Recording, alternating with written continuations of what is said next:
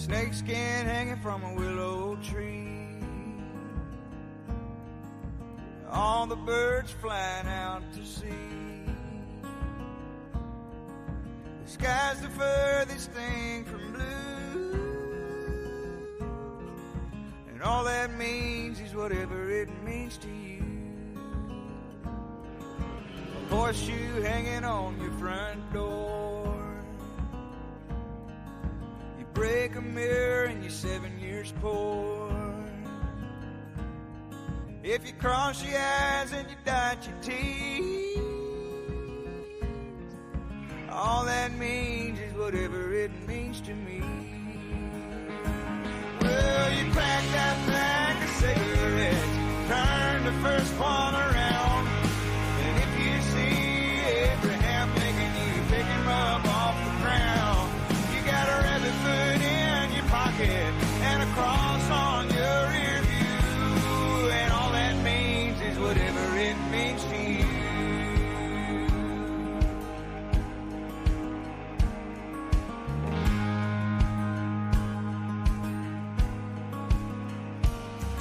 If the sun shines on a rainy day, you hold your breath when you pass a grave. Oh, and if knock on wood is all you can do, all that means is whatever it means to you. Well, you pack that pack of cigarettes, turn the first one around, and if you see Abraham Lincoln, you pick him up off the ground. You got a rabbit foot in your pocket and a cross on your rear view, and all that means is whatever it means to you.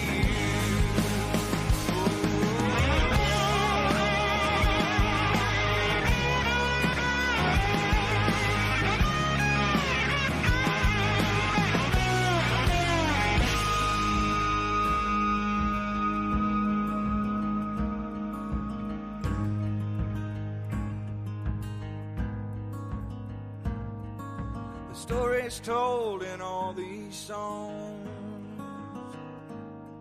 don't sound the same to everyone. Some you hear, some you see, and all that means is whatever it means to me. Not all are real, but all are true. All they mean is whatever they mean to you. Well, you pack that pack of cigarettes, turn the first one around, and if you see Abraham Lincoln, you pick him up off the ground. You got a rabbit foot in your pocket and a cross on your rear view, and all that means is whatever it means to you. Well, whatever it means to you.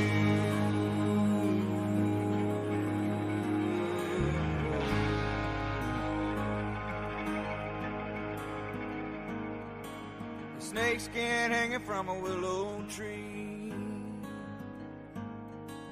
and all the birds flying out to sea.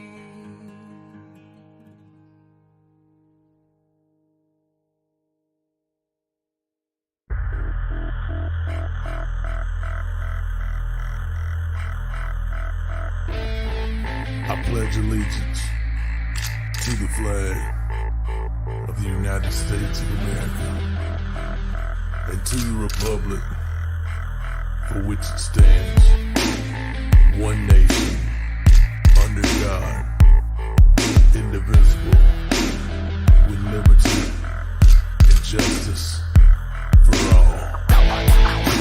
About that time.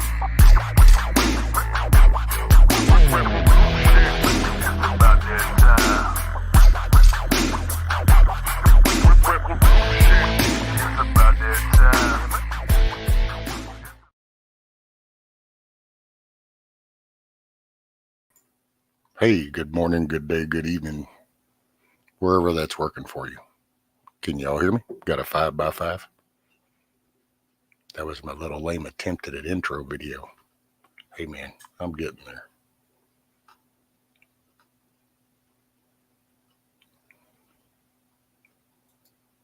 Cool. Thank you, Hoot. Thank you, Miss Sherry, Matt, Scat Pack, Ridge Runner, Garrett, Song of the South. What's up, everybody? Well, it's a Monday. Let me get this. Can't stand to hear myself.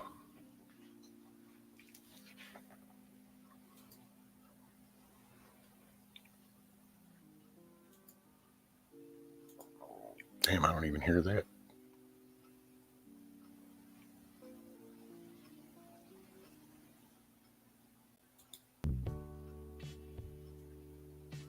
There, I can hear that one. Oh, man. It's been a hell of a weekend. So,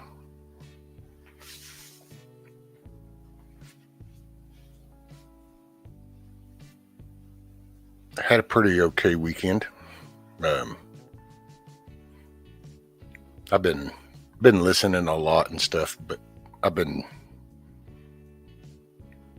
exercising on my upper half and stuff and trying to figure out different ways. Been resting up this week, trying to push on the chicken coop. Next Saturday is the raising of the Clucking Alamo. So next Saturday will be when Nikki and Jeremy show up. And we have a cool little stream and barbecue and kick it with the chickens.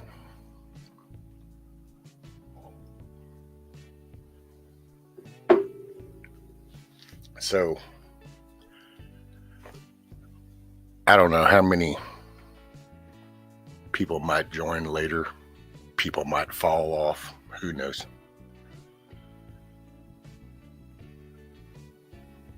Because there's so many people from different channels and different groups that kind of come here, and I appreciate all y'all.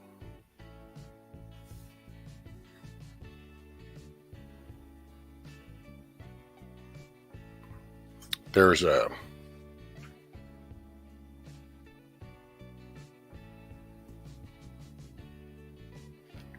I'm gonna discuss this because I'm indirectly in it in a way.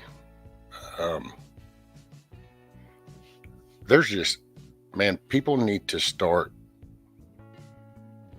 looking at character. If you're, we went through some stuff a few years ago when people were mad at one category of people, but they were unleashing it on others. And we were like, man, this is crazy, you know, people's business is down. Well, this same character thing, people don't need to go at one person, but go ahead and drag however many in the process. It's just, it doesn't get a point across. It's not valid. You know, people can justify, and it's whatever, you know.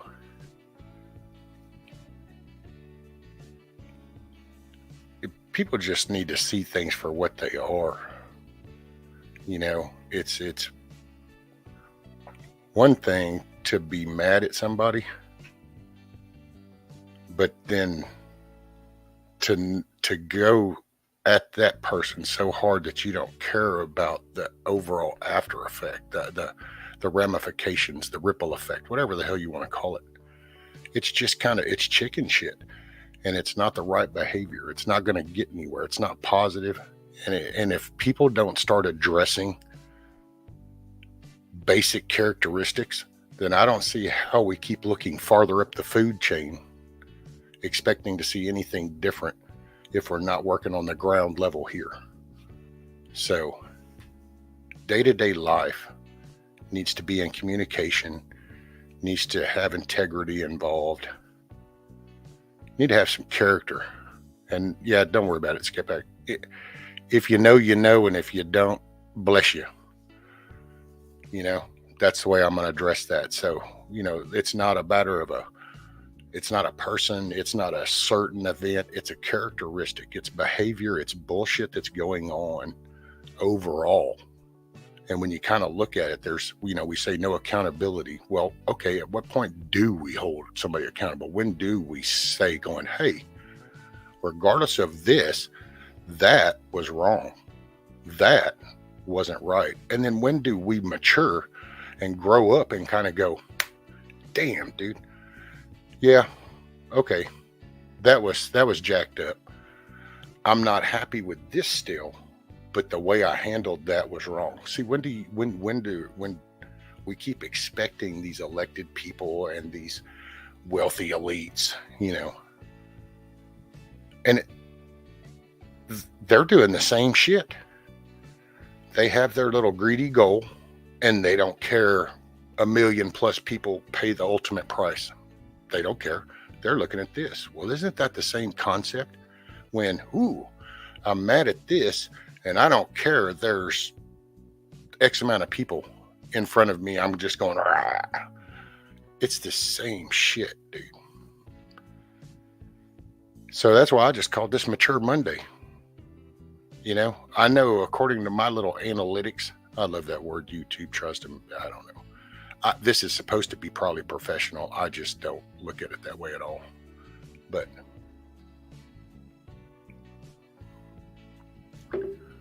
you know, I will say that a certain individual, I almost felt disrespected because the day prior to some very immature juvenile behavior, I got greeted with a presence, and then that kind of struck me kind of ironic, considering it's been like months since the last time, and seeing this is the shit.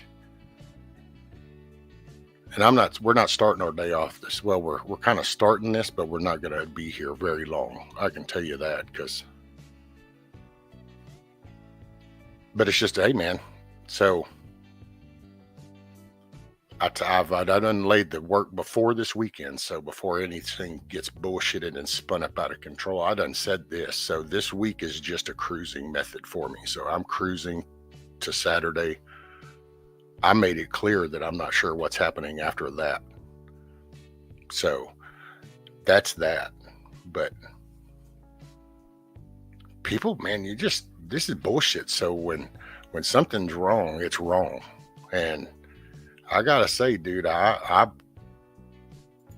have a feeling I might have put faith in some wrong avenues, but time tells. You know, it's I do me anyway. Even if I see something here I don't like, this is all outside shit. Nothing I can do. Shit that pulls down that driveway, shit I can deal with. So to occupy and sit here and kind of, oh man, no, I don't. Kind of bounce around. Hell, that's why I played around with trying to make that little intro shit and stuff. But man, I don't know. Well, that's true, sure. You just, it's that picking of a scab. It doesn't make it heal no faster. Either rip that shit off and get it over with, and then let it move on. But you actually, I will say this though, just on a side note, you got to at least acknowledge that there's a wound. So, and so, I'm just saying, because it's just, man, some crazy ass shit. And I gotta say, I don't know, and probably one day I guess I could show you, but this whole analytic thing that they show you in this shit with this little graph, and I mean, hell, anybody that does this knows. But you see the male, females, and you see, which it's amazing, YouTube, there's no, give them time, there'll be probably a non in there. But, you got the male, female, and you got the age group thingies, and it's going up, and I don't know, man, all my shit's 18 and older. So I know everybody that comes through here, hopefully, is at the adult level. I mean, we've raised kids, or we're raising kids. Some people are young and they're raising kids. Some don't have kids, but you know what I mean. God dang, man. I think with our world, our little country collapsing around us and shit kind of going out of control and kind of getting really crazy, batshit crazy stuff, maybe might be the time to kind of, I don't know, grow up, kind of go, wow, let me join the adult world. Let me process a thought. Let me form a sentence. Let me use some responsibility, some, maturity. Let me address an issue with a solution.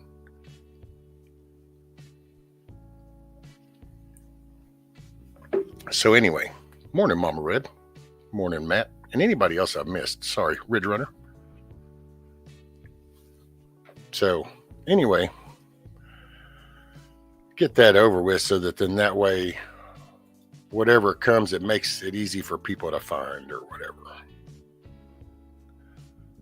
All I know is it is what it is. Booyah.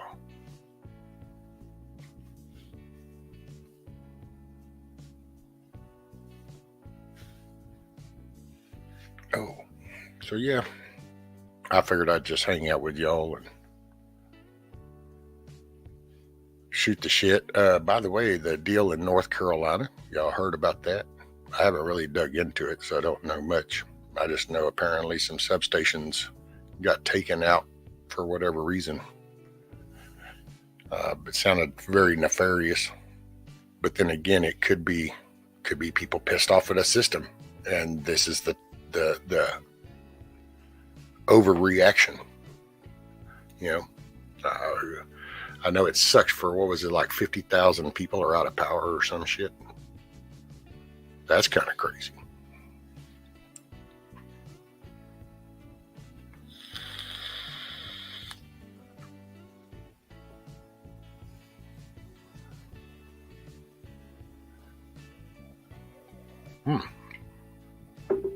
Hey, Miss Sherry. Awesome, young lady. Happy birthday. Woohoo, Miss Sherry's probably hitting drinking age now. She's hitting 21.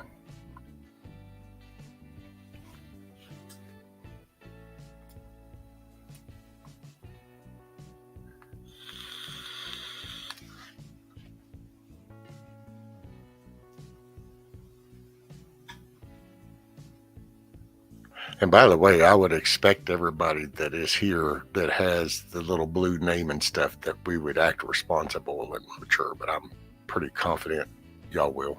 We haven't had issues yet.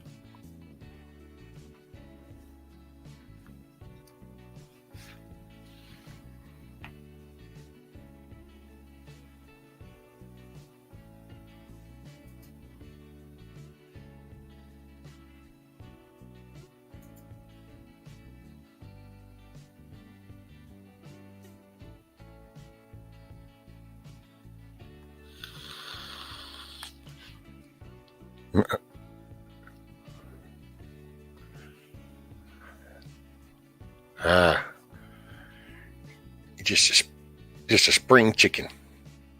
What do they say, Miss Sherry? You're as young as, well, no, you don't want to go as young as you feel, because I know that those days can be pretty rough. You're as young as you think you are. There you go.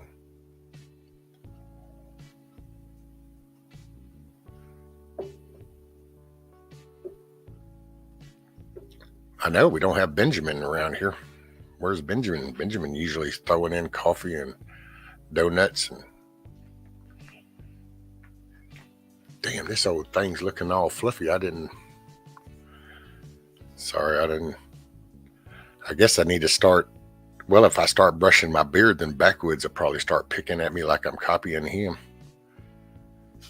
So I sit here and start brushing my beard. Hey, what's up, Box? Biaxo. My redheaded buddy.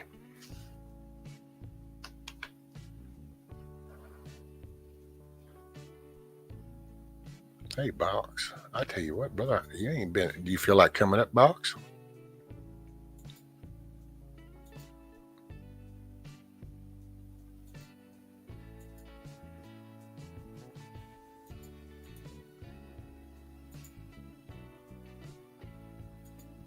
One day Mama Red's going to come up.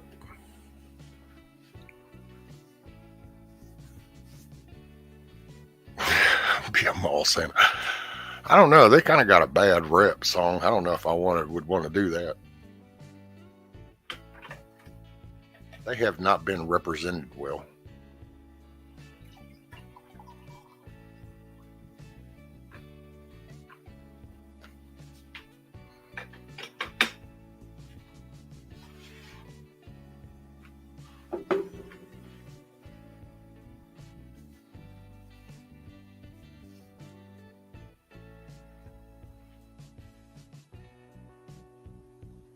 Okay, no worry, box. And you know what?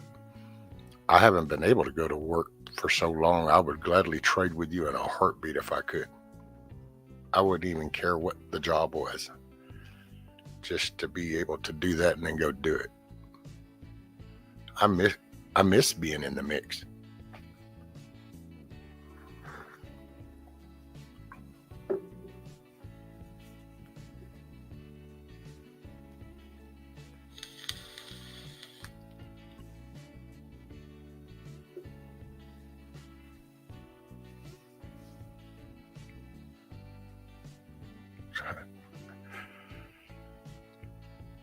Yeah, Mondays are always at the start, which I don't. They're at the end. Yeah, every day's the same in certain fields. Oh, we'll see. You probably ought to just be bundled up in the bed, not out in the mix.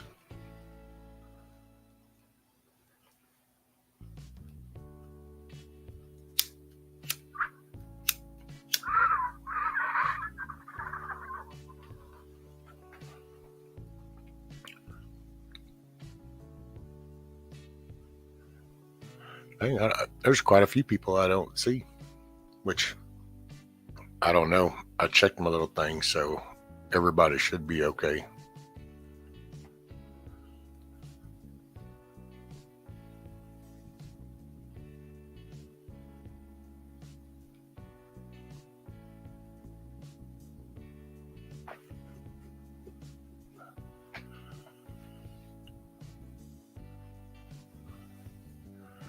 Have you noticed that in our youth, we have a big S on our shirts? Our damn song of the South gonna throw me off. Have you noticed that in our youth, we have a big S on our shirt?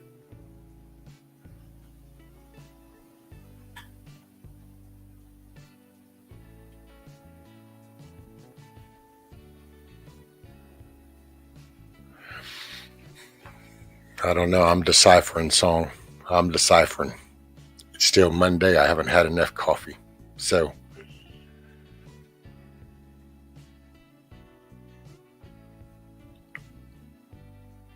I guess in our youth, we have a big S on our shirts. Concern. A big S.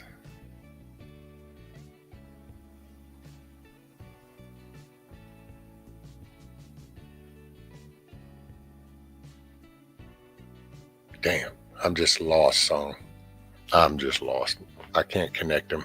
It's too early. Here, let me drink more coffee.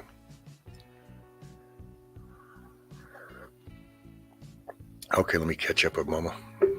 And see, Mama Maria says, I hate flying, trying to get to my sister in Texas. Hey, there you go. Prayers, please, for her, roommate of 26 years and best friend he was. Oh, goodness, Mama Red.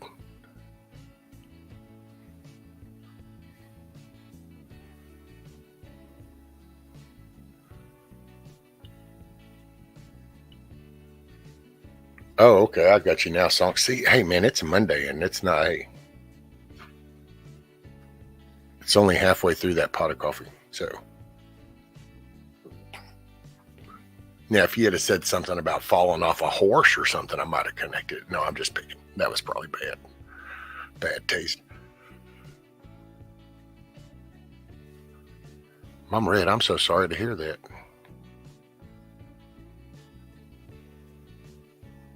Definitely thoughts and prayers, man. And I think, oh, man.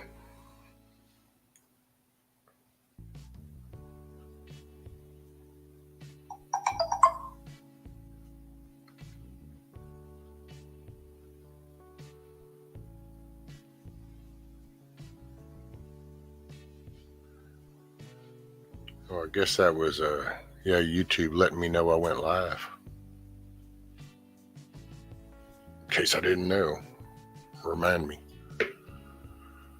What's up, your dog Pepper? At work listening. Cool, cool.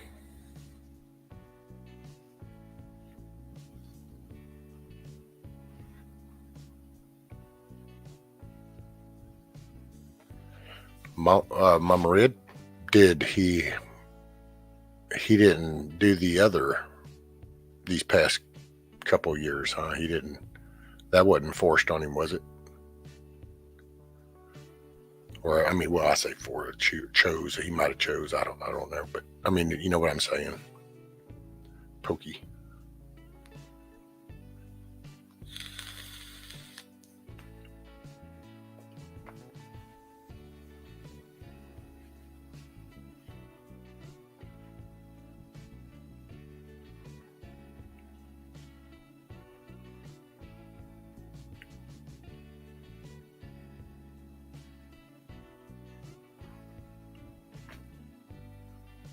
Well, that's true, Box. If they did, okay, so, damn. Yeah. Man, with all them reports, I gotta say, some of that stuff, some of them doctors, I'm just like, wow. I'm not in the medical side so much to kind of, but all I know is you got somebody that says that they're a doctor, got all these credentials, and they're pulling out foot-long type clots and stuff. It's like, holy schmoly.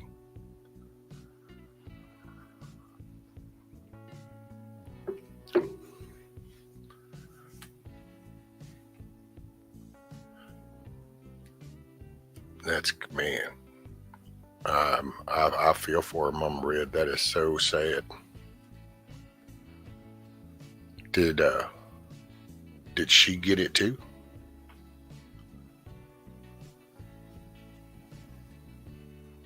Hopefully not. That's bad.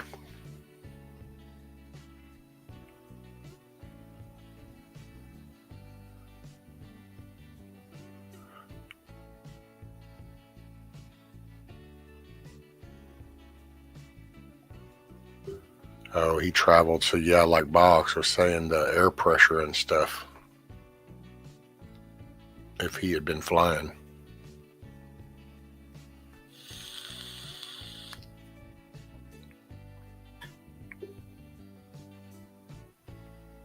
And y'all can hear me okay, right? The background's not too loud. Want to make sure I don't have that too loud. Okay, cool. So she didn't. Cool. Thank y'all.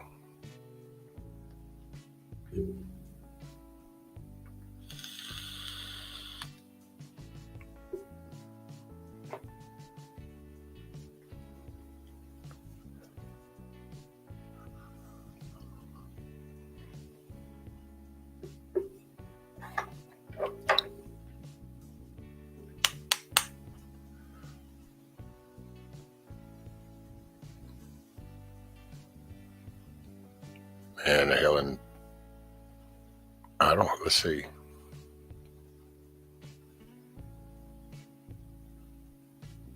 I bet you maybe since the early 90s. Actually, no, late 80s. Since the late 80s, I haven't had one of those type things except for maybe twice somewhere in that time frame. And it was the flu ones, you know, and those were random. It was kind of like it got brought up and I'm like, oh, whatever. And it did. But then most of the time it's like, no, I just wasn't, I don't know. It wasn't my thing. I'm one of them kids that you had somebody sick in a neighborhood. People congregated over in that yard. Here, go hang out, and play with little Jimmy, and get the sick so we can get this shit over with.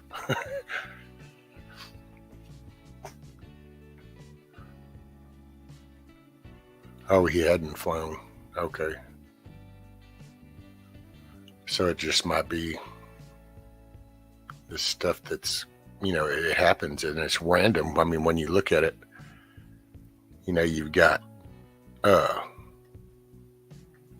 all different activities going on at all different lifestyles of people that things are happening to. So it's not like, okay, well, if you did, then just, yeah. You just,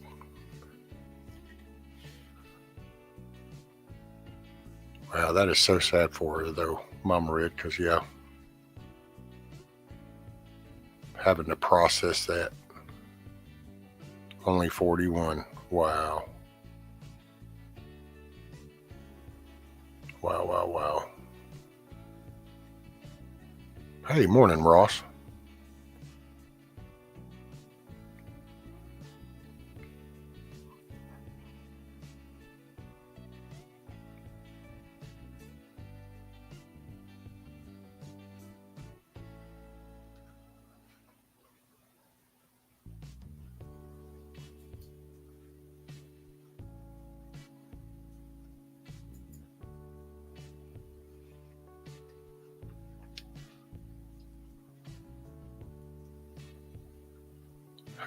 I'll just be typing, it just throws in words.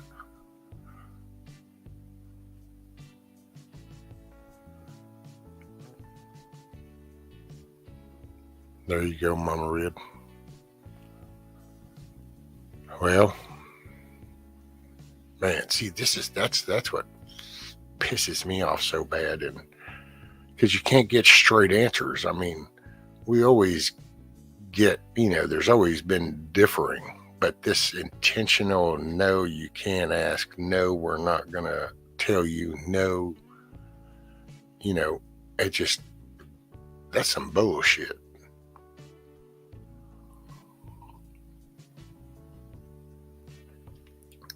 Must have been to take the first one, the only one he's taking. Military made him do it. All right, Ridge Runner. Oof.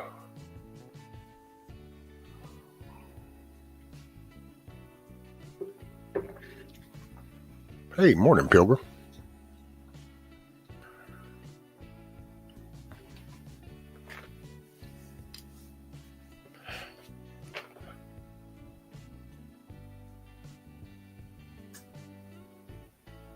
Mini F, yeah. I know, see, Mama Red, and that's what gets me is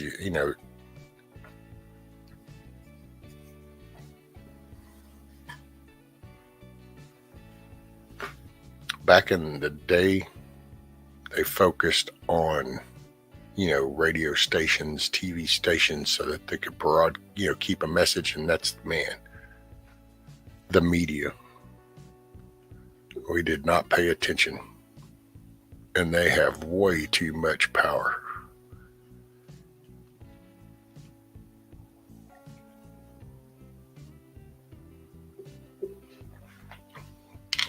Because I don't know, man. They are controlling the narrative. Florida did a study and showed it causes heart problems, and it didn't recommend for 50. Yep.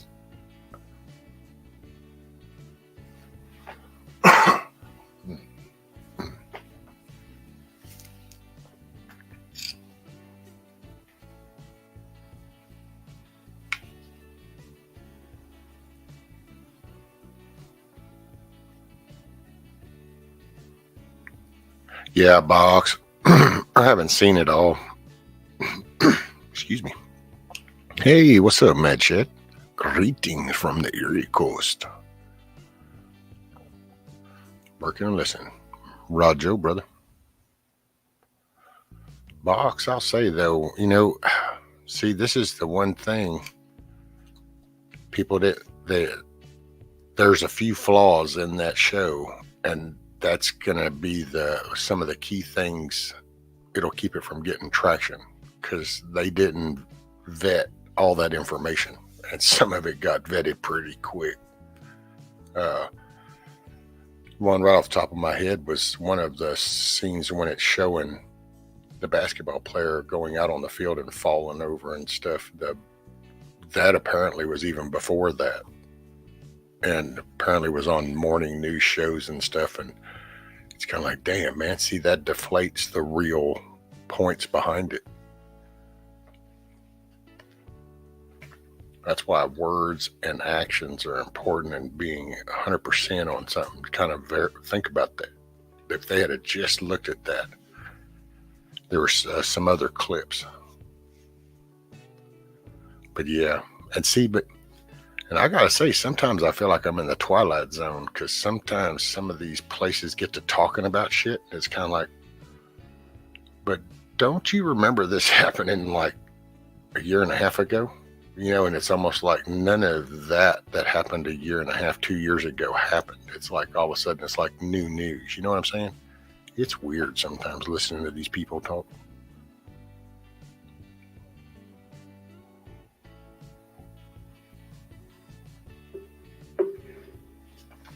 I told my work I wouldn't take it, so I haven't. Yeah, that's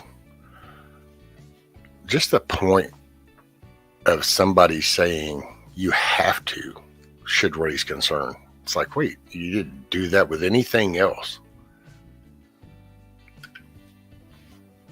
That should kind of make anybody kind of go, wait, what?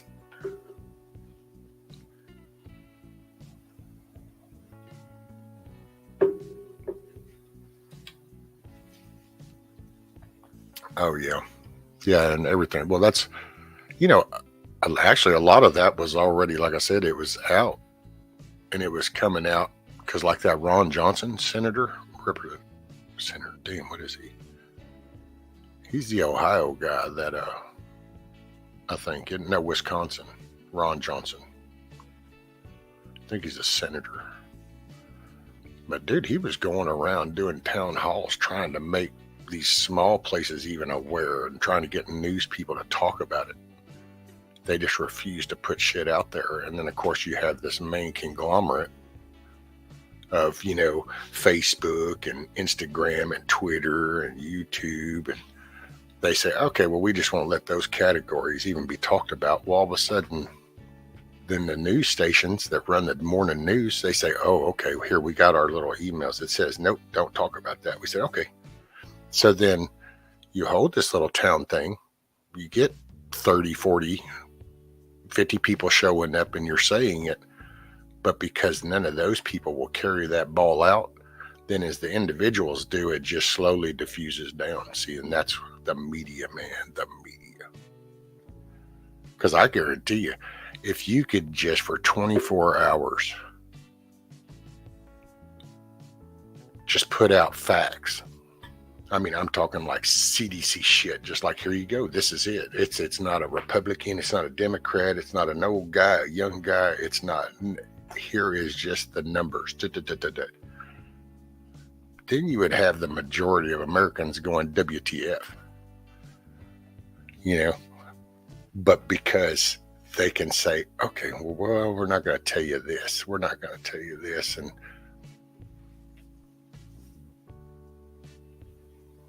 it's like some of the messages that gets out. Somebody put a thing up. I saw this little thumbnail about a NASA cloud machine. And I was like, oh, wow. So I went to look at it. Well, hell, that's from back like years ago when they were developing one of the rocket engines. And I'm like, see, but then you wonder so you won't want to tell the percentages of this happening, but you'll let this stuff kind of just drift off. So see, that ought to bother people. But then trying to get people to just slow the roll. Which, hey, what's up, Naughty? Morning. Morning, anybody I've missed coming in. Way too early. I just scrolled up to look.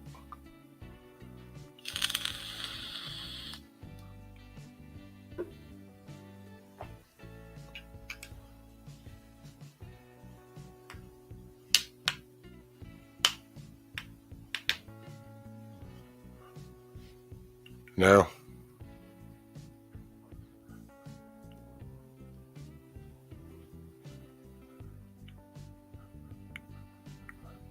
Well, and it's not even they. See, but we don't hold ourselves accountable, Mama Red, in all honesty.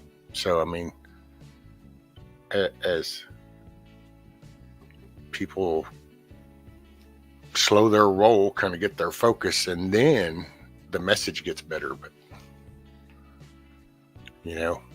right now it's you got this crazy shit going on. And then you get in this crazy shit and then you see something and you go, hey, I want to talk about that. Well, nobody takes that serious because all they can represent is all this shit that was going on. So you lose your validity. Your character is what gives your words some validity. You get substance from your character and your actions. That's what speaks volumes.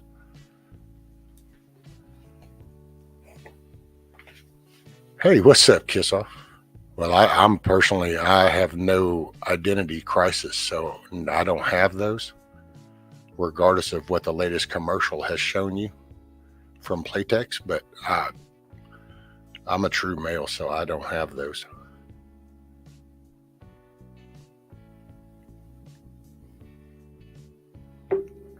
Good morning, ma'am.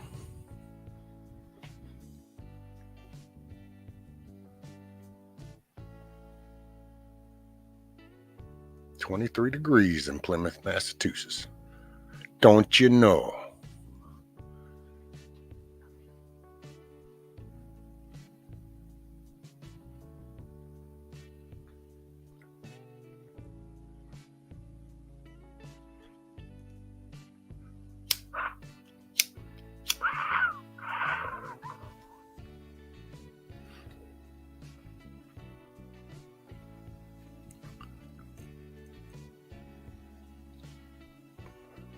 What do you mean still pissy?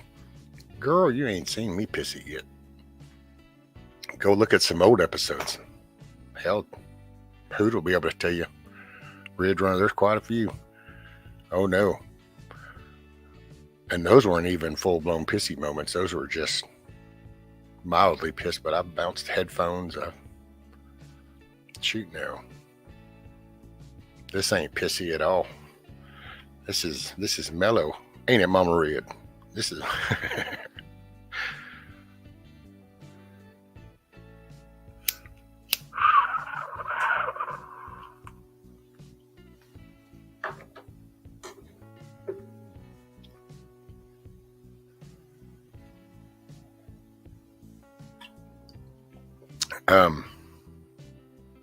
I will neither confirm nor deny, Miss Sherry.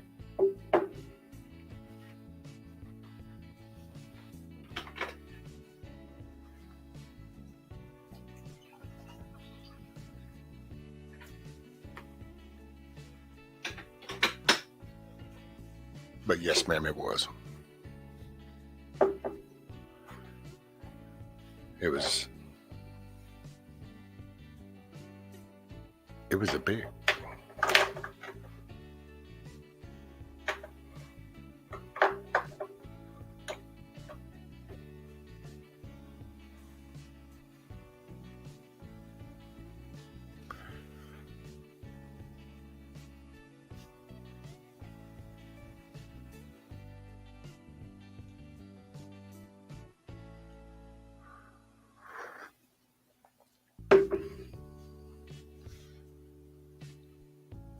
It's probably too early for his ass. Otherwise, I'd send an invite.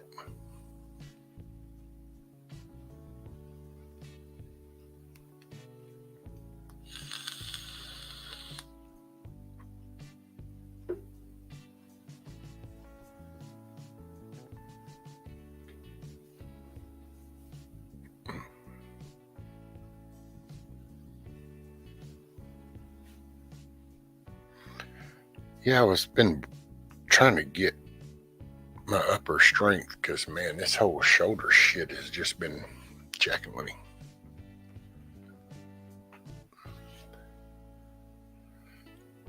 What song said, so if anything is pissy around me at 26 degrees, it's icicles today.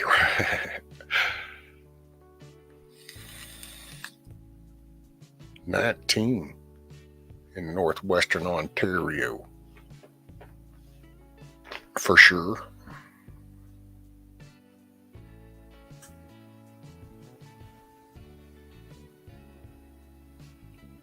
Where are you at, Naughty? I forgot where you said you were from. But 27 degrees? I don't know. Let's see. What is it? I think it's... What am I at? Oh, I'm at this 64 degrees. Some cold shit. I'm just picking.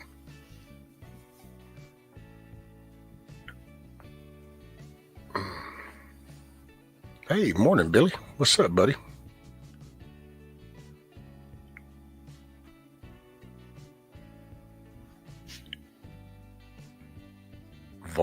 Voltaren?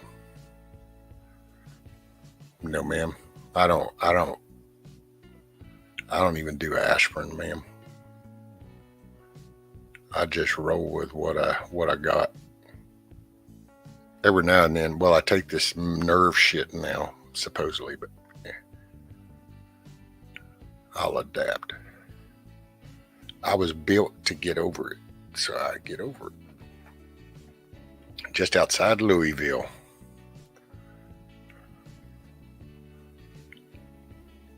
Oh, there's a heck of a town. Man, that sounds like the Houston, Dallas thing. Hoot. There you go. Thank you for the reminder. By the way, everybody in chat, don't forget, go up there to the top, and if it says top chat, select the live chat so that you'll be current in the conversation. Now that Hoot's left top chat, you would be lonely up there because Hoot wouldn't be up there to keep you company because Hoot's joined live chat now.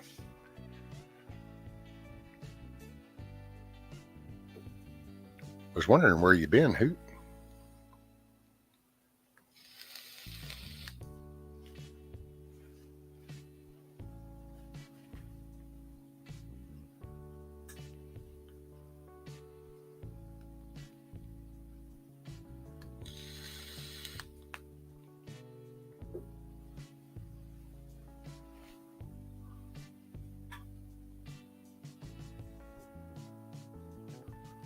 Box, man, I miss 64 degree weather, right? I know, man, I love it.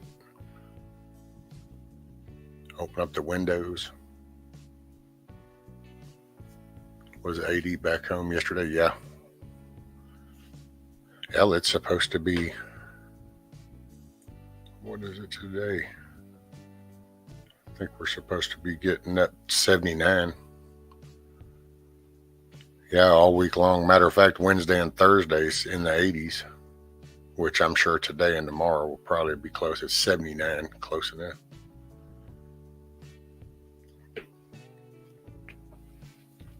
Only reason why we live close to Louisville is for Norton Children's Hospital because my 9-year-old daughter is special. Okay, Naughty. Yep. That's kind of the same thing happens around here because like in Houston, we've got the medical center and we have like the children's hospital and stuff like that. And we have also MD Anderson. So we get people you'll find people moving from other states here because of like MD Anderson and stuff. So totally get that. Hey, you guys entertain yourself for just a minute and I'm going to see my wife to the door. And I shall return.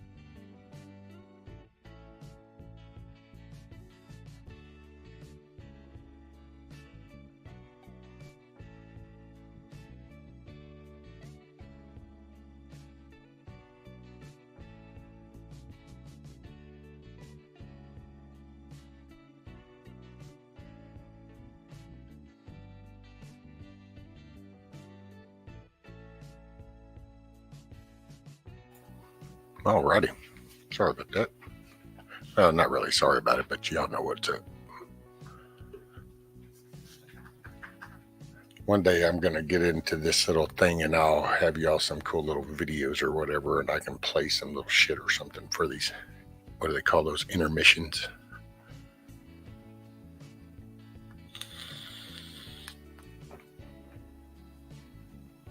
Just don't hold your breath.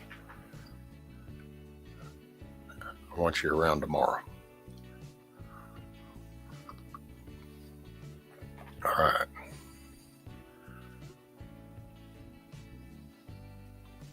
"23 here. I like it cold, but not too cold. I have not seen a snake in over a month now." Oh, wow.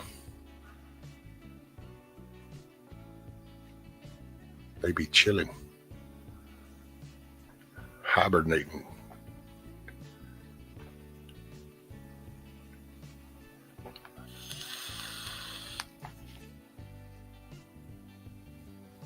It'd be like the Grinch stole Christmas. I'm gonna put reindeer antlers on my Power.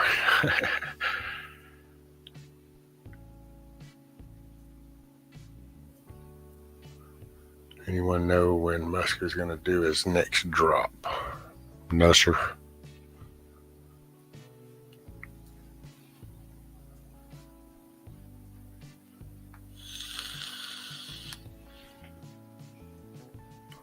Red said last I heard he did, and FBI was involved, go figure.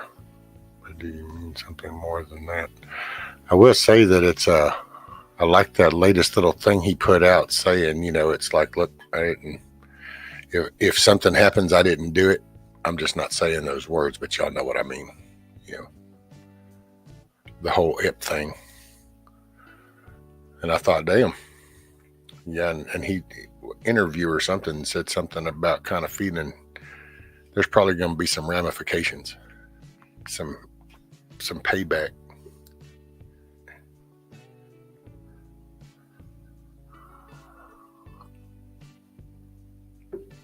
My city is inside a forest surrounded by dense forest, so we get them all.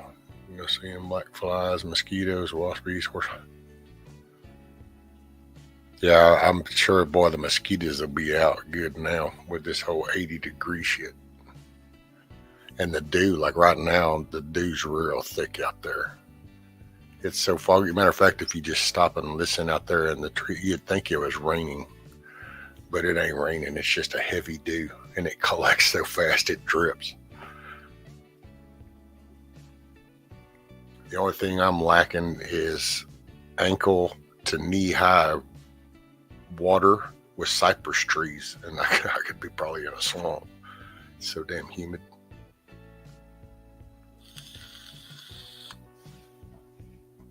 It's too late. Nothing's gonna happen. There'll probably be another fall. Where's to make you forget all about it? I don't know. January. We'll see. We made it to November. Now that they're there, the talk's good. January is time for action. Because you got to remember, everything you hear right now is just talk. So it's just a gathering is what they're doing right now, because technically can't really do anything. All they can do is gather and set the tone.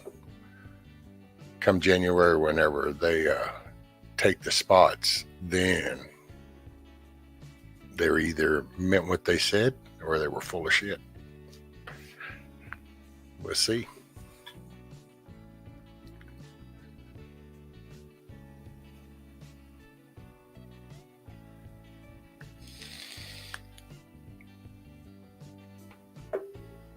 Is that one of those humorous type questions song? So why is a criminal evading prosecution?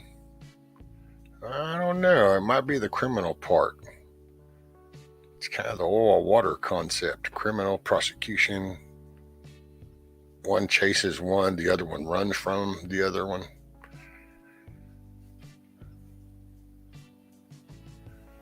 I'm just picking at you.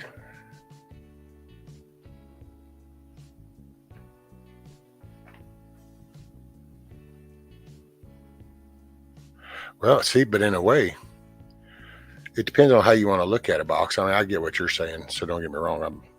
But what if you look at it like, okay, we had one and we didn't think it was gonna happen. It did, and then we were expecting some big correction, like, oops, wait, that was wrong, and then that didn't happen. But in the interim, things did change a little. So I wouldn't throw in the towel, but I wouldn't be kicked back on the beanbag either. It's just, you do your day to day. And I'm a believer, if people's personal character starts to become more focused, more centered with a moral compass, then that will start to radiate a change overall. I don't put my faith in any man, any human,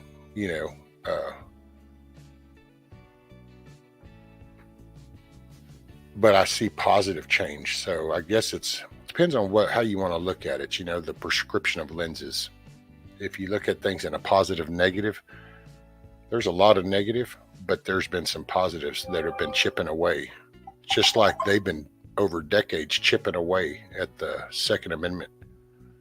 We're going to have to chip back away at some of this big gnarly shit that just got placed in place. And it's coming along. That's why I said, I'm just going to hit a lick every day and push myself forward and what's around me. Keep an eye on January and what's going on there, but it's kind of like peripheral stuff. You can have shit in your peripheral. You just need to keep your focus though in front. What's up, Grumpy? I just saw where you came in. Morning, sir.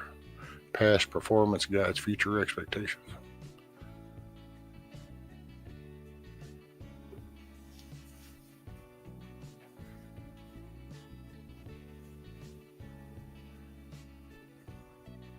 Let's see. Morning, Miss Cindy.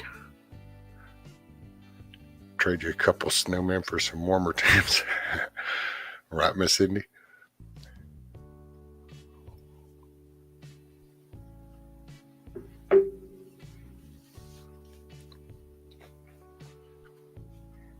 Mama Red said, y'all seeing shortages on children cold meds? In Ohio, it is big time. So,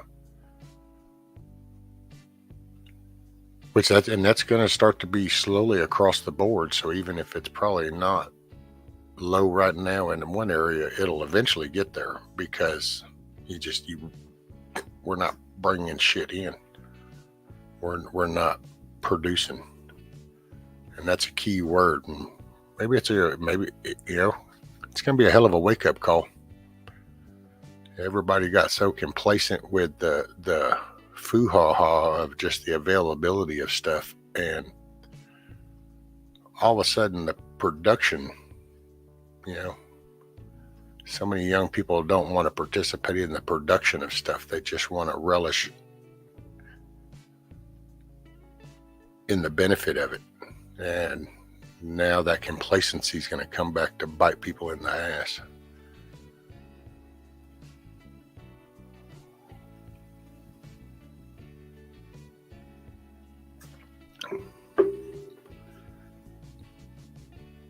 How does that go? Resistance without resilience is useless.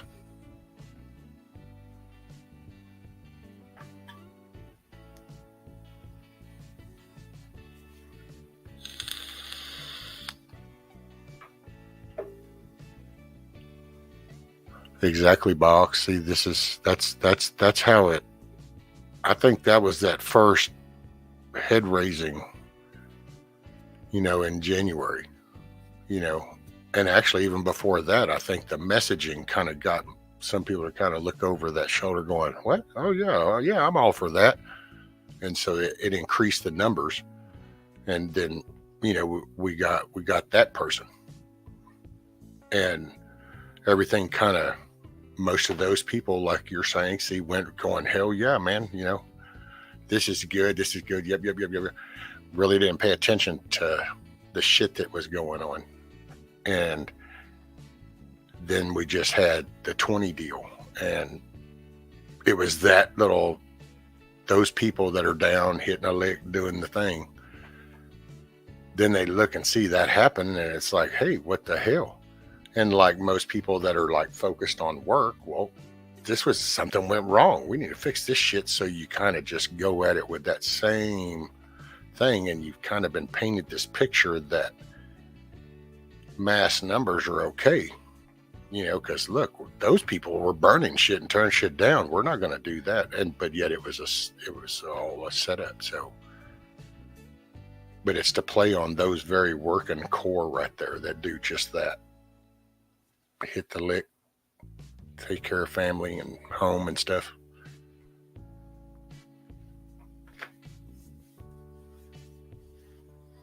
Hey, Firefly, morning.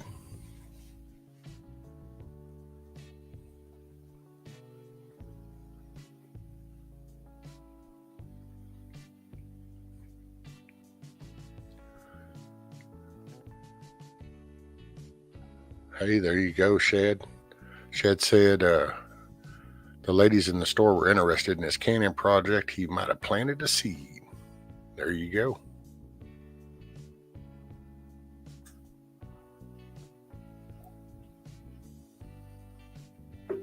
And I'm sorry if I missed anything.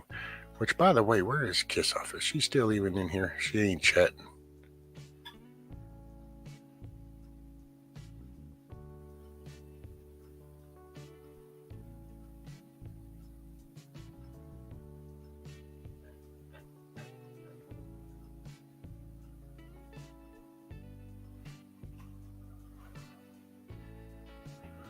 Well, do what, Grumpy?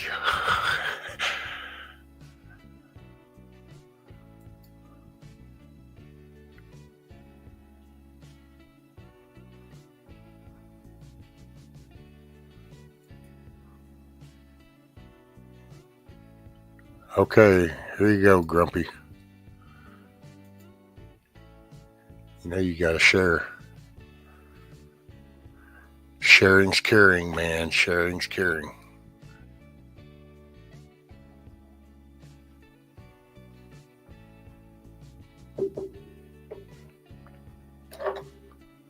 Just wait till spring. Ground beef, $25 ground. Right song.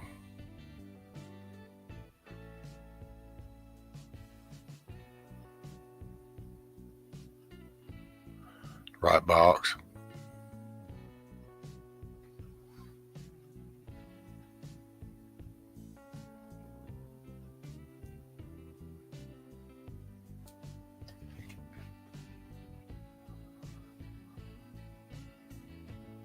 Let's see, what do we got?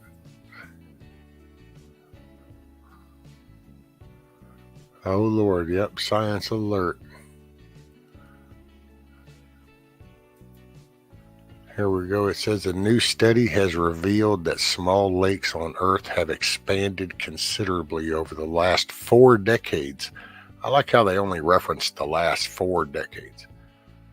A worrying development considering the amount of greenhouse gases freshwater reservoirs emit. Freshwater reservoirs. Well, now, golly gee.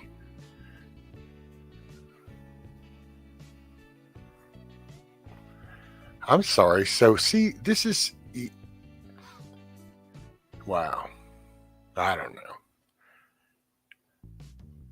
So, I wonder, are these the scientists that know how the majority of this whole ball of dirt is actually water? You know, I thought some of this shit, dude, was like elementary level shit. So, according to them, between 1984 and 2019, global lake surfaces increased in size by more than 46,000 square kilometers. That is 17,761 square miles. Researchers say that's slightly more than the area covered by Denmark. Carbon dioxide, methane, Nitrous oxide and other gases are constantly produced from lakes because of the bacteria and fungi feeding at the bottom of the water, snacking on dead plants and animals that have drifted down to the lake floor. Man, that sounds so ominous, doesn't it? Here we go. In total, this lake spread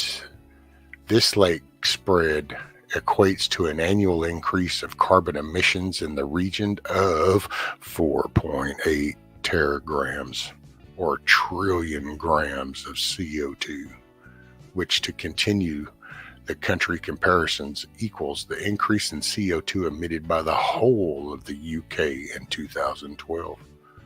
There have been major and rapid changes with lakes in recent decades that affect greenhouse gas accounts, as well as ecosystems and access to water resources, says terrestrial ecologist Jing Tang from the University of Copenhagen in Denmark. Lord have mercy, dude. I don't know.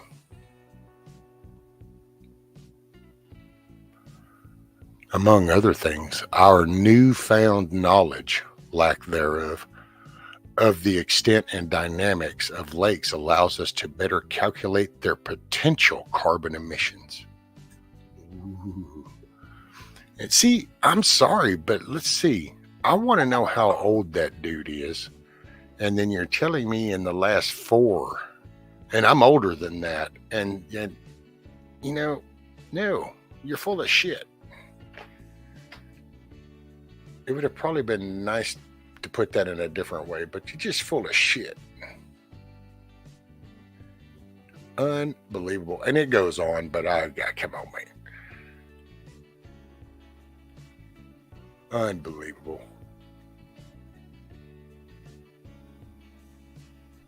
Oh, yeah, and here you go. Okay, I'll throw this one in here. Here's this one. It says smaller lakes. Get this, smaller lakes, quote, less than 1 square kilometer or 0.39 square miles are so important to the calculation of greenhouse gases because they produce a high volume of emissions relative to their size, the team says. It's like, what? Oh, so it's the smaller ones, like those rural areas and shit, where you damn people will be out there on your own, raising your own shit and stuff. We don't know if we need that. You got to go to the concrete jungle.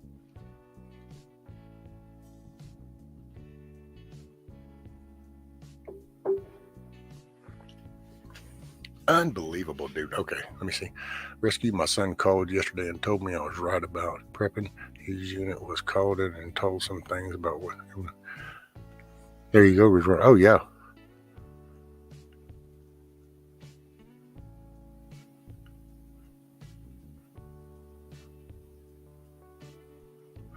Miss Cindy says, rescue, it's all lies. If they'd quit cutting down the Amazon rainforest and stop manipulating our weather, we'd be fine. Oh, and ditching MSM would be an excellent start.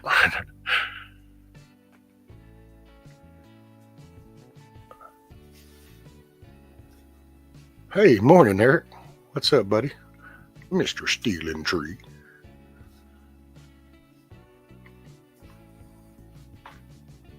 Shoulder's kicking my ass.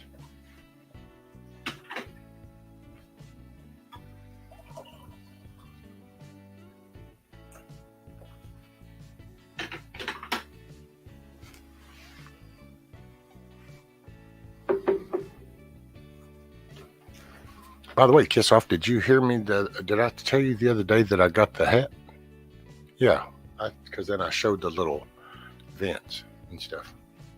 Thank you very much. I'll be wearing it today in the sun. All right, Box says, okay, I got to go to work. I've been slacking because I'm sick. Hopefully I can get out earlier or something if not too busy. There you go, Box. Brother, I hope you get to feeling better.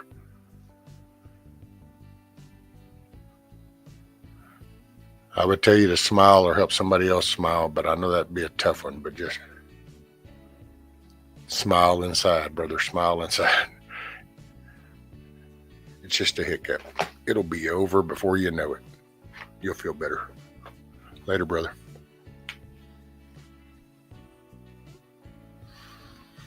Eric, yeah.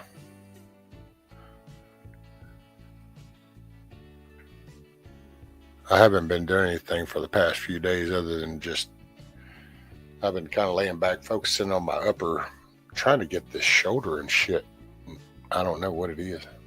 I actually think my damn house is so unleveled that I've been sitting crooked. Because I've been sitting facing this way, and I think that has been messing me up. So I've been trying to turn facing another way.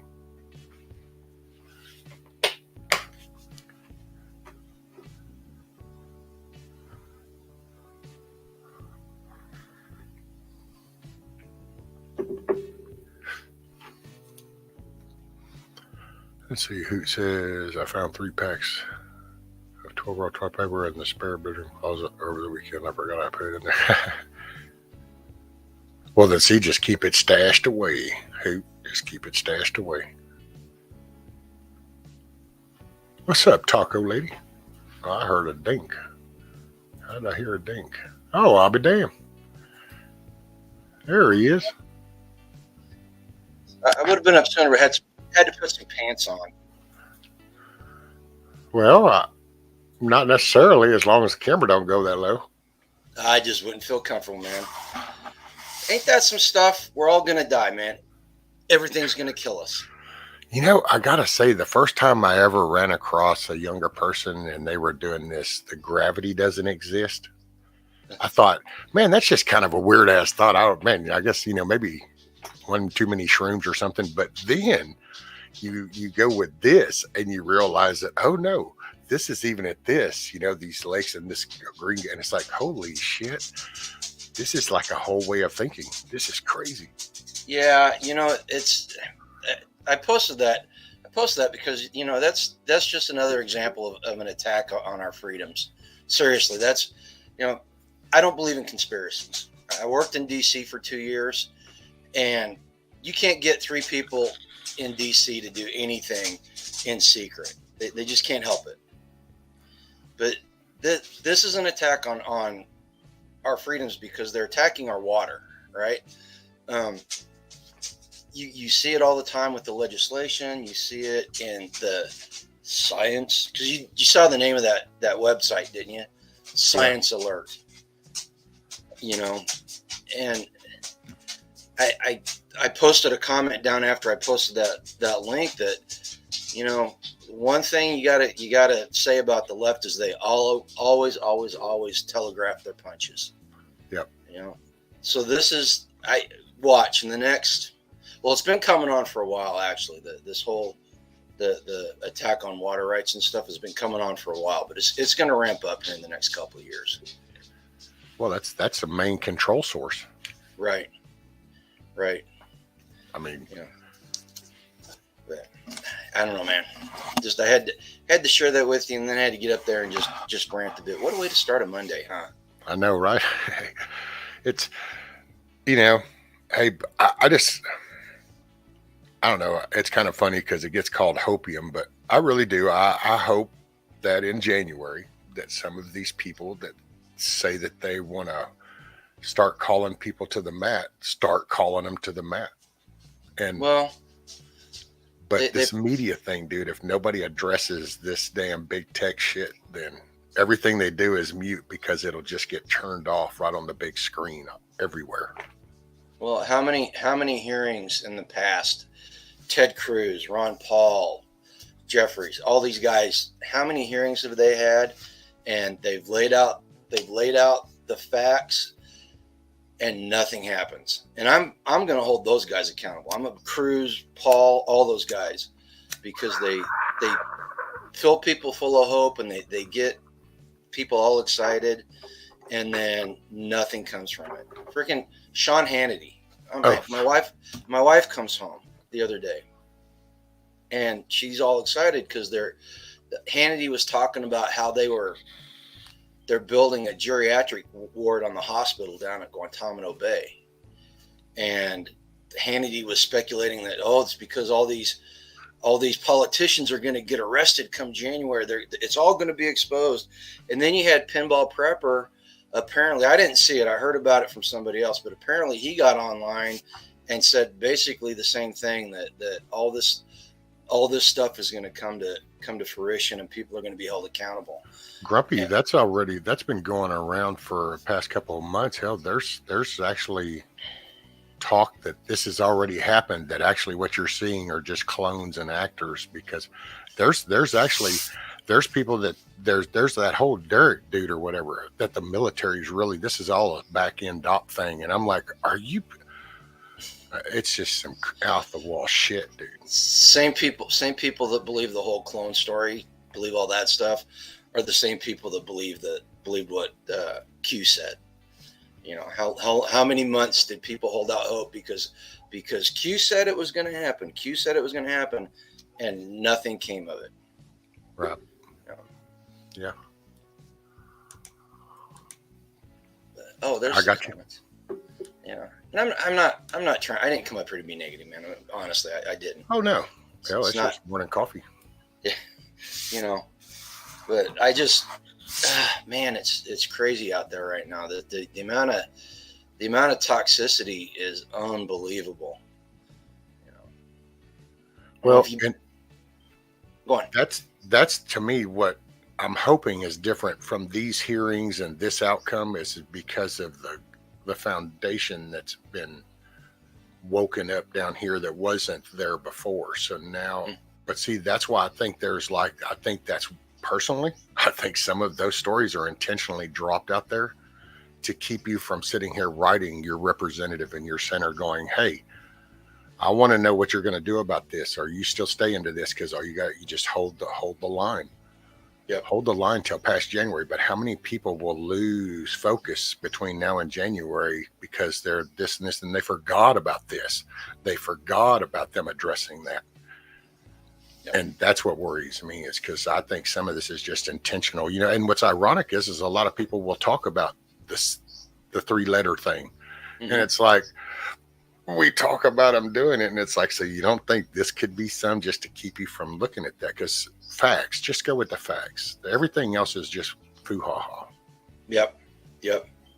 And the funny thing is, I saw a meme the other day, and it said, how do you talk to your relative that believes in conspiracy theories?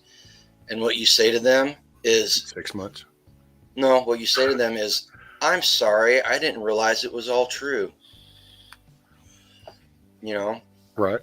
The Hunter Biden story's breaking, where how long have we been talking about it? I remember talking about it a year ago when it happened. You know? Oh yeah. Well, that's what I was saying earlier. Was some of this, I almost feel like the Twilight Zone, because it's like you're kind of doing something and you come and you go click, and you look at something and it's like, wait, and then you listen to it and it's like, I'm sorry, that was 2 years ago. You mean you just, wait a minute, is my shit like up to date? Am I like because it's almost like you're getting rewound back to then going, hey, look at this. They put pizza boxes on the glass. And you're going, yeah. Yeah, the one that got me, oh God, I was so pissed. I was hot. It was last Tuesday, I think it was. I was reading an article, and there's 3 doctors that are suing the FDA for the ivermectin thing. And it came out in court. The lawyer for the government said that it was not a mandate. The prescribing that and blocking that treatment was not a government mandate, and it was just a suggestion. And they put that in court. And so anybody can go look that up. Anybody can go see exactly what the statement was. Oh. And I know doctors and I know nurses that were fined and lost their jobs because of that very thing. But it wasn't a mandate. It was not something the government said they couldn't do. It was just suggested that they not do it. You know? So they lied to us in the beginning about it, and now they're lying about lying to us. Oh, and yeah. You didn't see that in the mainstream. If it was Trump's administration and that happened, Oh my God, you could not make the volume low enough on your TV or radio to keep from hearing people scream about it.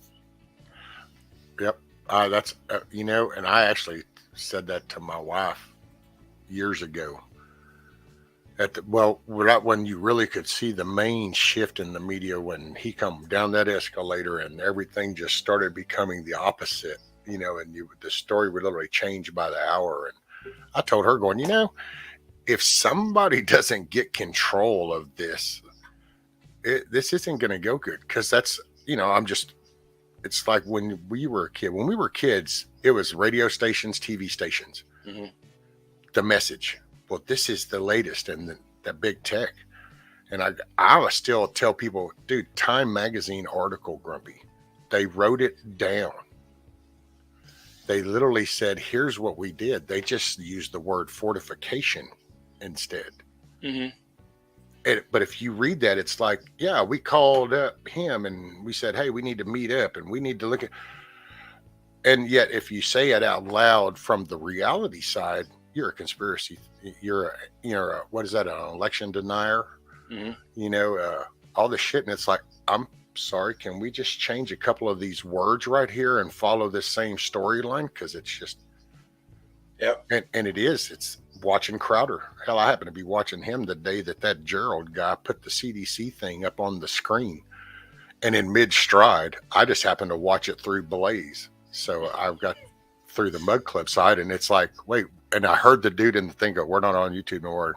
And he's going, wait, hold on, we're not on YouTube anymore. And it's like, no. So I went and pulled up the YouTube, sure enough.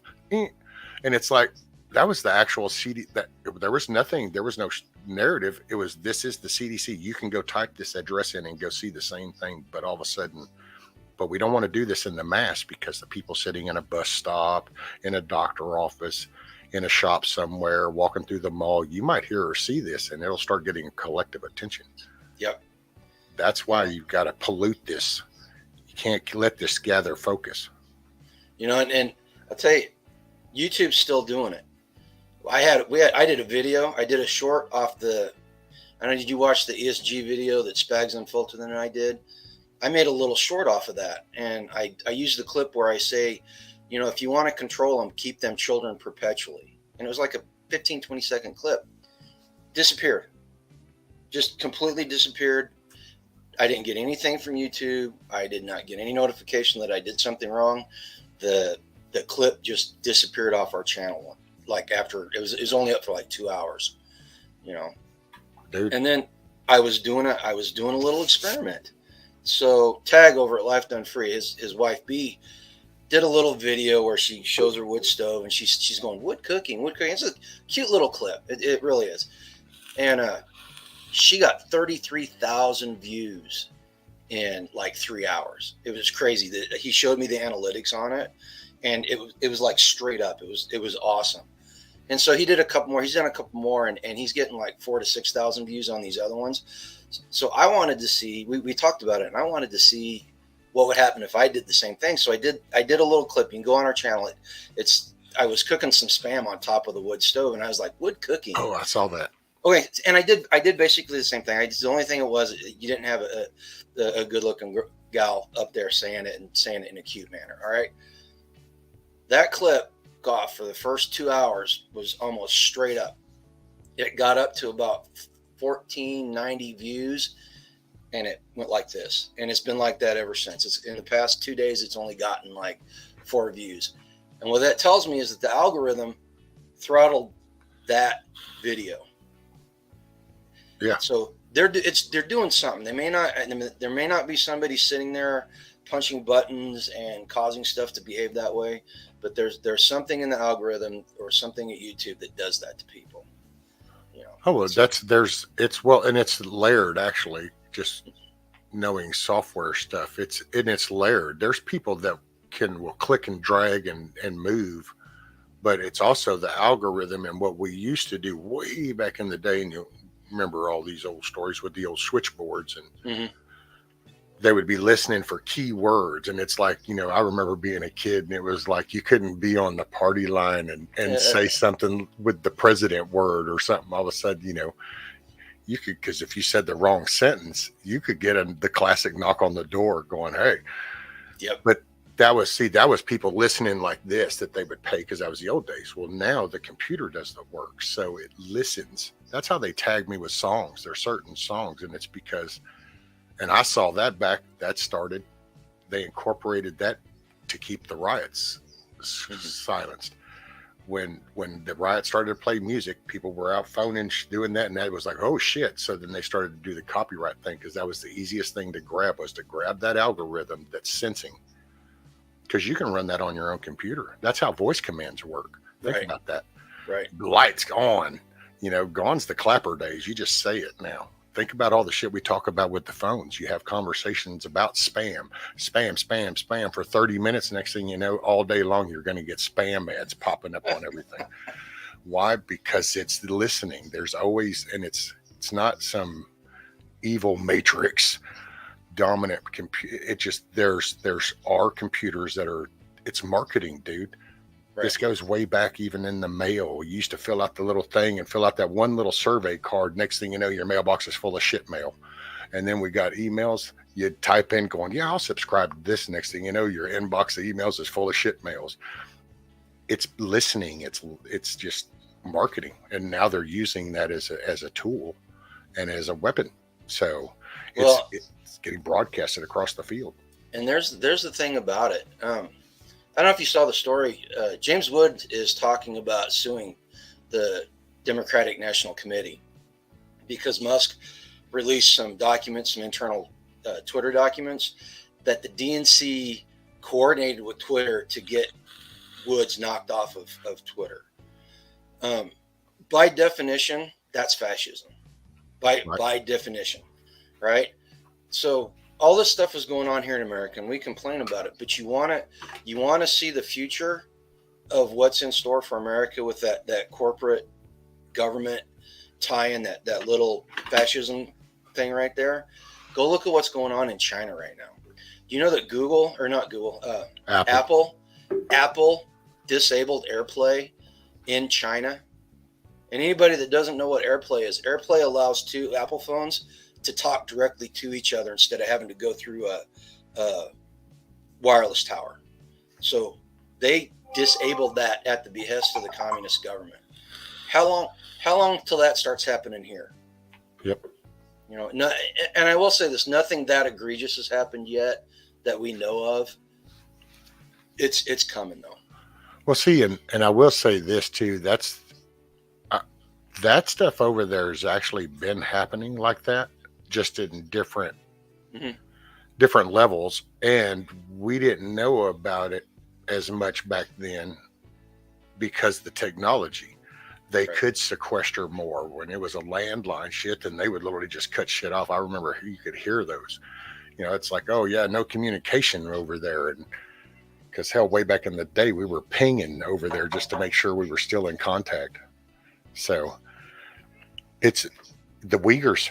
People are shocked about this whole, man, they're putting bars on the doors and they're just keeping people, and oh my God, 10 people just burned up. And it's like, for decades, they keep the Uyghurs encamped. Mm-hmm. I mean, they literally go harvest parts from them if somebody wealthy needs something, and it's like, well, let's see, let me pull this up. Oh yeah, we got one out here. DNA, man. Yeah, okay, yeah. Go get Ting Tang Tao, and then all of a sudden out he comes, and he's never seen from again. But his kidney just went over there. Yep. I don't know, man. I try to stay hopeful. I really do. I do. I look at everything we're doing at the grassroots level, the people building community, and that's an amazing thing in itself right now, because we see it through freesteading, but I'm getting people emailing me and talking to me saying, hey, we're doing this here, we're doing it there, and it's all organic and it's all growing by itself. In fact, there's a group in Oregon that's trying to do the potluck thing. And they're trying to build a community like what we're building here in Northeast Kansas, which I think is just phenomenal. Hell yeah! But if those are micro changes, and the macro changes that people are looking for, I'm sorry, brother, I don't see it happening. Yeah, I just don't see it happening. Well, at least not. you hope that enough can get that it can spread, and which okay, this will be as dark as I go for on a Monday, but you know, we have become so fluffed and spoilt and complacent that there's gonna be this ain't nothing yet. It's gonna get a lot worse. Absolutely. And it's because we allowed it to get this way, though. See, this is that accountability. I know I did. I've said it numerous times, and that's all I do is speak for myself. I focused on the wrong shit for a long time, and not intentionally. That's what happened. But I'm here now, and that's all I work with. So Mama Red posted something interesting. She said, where is it? 2027 is going to be a world-changing event. I'm kind of curious as to what she's talking about. Big world-changing event. Kind of curious there, Mama Red. Can you just give us the Cliff Notes version? But yeah, I see all that stuff and you know, get up here and try to give white pill people. I came up here this morning black pilling, and so I gotta give you my white pill prescription now. You know, community and getting out there and oh my God, having discernment. Oh my God, discernment seems to be the thing that's lacking the most in the prepper community and the homesteading community now seems to be discernment. And I got slapped in the face by that this weekend, thanks to my lovely wife. So do you remember a movie back in the 90s with Nick Cage and Meg Ryan called City of Angels, where he was an angel, and he would go around Los Angeles and help people go into death and make them feel better, and kind of like a guardian angel thing going on? Yeah. Okay. Well, well, he falls in love with Meg Ryan, and so we're watching this, and I wanted to have it was like 9:00, and I was like, let's watch the movie together. We haven't done that for a while. So I suggested this movie because I remembered it being a quaint little romance movie. And we're watching this movie, and about 30 minutes in, she goes, "Oh my God, this is demonic." It's like, what? What are you talking about? And she goes, "Look at the story. He's an angel. He's being tempted by worldly pleasures." And then they had a sub character in there that was a fallen angel who was like, he was gluttonous with big sin. And he laid out the case for this angel as how you become a fallen angel. Literally called himself a fallen angel. Yeah, sir. See, Sherry Leach, she loved that movie. Now take that and put that into context from a Christian worldview of how that angel was tempted, and he turned his back on God. Now, I understand there's a lot of Christian overtones there that a lot of people don't care about and don't believe in. But the point is, in the entertainment world, in the news world, in everything that we're subjected to, these narratives are being pushed, and they slip right by us if we're not paying attention. Well, it's that. See, that's where I've been kind of getting into the Overton effect, kind of applying that and kind of looking at that, kind of going, yep, I can put that there. I can put that right there. And you just kind of can watch the swing. Matter of fact, I was having that conversation just this weekend or at the end of last week. And it was like, and being around the same age, when we were kids, when we were young teenagers, it was rebellious to get your ear pierced or to grow your hair long as a guy. That was rebellious, kind of. You were on the rocker, or you were a wild child or some shit, and like bikers or convicts had tattoos, or an old service member from Nam or something would come back and might have a couple of just a forearm, but nobody had a shirt. And heaven forbid you don't get no facial shit. Oh my God, you must be like, you're worse than Charles Manson back then. And you swing that and you go, okay, well, 2022, and oh shit, no, man. Not only are we pierced, hell, they get implants to have little shit growing, and you've got everything. You've got full bodysuit tattoos. You have buns. You have the gambit. And I mean, do you, boo? That's, so I ain't knocking nobody that ever hears this or whatever, but you just look at that swing of a societal viewpoint saying this is kind of the acceptable environment we want, and here's some boundaries to that. And we just, the pushing of that boundary until it expands and shifts over to here. And now you're just, and you kind of go, what the hell just happened?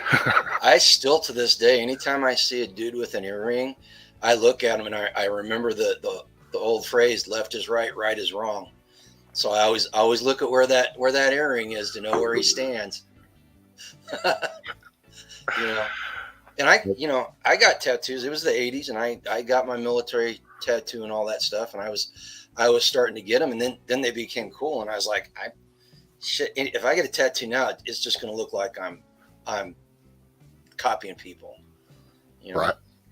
Because none of my tattoos show, because at one point I was talking about going on embassy duty, and you could have tattoos, but they couldn't be visible in PT gear. So I kind of limited on where I could get tattoos. Yeah. My son had that same thing. Yeah. Best Life says I'm a real rebel today. No tattoos. You know? Right. That's kind of, isn't that weird? Because that's the swing of the pendulum. It's literally, that's the rare thing now, is to not have any. Oh, and oh my gosh, live by traditional family values. Be a homesteader that's homeschooling their kids and believes in, goes to church and just lives by traditional American values. You are outside the norm now. So. Yeah. I got my ear pierced whenever I came back from the Army. That was it was like, oh yeah. And I even remember doing it because I was even like a little shit-headed, smart-mouth, cocky shit when I did it too. Because I even was like, what? Oh, I'm going to get that pierced. Give me that needle. Took this piece of potato, put it back there and said, well, I'll just do that shit just like this. Yeah. And it was like, I'm not going to even grunt, even though inside I'm going, oh my God, what the hell are you doing? You dumb shit. But inside I'm like, nope, keep it straight, please. I got this shit. Yeah, look at that. Oh yeah. Oh, drip, drip, drip. And it's like, oh, I got that. And so stud. And it's like, I've got a tattoo that's about that big around. It's on my upper thigh right next to my hip. And it's a palm print, but there's a skull inside the, like part of a skull, the teeth and everything inside the palm. And it's a pretty good size, and it's just straight black. Dude, when I was getting that tattoo, okay, folks, if you ever get a tattoo, do not get one in that area. It's uber sensitive, and it's probably the most uncomfortable thing I've ever been through. And it took like 4 hours to do. He used that great big, the great big fill-in one that's got the 4 great big needles on it. You had a crash course on nerve endings? Oh my God. Oh man. And when we got drunk afterwards, it hurt so bad. Yes, sir. I there's been some that I've gone, oh yeah, buddy, not me, buddy. There's just like, nope. I have one right here on my chest, and I was actually talking to Lina Shed, just holding a conversation as that was getting done, and he did just a part way up here, but son, nerve endings. I felt like he went right across the nipple, and all of a sudden it was like, oh yeah, no, what? And it was like, oh son, I thought you. And he goes, oh no, I'm up here. And it's like, okay. After that, that's why all these other people that were getting them in all these other fancy food places, it was like, yeah, okay, nah, I'm good. I'll stick to the shit out here that gets a beating and can take it. Yep, absolutely. But just, oh my goodness, the amount of craziness out there now, and have you been following this thing with Tractor Supply? Oh, dude, yes, and we've been, because we got one here. That's down in your neck of the woods too, isn't it? Yeah, we got one here. I've been bringing it. It's like, oh no. Matter of fact, we've already been talking to some people. I'm going to try to get with a county judge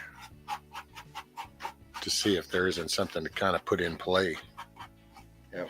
To try to cut this shit off at the pass, because see, that's what I want to try to encourage people to do. Get involved, and you go local, and it's because you don't want this shit spreading, and you think, it won't. Well, you're going to know it when it gets there, and then it's too late. So, right. If you can go ahead and have the conversation and you start addressing it now, you're just preventing a problem later. We live outside of a small community, and Walmart is literally the only thing relatively convenient where you can go get a lot of stuff. And I was reading, as I was getting dressed this morning, I was going through the early morning news. Article pointed out the Wall family gives way more money to that type of stuff than Tractor Supply could ever dream of. So we're boycotting Tractor Supply now. If we're going to be legitimate or whatever, consistent or whatever you want to call it, we got to stop going to Walmart now too. And sure, it's going to hurt. It's going to suck big time because it's going to limit what we have access to. We're going to have to drive further to get what we want. But if voting with our dollar is about the only vote that counts anymore. Grumpy, so it kind of fires me up a little bit because you don't get me wrong. Like I said, I benefit from all the foo-ha-ha stuff. Mm. But you got to look at the history and you go, when they decided to establish this place, they pretty much said, wow, this is some pretty cool place. Got a nice house. This is pretty awesome. But, I got to make a stand. So here, take all that shit and let's make a stand. And you go from that mentality to go, it means this much that I'm putting everything on the table. Mm-hmm. To now to where it's like, gosh, I don't know though, let somebody fix that. Where's the snap card? Where's, and it's like, wait a minute. And then we gripe because now it's like, you see, now the kids are in our face. They're literally there. They're in the kindergarten. They're actually in the nursery, and they're like, hey, we don't know if you're fit. We let it get here, and we're still kind of going, gosh, I don't know, but man, that's $3 for $1, and seeing that person's going to want $1 each. I'm just going to do it. And it's the mindset. It's like, this is freedom. And it's been so polluted, and people think it just spreads around the world that everybody's free and everybody's got a constitution. And the whole world, we're all just free to speak. We're all free to do whatever. The big bad wolf. And it's like, I'm sorry. This is a country of independence. We're an identifying marker. We are a pillar of freedom. The shit did not exist until we introduced it to this ball of dirt. That's an importance and an issue. And people lose so much sight of that.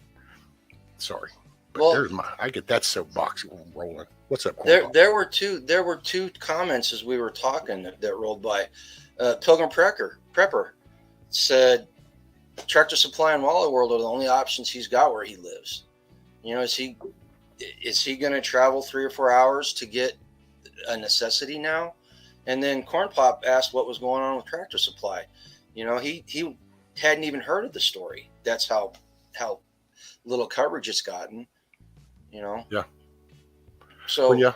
And I feel for Pilgrim Prepper because we're kind of in the same spot. Not quite as bad where they're the only options. But, there's a lot of people that they have maneuvered us that people have no choice but to use that stuff, and, or else they do without the necessities. Well, and I will say, because heaven forbid it does get spun. So that's not criticizing anybody because, hell, I'm in a rural little area. Matter of fact, I remember bitching when Walmart came in and did what they did because we had some grocery stores, but we had a lot of like the little small butchers. We had a few meat shops. We had the farmer market style setups, and it was no big deal. This was a way of life. Walmart came in, and it was like that slow little splinter you get under your finger that you don't pay attention to. You just kind of go ahead and ride over that, and it festers. Walmart came in, they established their little regular store back in the day, and they just had their regular little, oh, look, this is a cool little store. They got the toys, they got some little stuff. Okay. And then all of a sudden they just flipped a switch, and it was like, you can look back now and go, oh, you evil little bastards. But they just kind of went, yep, I think it's about time. Flick. And all of a sudden they went and they bought this big chunk. Boom, expanded the 3 times size 24/7 thing, ran a sale on everything, and literally closed every one of those meat stores and the farmer markets. Now they're starting to come back because people around here are going, man, this is crap. But well, and that was Mr. Wall when he was still alive and running the company. that's what, exactly. You know, he was a down to earth dude. I know people that live down there in Fayetteville where the headquarters is, and it was the story about him driving the old truck was true. You know, and as soon as he passed away and his kids took over, that's when the changes happened. Because I remember you said back in the day, I remember in the 80s whenever they started coming into the small town in Missouri, Oh, yeah. you know, but they everything in the store, well, most everything in the store was American made. They worked with local producers and stuff. They bought local, and as soon as he passed away, it became a big corporation. It went international, and there's the key. There's a key right now. When a company becomes an international company, they are no longer pro-American. Yeah. There's not a single company out there that's international that has America's best interest in mind. No, and it's actually, and I'll even just go ahead and put it in a layman perspective. Your house, because it's your family, but the minute you go to the neighborhood becomes your thing, then you're not going to be house specific. And so that's the same thing on a business. When you're American focused, then this is your market right here. This is your base. But when you go outside, all of a sudden the importance here isn't what's important because it's everywhere now. Right. And that's one of the things I tell everybody in chat. You know, this coming to rescue's house every day and hanging out. If you find an American company that sources from America and makes it in America, man, share that with everybody in chat. We should be shouting those names from the rooftop. Origins up in Maine, the Jocko Willnick's company. They make gis and they make some really high-end denim jeans that supposedly last forever.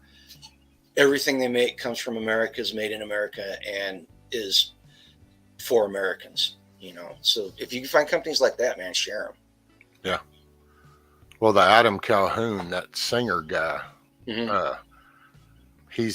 became one of his biggest things was his merchandise. And so he actually, I got to give him credit because he's produced his business all the way to where he makes this stuff right there. They do their own dang shirts and stuff. And he's still working on the hats at last I heard. That's hard. But see, and that makes you kind of go, because I remember when he griped about that and I thought, well, but damn. But you realize just how much isn't getting done here within these borders. And like hats, a company to do hats, he found so hard.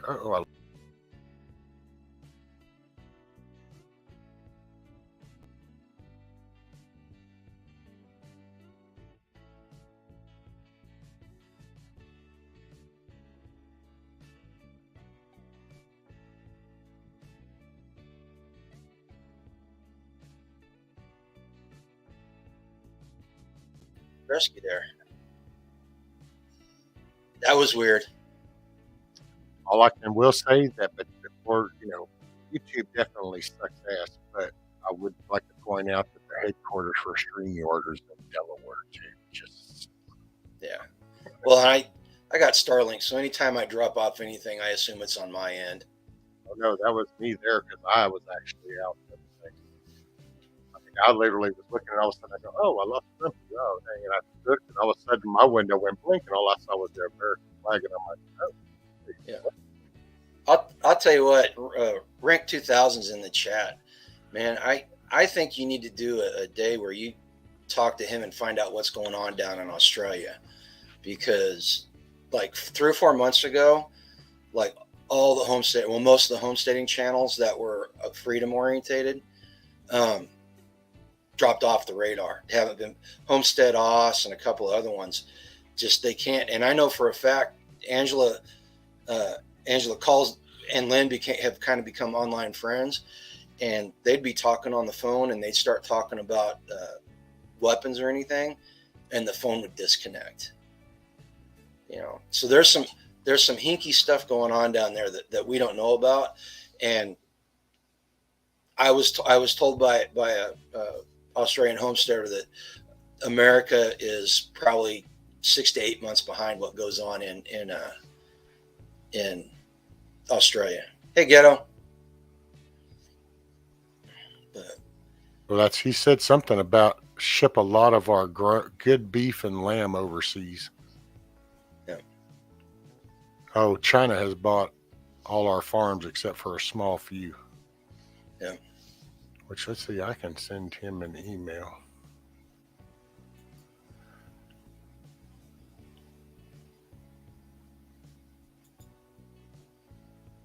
Oh, Rank, don't support the NFL.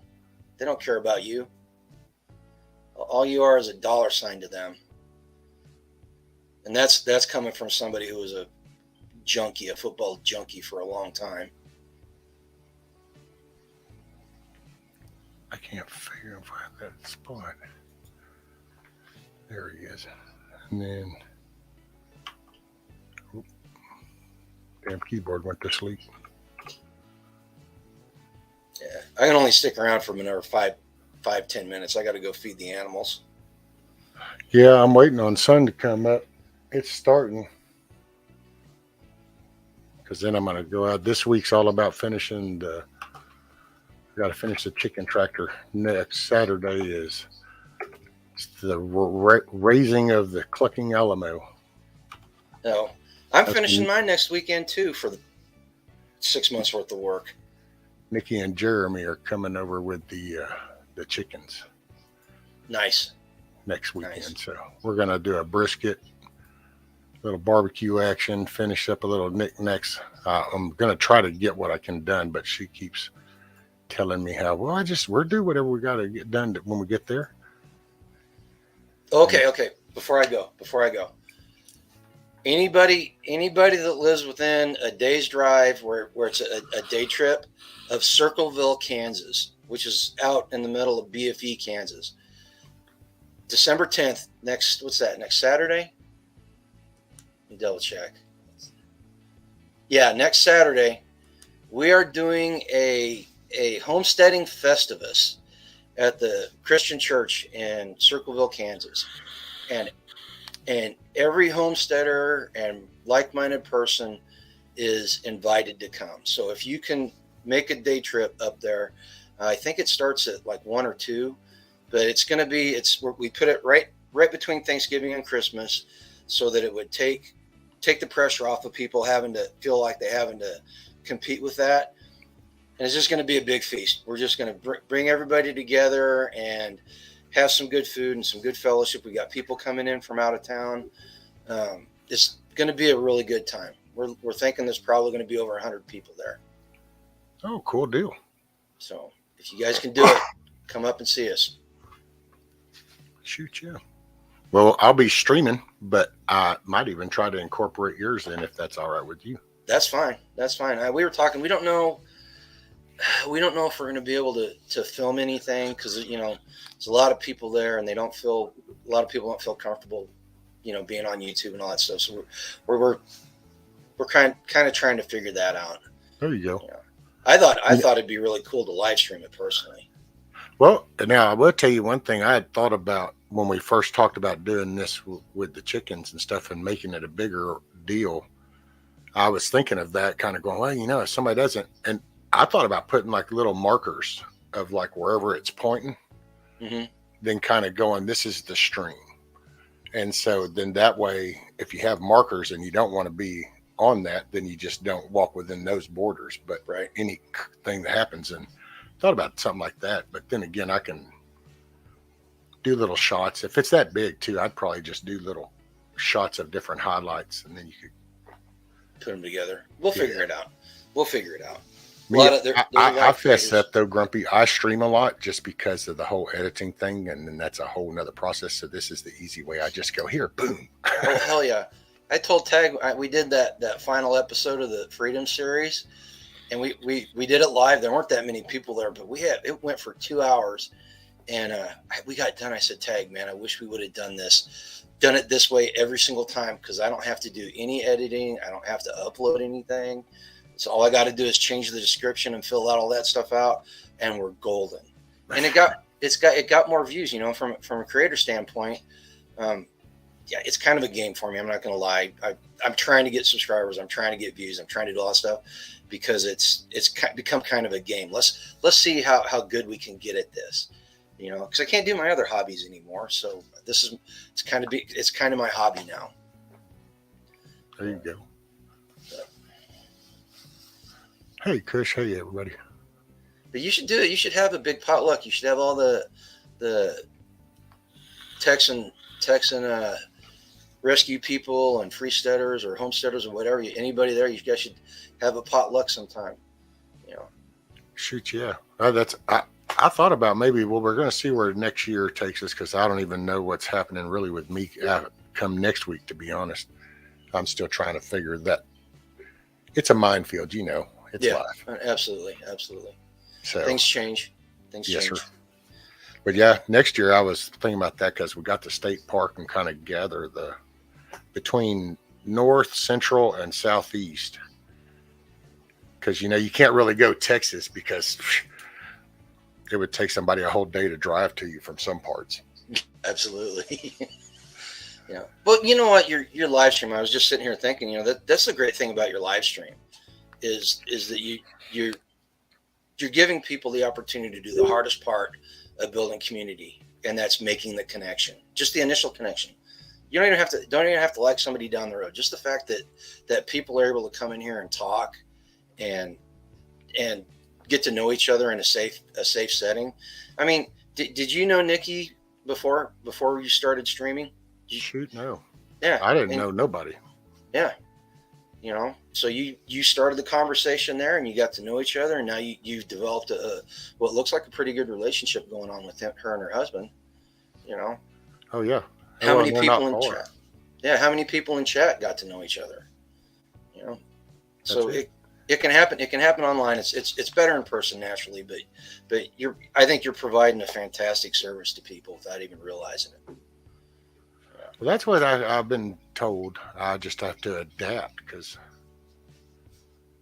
it's definitely been outside of the norm because it's the digital world, right? And I'm used to handling the real world, and you can address the real world at a certain way, but when it comes to the digital, you have to all of a sudden tap into somewhat different resources because those solutions are no longer available. So you have to adapt and overcome, kind of thing. You know, it's, if there was never a good meaning for that one, that's because you literally have to, because you can address things direct in person, right? Digitally.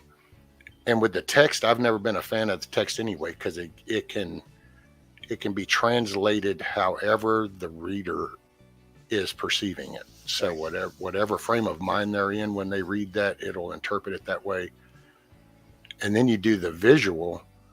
Well, some of this then opens up the whole armchair quarterback kind of philosophy, because then, and I'm the smart ass that would have been more in check in the real world is now more boldened here, because now I can fluff bigger because I don't have to be accountable. Oh yeah, that anonymity adds bravery.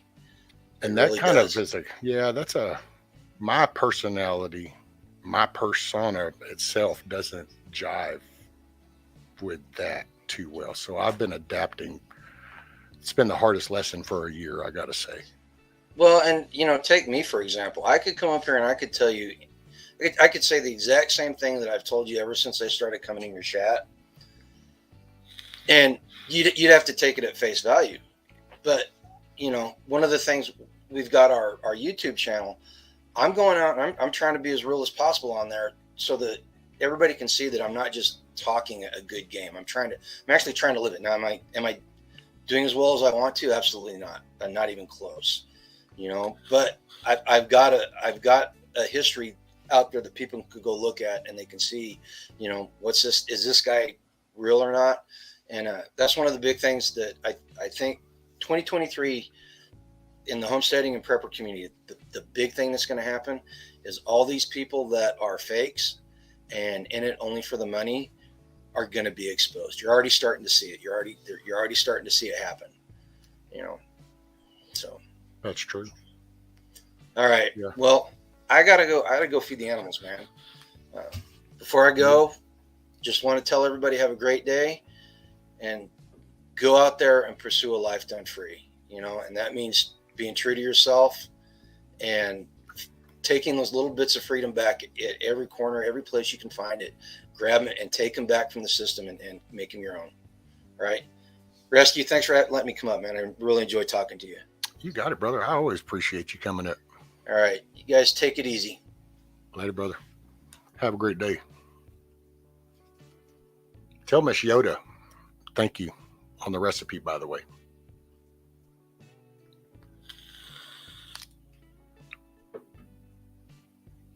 The creamy chicken one was good. You're going to have to put another one on the menu. Miss Yoda's been slowly hooking up with some little easy to do stuff, and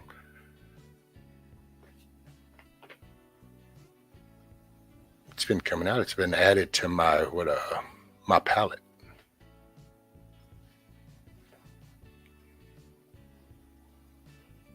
Let's see. So good morning, good day, good evening to everybody that came in.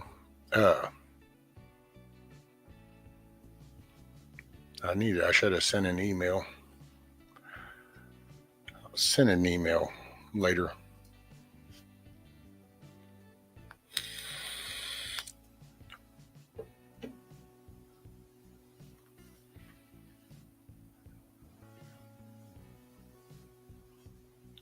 See who?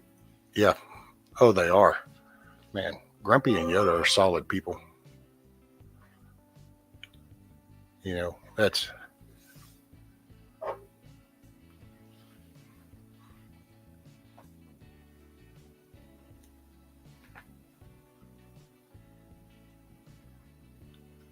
That is a good question.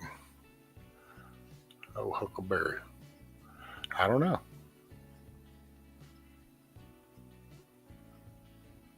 There's no telling.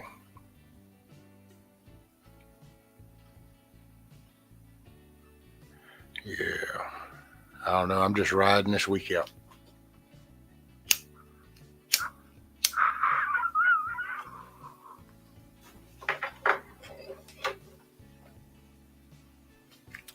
Oh, John did a damn garlic bread lasagna. I swear to goodness, John, I'm so probably glad you're not my neighbor. Although it'd be cool because you're an awesome guy, but man, with the stuff you cook, ooh, I'd be in trouble. I gotta say, man, you're always whipping out some stuff. Shotgun, shell. See how I'm trying to think. What is?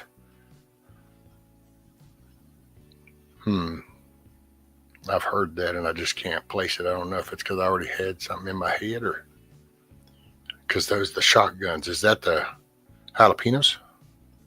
The stuffed jalapenos? Is that what they're calling those? I know down here there's different names. Hey, Miss Monique, how are you, ma'am?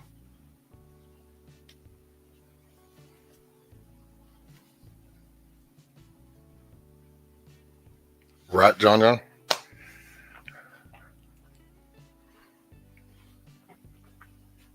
damn, I turned my coffee off. Oh.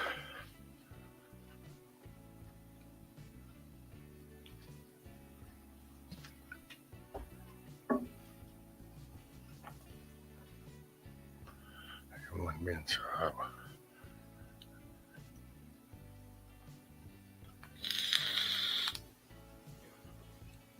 Cody shell stuffed with spicy sausage. Oh, okay. That's it. Okay.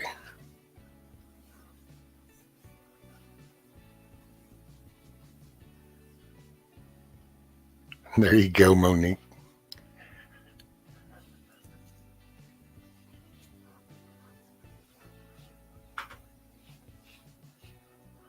I have a video. See, maybe that's where I saw it then. Shotgun shells. Maybe that's where it kind of got in my head.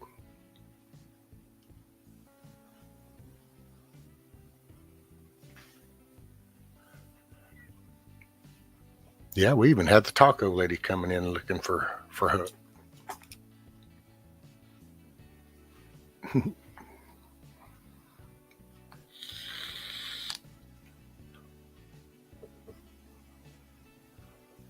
Shells and cheese. That sounds like macaroni and cheese, scat.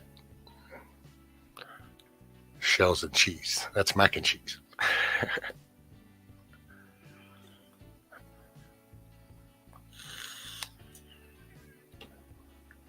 Oh, man. Well, let's see. I wonder if I start the migration outside.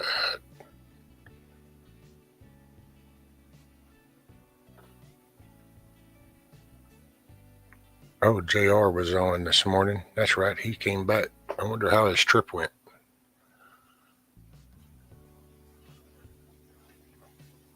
He was going to go bear hunting. I wonder if he got a bear.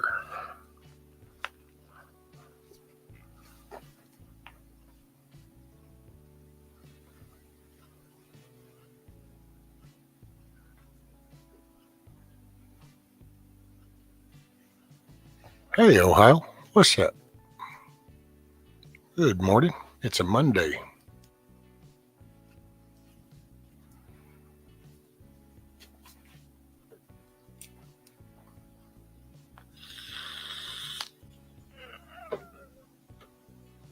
Yeah.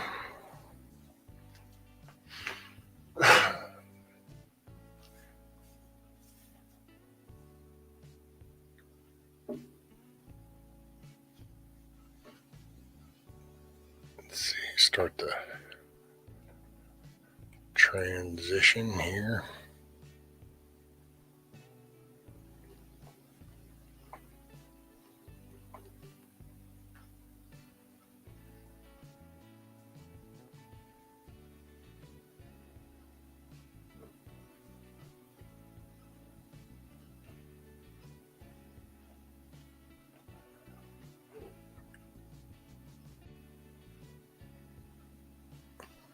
There we go. Oh,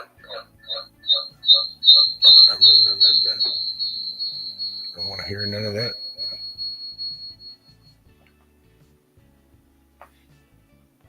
All right. Get up out of this. I will be back.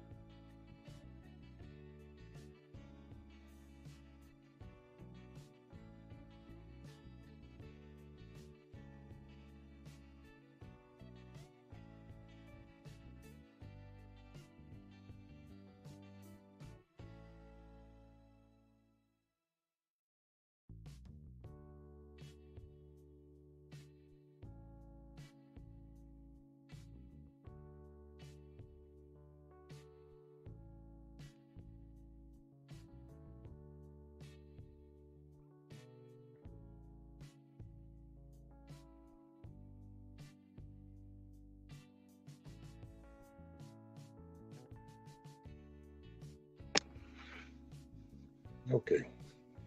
Can y'all hear me?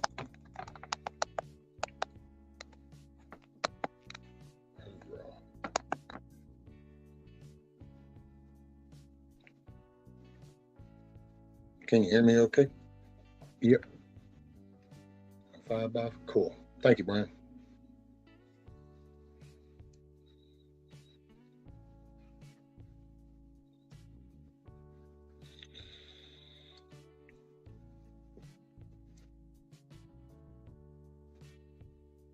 Well, I got to wash up my clothes in the suitcases and go on the package sale. Hey, stay dangerous, Mama.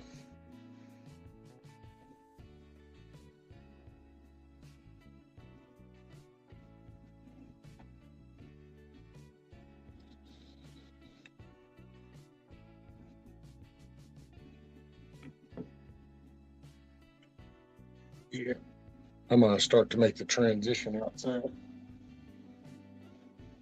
Hey, I'm gonna sport my little hat. Oh yeah. Although sun ain't quite up high enough yet. I'll probably take it off when I get out there until it comes up.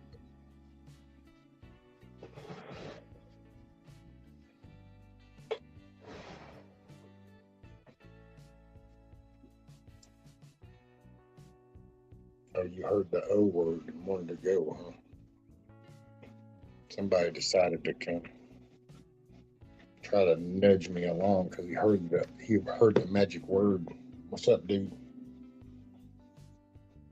Yep. Can you see him? You can't see him. You don't even get correct, but there he is. Because he's a tartar. Yep. He can just talk to him. Talk.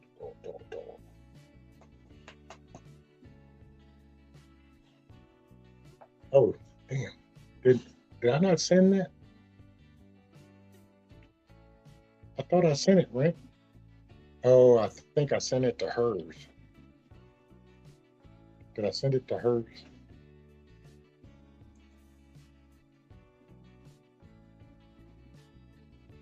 Yeah, I sent it to hers. Oh, really? So you're gonna come in here and poop? Dang. I'm going to come in here and drop the bomb on me.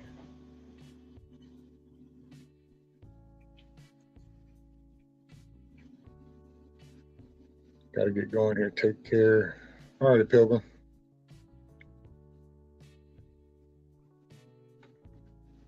Later, Pilgrim.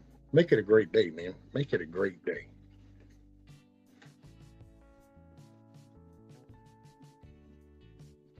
By the way, everybody, don't forget in the top, go up there to, if it says top chat, go to live chat. So you stay current in the conversation. Kind of like not having to wear the damn headphones, but now I don't know if I'm talking too loud or what. I don't know. Got a week to go.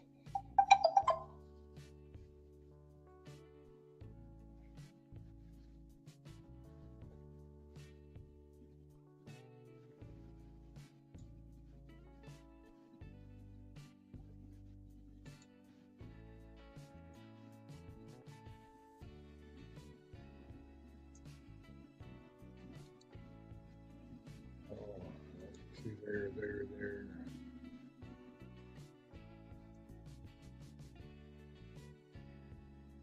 See, I thought didn't I have your email too, right? Oh, I did.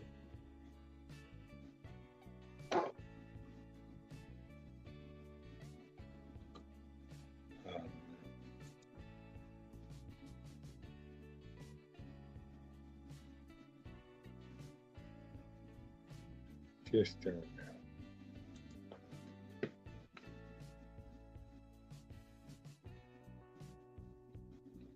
Let's see. Oh, Pete, Roman Prepper put something up. I don't know what it was.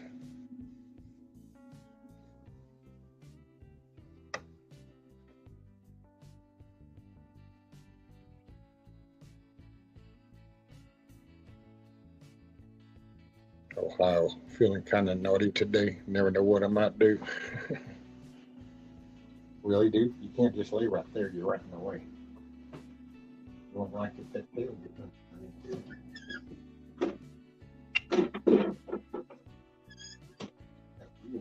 it.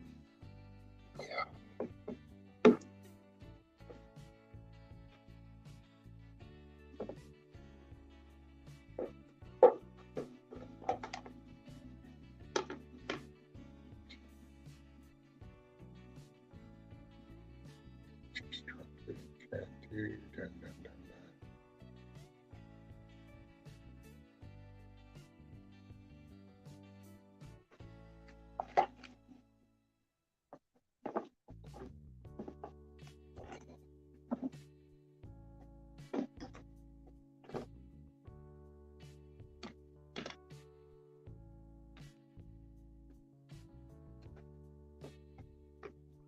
I am so sorry, Naughty. I'm sure that was probably painful. But hey, not necessarily my forte, but I got you.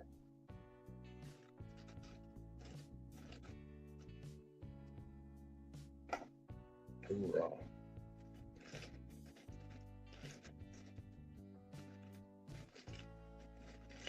Yeah.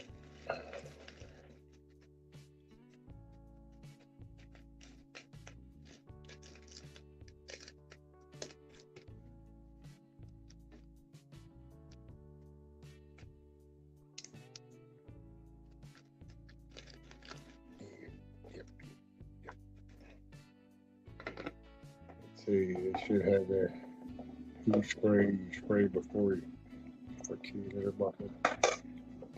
I think they do have some kind of stuff, don't they, sure? So you can teach them to go.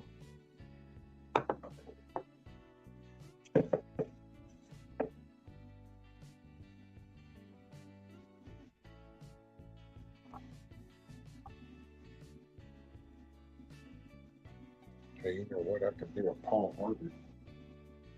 Sorry, I'm just taking care of some safety equipment beforehand.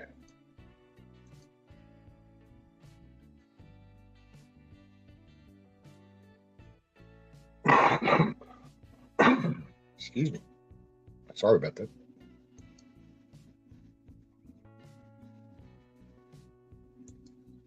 Here, let's see.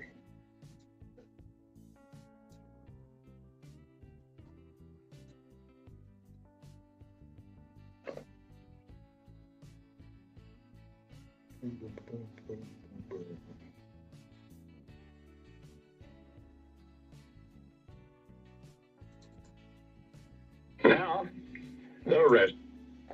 Could y'all hear that? Was that too loud?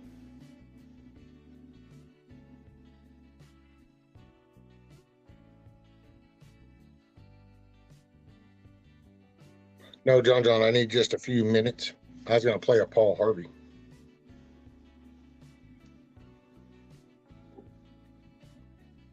Of the story.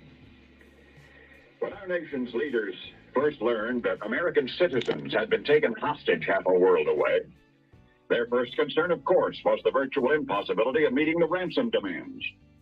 The United States government had never dealt with a Muslim nation under these circumstances before, nor could our diplomatic negotiators make any sense of that unpredictable Muslim leader. So, while homefront newspapers were filled with speculation about the hostages, waves of indignation and confusion swept across the land. Could we then ever have imagined that it would happen again? For this hostage crisis, which I have just discussed, occurred more than 200 years ago, and the captor Muslim nation then was Algeria. What happened in July of 1785 was this. A vessel was seized by Algerian pirates. Piracy those days was a major source of income for the Barbary states, Tunis, Tripoli, Morocco, Algeria. Piracy and piracy insurance, which they called tribute, and also holding captives for ransom. And so in 1785, remember now, this is 4 years before George Washington would become our first president. The Algerian government was holding American hostages, the entire crew of a seized American ship. The Algerian governor demanded some $60,000 for the release of the hostages. So, hey, you say, but remember now, in those fledgling years, our newly United States simply could not come up with any cash. Courageous as we had shown ourselves to be throughout the Revolution, we now had to sit there helpless and be humiliated by another foreign power with the pleas of the captives' families ringing in our ears. 1785, coincidentally, Tom Jefferson was appointed United States Minister to France that same year.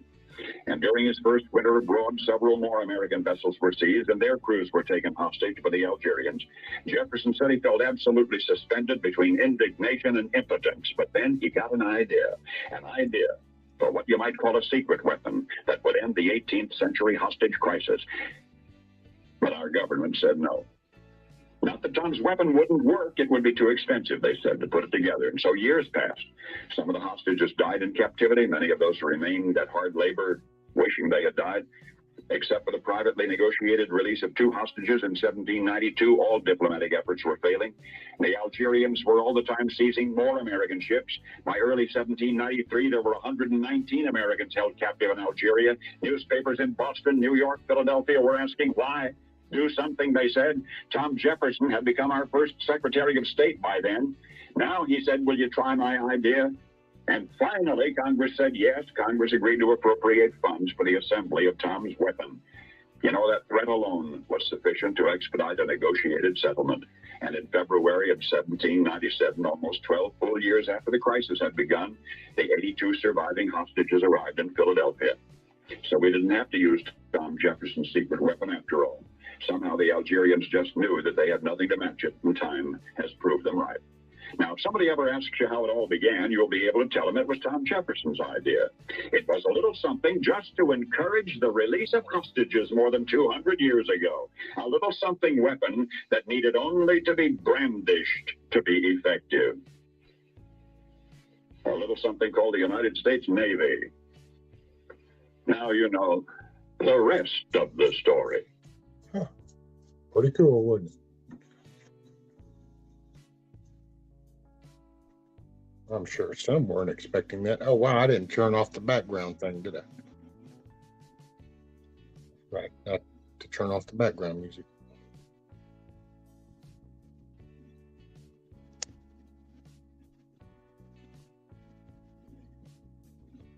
Yeah, bam. And I don't need my name showing. There we go.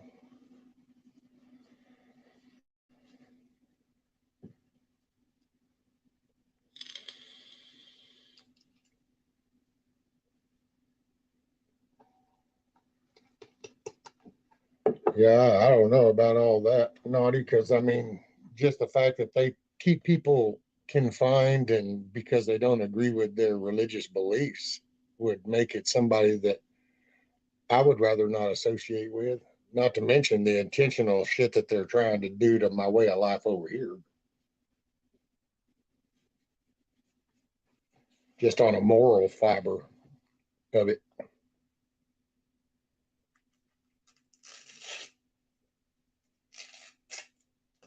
Oh, let's see. Hey, I got another one. Let's see.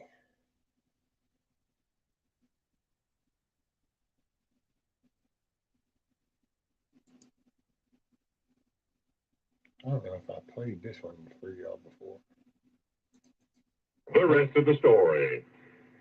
There's an island in our Pacific Northwest just off the continental coast of Washington State, San Juan Island, about 20 miles south of Vancouver, British Columbia. San Juan is such a small island that unless you lived there or thereabouts, you probably never knew it existed. And yet something happened on that island in June of 1859 that almost plunged the United States into a full-scale war.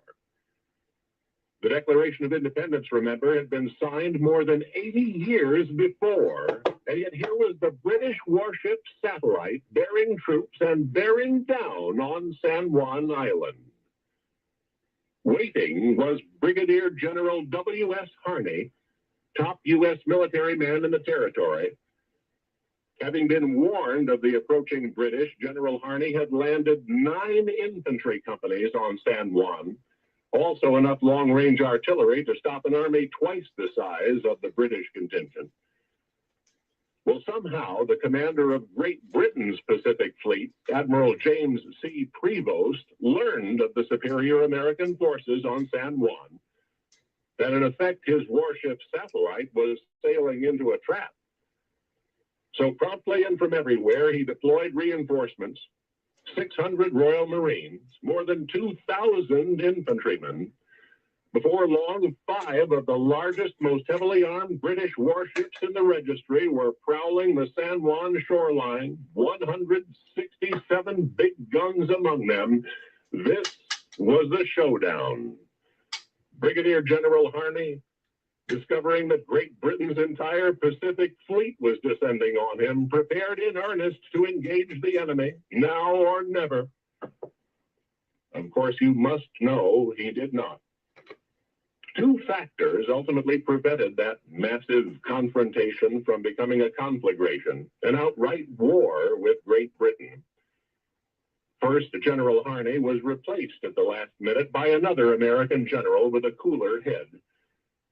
Second was the growing preoccupation of our nation's leaders with a serious internal conflict, an impending civil war. So the armed standoff at San Juan Island stood for 13 years. It was not until October 21, 1872, that the dispute was finally officially settled by a mutually agreed upon international arbiter, Germany's Kaiser Wilhelm I. It had become a matter of territorial ownership by then, but that's not how it began. You see, those very first British troops deployed to San Juan Island had been sent to arrest one man, an American citizen named Lyman A. Cutler. It was he who had fired the shot almost heard round the world, the first and gratefully only shot of the entire conflict, when he, Cutler, a farmer, shot and killed a pig that had wandered into his potato patch, a pig belonging to farmer Charles Griffin, a British subject. So the cause some believed worth dying for, the international issue that nearly plunged the United States into a major war, was a dispute between two farmers over which farmer was entitled to the bacon.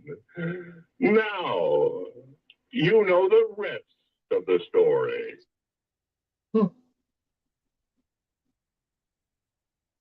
And listen to that. We listen to that and we think, oh man, how ironic. But then you look at some of the stupid shit that gets said and all the creating riffraff that gets started over just stupid little sentences. It's like a way of life. It's a whole generation. It's crazy. I don't know. Good old Paul Harvey.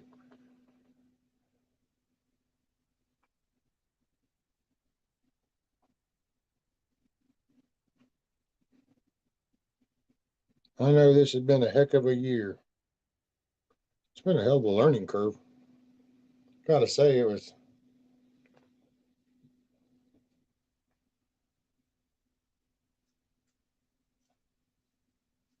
I never figured that I would have a point in time where I actually was fishing to kind of like live a digital version, like, or see the existence of like a digital prison day room or something. Actually, not even more like it's more like a county jail because it's an ever evolving thing.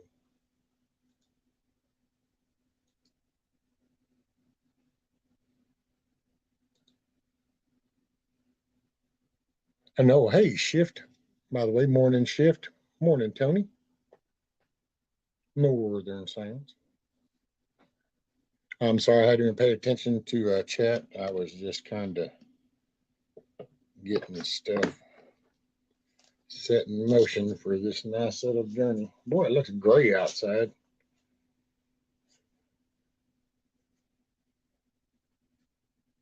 But I kind of tried to rest up for this, so.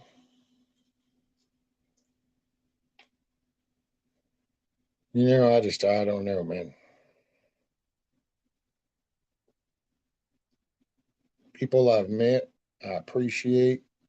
You know, in all honesty, kind of like, and I said this last week, you know, I appreciate meeting everybody to no matter what the actually out, because everything has a reason. So you learn from everything, you know, so you just.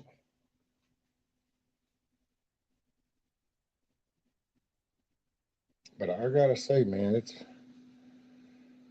there's been some shocking shit too. I mean, I won't lie and make it sound all, I emailed it. Okay.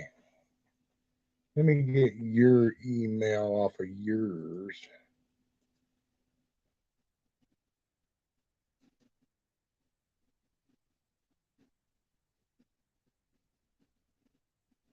Or you don't have an email up on yours.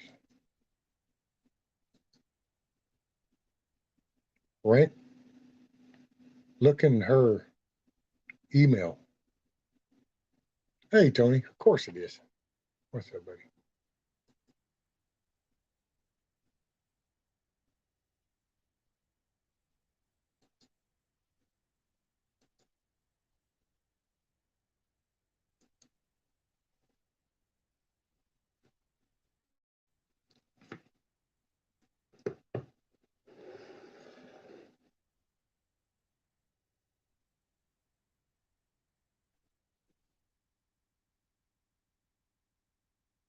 Oh, you can't look in hers? Okay. Damn. I don't know. I guess I can put it in. Oh, wait, shit. Wait, do I not? Oh, let me open that back up. That's what happened.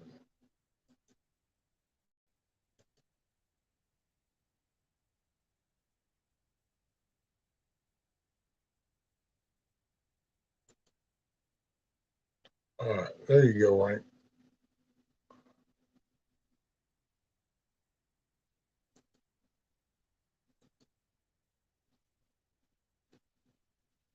Okay, so let's see. You got this. Let me see.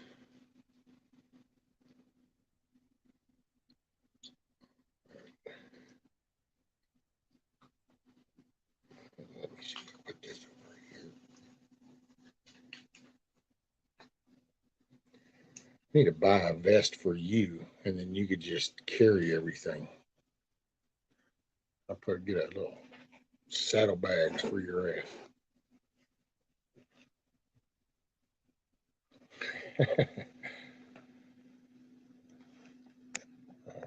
Let's see.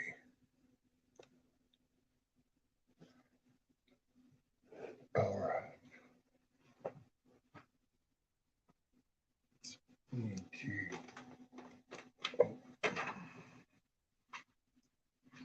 All right.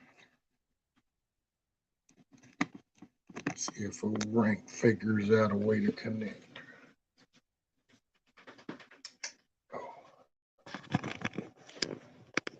Come on, Bree. There he is. Hold on one sec, Rank. I got to get a hand available. Let me get right up here. Bear with me, buddy. Bear with me. Need to get to a stopping point. There we go. Yeah, add the stream. There you are, buddy. Let's go.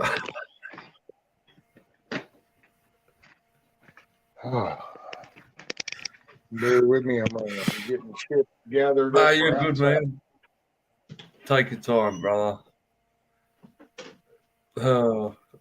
G'day, everybody in chat. I'm sorry I didn't go. I saw Scat Pack there. Hoot Owl, Shift Kicker, Shifty.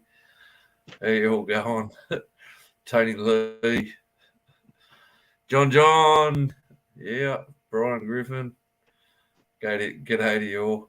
Man, I'm laughing like you go, you're sending emails to my missus. God forbid I go wake her up now. All right. It's like 20 to 1 in the morning. I value life. All right.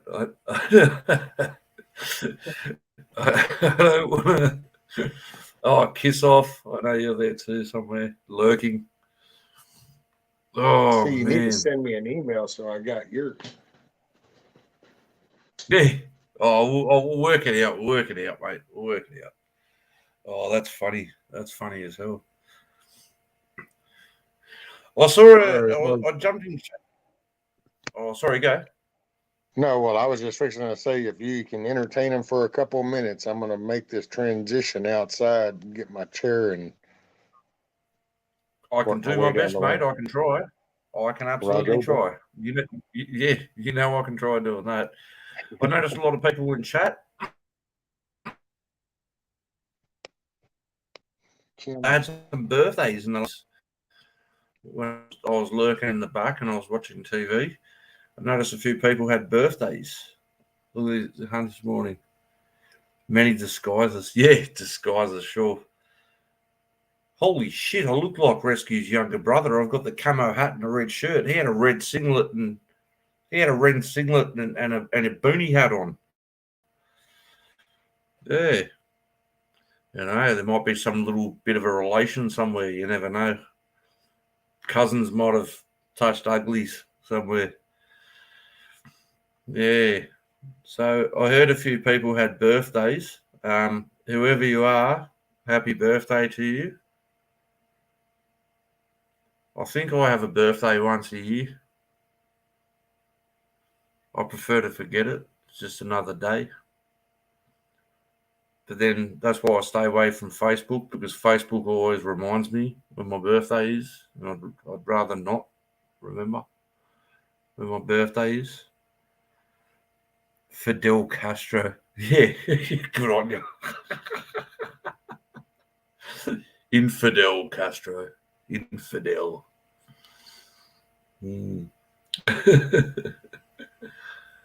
I can't wait till Buddy Rescue gets outside. Oh, there she is. Hey, kiss off. Much love. Oh, yeah, so early morning here. It's been raining on and off again, so it hasn't stopped. Kim. I don't remember seeing you before, Kim, but hello.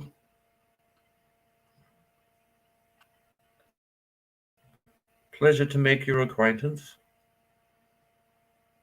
Can't believe I'm not having audio issues for a change. Usually I'm just bugging out. Audio. Crazy. Unbloody believable.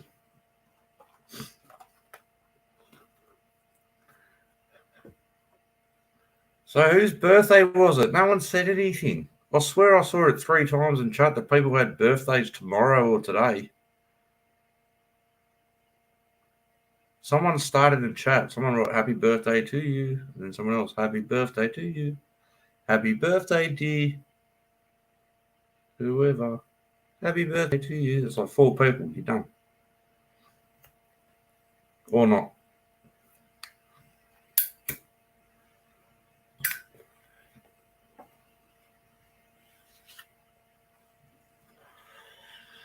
Who was it earlier? Someone said they got a tattoo on their head. Someone. I can't remember. I've got to scroll back up here.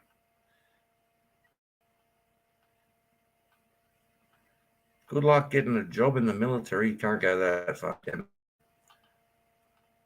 Oh, no. Yeah, naughty heathen. Oh, I'll tell you what, painful. I've got my whole chest done, right in the ribs, in the middle. Oh, that was a beauty. That was a fun tattoo. Hi, anyone I miss. Don't worry. Have a good day, Grubby. Hey, Tony Lee, don't worry, I miss people all the time. And you know what? I genuinely feel bad every time. That's why I'm just like, fuck it. Hello, everybody. Hello, everyone in the chat. Because you're always going to miss someone. You know, people, don't take it personal. You know, it's not a personal attack at you, but everybody wants your name mentioned. So we've got Kim, Naughty, Tony Lee, Hoot Owl, Tony again, Shift Kicker, Kim, Tony again, Kiss Off, Hoot Owl, Steel and Tree. Hey, Steel and Tree. How you going, buddy? Sorry I missed you. Shifty, Shift Kicker. Okay, I'm pretty sure. Hey, rank 2. That's me. Never mind.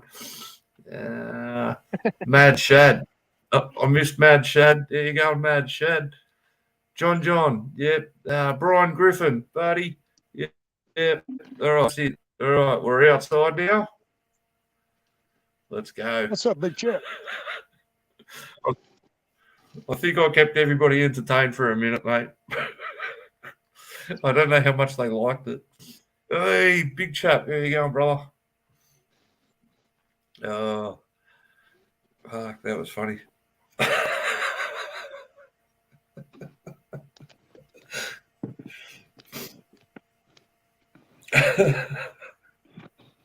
Okay, so get you the chicken coop shot. Let's see. One day I'll have a beard like that. One day. One day. One day you're gonna have a beard like this. One day. I'm working on it. It's a shame I might about the get you hair one for thing. Christmas. It's a shame about See, the well, hair. one day yours is gonna finish running from there, and it's gonna make it. You just need to wait for it to run back around.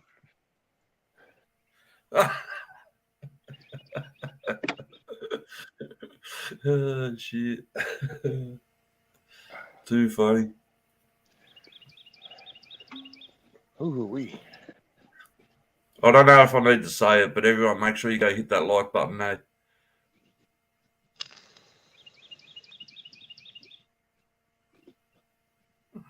Oh, hey, Big Chap, did you hear my little? Check out my little weak attempt at an intro. I can do it here since it's a video. Watch this. So it's only like 47 seconds. This is, and it don't change image. It's just mainly listening. But I thought it was a cool. I clipped the damn thing. That's all I know.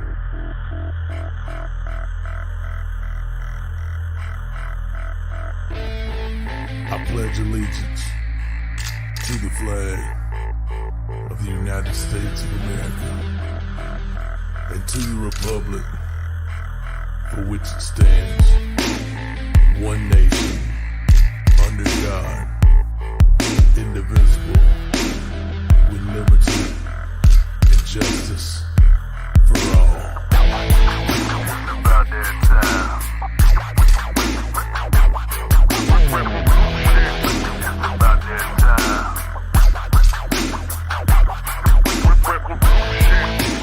about that time. Fuck yeah. Hey, I'm working on it. I love it. Kim, I am in I love Texas, Southeast Texas, and it is as of now. It was 64 degrees. It's supposed to get up to like 80 degrees. So it's now 66. Hey, Buffer.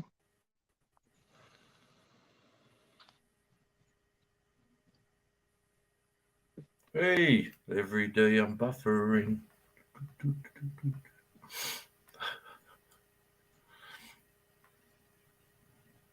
Yeah, what time you got over there, mate?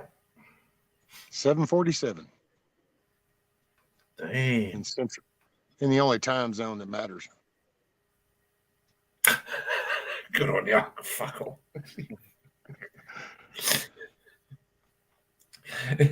Could you imagine? Do you know how much chaos that would cause if they changed, like, globally to one world time zone? Just kind of. Okay, get your head around it and think for a minute. So it was 6 o'clock in the afternoon everywhere. It would absolutely fuck up. It would fuck up shipping, delivery. Well, there would be no AM PM because you'd have to go to just 24-hour or Zulu time type shit.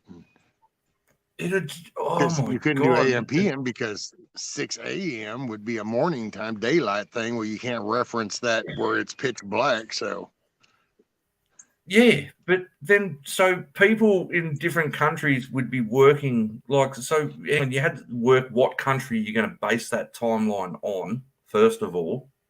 Okay, whichever superpower running the world, and you'd revolve around that one. So you'd have countries that were working. They'd be waking up when the sun goes down and working all night long and trying to sleep all day with your block-out blinds down, trying to get some sleep before you got to get up and work again all night long. Doing the Alaska thing.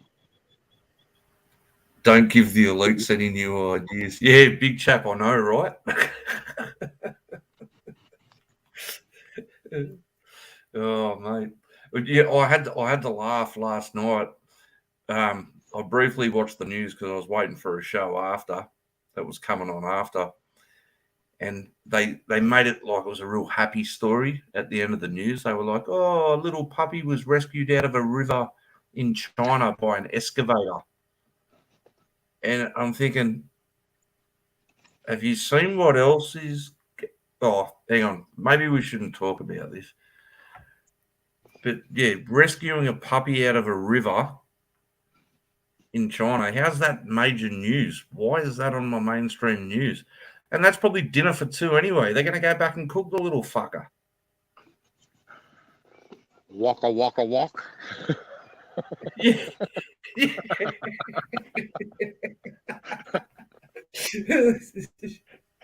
Fucking hell. Oh damn. What's up, Oh my Wingnut? God.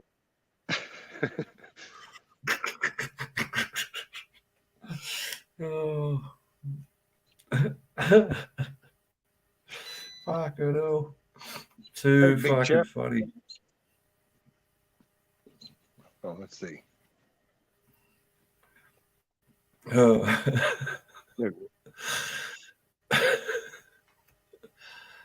We can get Big Chap up here. Oh, hell yeah. Come on, Is this Big really Chap. Come burn one with me, world? brother.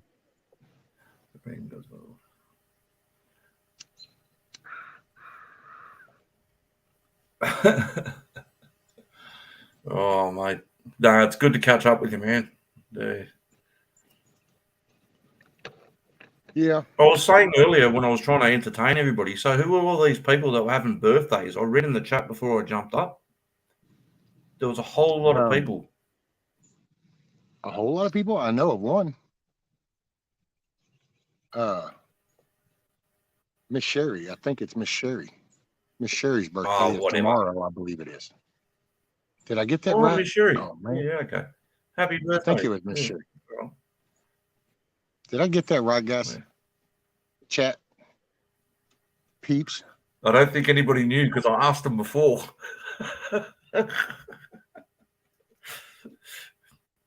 The only reason I don't forget. Oh, there you go. Sherry Leach tomorrow. Thank you. Tomorrow. Yeah. Was that the 5th of December for you guys? What? Today? Or tomorrow? Today is the 5th. No. Yeah. Tomorrow's the 6th. No, it's the 10 now. It's the 5th now. Let's not go down this road. Don't worry.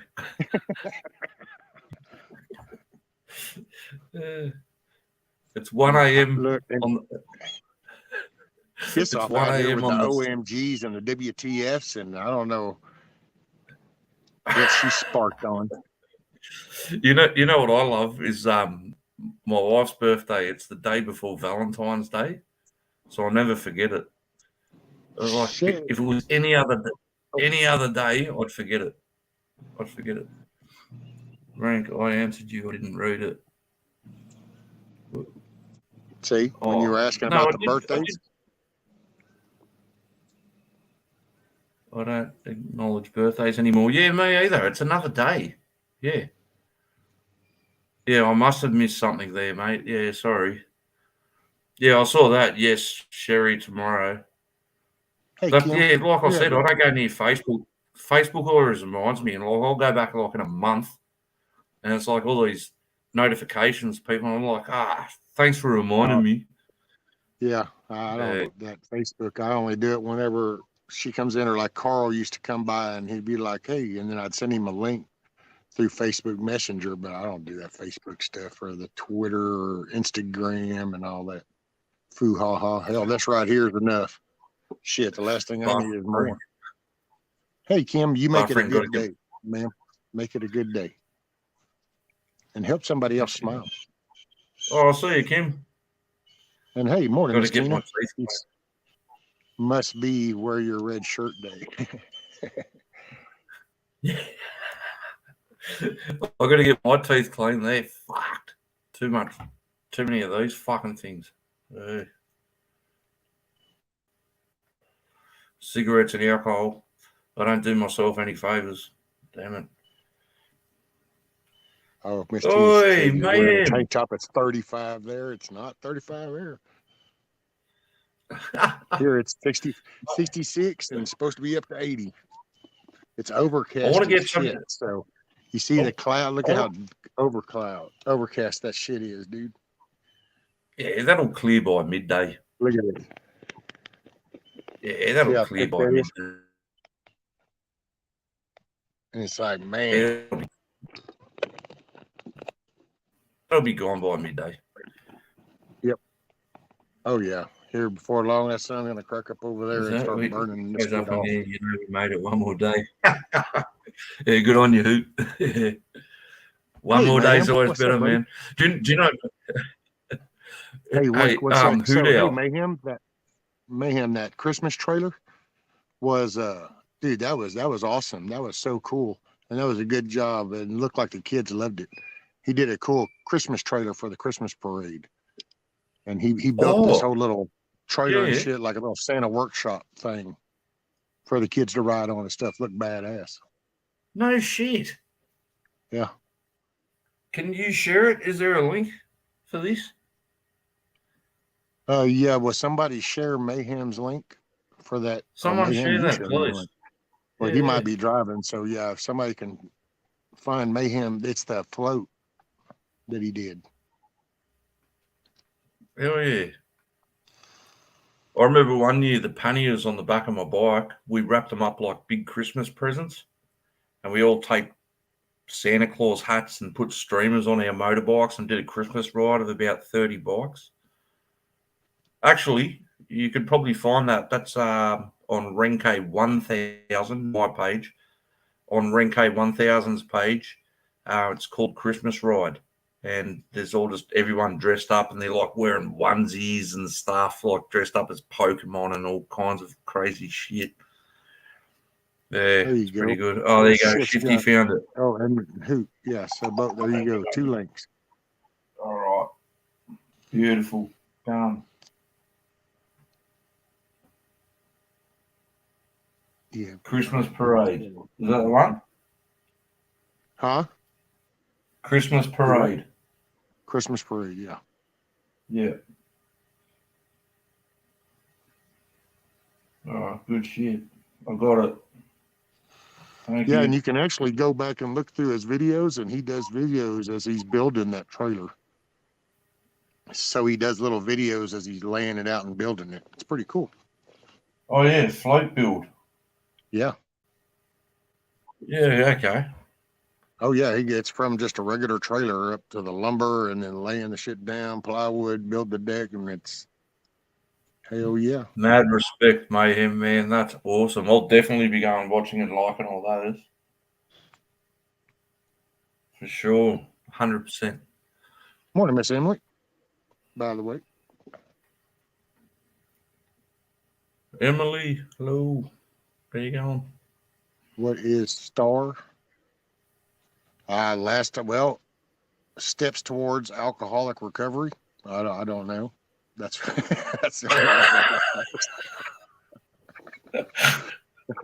Keep that shit away from me, all right? Fucking. That was the place up in Dallas. I remember that when it came to the abbreviated STAR. It was Steps Towards Alcoholic Recovery. Did you get one of those coins and shit when you made it like a week? Oh shit, man! I've been sober for decades. Oh, mate, yeah. Which I will say that my definition now is it equates to me because see, I can nowadays it ain't like I have a bottle of Crown that's been in there for years, and it just sits there because. But when it used to, as far as when it used to be a problem, oh yeah, shit, dude, that was well over 3 decades ago. Well, I'll tell you, like, I only drink beer now, and I don't drink wine or anything. Stars was set up as a police force. Superhuman Tactical Activities Response Or- Squad was set up by Valerie Cooper under the commission on. Oh my God. Stealing Hey, I tree. know we I need sent, to. We're I going to need sent, some new I sent you that administration. in Okay, well, before. let's get with the acting cast from the Marvel Studios chain, and we're going to pick some of them people, and we're going to get them in here. That'll match our health secretary that can't figure out even what the hell a male or female is, and then it can get better because then this dipshit we're going to put over here over our nuclear waste that can handle our nuclear rods. Well, this dude's like doesn't even know what the hell he is, and he's into all kinds of dominatrix kind of shit type stuff. And it's like, yeah, this is an intelligent move. We're so showing our signs of intelligence right now, I gotta say. Don't worry, just leave that guy. He's punching a tree. Let's worry about the guy beating his wife. Come on. Oh my god. Oh my goodness. I was gonna say I had a breakdown once. We've got a wine rack out in the kitchen, like a pretty big wine rack, and Rank 1000, she had all these fancy wines in it at one point. And one time I had a bit of a breakdown, and I reckon I drank every bottle in about 2 days. Just like champagne, white wine, red wine, everything. She come out, there's all these empty bottles and an empty wine rack and that. She's like, what the fuck? Big chair. What's up? Wine rack. Like, what the fuck? Here he is. Yeah. What's up, man? What's up, mate?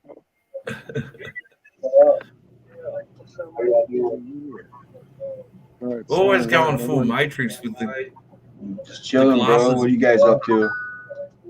Just actually kicking it, laughing.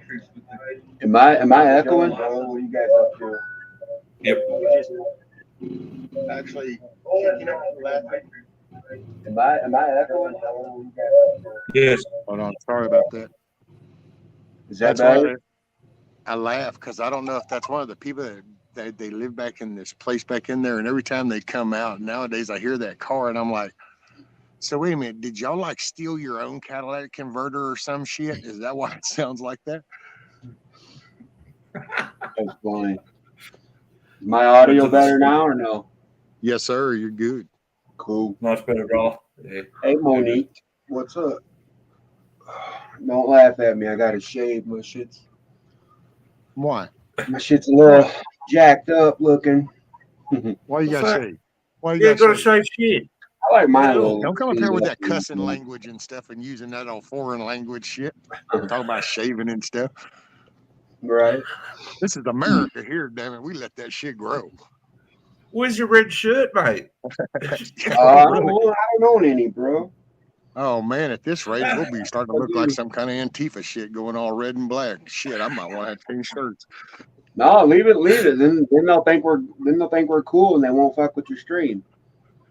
I don't know. Then they'll hear us talk and go, "Oh wait, they're not totally stupid. They must not be one of us." That's cool. Oh, boy. So it's 6 o'clock in the evening over there, right? No, it is 1 o'clock in the morning in the AM. Yeah. The next day. On the 6th. Yeah. Correct. Yes, sir. Yep. That's what he likes to think anyway. Yeah. I still think it's bullshit because the son of a bitch won't tell us the damn lottery number. So how can he be a day ahead of us? It's all what the fuck? That would be nice, you know. If he was really in the future, he could hook us up with some lotto numbers and we'd all be rolling. But oh no, because see, BS. I would. If I won like that big ass, say it was, what was it, 280 million, you would have got not the last one, but just an average size one, right? Average size. But anyway, I won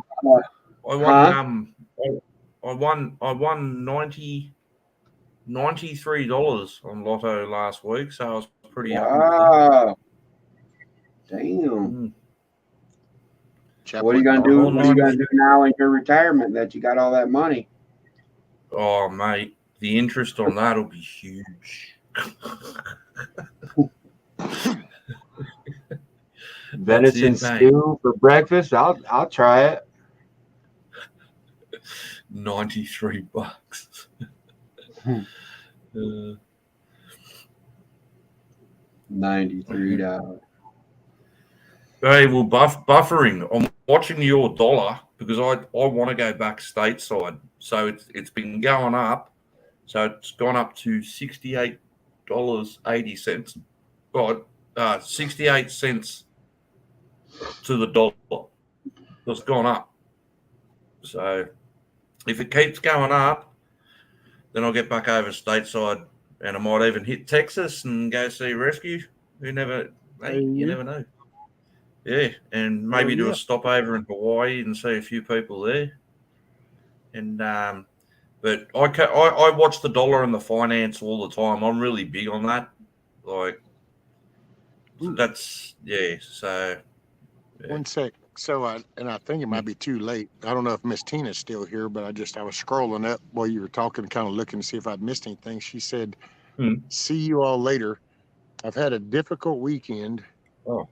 Trying to mentally deal with the crap going on in my life. Got to get some stuff done." Miss Tina, ma'am, you know what? I'm sorry. My thoughts and prayers are with you that you got the strength and you push through it. You can handle it. It's tough, Yeah, but you can do Miss it. Tina, when you get to the end of your rope, tie a big knot and hang on. It'll get better. I don't think I've got this on live chat. I got it on some other chat. I don't know. Oh. If I click on anything, I'll fuck it up. Miss Tina, if you hope you're blessed, you hope you work out your shit. Good morning, Amy. Morning, Amy. Are you on a laptop, Frank? I am. Yeah. Okay. But you're in the StreamYard window, huh? I was just getting ready to ask him what he watched. Did he watch the YouTube window or the StreamYard window? I've got live chat open on a tablet next to me. Well, when you're looking, are you looking at the StreamYard link? Like, mate, I'm not looking at. Fuck with it. No, like right now, when you're looking, do you see the StreamYard? You're seeing like me and Chap and the chat right there beside and everything? Yes. Because if it's in the StreamYard, that's live chat. So that'll be live. If you're over in YouTube itself, then you have to select that top and live shit. But actually in StreamYard is always live. And then when you're in YouTube rank, you're like 10 seconds behind StreamYard. So if you watch this in YouTube, our faces and shit won't match the words. There's a delay. So I always mute my YouTube channel. I'm learning you. I'm learning you. Just flip over if you want to. If you want to chat every day. You can teach an old dog new tricks, hey? Try. You can teach an old dog new tricks with a big enough stick.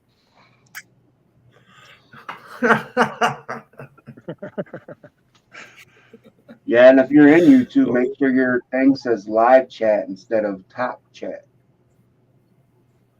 All the way up on top. Starting to sprinkle. And the first thing I always do when I go in, the first thing I do is hit like. I go like, and then I go hit live chat. Yeah, that's about right. I missed hello because everybody was talking. So I get some likes sometimes. I don't necessarily worry about it much, but I appreciate it because it is funny. Because I mean, it's like there'll be like 800 plus views, but there's like 67 likes, and it's like so it never matches up. 800 views. It's like 600 of them are probably YouTube staff reviewing it, trying to find a way to ban your ass. Right. That's funny, Nate. We've got to find a way that he's fucked up somewhere. We're going for a ride. How many chickens you plan on getting, Rescue? 4, 3 hens and a rooster. You already got names picked out and shit, or you gonna wait until you see their attitude? The rooster, we were gonna. We had named it Bug Out. I'm assuming we'll probably still keep it. Bug I out. guess Bug Out. Bug You Out. want to burn one, rescue? Yeah, man. I'm fixing to pull. Oh, look at you. That's what's up. Look at you. That way, Sure, that way fine. you don't have to Go ahead. mess. That way you don't have to slow down when you chain smoke.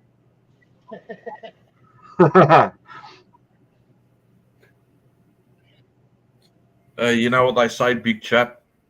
No one likes a quitter, mate. Yeah. Right. Yep. Don't never quit. Yeah.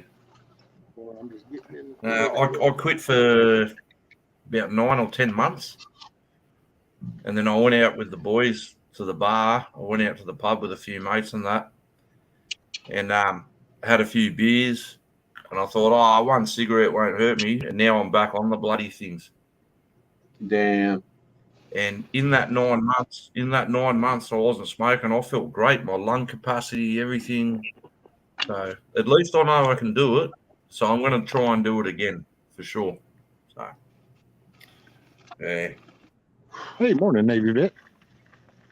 What's up? I don't know. I think Oh, Navy's here.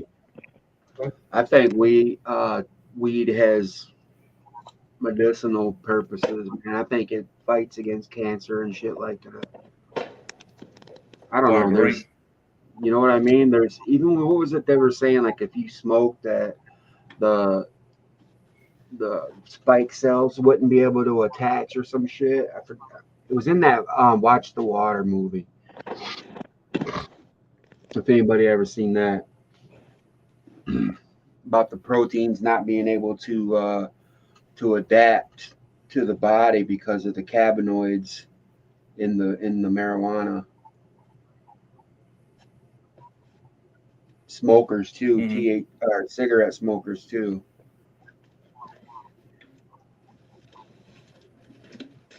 My lungs have been so fucked up, dude. I just figure, fuck it. Why don't I just treat them with some weed smoke? They probably hurt too, you know. In Australia, they've actually they're trying to legalise it pretty big over here now. They're pushing for it a lot, and there's farms. They're farming it in secret locations all over the place for medicinal uses, and actually, they're finally starting to prescribe it to people with illnesses. So hopefully, it's one step forward. Like I don't have a problem with it. I honestly don't have a problem with it. If I smoke, I just laugh for 5 minutes. I get hungry and I fall asleep. My body doesn't that's handle what you it. do. But that's what you do when you don't smoke. Pretty much. I hope you feel better, Scat Pack. See you later. Uh-oh. But yeah, my wife. I've seen my wife have. Scat Pack, I hope you're feeling better. Oh fuck! Yeah, Amy, sorry if I missed anybody. I watched it on Rumble. Well, That's just crazy. If Scat, somebody ever watches that, Amy, and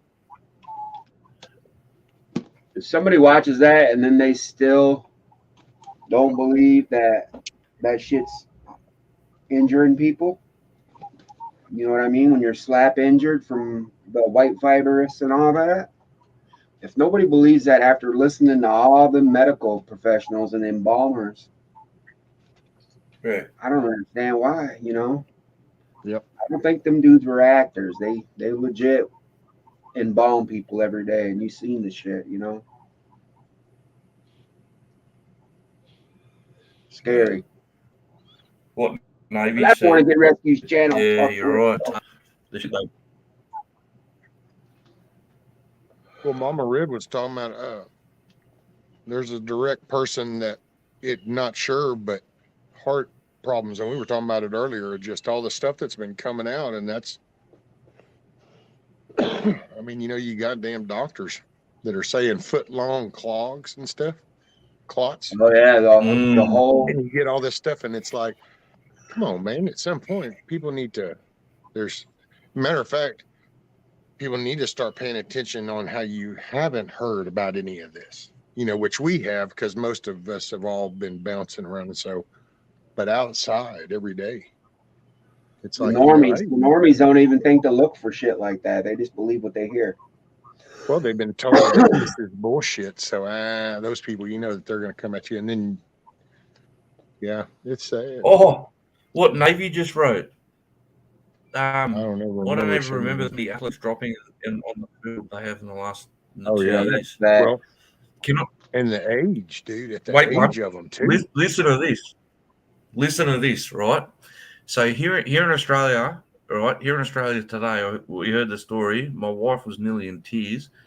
There was a guy, he'd been paying child support for this kid. He died. He passed out on the football field just in a training. He wasn't even playing a game, right? He had heart failure, and they did an autopsy on him, and then they found out it wasn't his child. Okay, he was 18 years old. So he'd paid nearly 200 grand in child support because he separated from the mum. And she never admitted that she cheated on the guy.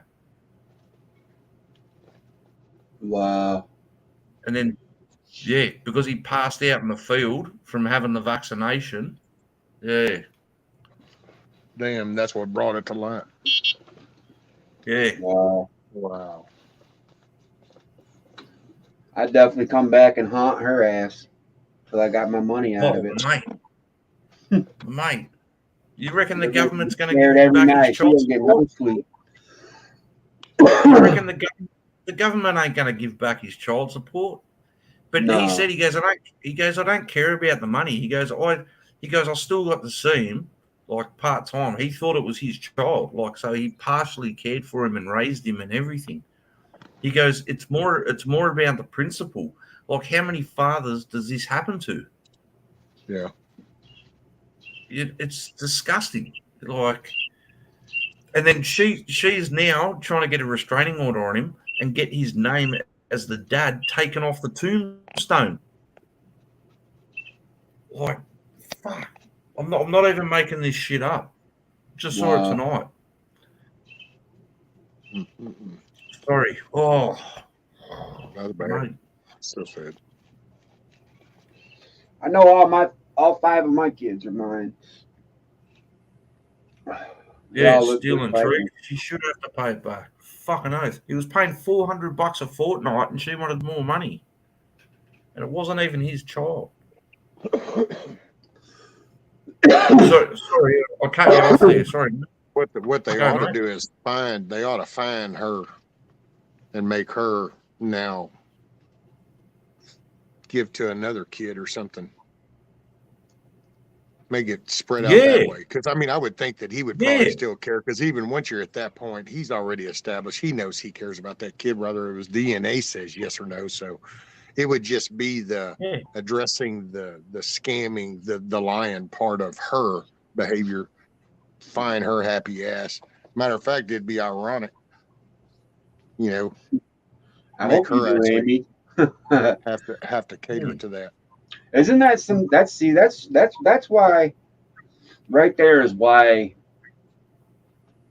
men and women are definitely different, because the men have to are you sure that's the only reason you're raising somebody else's child, you know what I'm saying? But the women know it's from them.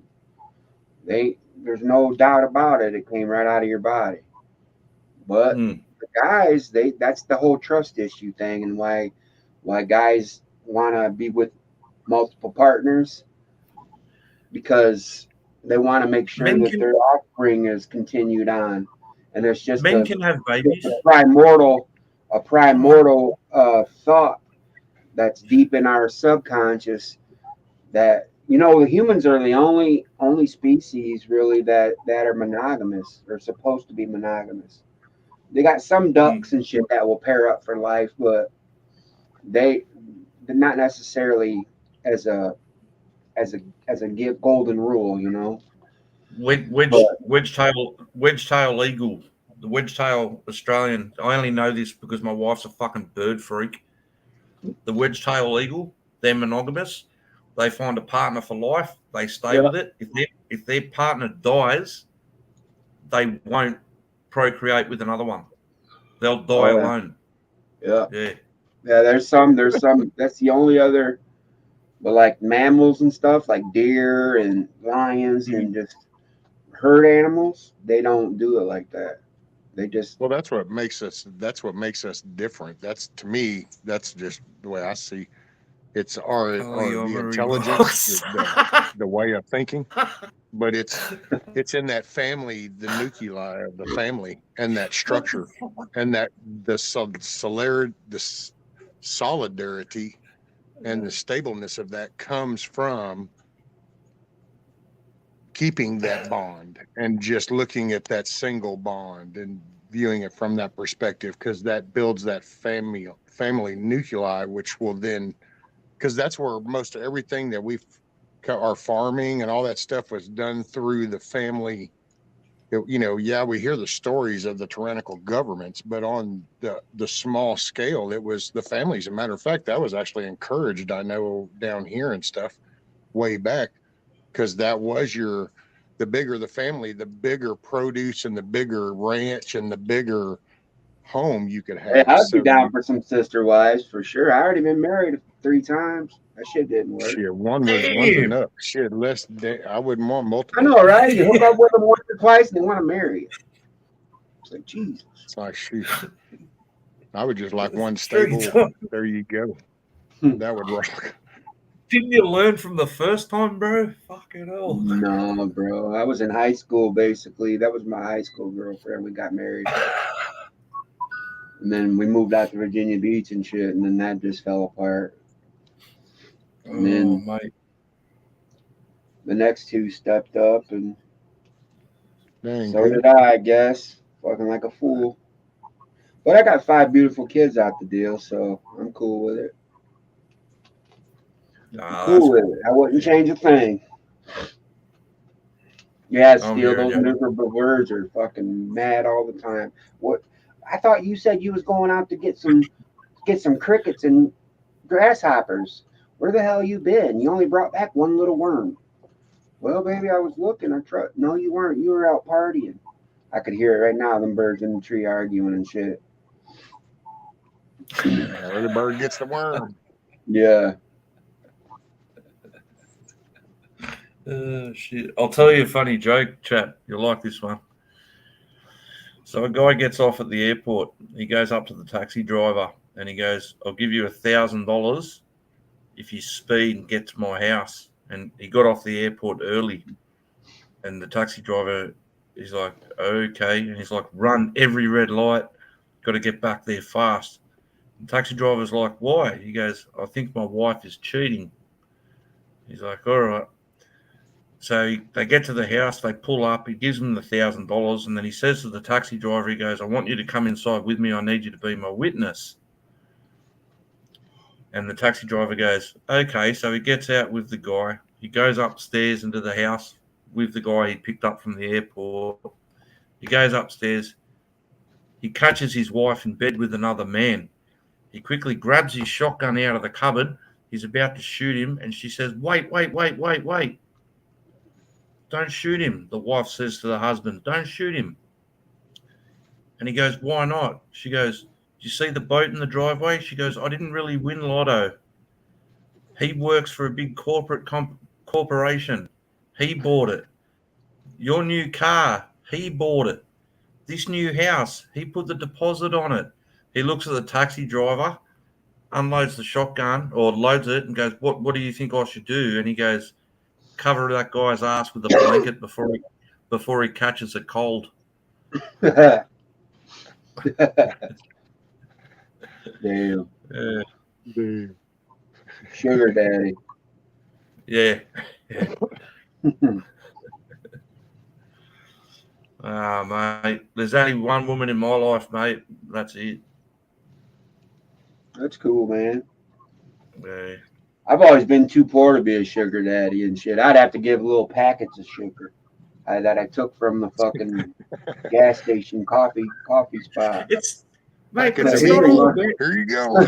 I wouldn't even give a whole bag of sugar. I give little packets and shit. Chap, I've got to stop you there, chap. It's not all about being sugar daddy, mate. Like when in the earlier times in our life, we were renting a small apartment, right? We were saving up for a house.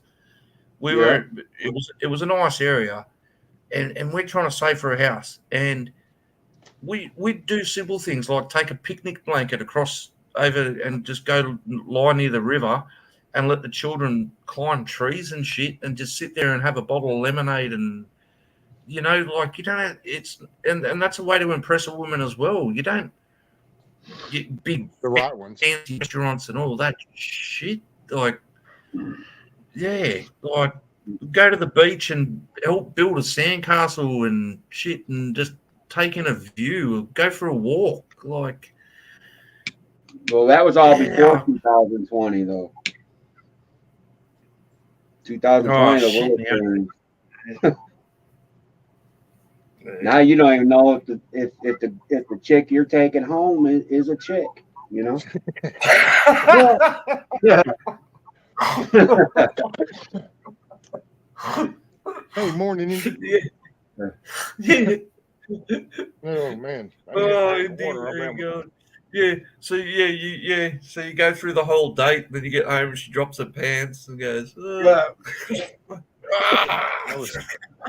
That was a deep hit, followed up with a hell of a liner there, a one-liner. That was.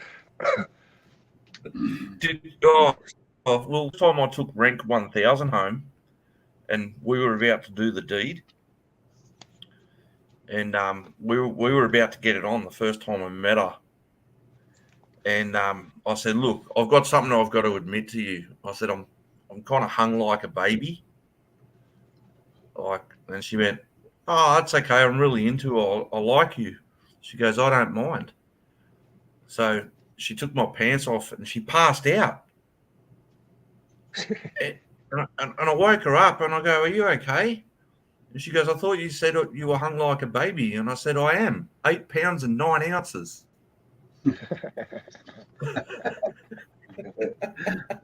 Shit. Oh, dude. The opportunity was there. I had to take it. Oh, yeah. Hey, independent Minnie. What's up, Tennessee Ridge Runner? Man, this heavy. I don't know if this is a heavy dew or qualifies as a sprinkle, but You ain't gonna melt rescue. Put that hat back on the. Oh yeah, but I don't want my tablet to get wet. I need to go out there and take baling wire. I'm gonna actually kind of sew those two hog panels together, kind of with some baling wire around the whole arch. That way, when it comes time to cover with that hardwire mesh, it all kind of stay together.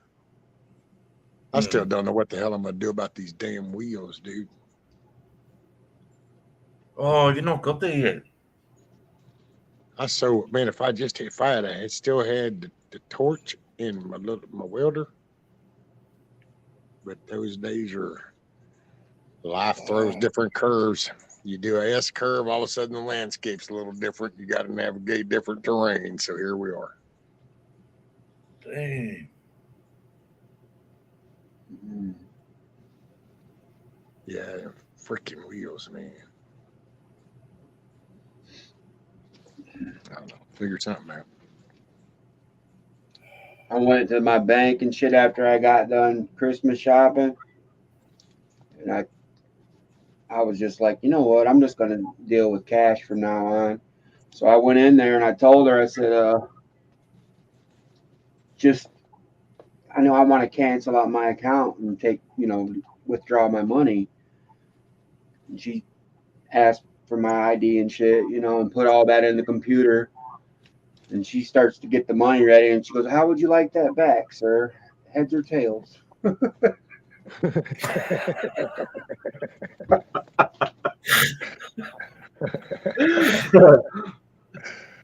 Oh damn, that's good. Oh shit. Emily, frame around the bottom, jack the corner to put the wheels on. Well, yeah, that's kind of what I got, man. Emily, let's see.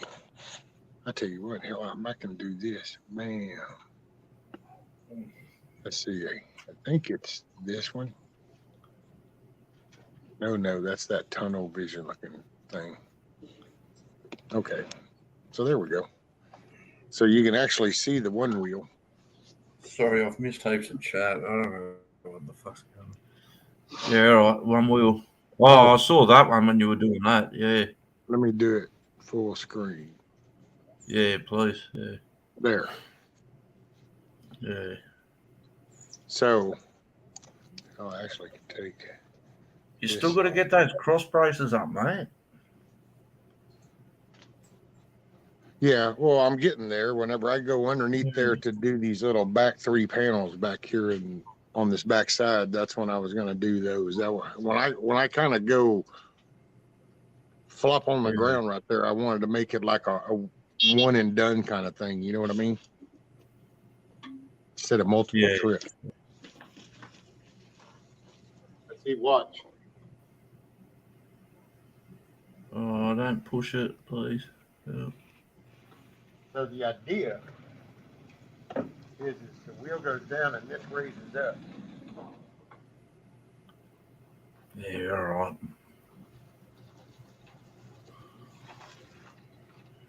So the deal with that is that it goes. See, I'm trying to come up with a way. If I had just a piece of metal, man, a metal plate, cut it out, drill some holes, bam, bam, be done. That's why I said a welder and a torch would just do awesome. But is that piece where I got the wood, I just need to do leverage so then that wheel will go down and it'll lift that corner up, and it only has to go up a couple of inches. It's not like it has to go up real high. All right. So these back 3 corners, the back 3 sides, like this little square right there, and then this big one, and then that little one right there, I'm going to take the extra hog panels that I've got and cut them into fit to go around that, so that when we wrap the hardwire cloth mesh around it, it'll have something to stick to. Kind of like framework in your walls, studs and stuff. It'll act like that. That'll actually help stiffen it up also. If the whole coop was raised off the ground, like how many mil? What would a chicken get under to try and get? Well, it's not so much the chickens getting under as in other things getting under to the chickens, and the chickens can't even run away. The weasels. Oh, fuck. Yeah, excuse my naivety. Never mind. Yeah. Okay. No, you're right. Okay. Forget that one.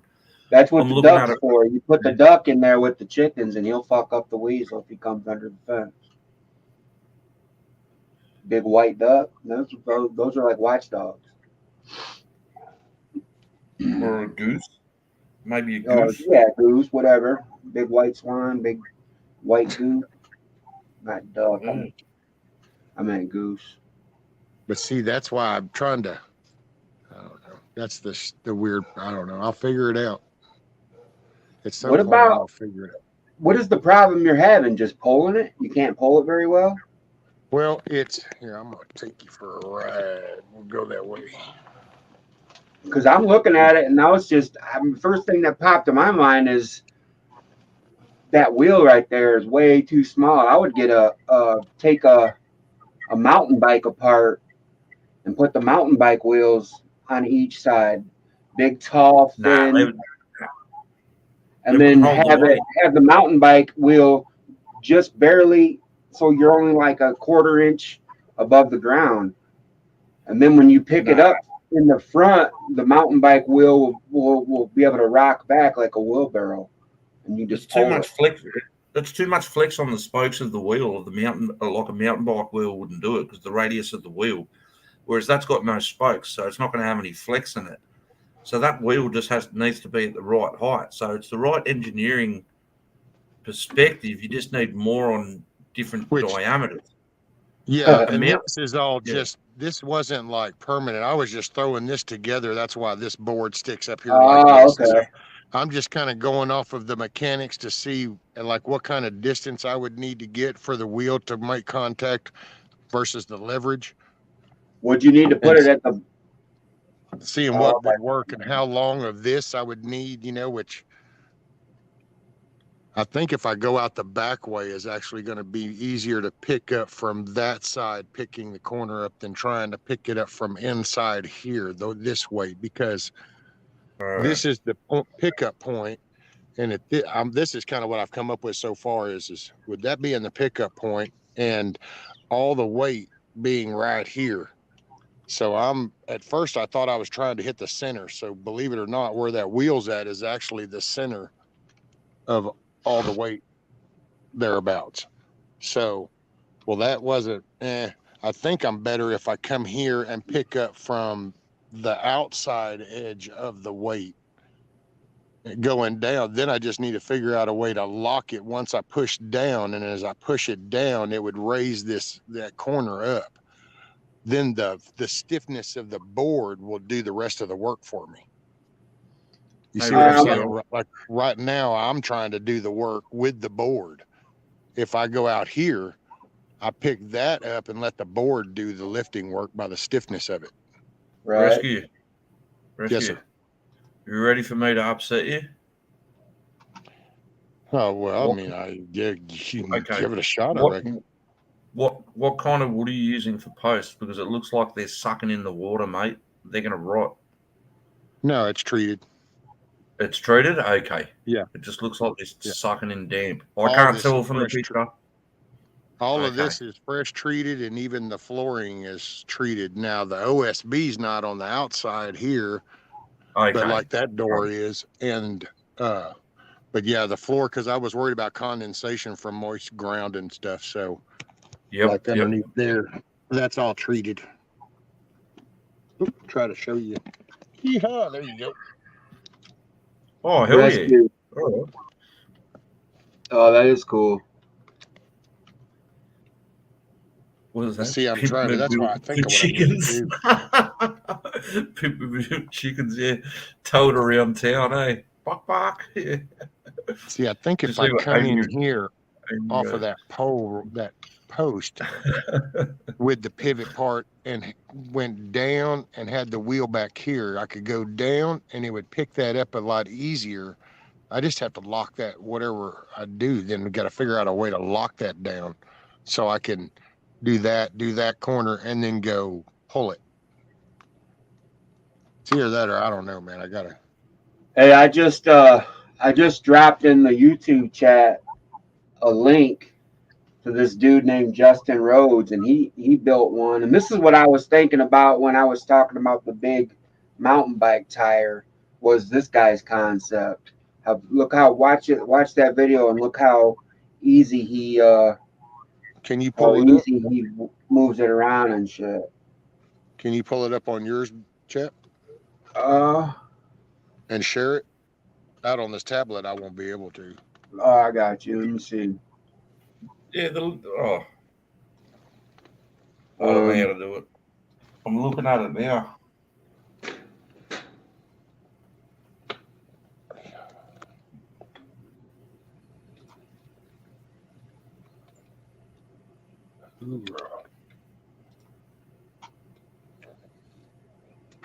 Oh, that's shit. He's got nothing on fucking rescues.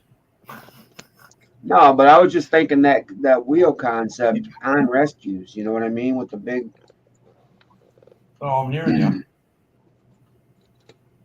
I'm no engineer by any stretch of the imagination. I could be totally wrong, but I don't really build a whole lot of shit unless I got blueprints and shit. Somebody telling me what to do.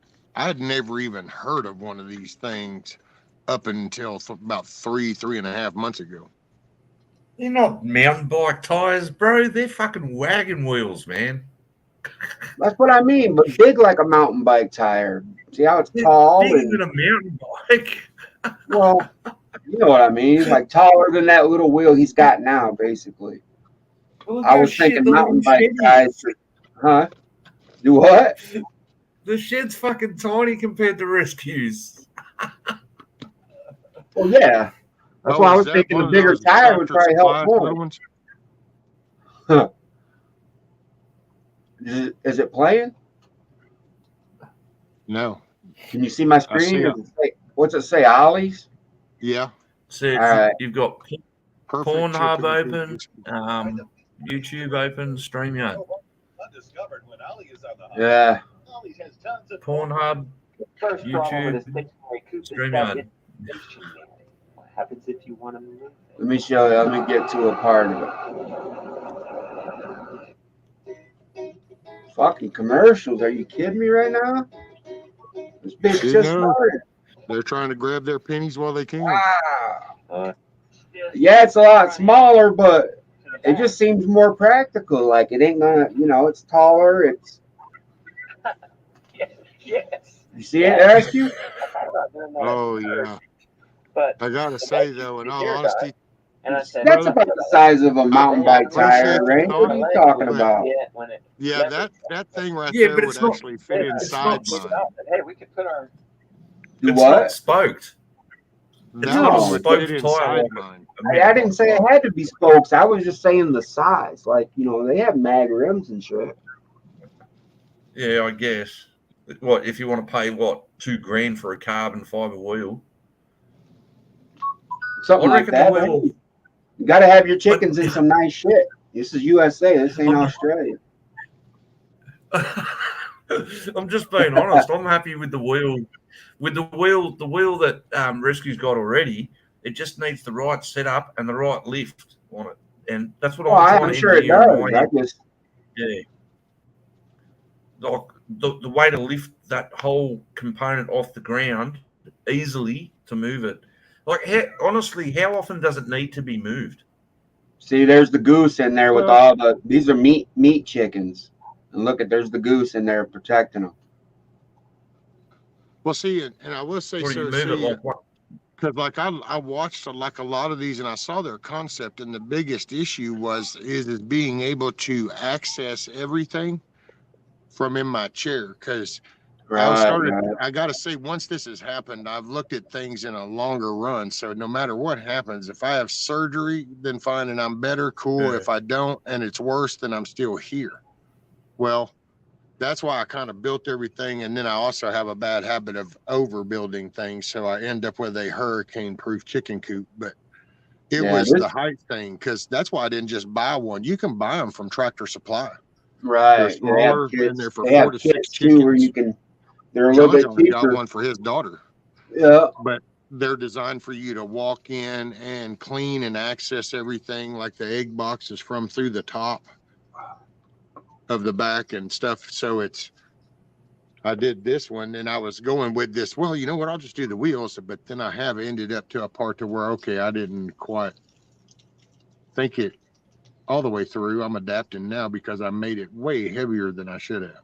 Yeah, he built this shit with his sons, his little boys, and they had to go back and adapt it a few times. I think there's a whole Oh, series. dude, if I could do this again, I would probably do all this base legs off of like just 4-inch PVC pipe. And I would build the frame out of just some PVC piping, and then put the plywood on top and do a PVC wall frame to keep it lighter. Yep. Instead, Probably it was just like, cheaper. You sure, think it yeah, would be cheaper? Sir. You think it'd be cheaper? PVC? Yeah, it would have probably been, well, I would think a little bit cheaper. Yeah, it would have been a little bit cheaper. PVC, but that the sunlight would damage that. It'd start corroding. It'd start oxidizing, wouldn't it? I don't think it'd have the same longevity. No, not if you, unless it's in, well, actually, direct sunlight would cause the UV to start to deteriorate. But dude, most of this you get Schedule 40 PVC. I mean, I can actually go over there underneath the house and pull out a piece from 45 years ago, that from a cutoff piece, and it's still there. Now, if you have water inside it and it freezes and then it dry, then that makes it brittle over time. Yeah, but this wouldn't have water in it. It would just be, matter of fact, that's what in all honesty, if I could redo that, I would probably have that like in a square frame of PVC, and I would just screw the plywood on the outside into the PVC tubing as it went across. I would just screw into it. Use that as a hard plate, because PVC is actually pretty stout shit. you know. And you it don't would have be to worry durable. about It'd it be light. I corrosion could just, either. yeah, it did go up no Why problem don't you because just get that's the problem is that shit right there is treated. So you got 4x4 treated. I got 2x6 treated frame, and then I've got 1/2-inch treated plywood, and that's just that base. That doesn't count the OSB or any of the treated pieces that create the framework in there of the walls as I was making them, because I was making them from this chair. So it was like, this is what's easy. Run screws into this and get a few? it is what it You is. could probably get a few sheets of asbestos. I'm sure you could get that shit from free everywhere. Yeah. And I gotta say, I wish I had gotten tires like on my damn mower, some wide tread. But I was actually, my first thought was to get solid rubber tires, so I don't have to worry about them having to go flat or nothing. So, and at the moment, that sounded visible until I had to actually lift this heavy ass thing, and it's like, yeah. But I have thought about another idea, and it might involve. I think I might just take a jack and a little old scissor jack, and I'll mount a scissor jack on each corner with the wheel to the damn thing and mount it to the damn frame, and I'll just go up there with a damn crank and go. Hey man, have you thought about getting? You know what I'm saying? You take one, like a little Ford Fiesta jack. No offense to nobody, so I ain't insulting, but it just okay. We're trucks, man. Trucks, bucket trucks. That's my thing. So it's these little cheap ass little scissor jacks you get in these little throwaway cars. The little Ford Fiesta, little Neo, Geo, whatever's. Those you take that little old jack. Well, you mount it right there on the side, and if I put the wheel on the base and I anchor the top to it, then I can just come up to the end and go, and it'll just crank the ass end up, and then I can pull it forward. And then I can come back around and I take the little handle, stick it down in there, go crank, and it just lowers it right to the ground. Stay safe, Tony Lee. Sounds feasible, huh? I just got to get me another one of these little throwaway jacks. I see you, Tony. Yeah, no, I'm starting like how often after you you plan said on Jack.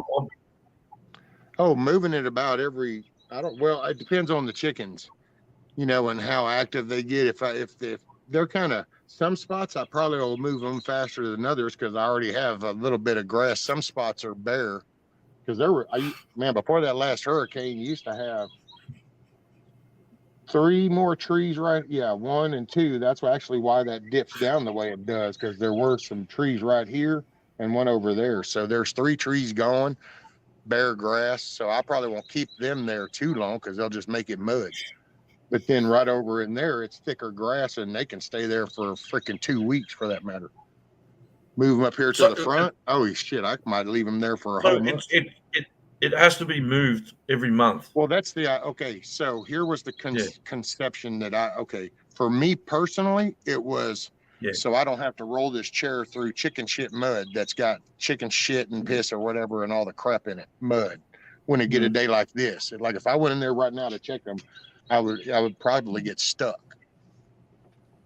Okay, so I thought, okay, well then I got to looking, going, well, if somebody goes chicken tractors, and I'm like, what? And they go, yeah, it's called a chicken tractor, and I'm going, what the fuck is a chicken tractor? And then that's how I got turned on to this, and all of a sudden I'm seeing all these little Tractor Supply and all these other places that, you just make these things and you move them. Well, then more digging, people use this for their gardening. So they'll actually do this intentionally over a field and move them intentionally to fertile. Yeah, that's it. And they're working that ground. And I'm like, okay, well, then I just kind of got thinking, well, hell, that fits my whole purpose. I can move them around right here, probably make me a garden next year back over there. Yeah. But then I also won't be rolling in and out of all this muddy stuff. I can just move them to a fresh spot, go in, tend to whatever. And well, but my stupid thinking, I don't do anything small. Go big or go home. It wasn't just a phrase. Rescue. It's a mean phrase nowadays, but for some of us, we just had that lifestyle. So it was, and I did a rabbit cage 40 years ago, my first wife and her kids had rabbits. And I got told one day going, hey, I'm going to bring my rabbits over here from my dad's. And I was like, oh, okay. So what do you, rabbits? What do you need, some cages? Yeah. Next thing I know, dude, I built a rabbit cage that was probably equated to shit like this. And all of a sudden it took 4 people to move this rabbit cage that had a ceiling fan in it, by the way. I had a ceiling fan in this rabbit pen. I shit you not. But at the time, I was building some homes and shit, so that was kind of my frame of mind. I had a whole pitched roof, had a little attic fan going on up there. Yeah, I just have this bad habit of doing goofy shit like this. So. You reading what Nikki's saying in the chat? How many people have you met on YouTube that just get on here and go, you know what? Here's my life, dude. Have at it. Let me just open up. You don't find many people. Why? Because you just either go big or go home. Fuck it. Come in with it all, or there you go. So rescue. I was going to say before I forget, I'll say like your mind thinks out of the box, like you think of crazy things. When Hoot Owl goes, all cars are throwaway nowadays, and I thought, yeah, why don't you go to a wrecking yard and see if you can get a whole bunch of airbags, put the airbags under the pillars, and when you want to move it, set all the airbags off, and just fucking launch the car. Right. And wherever it lands, that's where it stays. Hydraulic. You hear what Nikki said, Rescue? She said a month. Get me a little thump going. Nikki said a month in one spot is too long for those chickens. You got to move them around more because they're active. Yeah. See, I watched a guy do it. He had this big ass parcel of land that was all overgrown with briars and shrubs and little trees and shit, and grass and poison ivy and all this. So what he did was he roped it off with one of those goat fences, let all of his goats in there. And the goats cleared it all out, right? They ate all kinds of shit. They ate the vines, a lot of the major stuff, and then made trails and cleaned up the whole place. Well, then he moved the goats out of there and brought in his pigs. Put the pigs in there for a while, and the pigs ate up everything that the goats wouldn't eat. Plus, they tilled up the ground, and then after the pigs moved on, he brought his chickens in there, and the chickens finished scratching up all the grounds and fertilizing it. And shit, after the chickens got moved out, he spread grass seed on there and had like a big old new section of property that he could walk around in. It was just trees at that point. Damn. And he didn't even have to fucking fire up a weed eater or nothing. That's smart right there. Plus, he fed all of his animals and shit. Smart man. Yeah. The chickens go in there and they'll eat all the ticks and all the bugs and get rid of all that too. So you're getting all your foliage and overgrowth taken care of, and then you get rid of all your pests and bugs and shit. And all you gotta do is sprinkle some good grass seed down, and you could just grow grass through there.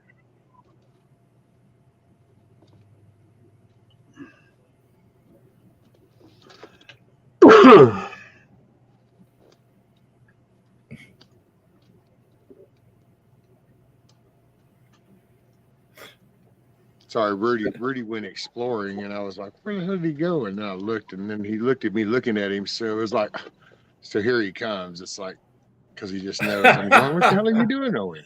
All right. What's up, Riri? Oh, funny. What's up, Riri? Oh. I know. It's like, oh, what did she do? It's so humid there. Get him a little harness, Rescue, and hook him up to that tractor. I bet he could pull it with that big ass neck. Dude, this motherfucker's already made it a habit. He has a corner that it's like, I don't know what I'm gonna do when the chickens are in there and this thing is actually moving, because he is fascinated with pissing on this one corner. Oh, God. It's just like he will beeline to this one corner right over here, and it's like, oh no, I gotta go. Okay, there we go. Okay, I'm better. It's like, damn, dude. And he's done it since the very first day that I created the frame. Wow. It's almost like piss on you for bringing another critter around here. I'm pissing on your job every day. No, he just went and peed on it and made sure everybody knew it was his. I got some chickens coming. This is Yeah, my that's a chicken. good thing, mate. He's going to keep He's all the taking cats. ownership He's going of to it. keep all the cats. He's I going to keep all the guarantee if cats he's and other outside, yeah. Right, Rank. He'll watch. Nothing will be able to get towards it. Does he stay outside? Probably not. Yeah. Oh no, shoot no. This dude don't even know he's a dog. Yeah. Yeah, don't tell him to stop. He has his own chair, dude. That's like my dog in the bed right now. He's spoiled. Spoiled rotten. Yep, spoiled rotten. See, oh look. Don't tell him to stop playing. Embarrassed. It's like, don't talk to me about like that. Look, he's literally Don't behind tell him me. to stop playing on that post. Don't tell him to stop playing on that post. Because all those cats and shit, they'll smell that and they'll stay away. Because they'll think Rudy's around. So let him just keep going. Yeah, that makes sense. Okay, wait a minute. Hold on. We're spreading fake news here. We're spreading some serious fake news. So Hoodow's saying, kiss off. What? You're always polite, despite what Rescue might say. This is such fake news. Such fake news. Steel and Tree, why are you shouting at me? Eric says, why does Big Chap sound like he's talking into a box of Dollar Tree maxi pads? I'm trying to figure out how he knows what a box of Dollar Tree maxi pads sounds like when you're talking to him. Is that from prior experience or what? No, man, I'm using this little ass junk, old broken Fortnite mic. So if my audio is a little, hey Nikki, a little disturbed, I could drop my Cash App in there, and you guys can hook up a nice little fund, and I'll go buy a nice one. Then I won't sound like this. This is what I got to rock with for now. I'm poor, bro. Live on a budget. Uh-oh. I never thought I'd ruffle Kissoff's feathers too much. I thought, but yep, sorry, I wasn't trying to be an asshole. She's like, Hoodow, I don't really care what anybody says. I had my feel this week of asshole people to the point of why bother. And I'm so sorry. I was just picking. Sorry, you had a bad weekend. My bad. Sorry to hear that, Kiss Off. Damn.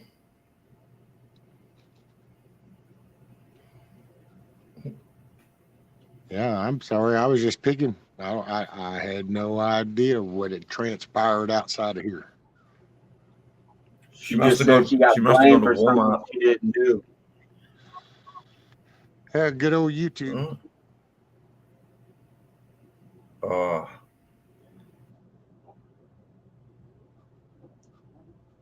There's a lot of two-sided conversations on this place I see. Get it? Yeah, I had to write a public apology. Deny. To YouTube on my last video. Because I was blaming them for being kicked out of that chat, and it wasn't YouTube that did it. Oh, yeah. Yeah. I kind of talked I'm a man. If I'm wrong, I'll tell you I'm wrong. Sure. Well, that's you know, I don't even understand how that became a thing to when people actually stopped wanting to do that. It's like, shit, it's learning means that, wow, I didn't know. And now I do know. And it's called, that's a learning. Yeah. And it just happens. So you do something and you kind of go, oh shit. Hey, sorry about that. But oh no. You know, this all of a sudden it becomes like some kind of, you got to explain why that's a good thing. And that blows my mind, to be honest. I don't, because I've told my wife going, you know, I don't remember where these moments in my childhood where I was learning this shit. It's like I just knew this shit almost. You know, it's like, But now it's like you got to explain this whole scientific algorithm and shit behind it to actually prove it even happened. And it's like, wait, what? Another Just, channel. dude. Oh, wow. I was pissed off, or I thought I read this and that was wrong, or whatever it is, you know, or hell, I put this screw and it should have had a Rescue. bigger bolt. Or Rescue. you say Rescue. sorry and you move on. Come on. Yeah. Let's keep it happy. I want to tell you one of the things. You're going to find this funny. Something, and kiss off. Don't stress. Relax. Okay? It's a new day. Chill out. Let's see. Okay, so how's this? David Devine used to say, just calm down. Just Calm down. Yeah, calm down. All right. So when you got to go to the military and everything, you go into the DNA database, right?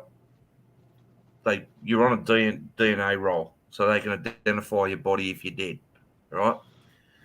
Now, I was in my mate's car like 20 years ago or something, and he sold the car to someone else, and the car got stolen, and they found a cigarette butt inside the car after it had been stolen and recovered, and it had my DNA on the cigarette butt because they tested it because it was used in a crime, and they tried to pin me for it.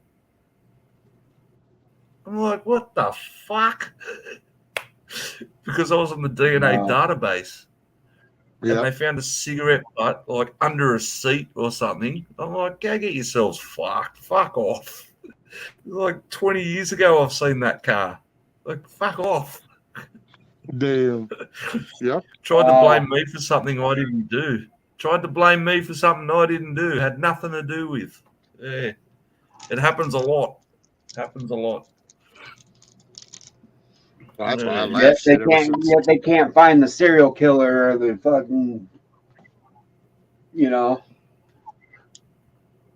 Let's see. Those are the ones that it depends if they've been in the system earlier, and then there's the ones that are obvious that they were, and so you know that they knew or could have known. Yeah. Mate.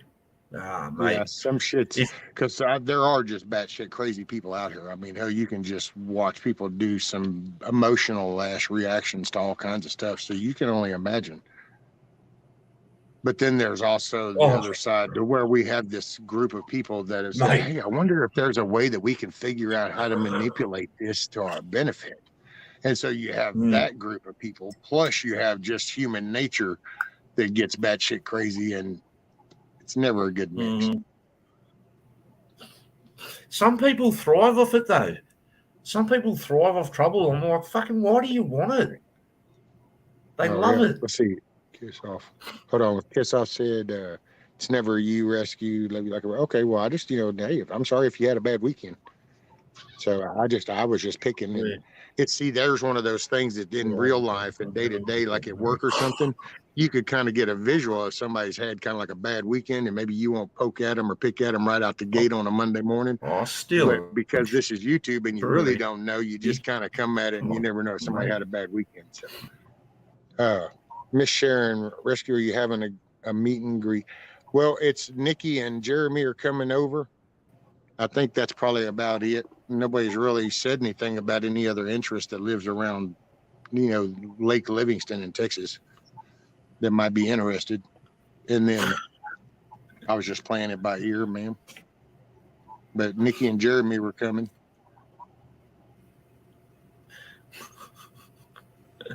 Oh, yeah. Oh, man. I want them to bring Walmart. And everybody I've missed. Everybody, if I haven't greeted you when you came in, then good morning, good day, good evening, wherever it's working for you. So appreciate you hanging out. I thought you were going to do a John Fenham and then say good evening and good night. Good night. Hello, good night. Good night. Yeah. Yeah. What? No, fracking? No, I stand for fracking. Yeah, fracking. Yeah. Yeah, I stand for fracking. Yeah, fracking. Yeah, fracking. Yeah. They voted that bastard in there. Isn't that crazy? Wow. Man, I hate to say it, guys. I'm so sorry, but the truth from our side of the world, Australia, everyone's laughing their asses off. You've just got to go to social media and Twitter, like it. Yeah, I don't want to go too far into it. I don't want to go down this road, but We're the laughing stock of everything now, aren't we? Oh, the mighty it's U.S. bad. well, I don't know, man. Germany's doing pretty good if people would pay attention to their energy decisions, because their shit's fixing to suck really bad for them. And so it's like, I'm not, yeah, we got potato head over here, but old little dipshit over there ain't made no better decisions, because they're fixing to be some cold mofos this winter. Have you seen what France are doing? France want to get rid of like short-term travel, so via airplane. So if you wanted to get a plane from like LA to Vegas, they're like, no, we're going to cancel it for the environment. If you want to go to Vegas, you've got to drive, kind of thing. So France is going to cancel all short-distance flights. That's what they want to do. Who the fuck came up with that idea? It won't happen. But have you heard about Switzerland? So Switzerland's already contemplating limiting this electric vehicle shit, because they don't think that their grid would be able to sustain too big of a thing of that. Yeah. And so it's like, we might limit this whole build thing on this electric vehicle shit, because we don't want our shit to go down. So we're contemplating them. And I'm thinking, I'm sorry, wait a minute, what was that? Yeah, they'll learn one way or the other. We just, hey, we've just enjoyed so much here that it takes us longer to really hit that nerve. But other places, some of their little fresh new foo-ha-ha's kind of still new shit. So all of a sudden it ain't all that important. So they still remember the basics. Indy dropping links. Something about Canada not doing well. Oh yeah. Oh really? Yeah, that's I think headed down some crazy path.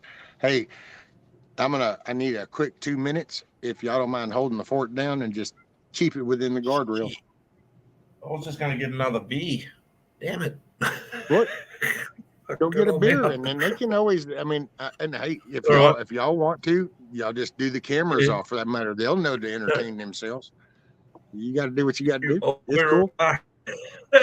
I'll be right back. I'll be right back. What's up, everybody?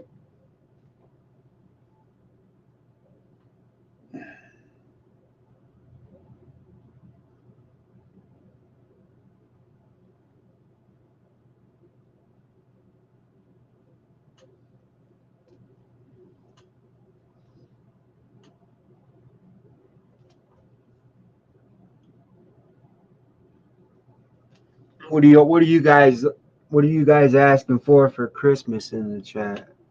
What do you want? If you had, what are you telling your husbands, wives, moms, whoever buying gifts for you? What are you telling them? What are you telling them that you want if they ask you?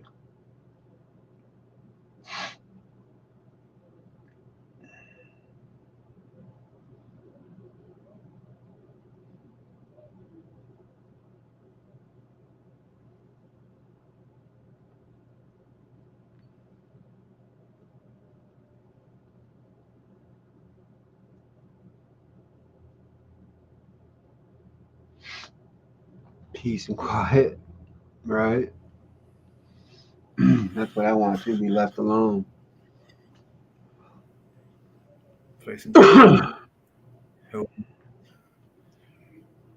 Hey, chap, I'm back, brother. Man. I just asked chat what they all are wishing for Christmas, basically. Yes, I'm with Steel and What Tree on that. What are you guys doing? Right?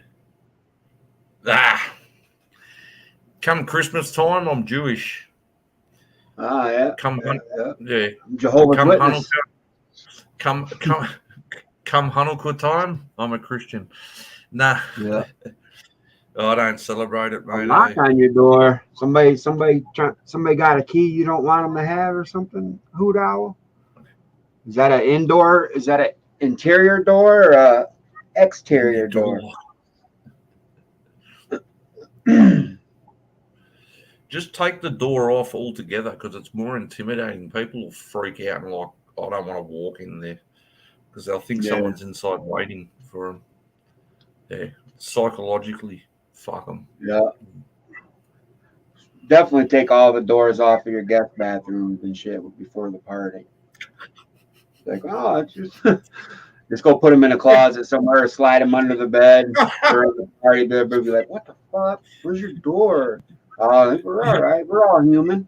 We're all adults here. Use them for firewood and have a campfire and shit and sing fucking Kumbaya. When I was a senior in high school, we didn't have any doors on our toilets. I mean, you had the urinals on the one side, and then all the stalls didn't have doors because the couple classes ahead of us fucked them all up, ripped them down, bent all of them. People would jump on them and grab them, and it would bend down. So you have a door like this and shit. And I was going to say, stupid kid. Did you mix up high school with prison? No, this was high school, bro. It's just like prison for sure. Well, I was on the police Crazy slide latch to get in. Oh, mate. Wow. Too funny, man. But before I left, when I was a senior, I was on it's called the Varsity Club. And we would do shit like raise money, and we ran all the concessions for like the basketball and everything. And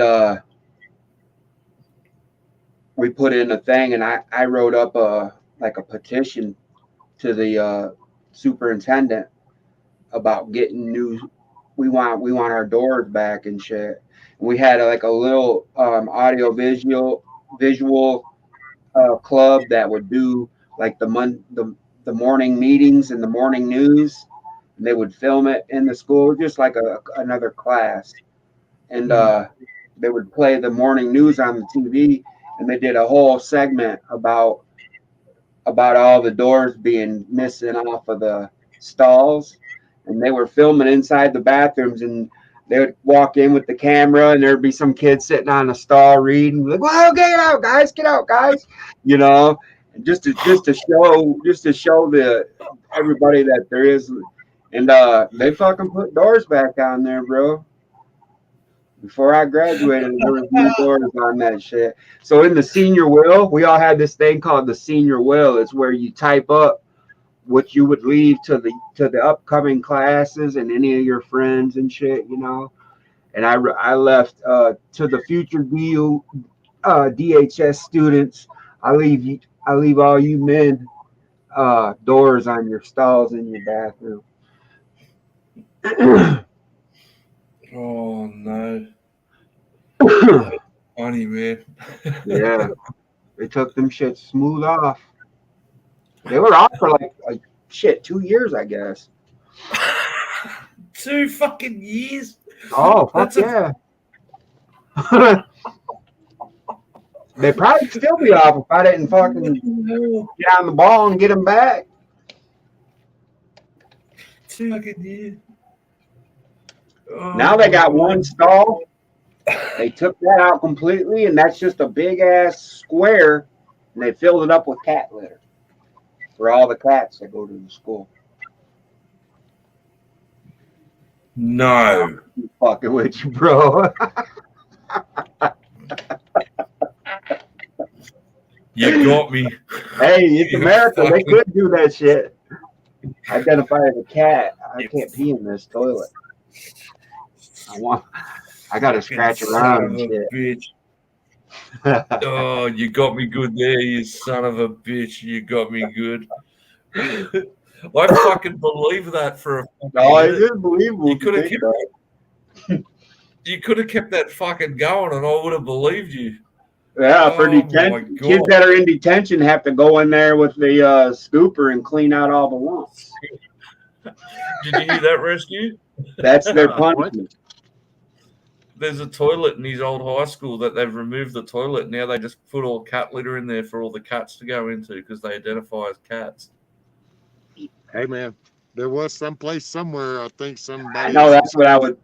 That's true though. There was some place that were either contemplating it or actually did it. Right? Did they do it? Some Actually? little class shit tried to bring that up and want that, and I don't know if that ever made any leeway or not. But yeah, that's where I got that from, Rank. I took that right from the real news, but I thought they were just contemplating it or whatever, or it was on the petition or some shit. I'm gonna be using that one of my mates, man. Don't worry. That's a good one. That's a good one. I'm gonna be using that. That was great. Oh, wow. Did what, Hudo? Hudo said that they cut my side latch to get in and they didn't replace it. So what the police came? What the hell happened? What did I miss, Hudo? Yeah, I didn't. She didn't really say why the police were there and shit, unless I wasn't here for that part. I need a new What'd the popo come for? Syria. What's up, Why is the police cutting shit on your house, basically? What you got going on in there? Yeah, that's what I was wondering. It sounds like a nice joint. Yeah. We want to hang out at your joint. It's the nice, quiet ones you got to worry about, right? If cops are coming, it's a party. Yeah. Eric, take it easy, Eric. Stay safe, bro.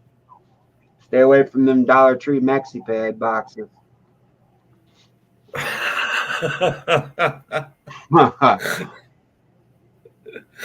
Oh, shit. Oh, still and true. See you, buddy. Take care, brother. Fuck it, oh man. Oh.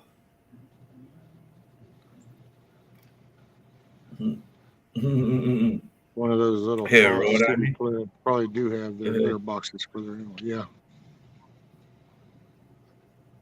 Do a wellness check on me. Oh. Cut. Oh, no shit. What? They cut your lick off, Hudo. That sucks. No, I'm just the lock. Well, I just had to pick because the way that he said they cut my lick to come in here. It's like cut that lick. Oh shit. Did they fucking knock? You've been missing and Later, shit. Eric. You got a wellness check yet? Did they knock first or All what? the time. I guess that'd be see. I guess if you're young, you do the SWAT calls, but if you're once you can get on up, then you do the wellness checks on somebody, or if they're disabled, then you can do the wellness check on them, and it causes them to come interrupt your ass. Yeah. You got swatted, right? Yeah. Well, what happened to me? I at the house we're actually living in now, probably about Bye, Andy. Stay safe. 7 or 8 years ago. Later, Indy. Oh, Later, see, Indy. Have a great day. I need to holler at you too at some point. Indy, fuck work. Just quit. It's overrated. Yeah, so about 7 or 8 years ago, we had a MotoGP party because we were all into motorcycles, and all my mates who I hang around with are pretty much into motorbikes, etc., etc. So I said, yeah, friends and family are all welcome. So a few people brought over children. What I did is I went and paid $100 for a pig, and I had a little pig pen out in the backyard, like a little. Hey, Miss Sharon, take care. Thoughts and prayers, ma'am. Make it a great day. See you, Miss Sharon. Morning, G-Mo. All right, go ahead, Rank. Sorry. No, don't be sorry. Don't apologize to me. No. I did. Tough. Move on. Yeah. Good on you. So, You bought a pig? Yeah. You bought a for the pig? children, we had a big TV outside, big screen outside for the motorcycle racing and everything because it was the Australian Motorcycle GP. Some mates rode bikes, and then some people brought over their children and everything. And because the children, they're not into the same things as adults, we had a pig out the back. They could also play with the dogs, play with the pig in the pig pen. And then someone got upset. And so like three days later, because I told them they were like, "What are you going to do with the pig?" And I still think it was somebody's wife who complained, and because I said, they go like, "What are you going to do with the pig after the Grand Prix is over after this weekend? Like after you've put on this barbecue?" I said, "I'm going to shoot it and eat it. What do you want me to do with it?" Yeah, Bacon in the making. Yeah, but so I had police turn up at my house about 3 days later, and you can ask my wife about it because I've gone out, I've walked out inside in my jocks, and there's police all with guns out, tasers and everything. Hold on, I don't believe you. Go wake her up. I want to ask. I don't believe you. Go wake her up. No. I want to find out for sure. I'm not waking her up, ask the man. missus, so we want to ask the missus. I ain't She waking said her ask the up. missus. Mate, she can trust No, me. I'm just fucking with you. Go ahead. Yeah. Fucking stop fucking with me, bro. Fucking hell. So there's like about eight to 10 cops. I don't know. There was a shitload of police, and they're all going, "Oh, somebody put in a phone call that you were going to shoot a pig." Now, what the I don't want to eat them abbreviation for alive. pig is a police officer. So somebody called in and said that I was going to shoot a pig. They assumed cop, and I went, "What the fuck are you guys talking about? I'm not. What the hell?" And then, I nearly said her real name. Then rank 1000 came out and goes, "What are you talking about? We shot that pig days ago. Like we already shot it." And the cop goes, "What?" And she goes, "Yeah, we shot a real pig." And he's like, "Oh." And the cop was just confused. They all holstered their weapons, put their tasers away and everything.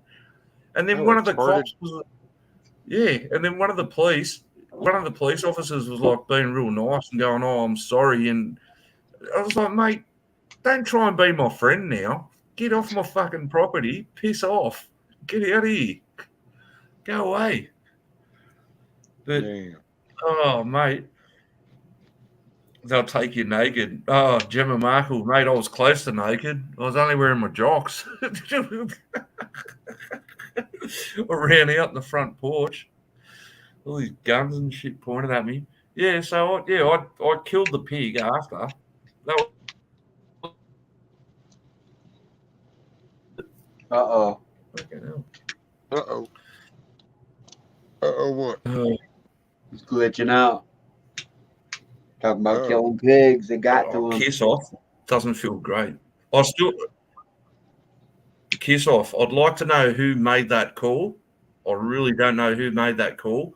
But when we had that big barbecue and that party, there must have been... Now, if you lived over here in the United States, you could FOIA request that call and find out. FOIA. Here's the FOIA. I was too irate to even think about it. I was just thinking, shit, I nearly got shot.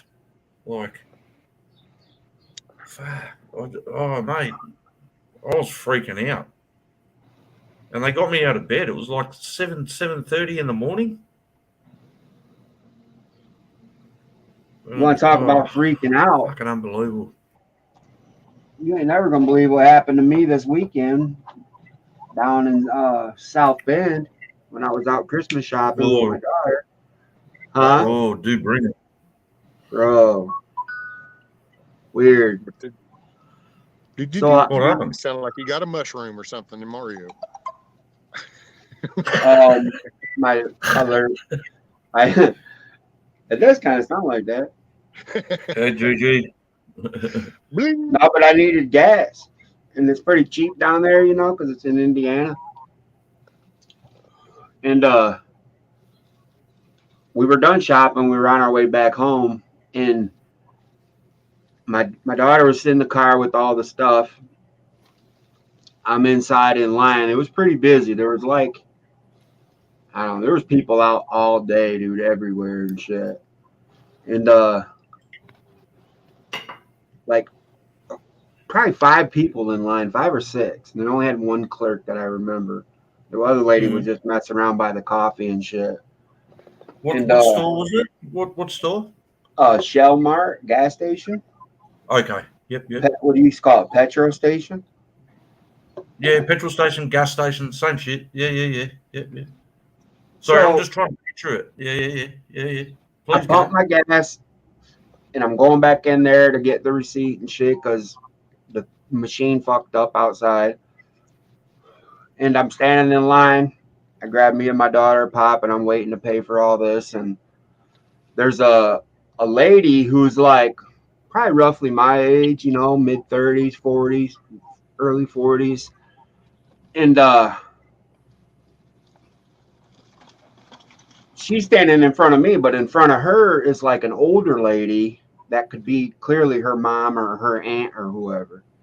And the older lady turns around to her and she's like, she kind of like grabbed her chest and stepped back and she said, "You look just like my daughter Karen." She said, you just made my heart skip a beat." And the lady goes, "Oh, really? That's cool. That's nice," or whatever she said. I'm listening, but I'm trying not to listen, And the fucking old lady, she goes, "Yeah." She said, "Karen died 2 weeks ago, bro." She said, "I thought you were her." I was like, "Oh my God." And I'm like, "What the hell?" So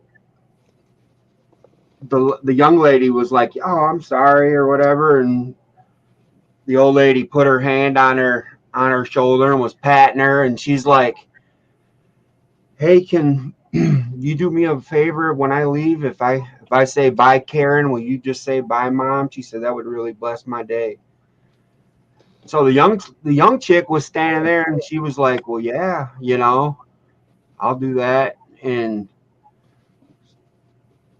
she goes up, does whatever, and the old lady's starting to walk out, and she's right at the door, and she goes, "Bye, bye, Karen." And then the young lady goes, "Bye, Mom." And That was pretty the cool. young lady uh fountain pop on the counter and told the lady she wanted a pack of cigarettes. Well, the lady grabbed the cigarettes and rang it up and said that'll be $52.80. She goes, $52.80 for a pack of cigarettes and a fountain pop? She said, "Well, your mom said that you're paying for her gas." I knew that was coming. She goes, "That's not my mom. That's not my effing mom, And the old lady, you could see the old lady was like at the last pump out. She must not have wanted her license plate shown or whatever. And I was like, "Damn, this shit's about to get crazy." And I'm watching, and the young lady fucking left her stuff on there on the counter, her cigarettes and fountain pop, come flying out the back. She's like, you bitch, get over here." And the old lady heard her, so she's running up to her car and fucking trying to get in the car and shut the door. And I can barely see the back side of it though, but the young lady reaches down, dude, and grabs the old lady by her leg and starts pulling her out of the car. Starts pulling her leg just like I'm pulling yours. Son of a bitch. My heart was melting for a minute. Fucking hell. I'm not even, mate, this isn't a joke. God's honest truth. I've been in a shopping centre before, and there was a lady, an older lady in front of myself and my wife, and she rang $2 over the price of her shopping. And I said, and she goes, "Oh, we'll just take the apples off then to reduce the price." And I went, no, I got you. It's $2. I said, I got you. And the guy saw what we'd done, so she got her apples, and she was very grateful and thankful and left. The guy who was serving us, who saw it, he didn't scan the items. He moved them around the scanner and was just throwing them straight in the trolley. So by giving her $2 of apples and saving that old lady's day, so she got her apples, I got like $25 worth of free groceries. Wow. So sometimes it's good to do a good deed for people. Yeah. You know what I mean? Yeah.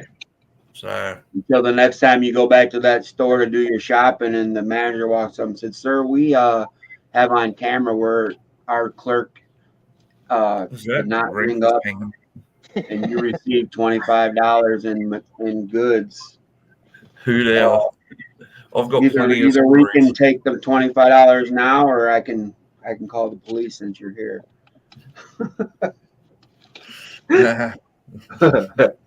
See who now? I wasn't hanging on to that story. You just reminded me of it. I thought bloody Big Chap was telling a nice heartwarming story for a minute, and then it just went fucking south. That's what you got. You gotta set the hook.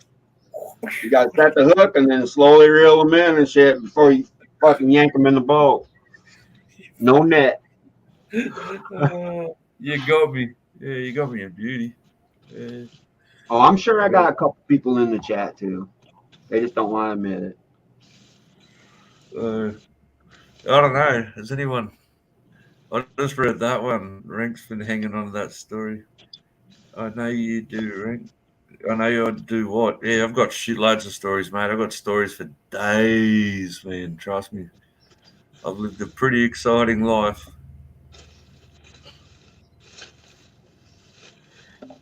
Yeah. And I'm just trying to live a normal, quiet life now. Like, I just want to be left Let me know alone. when you get there. Yeah, right. I'll be curious to know where that is. There you go, yard dog. Yard dog prepper. You got me, asshole. Someone's honest. Hey, you're honest, bro. That's awesome. Oh no, Hootie, I'll keep typing, mate. You got to. Oh, it could, Amy. That sounds legit, especially in South Bend. Shit. Oh, mate. South Bend is where Pete Buttigieg used to be the mayor. If that tells you anything. That's like 20 minutes from me. That fucking idiot. He's another fucking idiot. I'm starting to watch your guys' politics more than I do watch my own, and I love maternity politics. leave guy. Oh, him and his husband. Oh, mate, my wife hates it. Like, I like, yeah, because I like politics a lot and I like to follow it. But I've been watching yours a lot more because it affects what's going on here. Mm-hmm. So, like, I'm watching both, trying to get like all that information every day of what's going on over there and then what's going on here, and it's just, mate, get overwhelming, don't it? Yeah, mate. I can sum it up for you. It's a clusterfuck here, and it's a clusterfuck there. Yes. Like there's one everywhere. Look at France. Look at all these people in the streets. Look at Brazil. I mean, shit's going down, bro. They say this is the end times. I'm glad I'm alive to witness it and shit, though. This is gonna be fun. I bet your gun sales have gone up tenfold. I bought one yesterday. I'm just along for the ride. Hell yeah, I could not buy it, dude. It was such a good price. And it's the same gun I already have. Now I got twins. What are you going to dual wield them? I would pull them up. It's sitting right here. I would pull it up and show you. Yeah, dual wield. No. Don't. 50 round drum. Put one in each one. That's 100 rounds. Hell yeah. Clear out a nice horde of zombies coming down the street at you. You could slow them down. Have you got a range close by, or? Oh yeah, it's pretty rural around here, bro. Yeah, okay. Well, I've got a mate's property at Singleton. What's that? Probably 2-hour drive away from here. But I've got to ask for permission. Make sure his family's not there if I go for a shoot. So that's 2 hours away. Oh, here's a little bit of knowledge for everyone. For all the American people in chat who are still here watching, do you know everyone loves the Harbour Bridge, right? You all love the Harbour Bridge? The Harbor Bridge? Yeah, you know the Harbour Bridge that goes over the Sydney Harbour Bridge.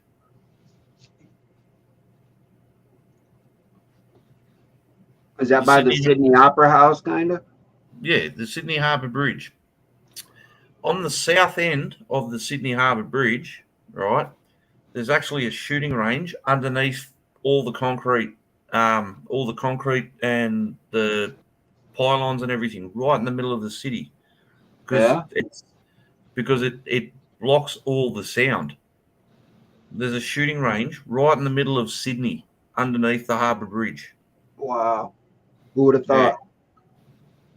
Well, unless I told you, you'd never know. You can probably Google it. So, yeah. Oh no, that's right. We don't have guns. Shush. I was going to ask you the fact that you guys supposedly don't have guns. So where's the ammo coming from? Are people loading their own? Because I can't see you just being able to walk into a store and buying a couple boxes of double out or something. You know, do they have ammo everywhere, or is it? Mate, I've got a gun shop. It's fucking about a half an hour drive from me. See, they make it sound so fucking different, dude. Everybody lies to you. I know. They're lying to you. They're fucking lying. There was no concentration camps here. There was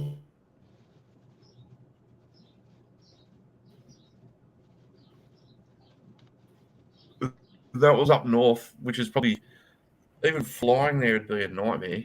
Like from going to California to bloody New York, it was so far away. And that was only for return travelers. And that's for return travelers who had COVID. It's not like they were just taking people out of their houses and locking them up. It's bullshit. And they were telling all you guys that we're all going to concentration camps and all this bullshit. Nah. Mate, I was living life normally. And I'm seeing it on the news, on the interweb. Just going, what the fuck? That's wild.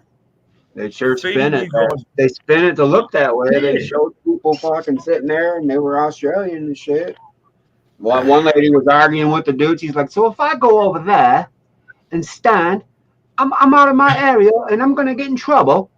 And the guy's like, well, yeah, you know, I told you that's not your line over there. You can't go there. Because it was on the other side of the fucking porch, basically. I know I watched her. I know you remember that? It was a chick. There was like I know the one you're talking about. harassing her. Yeah. I know exactly the video you're talking about. Yeah. Did I sound like her a little bit? Did I sound like her a little bit? Close enough. I'll give you a pass on that one. The Aussies can hear when you're not really an Aussie and shit. They'll be like, this motherfucker's trying to weasel in and blend in. That's not a knife. Well, when I crossed the Harbour Bridge, some guy was holding up traffic, threatening to jump and push his ass off. He got down. Yeah, that sounds very Australian. Yeah.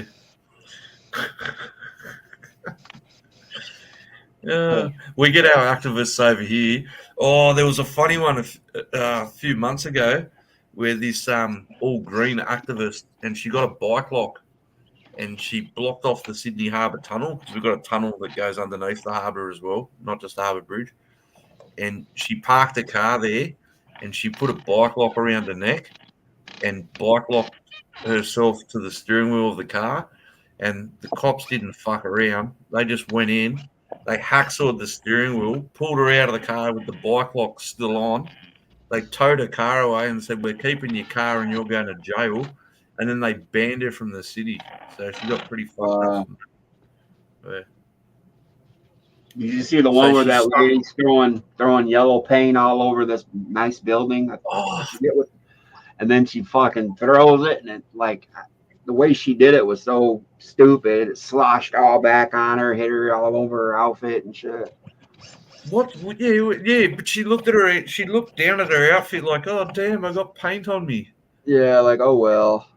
How am I gonna clean this off now? She probably haven't showered in 2 months anyway. It'll rub off. what an idiot. Like, everyone's going to forget about you in a few months. You've become a meme. You've become a meme at best. No one, like, you're not proving a point. Right. Go, yeah. Oh, go glue yourself to the middle of a park, and half the people there will be bloody pissing on you. Hey, have you heard about the FTX stuff, right? Oh, yeah. How can you miss it? Yeah. Yeah. Remember a while back, there was another like Ponzi scheme where this dude named Bernie Madoff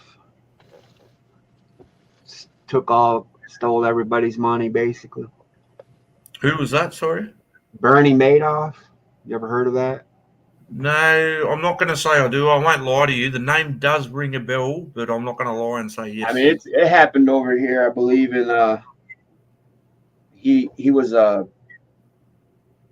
basically a trader and stuff, like a day trader or whatever, and he had people investing in stocks and into businesses and commodities or whatever they were investing in.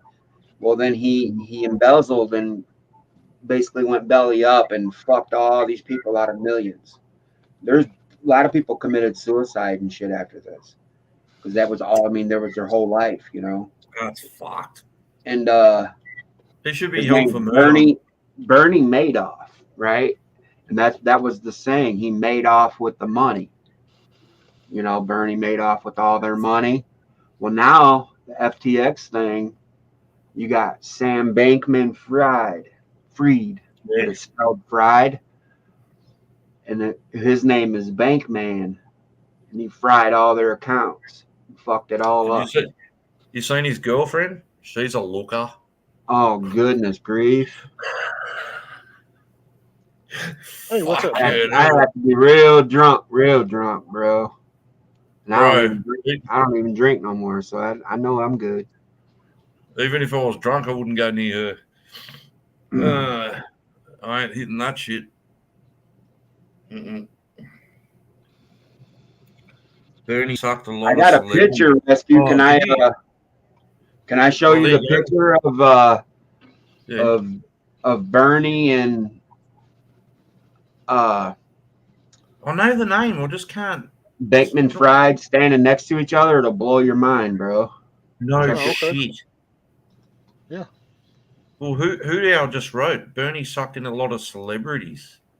It's ringing Well, bells. dude, he caters.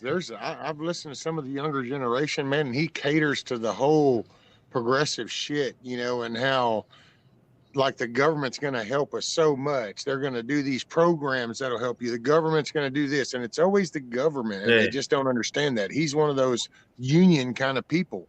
He's a union backer, and people don't. I personally don't understand a good union. Okay, one thing, but if that becomes the majority, then fine, I'll change my perspective. But right now, the majority of unions are just as corrupt as our administration. So it's the same shit. They're greedy. They're in power.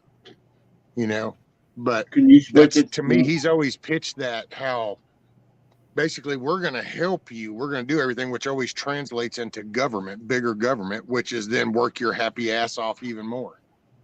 Yeah, suck you in. They're it's naive, dude. It's a naive generation. Go ahead. I'm sorry. No, can you switch what I'm sharing? It just goes to show that history does repeat itself. Check this shit out. That was good input. So that's Bernie back in the day. That's Bernie Madoff on the left. Sam Bankman-Fried on the right. His name doesn't ring a bell. Oh, his name rings a bell. That face doesn't. I should say. Which one? Madoff. They're both the same person. They're the same person. Well, they look like they're even their facial features kind of look the same. Their wild hair, their nose, you know. So you don't know who Madoff is? He don't. I said he probably didn't really hear a lot about it. He's a senator. He's a bald-headed senator, and if you saw a current picture of him, you'd probably go, "Okay, I've seen him talking before," because he almost reminds you of almost like a Nixon kind of thing, where he's hunchback and shit, and he's always talking to everybody, and it's kind of like the old. You know, yeah, if you saw a current picture of him, you'd go, "You've seen him before." He's one of those mouthpieces. I reckon Bernie I have. Madoff? Bernie Madoff's not a senator. He's in jail. That dude embezzled a bunch Oh, of that's fucking. right. No, that's he right. em- I'm thinking of what's his I was name? like, The what are you actual. talking about, senator? You had me fucked up for a minute. I thought I know. Bailey Hell, well, Fried see, I was am fucked up. it. Nah, they I both got did the brain same damage. thing You're pretty right. much. Same That's crime. Sanders, Bernie Sanders. Bernie Sanders, yeah. Oh, Bernie Sanders. I See, know there's that. another one that prick. looks like That's that. who Come Rescue's on now, talking tell me if about. you throw Bernie Sanders' image in there, it's not going to look similar. Bernie Sanders. I know Right? him. Can you find an old picture of Bernie Sanders? Yeah, I can check. See if you can find an old picture. I'd be curious to see if there is a similarity, boy. Wouldn't that be some shit? Oh, mate, that guy's a charlatan. I don't know what I was thinking. Damn, yeah, Madoff. Oh, my bad. It's all good. But the weird thing is they did the same crime. They look alike. You know what I mean? They were in the same business. Their names kind of are. Man, you know, at some point you're looking over a sea of just fucked up people, and it's hard to identify one from another. Yeah, crooks. Yeah, that's true. It's also they're all crooks. Yeah. Oh yeah, yeah. It's crazy, fucking crazy. Well, that's because I forgot about the whole Madoff scam thing, shit. But you know, everybody always said Madoff. He made off with the money. They got suckered into that too. That's why he made front page. That's why you don't hear as much about this dude as you did him, because the other one, the Democrats got suckered into it also with everybody else. This one here, they promoted it. So.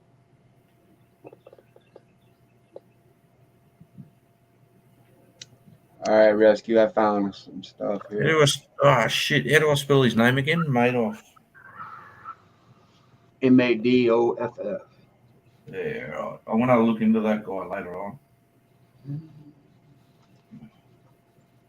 Yeah, he was. I don't even. Man, that was some drain damage shit. One's a current scammer. The other one's already been locked up. Bernie Madoff. Yeah. American financer. Yeah, right. Yeah. All right. You see it? Oh, there it is. I'm sorry, my bad, chap. I just now was like, I have a feeling I'm supposed to be doing something in there. No, I just put it up, bro. You're good. Yeah. Can you see it now? These are Bernie. That's Sanders. Yeah. Come on, yeah. You just moused over the ones I was looking at too. That younger frizzy hair one with glasses and shit. It's right like, here? Yeah. Yeah. Got some similarities going there. Oh, right, yeah. Maybe there's something to be said about a lot of crooks that look alike. They're in the same gene pool. The corrupt DNA. Wow. There's that crooked. Well, it's all assimilation, and just like any regular game, there's only a certain amount of avatars that they use. Yeah. So that's why you get all these doppelgangers and people looking like other people. They just tweak them a little bit, so you look a little bit different. Well, we need some fresh NPCs because these just suck. Yeah. Like in a lot of games, you see the NPCs running around just wearing different clothes. And I would say, if this is the Matrix, then you'd have to be almost like tenfold pissed off to realize that you're in ignorant bliss, and so somebody could just let you be in ignorant bliss. Instead, they're going to let you think all this fucked up shit, and it's like, man, this sucks, dude. I'm gonna be in the Matrix, dude. Just make shit fucking happy. There you go. I don't give a shit. I don't. Whatever. I make my own though, right here. Damn, it's like the tunnel vision. So many good memes have come out of that guy. Fucking hell. Corrupt little fucker. Yeah, right. See, and sometimes, you see, like, I remember you'd hear back in the day of a lot of the old mobster trials and stuff, and bad guy, judicial system, accountability. Yeah. But then it's like, so nobody noticed that this whole bunch over here is like doing the same shit. And it's like, here we are. And I would say I'm one of them. Hell, I'm one of them. I just, like I said before, all I did was put my head down, raise my kids, and hit a lick, pay bills, food on the table. That was the thing. And so Go to work, come home, watch news, take a shower. Didn't realize just, dinner. How deep they were getting us into. Fucking watchdog. Fuck you in chat. Send him to Oz. Send him to Oz. There you go. He won't let. Do you know? He won't last 5 minutes here, mate.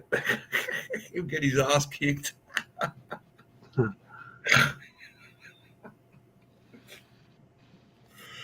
Oh my god. Oh, funny. You see that picture I posted in my community tab of Big Mike dressed up as the Tin Man? Big Mike Obama. Shim is dressed up like the Tin Man. Did you just do that one?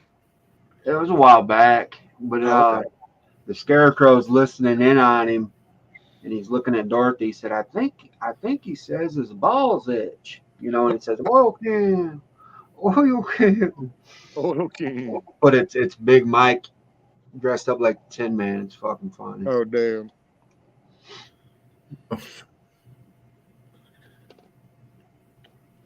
Oh man. Yeah, no. Wasn't supposed to start any of this raining shit until later in the week.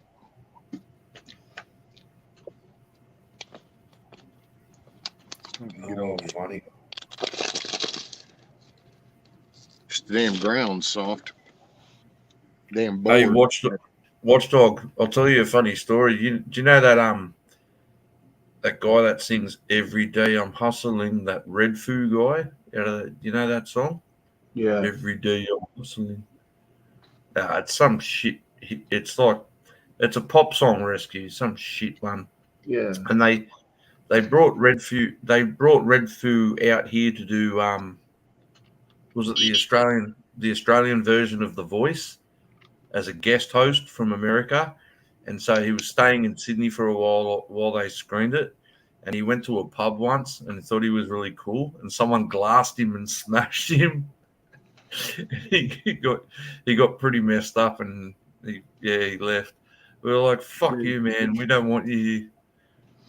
Talking about Rick Ross? No, Red Foo. Every day I'm hustling. Every day I'm hustling. That's Rick Ross, though.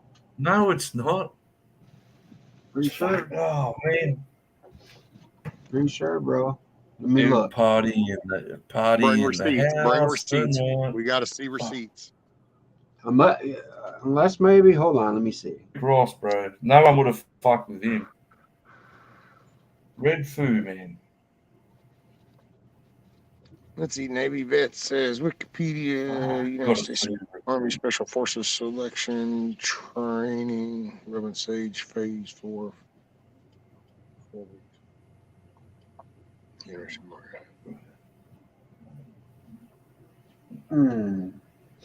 Yeah, it's Rick Ross. Every day I'm shuffling. It's not, bro. You said shuffling or huffing? It's shuffling. Every day I'm shuffling. Well, here, look, watch this. This is what I'm thinking. Rescue, look at my screen.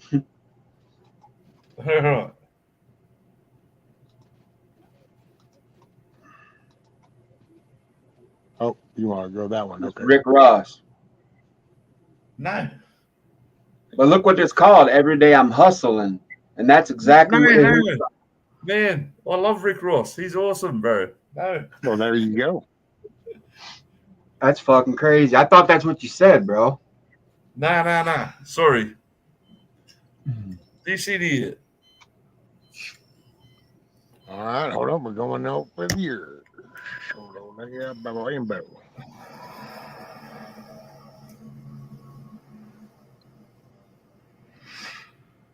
And yours is what's that name? What is that? Party Rock Anthem. LAFAO. Oh, LMFO. That's all.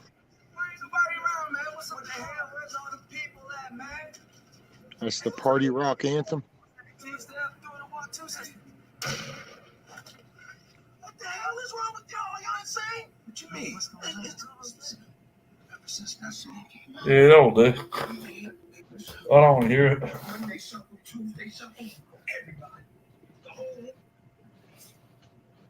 don't want to hear it. Yeah, not Rick Ross, man. I don't think nobody would have fucked with Rick Ross here, man. He's cool. That's what I was like. Damn, you guys fucking with Rick Ross? That's crazy. Nah.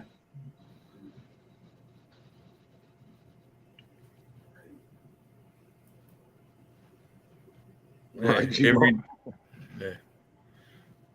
said the first cup was worn in 1874. The first helmet was worn in 1974. It only took 100 years for men to figure out the brain was a vital tool too. But I got to say they used helmets before 1974. Because you have, what was it, back in the 50s and the 40s, you had the old leather necks, and they wore the leather helmets. Yep. I find that very sexist. Hey, man, I'm proud of mine. Sorry they don't have a pair. Missing out.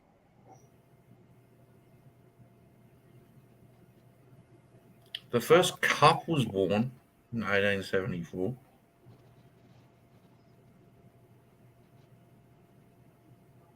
So the first cup on the balls was worn in 1874, and the helmet on the head. Jockstrap. A jockstrap. Yeah, it was 74, and it took 100 years. But we had helmets before 74. It's G-Mo. Yeah, men to figure out brains were vital too. Now, all right, G-Ma, who invented both those things? A woman? Just saying. Mm-hmm. Who invented it?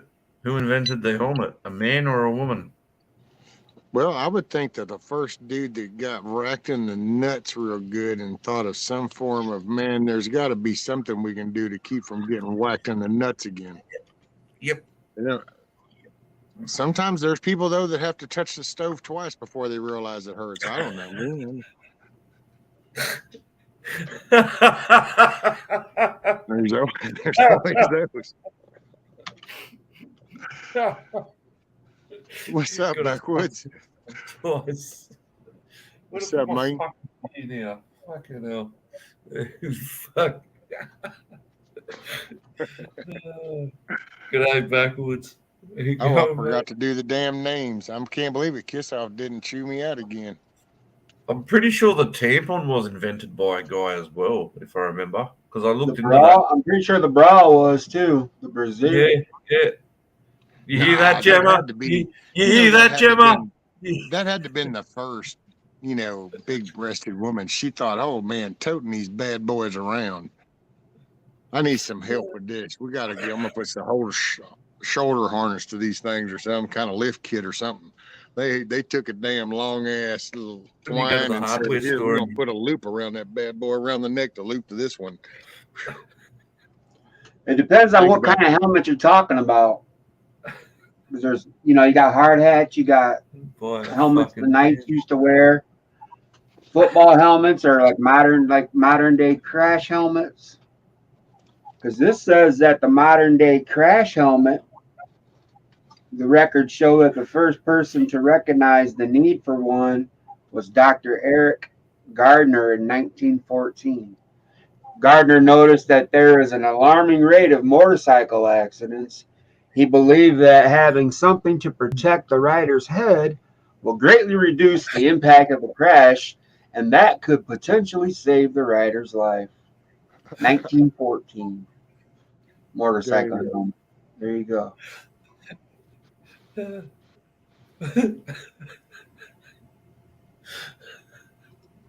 Yeah, Gemma, how do you feel about them? Look, you see what Gmo says? The bra was invented by a fucking man. Yeah, that's what I thought. Mr. Brazier. Mr. Brazier. Yeah. Oh shit! What's up, Backwoods? Oh no! Too funny. Too Are you fucking at work funny. backwards? You at work?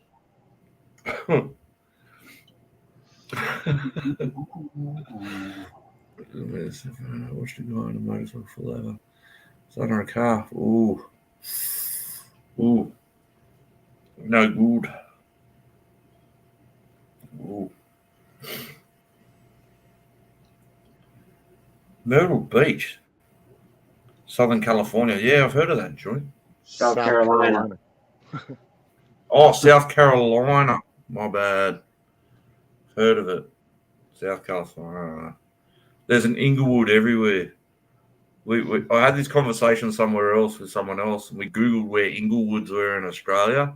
There's a Inglewood, like, down in the south of Australia. There's Inglewoods all over the joint. Same with Boston's. There's Boston's everywhere. Boston Street. Yeah.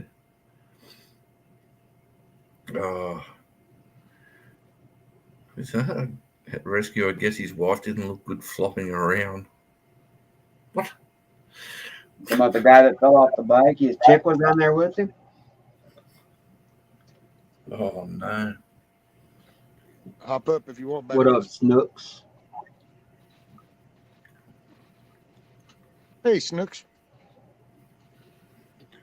Gemma, thank you for the information.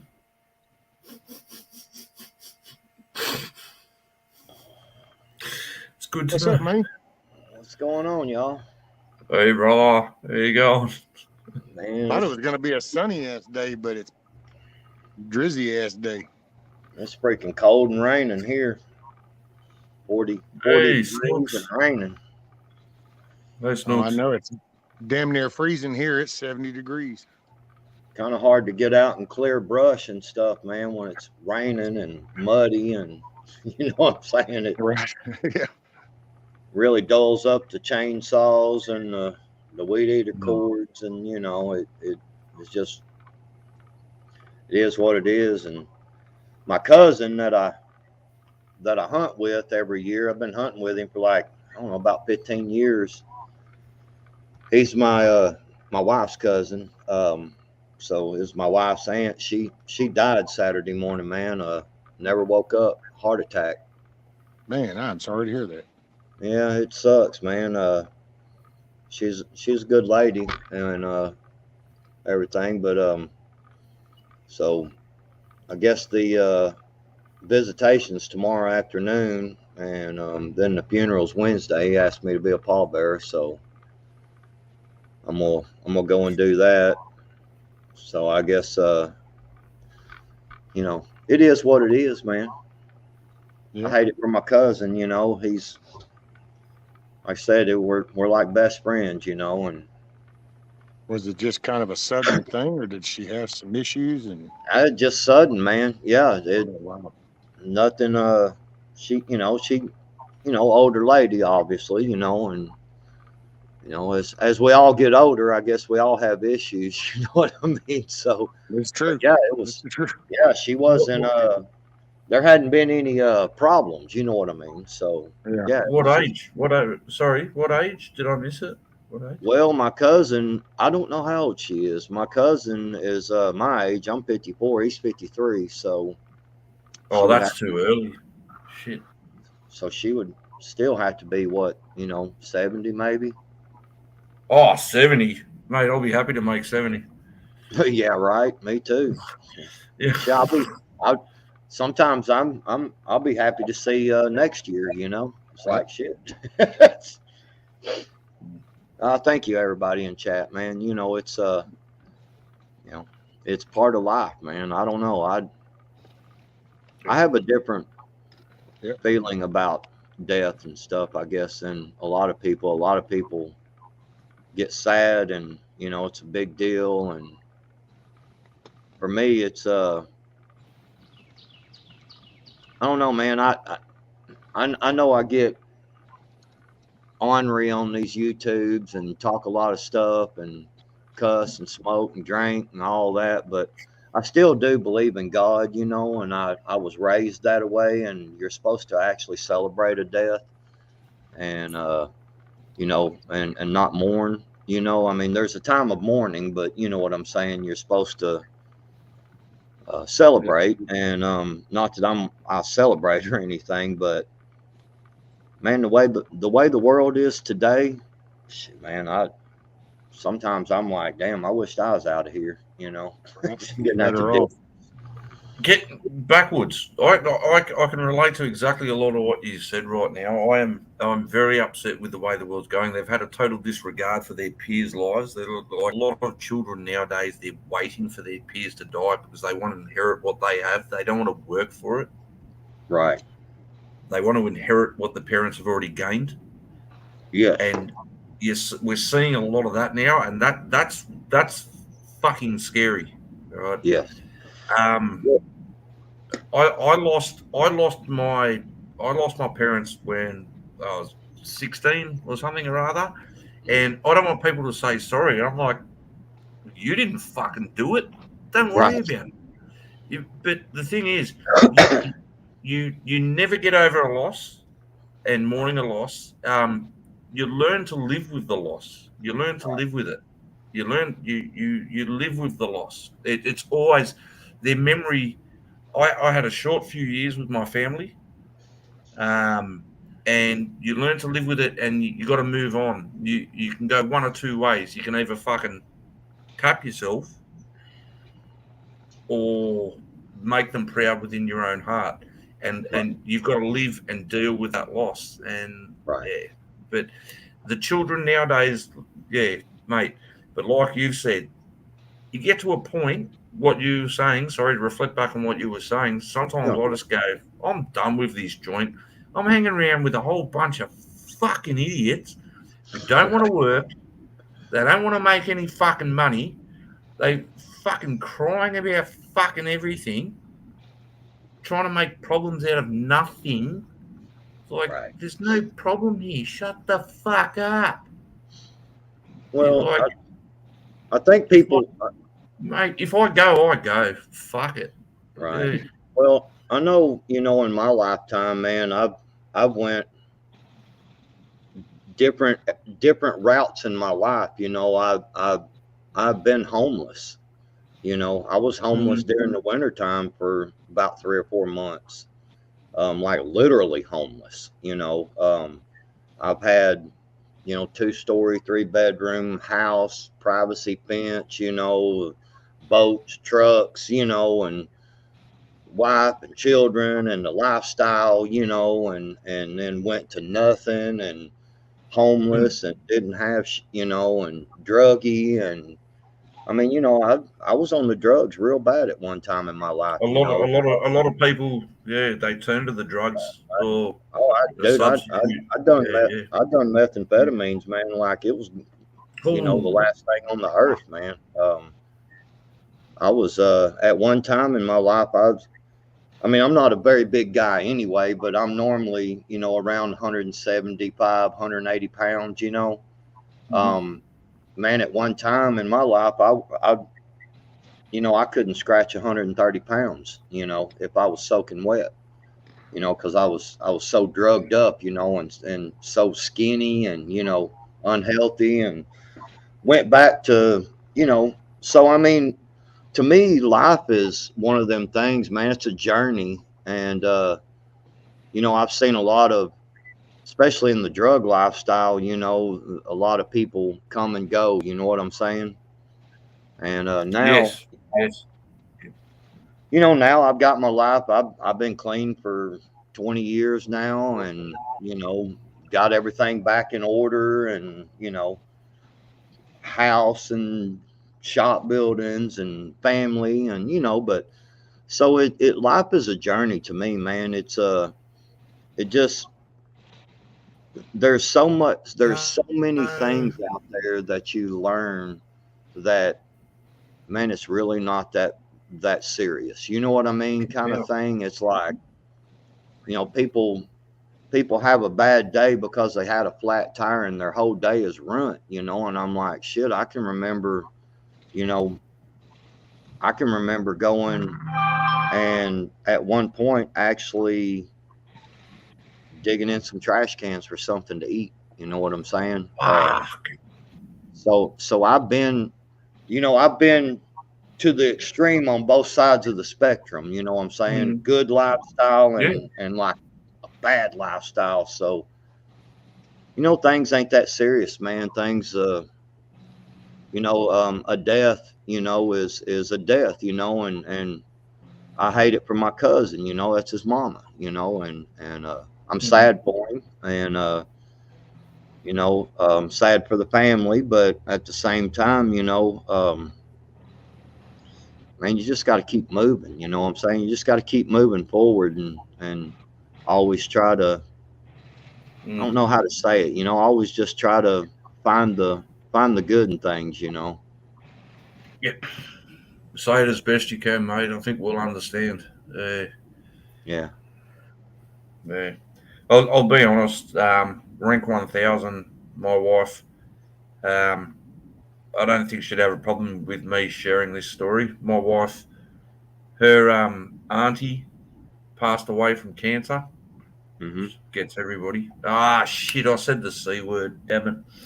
But she's really close with her cousin.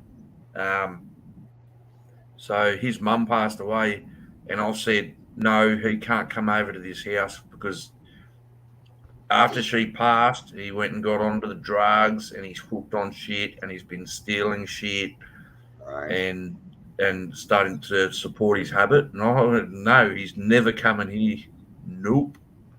You know, and he used to be a really nice guy too. Sadly, you know, I've always been honest about shit like that. You know, things that I've went through in my lifestyle. But there's two things that I can truly say that with all honesty in my heart, man, like straight up, is I never stole when I was a druggie, and you know, I just I don't know, you know, and I never shot no needles, man. I never got into the needle thing, and I never stole. I never. Don't go into details, brother. It's in the past. Leave it in the past. Leave Yeah, it in the past. you Leave it didn't in the have past. you Leave didn't it. have to steal when you out there Leave it. selling your body. You try making shitloads of good money.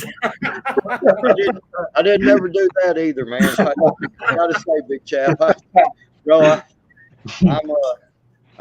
know, no, you know, but I don't mind. You know, I ain't never minded that. You know, and it is what it is, man. You know, part of life. You know, you learn, you live, you learn. You know, you keep moving forward, man, and not, you know, and that's why when I come across someone and they're like, oh man, you know, everything's terrible, my life's ruined, it's over. Look at this joker. My life's over. I see it. My life's over with, and all this, and I'm like, man, look, I went from being homeless on the street to where I, you know, to getting back on my feet. And it's just, it's how determined are you? You know, how much do you want to get away from that bad lifestyle? You know, Right. and you know, you know, that's another reason why I always talk about when you prepare your mind properly, things will fall into place, you know, and it's because it's that mental aspect of wanting to be better. You know what I mean? And when you make all them excuses of, oh man, I can't do it because I don't have any money, or I can't do this, you know, all I can find is a job at McDonald's. Well, you know, money is money, you know, and if you put that focus and that determination in the right direction, everything works out, man. You just, you know, it's a struggle sometimes, you know. Oh yeah, man, I've been homeless before, bro. I remember the first night, it was wild because it's like I didn't know what to do with myself. You know, it's like fuck, where you go, you know. So I just walked around all night long till she went to work. I mean, I came home and shit. Yeah. So I wasn't trying to bring the mood down, y'all, man. Shoot, let's smile, man. Oh, it's all No, right. you're You good. did, but anyway. It's You're another. good. I muted myself. Can y'all No, hear that you're little? fine. Can you hear that little traco going? Do y'all hear Nope. that bucket banging? Okay. Nope. That's why I kept muting myself. I'm like, homeboy decided to play around with some gumbo mud today. They're doing fiber, and he's covering up the little pedestal boxes where they've been shooting the tubes. And of course, it's gumbo mud, so every time he's grabbing some to do it, of course, then he's got to go ding it, ding it, ding it, ding it, ding it, ding it to get it to fall off. And it's like, Sticking to the bucket. welcome to Southeast Texas. We're full of gumbo mud all around. I was going to say the the river. backwoods. I was going to. Sorry, I was going to say the backwoods real quick. You haven't brought down the conversation, man. I respect your honesty, and I'm happy you opened up because I'm happy to listen. I'm not going to criticize, mate. And it's Right. always good to speak to someone and let it out, because like I've got my partner and I've got a really small base of friends that I can speak to, where Yeah, I've got me a group too. of friends where I don't tell them anything because they won't listen, they won't care, and they can't relate to it. Right. So, mate, if you're ever on here again, feel free to talk to me, mate. Yeah. No, I don't. I don't know, man. Everything in my life today wise, you know what I'm saying? In today's time, man, everything's good, Watch man. It dog. just,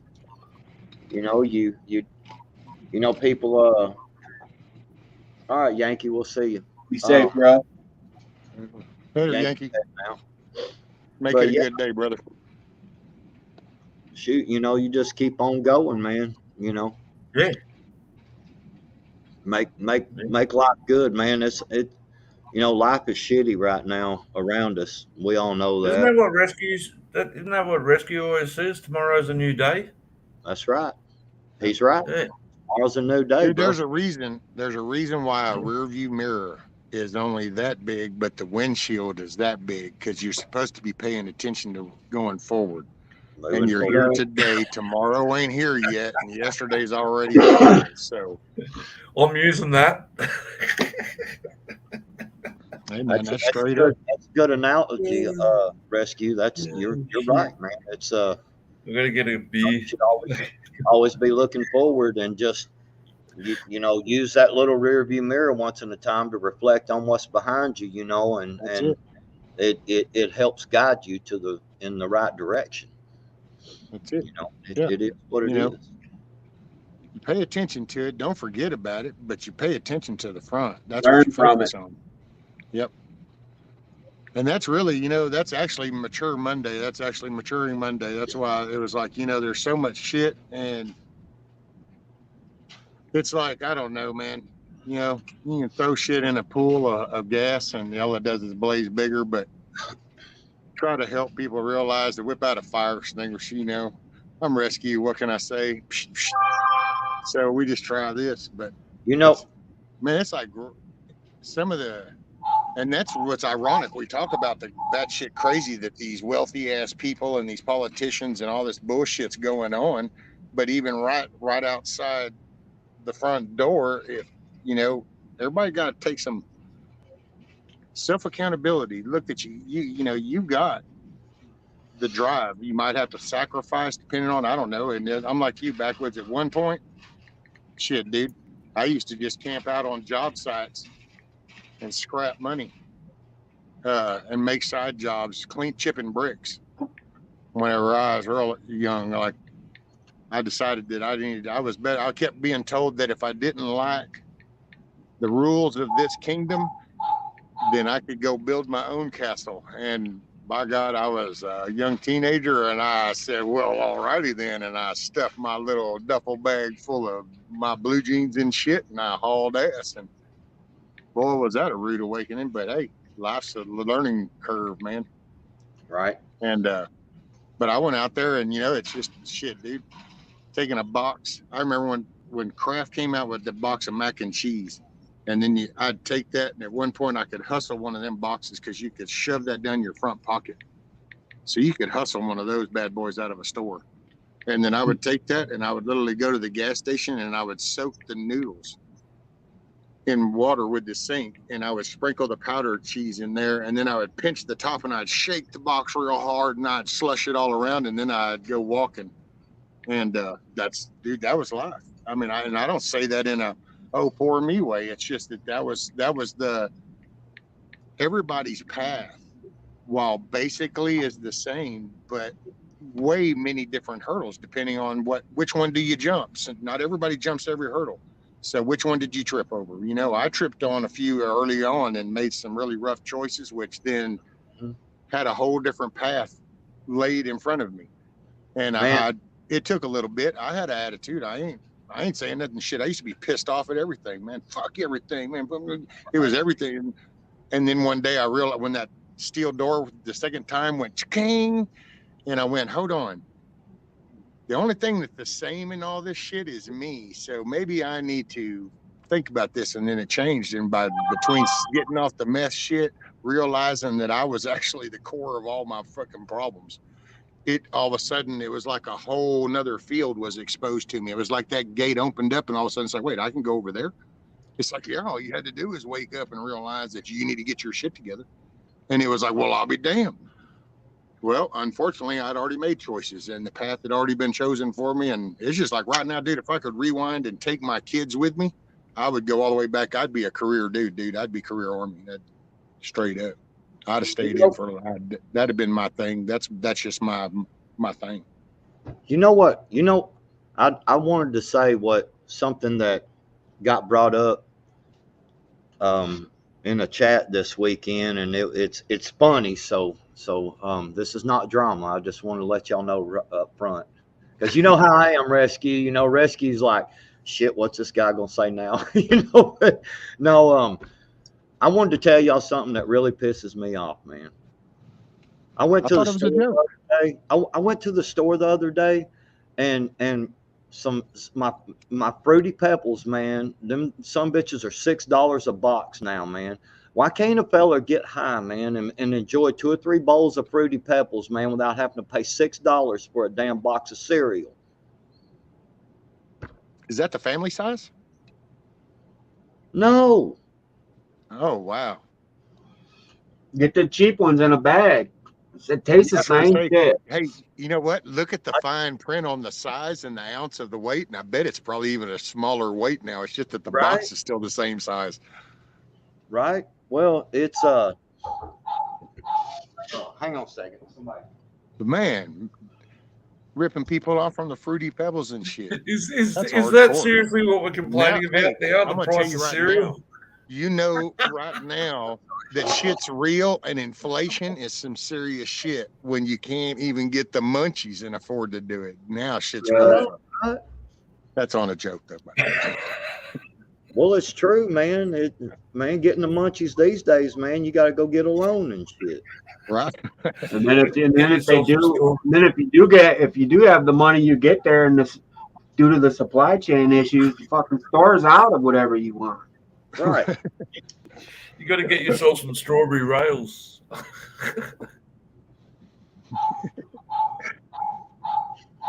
Man, it's crazy. Now it got brought up in a chat, man. Somebody was saying something about, man, I'm stoned and I'm trying to eat, but it costs too much damn money. It's like it's blowing my buzz, man. Yeah. Because you can't even afford the snack now, man. Right. You know times are tough when you can't even afford the snack. I gotta say, man, now see, there's one thing I've kind of thought about since I've kind of been hanging out with all y'all, and it's the prepping kind of thing. And so it's all the gardening and different plants and different stuff around the homesteads and houses. And I miss being it, because when I was a kid, my dad spread, we had a patch that was back along the canal, and it was sugar cane, dude. And I used to love the shit out of that. During the day, we'd be fishing. He'd be like, oh, shit, just haul ass. And whenever I was real little, you just get on your bike and haul ass down. And then I'd climb over the fence, go over and whack a piece down, bring it up, You could peel it off and then just sit there and gnaw on that sugar cane. Kind of half-ass a good little sweet munchies. Oh yeah. That'd be Hell something to plant. Some sugar cane.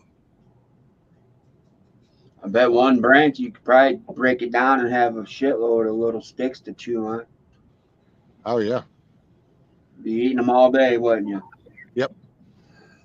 I've got to tell you guys. Oh my god! I've got to Backward, tell did you you guys. see Erica? Yes, I did. I was dying, bro. That shit was fun. I was in the chat that time, bro. We was all clowning. Dude, I'm gonna Them tell girls you. are cool as hell, bro. Her and Carbon Cube. Yes, yes. I missed it on the live. You know, me and Ghost had been up. Man, we was up till like, man, I didn't go to bed till like 4:30 that morning, man, and Right. I might have had 2 or 3 mixed drinks and a couple of 2 or 3 bowlfuls, you know, of Fruity Pebbles. yeah, Fruity Pebbles, yeah, and but no, yeah, I missed it, but you know, Hutch sent me the link private, you know, so I could watch it, man. I freaking laughed. I laughed so much, man. I had to email Miss Erica, man, and tell her, man, that was awesome, dude. She never stopped, man, the whole time. Right. That all the way to the very end, man. Oh yeah, she kept every once in a while she'd start brushing it again and shit. I was dying. Fronting her thing was frontwoods and shit. Yeah. I was laughing my One sec, Snooks, if you're still here, Gigi was wondering if you're still here, Snooks. So if you hear it, now you can look at chat. And then check this out. Amy said, been noticing that some ingredients have ingredients derived from bioengineered source. WTH is that? I don't know. I might have to look at that. Fake meat. Ingredients derived from bioengineered. Isn't that What'd you see that in, Beyond Meat and shit like that? Beyond Meat products? What is it, Amy? Is it a protein? Like a burger or something? What was it in? What did it say? What was the product? Yeah, what did you see that in? I'd be kind of curious. It could be fucking. I know they've been grinding up crickets and using bug flour basically, and they call that sustainable ingredient or some shit like that. If you see anything that says sustainable ingredients or whatever, that means they got bugs in the shit. Poor old Kissoff said her Chuck is going to be a pudding pop or something. Said, hell, pretty soon Chuck's going to be a pudding pop as old as he is. Damn. Did you see what Matt wrote? I've offered people jobs that are holding bags of chips, pretzels, and cornbread mix. Is what she saw it in. So yeah, she saw it in the bags of chips. That sounds to me like, all right, then that's probably and then Emily's crickets and shit, mealworms or whatever. Emily said bioengineering is combining the DNA of different plants to create a plant with specific traits. Yeah, that's true. Yeah. Some of that's going on, and the cricket thing too, man. They're adding a lot of crickets to What's stuff. that called though? It's not called sustainable, I think, or maybe it is sustainable. I forget what they say to watch out for this one key word. That's what it means. There you go. Amy Crocker cake mixes too, Betty Crocker. So that bitch Betty, I've been rocking with her since I was 9 and shit. Man, I don't know how many brownie packs gone down from that woman. That's crazy. No more. How many I knew little Debbie was a battered bitch. Damn, we done got sold out. You know. Man, it's crazy. I about lit another joint, and my other half is sitting over here. Jeez. I knew I wasn't done smoking, but I just didn't realize it was sitting there. But it was just that damn good. Big chap. What's up? What's up? That's what I was going to say earlier, and I was trying to get my foot in the door. Now, I grew up in an area that was high crime, and there was high crime and high drug area. Now, I could have even gone for the drugs, or now the thing was, a lot of the people that I associated with my school was out of the area, my high school. So a lot of people thought it was really cool where I lived in that part of Sydney, Australia, because it was pretty bad, but it was a bit of a rich area. And what steered me away from the drugs and everything, I'd see people from my school buying drugs and off their heads on heroin, cocaine, and all other drugs passed out in the street. And I'm like, I see what drugs do to people. I don't want to be that person. So I went down a different avenue. I went down a different avenue to a lot of people. I saw what the drugs and everything were doing to my friends. Now, I can't really fucking talk because this is probably one of the worst ones, alcohol. So I'm not a spokesperson. But I saw what it did to a lot of my friends, and not pretty. Like, I saw some girls I went to high school with selling themselves on corners. Like, yeah, not pretty. Yeah. I wanted to say real quick, Gigi's. Did anyone notice the difference when they took out certain fat oil Oreo cookies? Are not the same. St. Honeycomb used to be fluffy and it's crunchy, and I've got a box of honeycomb and a box of sugar corn pops in there, and it is not the same cereal. All you motherfuckers have got the munchies, don't you? No, I don't. I don't ever get the munchies when I smoke, bro. Boy, Am I the only one not stoned? I'm not like it. I'm not stoned. I don't smoke during the day, man. You're intoxicated because yours is alcohol derived. Yes. Ours is naturally derived. Right. I don't usually smoke till I'm done for the day and in. You know, I'm not going to leave no more. I don't know. It's just weird. I've never, even in my younger days, I never cared about like getting high and going to work and getting high and running around, you know, all day. And I just never cared for that, man. Shit, dude. Last 20 years for me, that's the only way shit moves around. Right. But yeah, the honeycombs and the sugar corn pops they're not the same, man. They're in fact, most of the sugar corn pops are so hard you can soak them in milk and you can't do anything at all with them, man. It's just like this.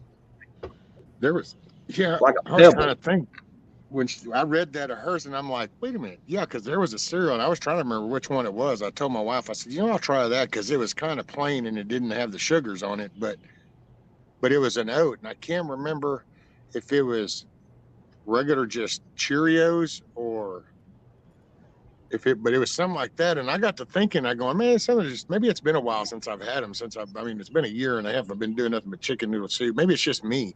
But then all of a sudden I read that and I'm going, oh, well then maybe it wasn't just me.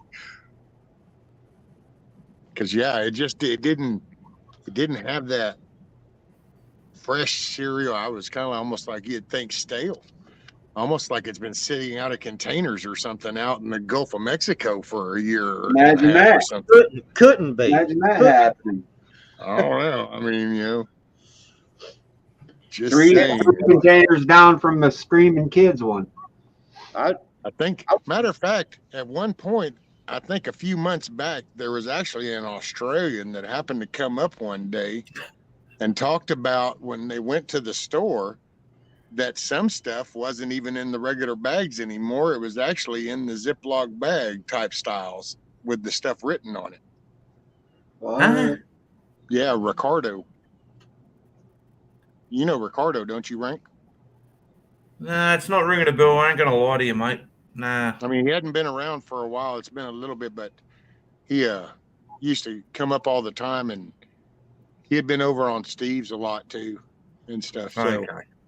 But yeah, he came up one day and we were talking about basically all that stuff being out there and how the stuff, and not just the product, but how the packaging of the stuff is going to be running short and stuff. And we started to talk about how that was happening. And then he come up and they had gone into a store and there wasn't boxes for the stuff. It was actually in the bags with the stuff labeled, was written on the bag, and it was like, I'll be damned. You've all heard of Byron Bay, haven't you? What? Byron Bay? Everyone's heard of Byron Bay. No, I haven't. Chris Hemsworth has a house there. Who's that other little blonde bitch? Is it like Nantucket? Chris Hemsworth, is that the dude that did like Thor or some shit? Miley Cyrus. Oh, excuse me. Miley Cyrus bought a house up there. It's on the north coast of New South Wales. Over there, it's huge, just marijuana crops everywhere, and they reckon it's all destroyed because of all the floods. So prices have gone up. But literally right next to the police station, like, because my wife, she smokes from time to time, and I don't have a problem with it. I don't care what you do. Fucking the cafe right next to the police station went in and bought some smoke. Like, fucking hell. Sorry, I was reading chat. I don't even know if I'm on the right track with the conversation. Are we talking about Betty Crocker snorting ice? Yeah, I don't know. I got off track. Yeah, but Byron Bay, up north, New South Wales. Yeah, I've never heard of it. Shit, you get. I'm surprised you haven't yet. You get very far outside of Arkansas, and I don't know where much is, man. I hardly, like, I don't think I've been out of this state. Well, when I was Really? when I was 22, 23 years old, I did travel. I worked for a company called Uliner Mid-America, and basically we went and, like, old sewer lines that went down through like streets and and like busy intersections and stuff. We would take this liner backwards. Yeah. Do you know all the police on a first name basis or what? Do what? Do you know all the police in the area on a first name basis? In a lot of them, yeah. In my area, yeah. Fuck, that's crazy. Why, you don't? Fuck no. We don't. Most of, man, I'm gonna tell you right now. I do too. I'm gonna tell you right now where I live at in my county.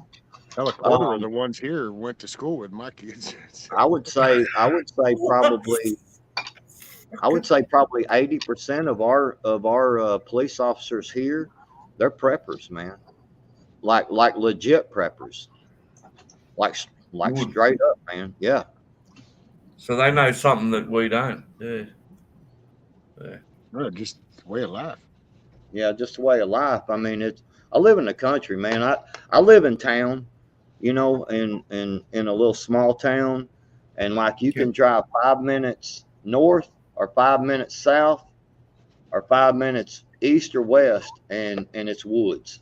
You know what I'm saying? Our town it takes like 10 minutes and you're through our town and you're back in the woods again. You know what I'm saying? It's just like this little spot, bam, there it is, and then it's gone. Where's the local tip? The local what? The local garbage dump, the local tip. Oh, we've got we've got a trash service, that comes, but we've got a recycle center, basically is what it's called, up the street. Okay. So they don't just dig holes all around the town and just drop all your shit in there. People that live around here, that's what they do. They've got, because it's most people around here has got lots of property and stuff, Yeah. 20, 50, 100 acres, and yeah, they're to dig a hole and burn some stuff up and then cover it up. Burn it. Yeah. Yeah. Rubbish burn off. Yeah.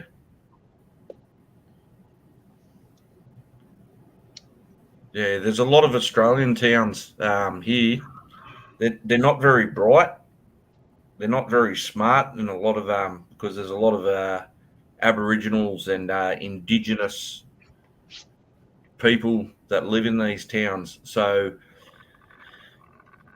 when you're driving into town, all the rubbish is dumped on the side of the road when you're driving in, and then the town centre is pretty clean, and then you drive out the other side, and then there's more rubbish dumped on the other side of town on the side of the road. Well, at least they get rid of it out of their town. Come to Benton Harbor, Michigan, and they throw the shit right in the front yard. Blunt wrappers and Cheeto bags and fucking bottles. This shit is everywhere, bro. It's sad. Google it. Benton Harbor's bad. A couple years back, they had fucking they had the National Guard in there and shit. The shit was going crazy. Right next to St. Joe, Michigan, right on the lake. Thank you, Hoot. You always hanging in there with me.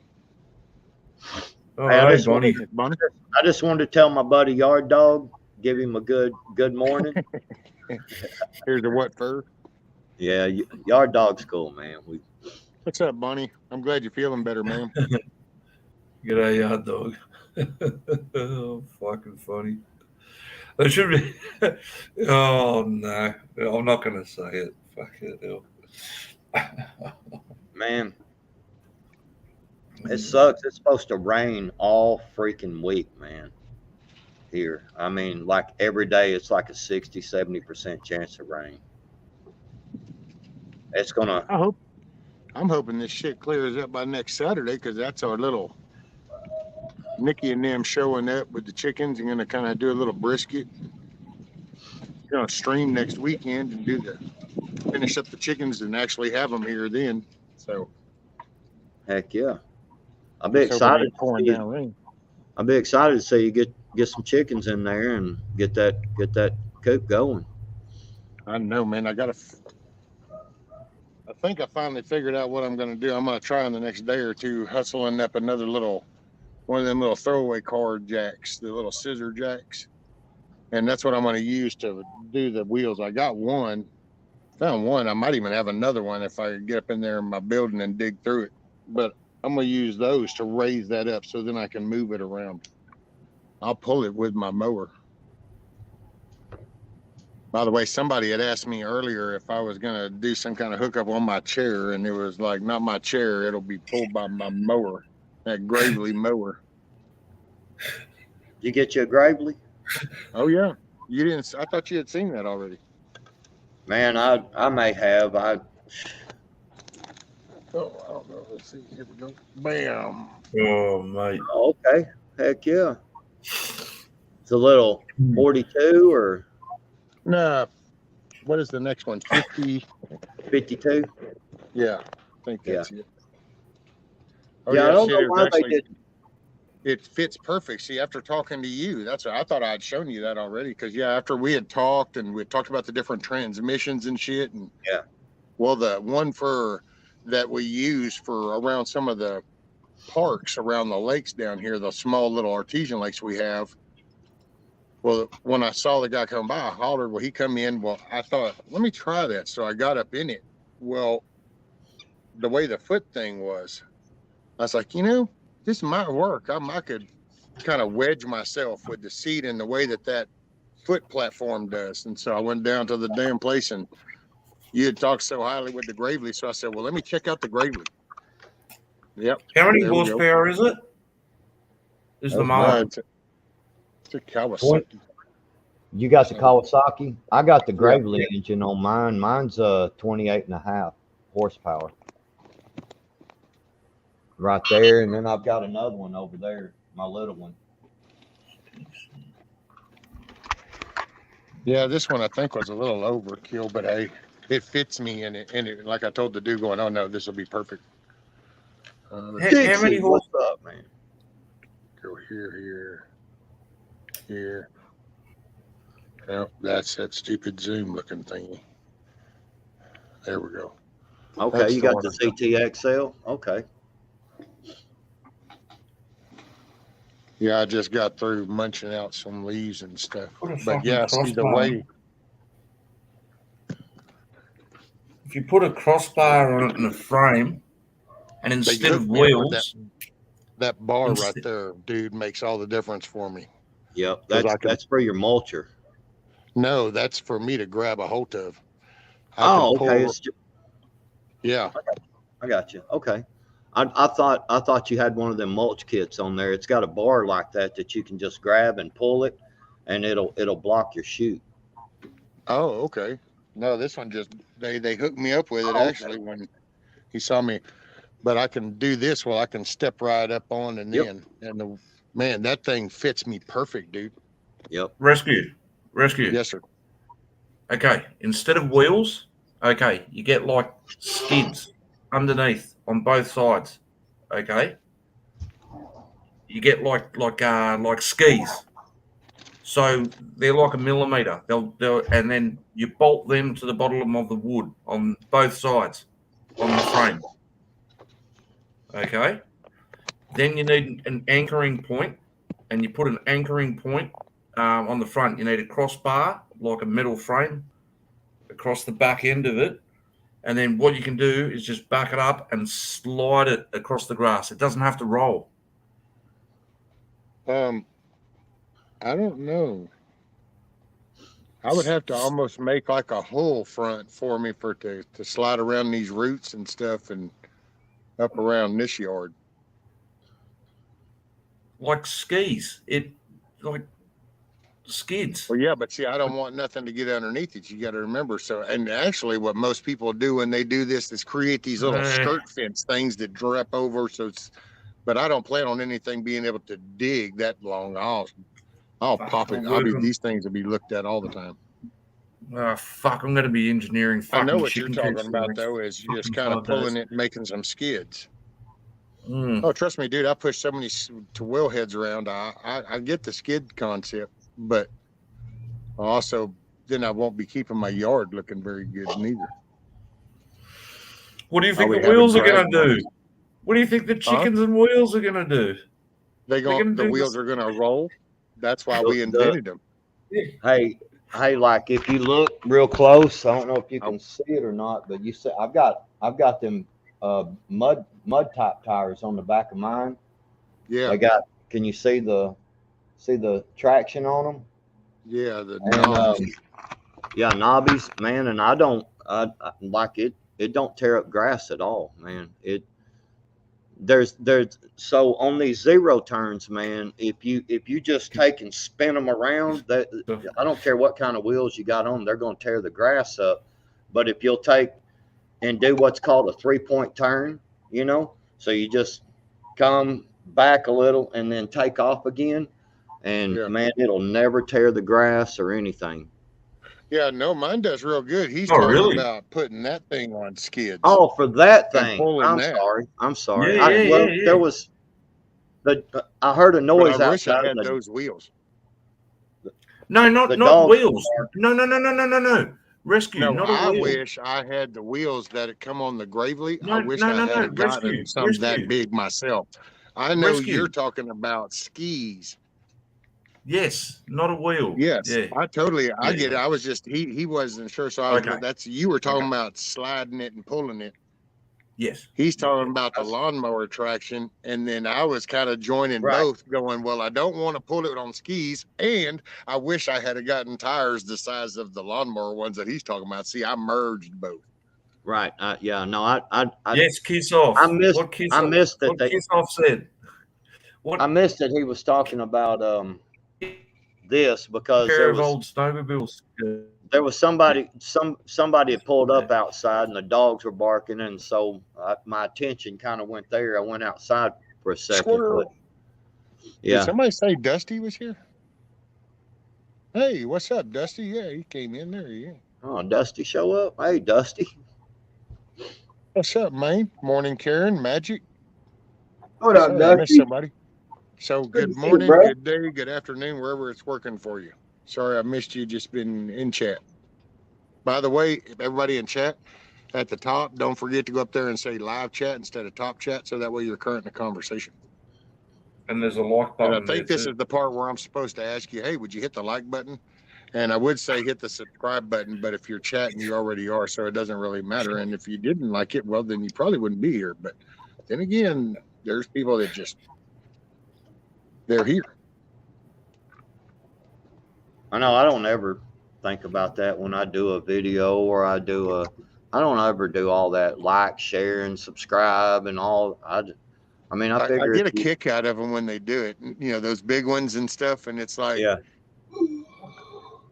dude, you realize you got like 500,000 subscribers. So don't you think that the people that are actually listening to you have probably already liked your shit and they're Right. subscribed. That's why they're listening to it. And you have 500,000 people. No, they want to keep growing. They want that money. They see how much it actually pays off and shit. I just never done that. Actually for a while I was able to be monetized for probably 3 or 4 months before, it was just people talking me into it, was like, man, why don't you monetize? And I was like, I don't know, man. I don't really care, and so finally they talked me into it and I did it. But if it fits in the niche backwoods, and you can, it's like what Ghost is doing with the shirt thing, and he's, right. Fixing to be doing that and stuff. And so, those kind of channels, see, sure, it'd be nice if we didn't have to let YouTube make no money, but I get that, but it's the other ones. It's those, I don't know. You know what I mean? There's people that there's that scam, the hustle shit. Yeah, and I don't know how to, but unfortunately, I used to just kind of assume that most people would know what I meant when I would say something like that. But then I've learned over the last year that, no, okay, it's all open for interpretation. So you have to fully disclose. Because I don't ever mean to hammer nobody. It's those. I just figure most people knew what I was talking about when I'd say those hustlers, because you can just kind of spot that scam, and it's like, dude, you're so full of shit.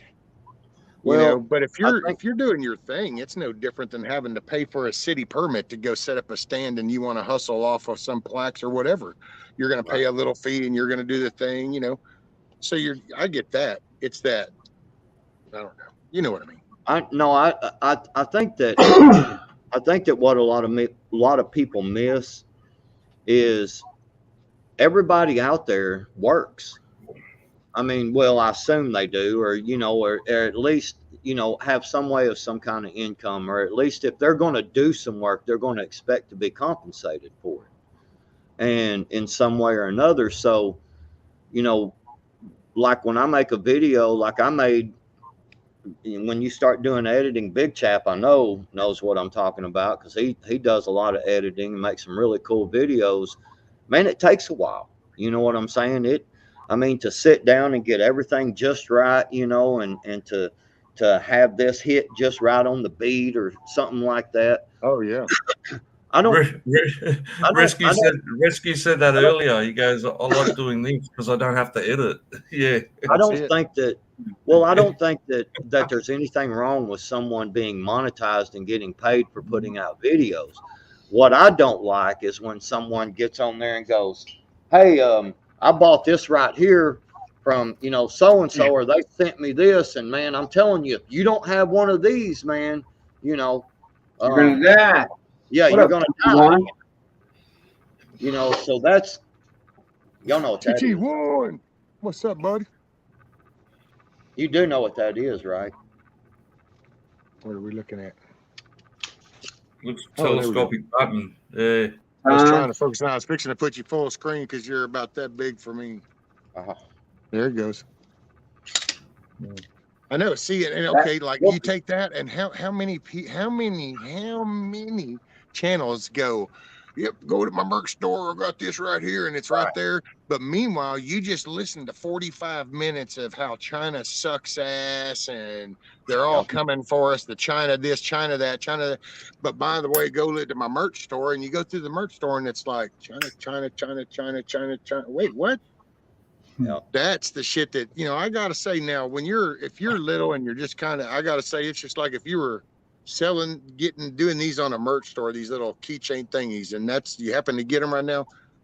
You know what? No, actually, I'm going to go ahead and make that. I'll stand to that shit, because if that's as far as your hustle will go, is that you're going to stop with that and continue that, then yeah, that's pretty shitty. But if you're Well, see, using that as a starting mark and your then outcome is to hopefully get profit to where then now you're doing this shit yourself, and then maybe you find somebody local Hey, that'll Rick, make this hash and that made this clips, okay, now 100% support. But if well, this see, is your it's hustle, those I'm going to order 1,000 of these from China and I'm going to double my profit on each one of these, and well, then just rescue, say you're, yeah. rescue, And that's my 2 cents. You know, cool. I love rescue, it. I live here. rescue, Yeah, yep, yep, rescue. I yep. could beat you with a broomstick, okay? But if I beat you, those telescopic buttons, they're illegal here in Australia. If you are in possession of one of those without a license or you're a police officer, that telescopic button that you just showed backwoods will probably get you 5 to 10 years in jail. really. I was getting Yes. ready to say it threatened me, and I'm pretty sure that flies against YouTube's community guidelines. Oh, sorry. Scared me when you whipped it out like that, and isn't that No, dangerous? it's public information. Hey, I'll tell you like this though, you know, like what Dangerous Freedom was doing when he started making them bracelets and stuff. To me, I thought that was cool as shit, you know, because he was sitting there making them with his hands, you know, and he would make them different colors for people and stuff like that, and sell them and make a little money. There's nothing wrong with something like that. See, he was, man, his whole purpose behind that was awesome. Right, and for me, it's the sellout crowd that you know, like I said, they'll go and, you know, have someone sponsor them, and then they just buy this product, you know, buy this product, and they're not doing anything more than a spokesperson for it, you know. Yeah. And you know, I'm getting into this leather work, and you know, I've got several projects that I've got laid out, and I'm gonna sell the leather products that I make with my hands, you know, and I'm gonna do videos of it and stuff like that. See, I don't think there's nothing wrong with stuff like that. If you've got Dude, that's the American dream backwoods. Right. If that's the American dream. You do yours. Right. If you got a skill, man, you know, then and you can do something with your hands and make something, I don't see nothing wrong with selling that, you know. You know, so I don't know, you know, I just people got to understand, man, you know, when they start talking about, oh man, that guy's monetized and he's making money and he should be giving this information for free. Well, I just got a question for anybody that thinks like that. Does any of y'all, you know, does anyone expect to do something and not be compensated for it? I mean, you get what I'm saying? I mean, you go to work, man. You know, you do. Tell them to mind their fucking business. Right. Bitch, I'm doing what I'm doing. What the fuck's it matter to you? You don't have to fucking buy it. There's 31 million other channels on YouTube. Kick rocks. Yeah, that's for sure. And I don't even sell nothing, but that's how I would be if somebody was talking shit.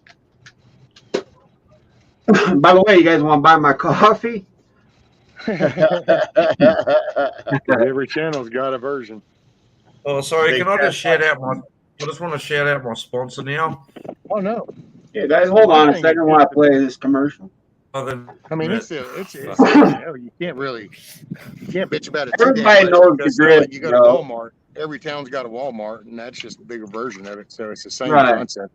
It's the ones that make it a point to come over, and people that want to just kind of slowly get away from that, they're the ones in that going, look at this, and it's just still. That's why I said it's the ones that make it a point to do the anti-China shit, and yet that's what you sell. That, and it's only the principle, and it's only because, well, it's hypocritical as shit, and it's just, I don't know. Man, I wouldn't know if they didn't tell me. That's what I can say too.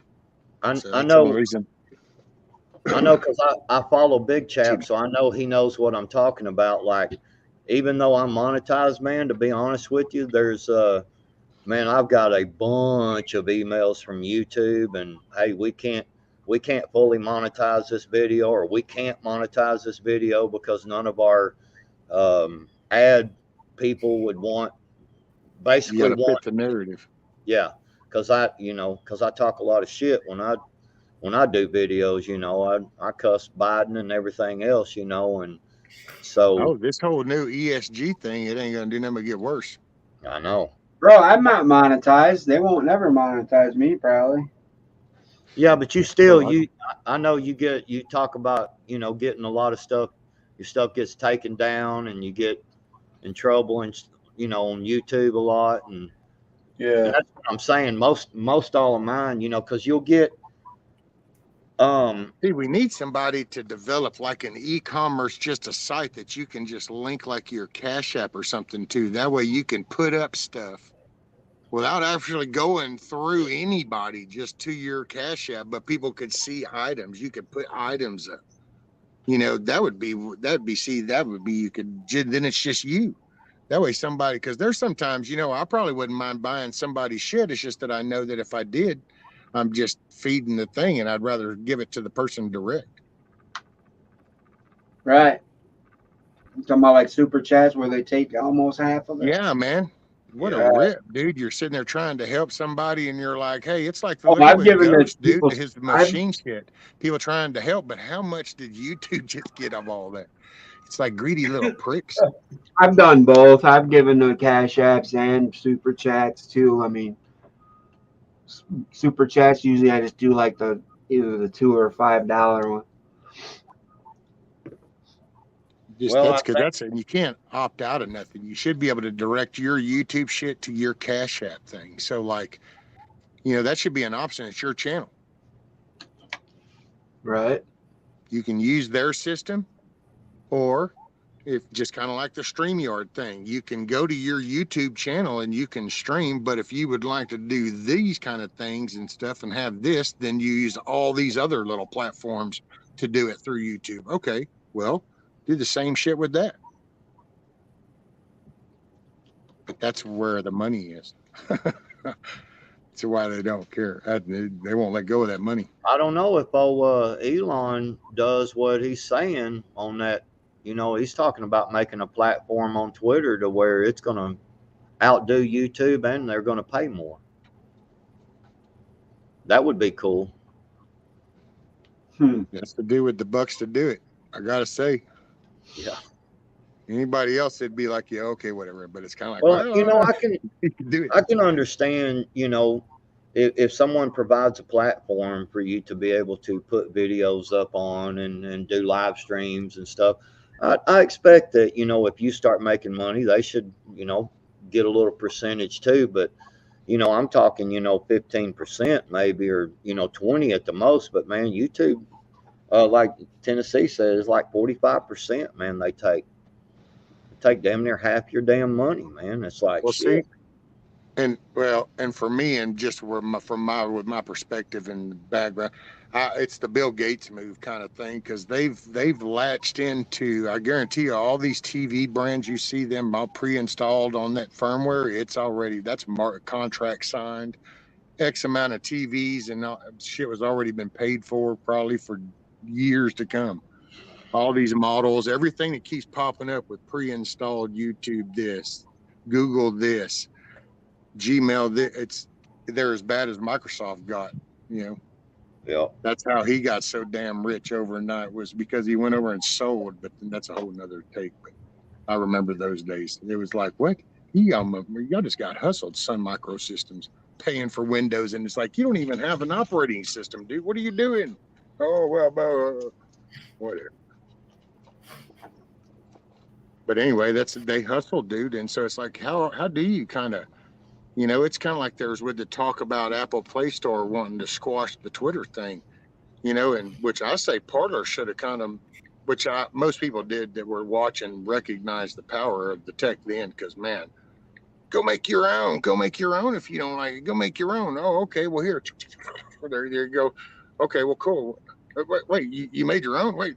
You need to stop that shit. Wait, they made there? Yeah, okay, flick. You got Rumble. No more. There we go. You got like, Rumble. wait a minute, what happened to make your own when you did and you shut it off? Well, yeah, but we don't want you to talk about none of that. Yeah, well, they've got Rumble now. That's where I go watch Stephen Crowder. I watch Stephen Crowder show on Rumble. I don't watch it on YouTube. I'd rather boost the view if I'm on the Rumble app and not on YouTube. If I'm going to watch Stephen Crowder, I'm going to watch it on fucking YouTube. Oh, I do the Mug Club. Oh, are you in the Mug Club? Yeah, I just Oh, watch it you for get the free. extra hour, you son of a bitch. Yeah, no, I'm not in the Mug Club. Nah, yeah, I watch Stephen Crowder. I always watch him on Rumble. I don't watch him on YouTube anymore. Nah. Oh, yeah. Well, half the always time on they Rumble. cut him off, which he's been pushing it here lately. I don't know, but he's another one which he keeps calling him out too, because that's what I kind of like about him. He's like, y'all talk about this Tech 230 thing, and it's kind of like, well, when are you gonna call me up? Because I kind of got stuff you would want to see, but you need to call me up there. But there's, and between that, man, yeah, he's collected. He's intentionally tracked everything that happens with this shit when they intentionally do it to him. And see, and that's, he just doesn't openly discuss it because you legally can't until it goes into that courtroom, and then it can be disclosed, and here you go, it all gets shown. But no, man, when you think about it, the pre-installed, and you think about all these devices, all the phones, all the different makes and models, the firmware,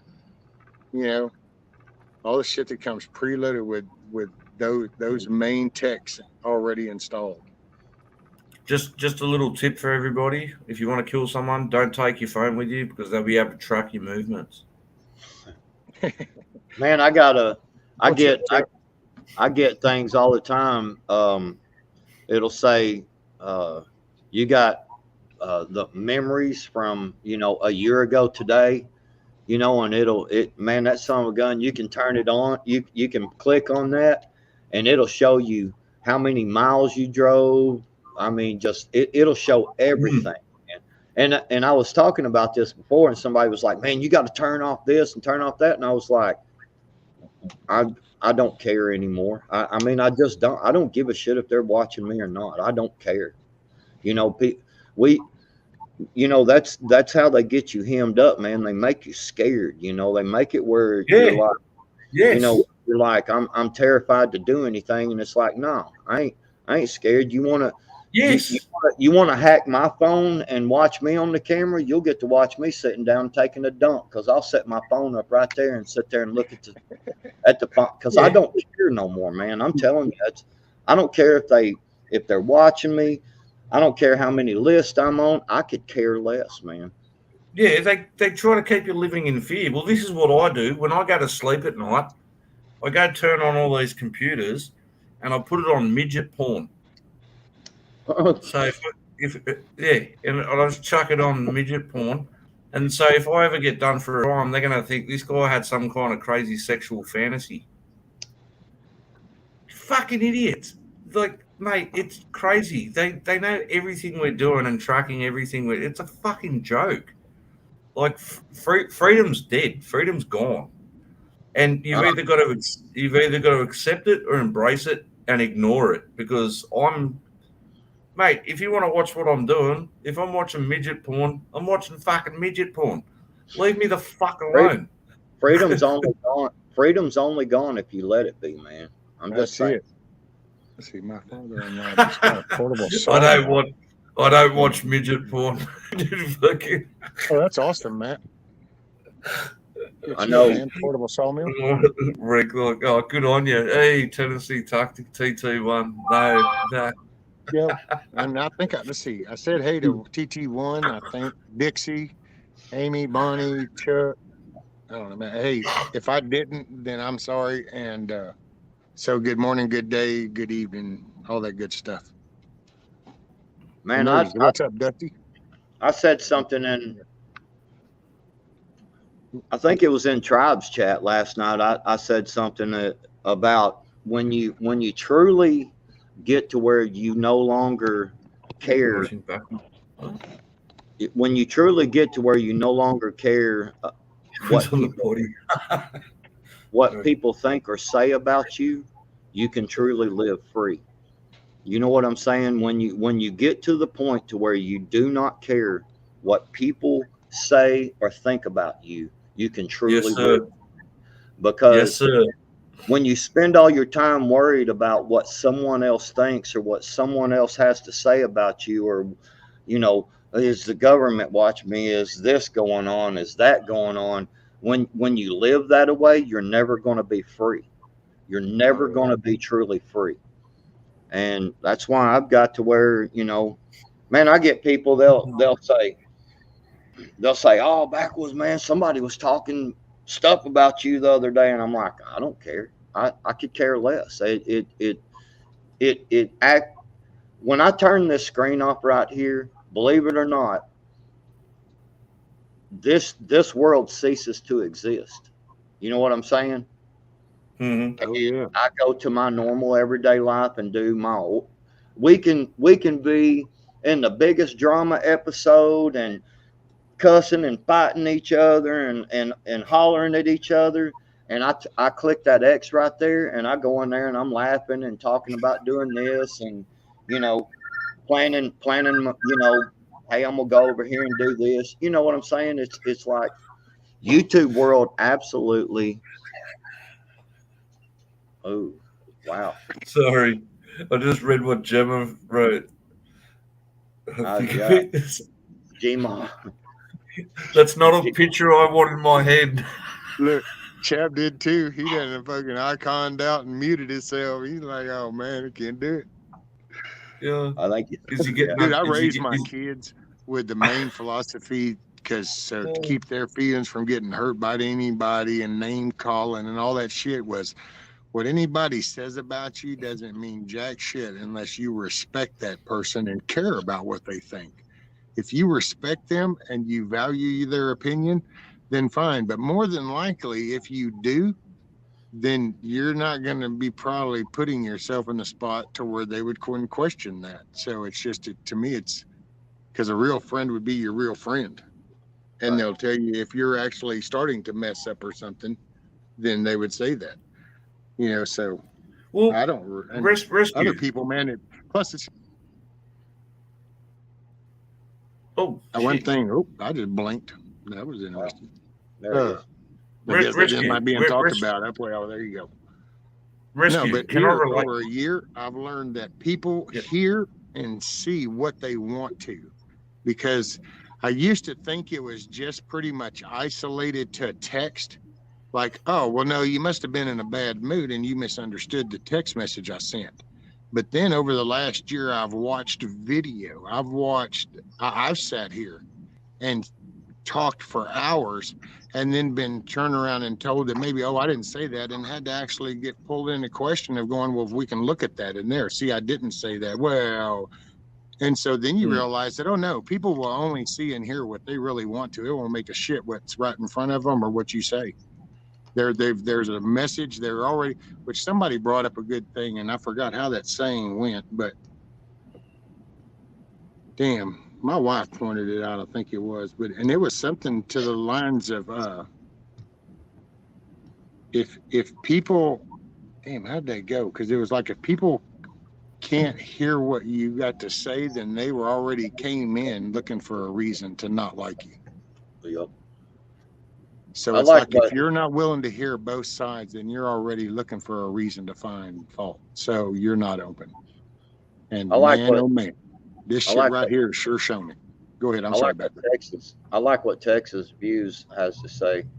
What you allow to happen is training others how to treat you, and I agree with that 1,000%, man. That's it. You know, and that's all I'm saying, man. I truly believe when you stop worrying about what other people think, you can truly be free, man. You know, because you're not worried. You be yourself, man. Be who you are. You know. It's 12-12 here. What's that? What numbers are that? Does anybody follow numbers? What's 12-12? I know 11-11. Big chap. Be yourself, mate. Gemma Markle wants you to get naked, man. Be yourself. I'm reading it. I had to scroll up for a second and read what was all being said. Oh, man. Wow. Nah, Blackwoods, I agree with you, mate. You got to be yourself. Oh, yeah, for sure. Yeah, I agree with everything you said, man. And yeah, rescue you too, man. Do I feel free? Yeah. I mean, yes and no. You know, there's always that lingering when a cop gets behind you type of feeling. McMahon, is this dude about to pull me over? It happened to me the other day. I was coming into this subdivision, and county You're cop not was going to get pointing me out. again, mate.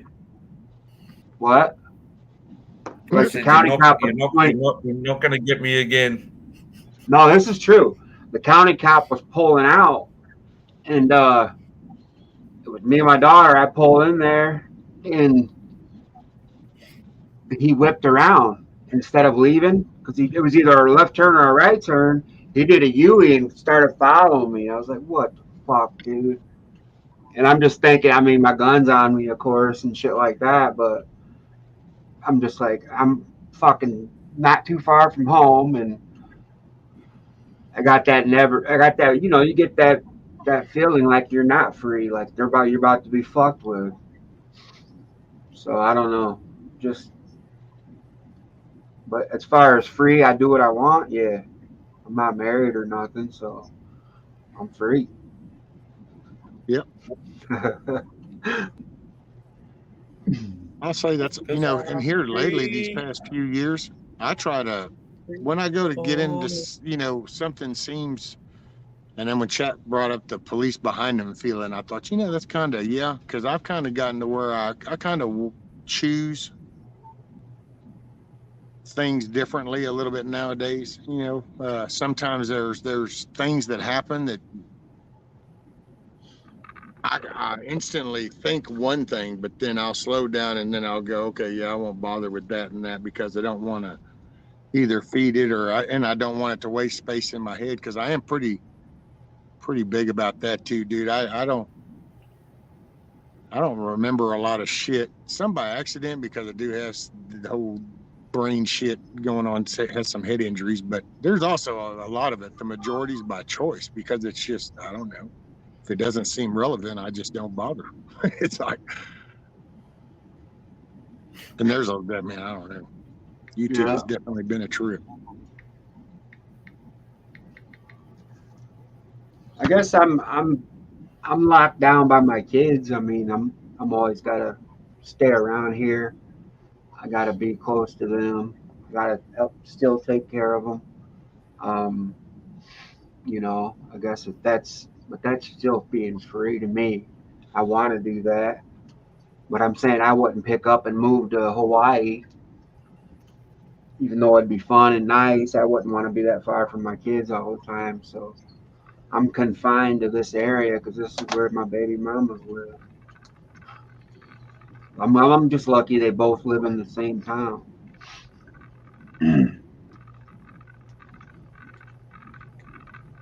I don't know. I enjoy living out in the country like I do. Even though I live in town, it's just it's so country life, you know, and I mean, man, it just people keep to themselves. You don't have, you know, you got them nosy people once in a while, but I don't know. It's just, you know, there's no, man, you couldn't give me a house in the city. You couldn't. Some of these places, man, I love where I'm at, man. An island full of libtards around. Like I couldn't think of another place that I would rather live. You know, if I ever had to move from here, I would move into Missouri, in between where I'm at, because I'm north central Arkansas. I would move between here and southern Missouri, and Tennessee would be a place I might move as well. But other than that, man, I couldn't think of another place. I wouldn't move too far away. You know what I'm saying? It would have to be in that little area. Hey, Magic, that's cool, man. That's what's up, You're welcome, TT1. Magic. some shit pops off or they Like I need said, to ride home, I told my kids, I was like, if something ever happens, I said, you guys fuck something up or you're too fucked up or you make bad choices or you got into some shit, I said, call me. I'll come get you. We'll figure out when we won't even talk about it. We'll figure it out the next morning. You know what I mean? And they know that. I still got a house line too. I was like, look, if my cell phone acts up, call the house line. I'll always answer. So I couldn't be fucking living across the country and something go down. You know, my kid get into a wreck on the way home because he decided to drive drunk. You know, where I could have got my ass up and went and got him. I told him, I said, I'll never be mad at you. I'll never be, you know, I said, I'll be more mad if I got to go down there and identify your body and shit. Right. So, I try to put a little fear in them, but at the same time, teach them, you know, not really to scare me, but to just let them know that fucking life ain't all plum drops and fucking plum and roses or gumdrops or whatever they say. Gumdrops. Life ain't always sugar coated, bro. There's fucking evil out here. Yep.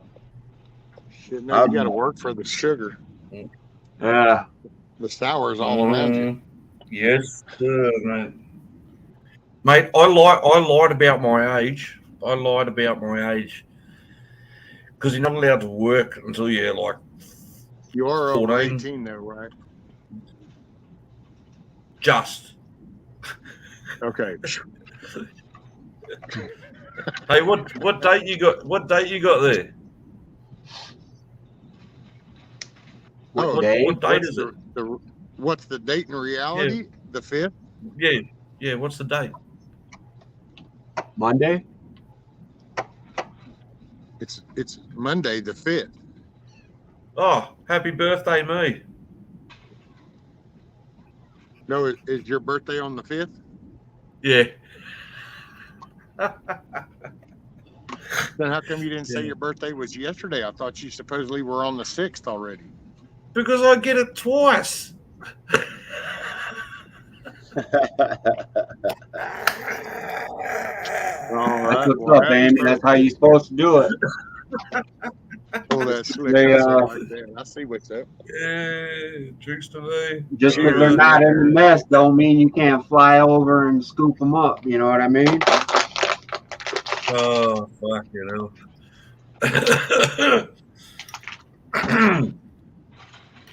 Oh, Texas view Chuck. No joke. No joke. This is no bullshit. 1 year, my wife, Renko 1000.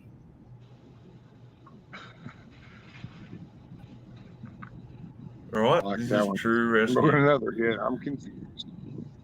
You there? There you go. Oh, dropped out. So yeah, 1 year, rank 1000.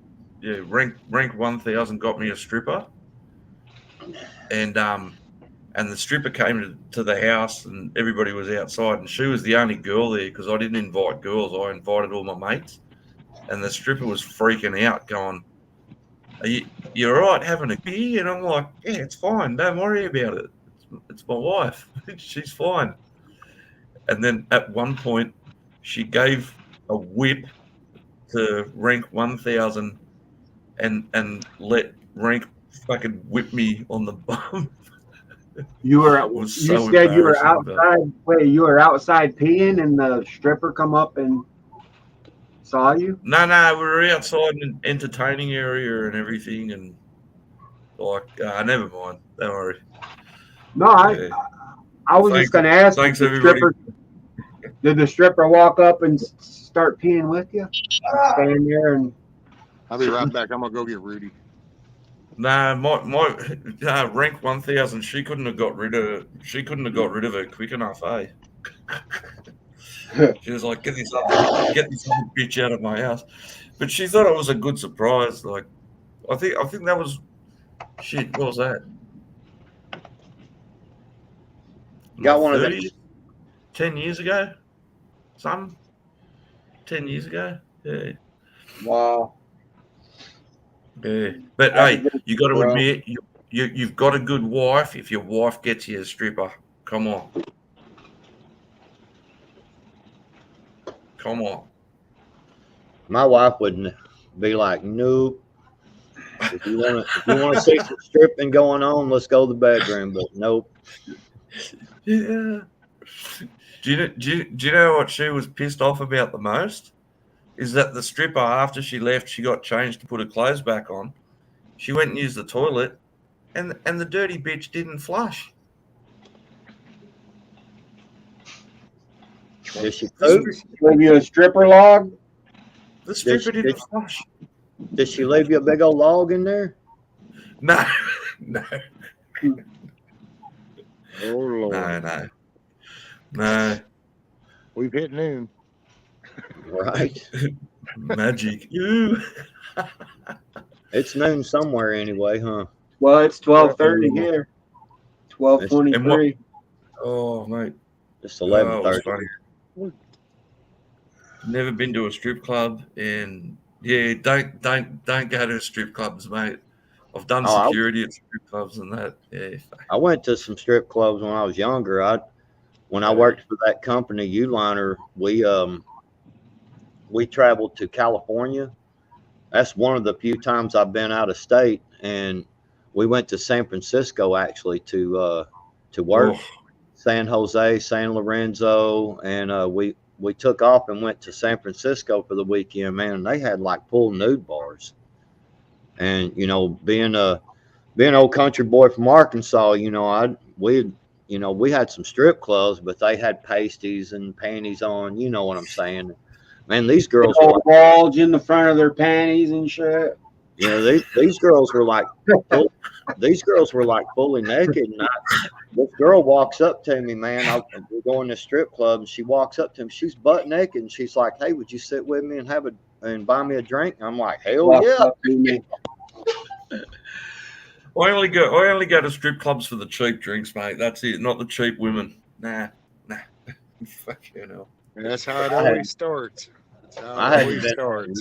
So. No, we just stop for lunch. We just go there for just a drink There you after go. work. It always starts that way. How many laptops does it take before you finally give in? Oh, I gotta get you. I'll be right. He's about to sneeze.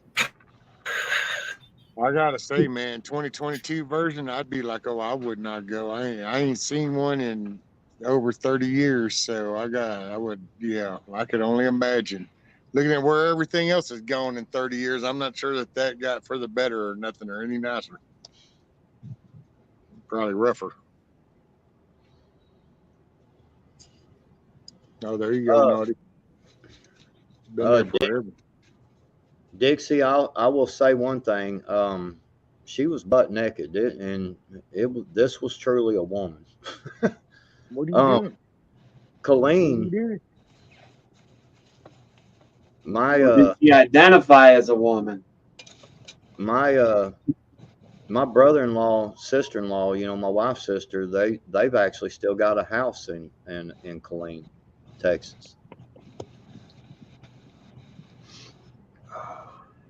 They lived there forever, man. Oh, yeah. And they've got a house there, and they rent out. Oh, wow. Mm-hmm. I've been there before. Damn, Chuck. Said his tip to tell her to get a different profession. Naughty, my brother-in-law was at Fort Hood. He was an Army captain, tank commander for a while over in Afghanistan. No,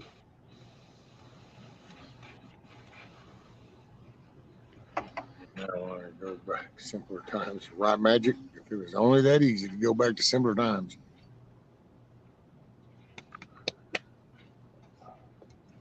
All right, you want it outside? Go, lay, stretch out on the grass, dude. You spoiled rotten, dude. Damn, No. 6'6", big old Amazon. 300 pounders. You fucking sounds like a defensive end. Damn, right? 6'6", 200, man.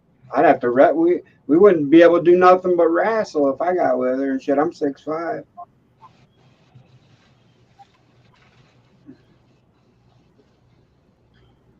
I'm not sure what time. Damn. Naughty heathen. I've been married to my wife for 18, 19 years, 18 years, something like that, and it's been within the first probably 5 or 6 years that her and I were married.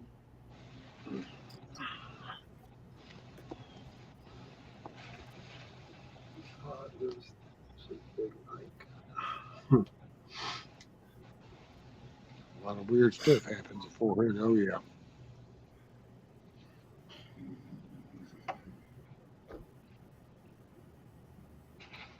I hope the rain has moved off, man. I really need to work this week because I went to deer camp for a week, so I didn't work that week, and then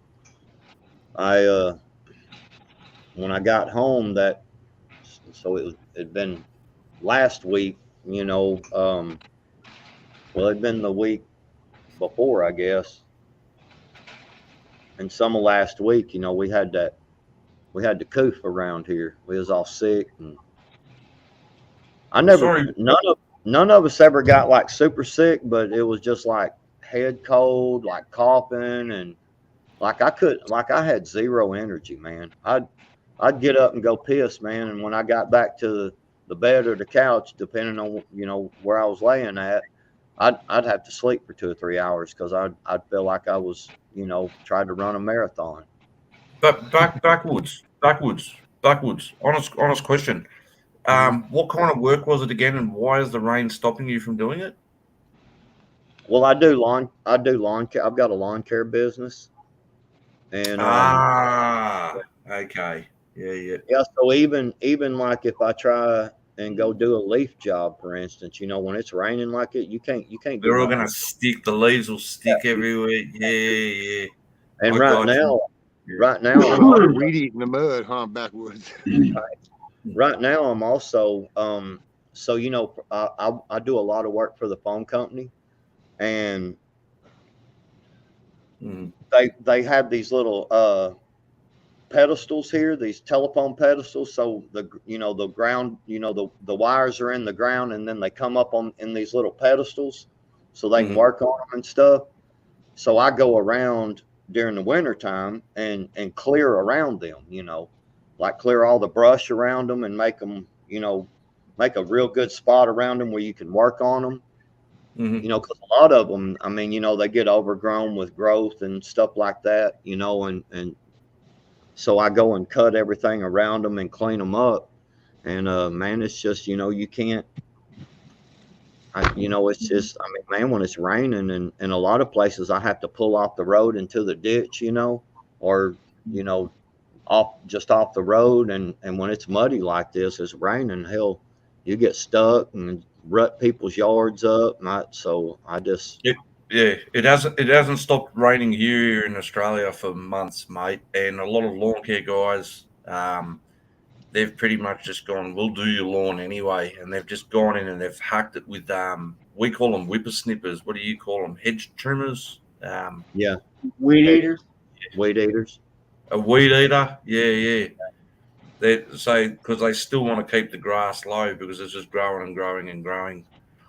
And Hey, did you hear earlier, Backwoods, when Grumpy came up and we were talking about how they're trying to say the small lakes are part of the carbon problem? No, I hadn't heard that. Yeah, you'll have to watch at the beginning. He come up and it was from some article called Science Alert or something. And yeah, now it's the small lakes and stuff, and just the water and the bacteria that rises up, and they put out way more than the bigger. And it's like, what? It's some batshit crazy sounding stuff. Well, I don't know how far we can talk about this kind of stuff because, freaking stupid YouTube, man. But I want to say, we've made it this far.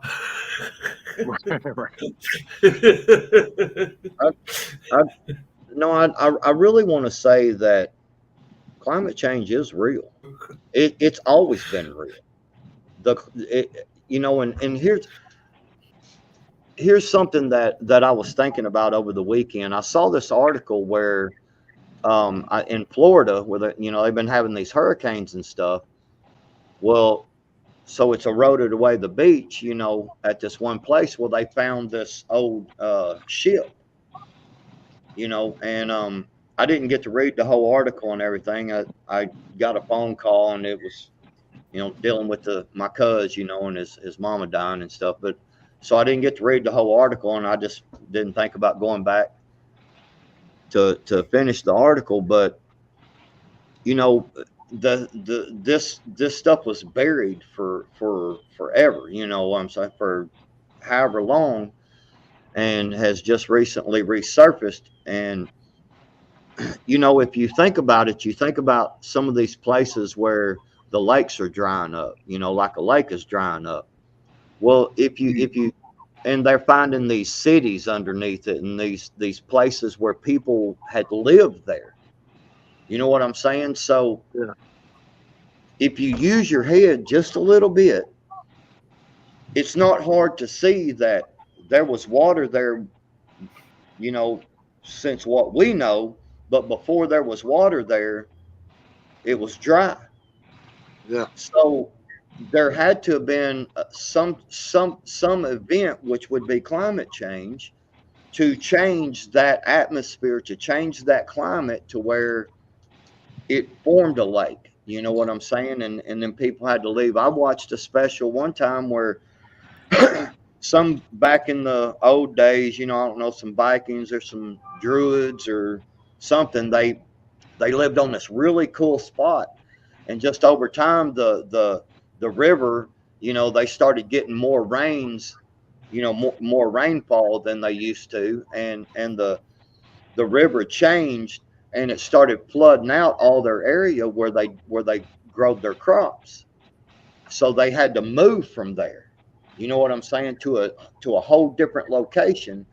And it was like they discovered this and they didn't realize they had lived there. And, so, man, all that stuff is real. And I mean, it's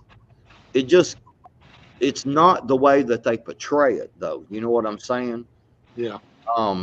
Yeah. So I think they're just using it to try to insert power and authority, because the first thing that came to my mind, Rescue, when you said that about the small lakes and ponds and stuff, is think about how many people have lakes and ponds, or small water systems on their properties, and that's a self-sustaining piece of a part of your property, because you can raise fish in it. You've got water there. You know what I'm saying? And they can't have you self-sustaining. So if they can come up with the idea, hey man, look, this is what's causing it. You got to fill in all your little ponds and lakes, small waterways, because it's causing climate change. You see what I'm getting at? Oh yeah. It's migrating into the cities, and then it's dump. You thin the herd as it migrates into the bigger stock pen. You're thinning out the weaker ones and the other ones, and then you're getting down there, and there's your labor force, and it's in the majority of your cattle pen, called your metropolitan cities. Next, they'll want you to cut down all your fruit trees, because any fruit that rots on the ground will emit this little bit of gas that will be bad for the environment too. Look, you gotta get rid of all fruit trees. Well, and the sad part is that we've stopped. A majority stopped looking into stuff and becoming real inquisitive. And by doing that, there's ones that just pick up on that. And how many have fallen in on this like new green deal? How many pick the banner up and run with this because they believe this shit that gets said, because, well, they've never really learned anything different, and it never really even thought about anything like that until now. All of a sudden, this is the only story they've heard, and then they get pumped this shit. And, somebody brought up, it's like some of the internal stuff you could go back in the 60s when the colleges were first kind of getting polluted down with trains of thought and narratives. And dude, education's so goofy now. It's unbelievable. There's no basics. All the basics have been damn near rewritten is what they're trying to do in these major big groups. Well, that's spreading out, especially now that we're in this digital environment. Sad. Well, I mean, there's, you know, it comes down to control, man. That's all it's about, man, is control. They want to control every aspect of your life, man. And it's like, look at how many places it's illegal to have a water catchment system for a little emergency water, you know, and they collect rainwater. Yeah. No, that's unbelievable, dude. I still have a hard time. It's like, that's really happening. It's like you can't put a 55-gallon drum under your gutter and collect the rainwater. This is bad. And it's like, wait a minute, this must be some movie shit. And it's like, nope, it's for real. Well, you're taking from the aquifer. You're taking what has the potential to go in the ground. Right. What they're when claiming. I piss, it'll go in the ground. Right. and look at all the places that are starting to outlaw wood burning stoves, man. You know, and I mean, it's just when you really sit down and think about this stuff in a sensible fashion, you know, none of it makes sense. It's like the water storage that I have here. I've got a 330-gallon water storage here that comes off my gutter. I use that water to water my garden. I use that water to water my chickens. I use that water, like the other day, we had right down the street a water line bust, and the water was out here at the house for like 10 hours or something like that, because it was something that it broke, and they had to like drive somewhere to get the part, you know what I'm saying? And yeah, it was a big ordeal.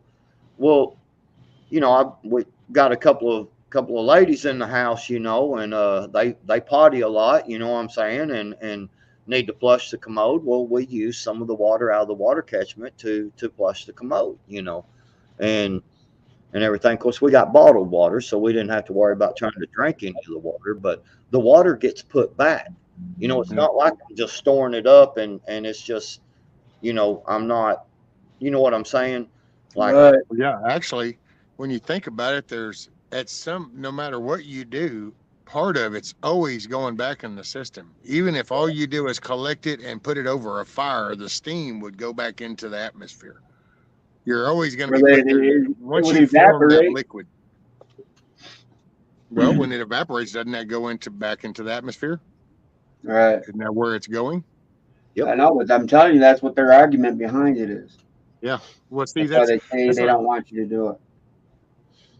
That's why it's you know, I don't know. I can't believe I still, like I said, I run it through my head and it's like, I don't know. Yeah, I gotta say that'd probably be some kind of weird movie standoff thing if there's all of a sudden somebody pulled up and goes, "Oh no, you can't do that," and it'd be like, "I'm sorry, wait, what?"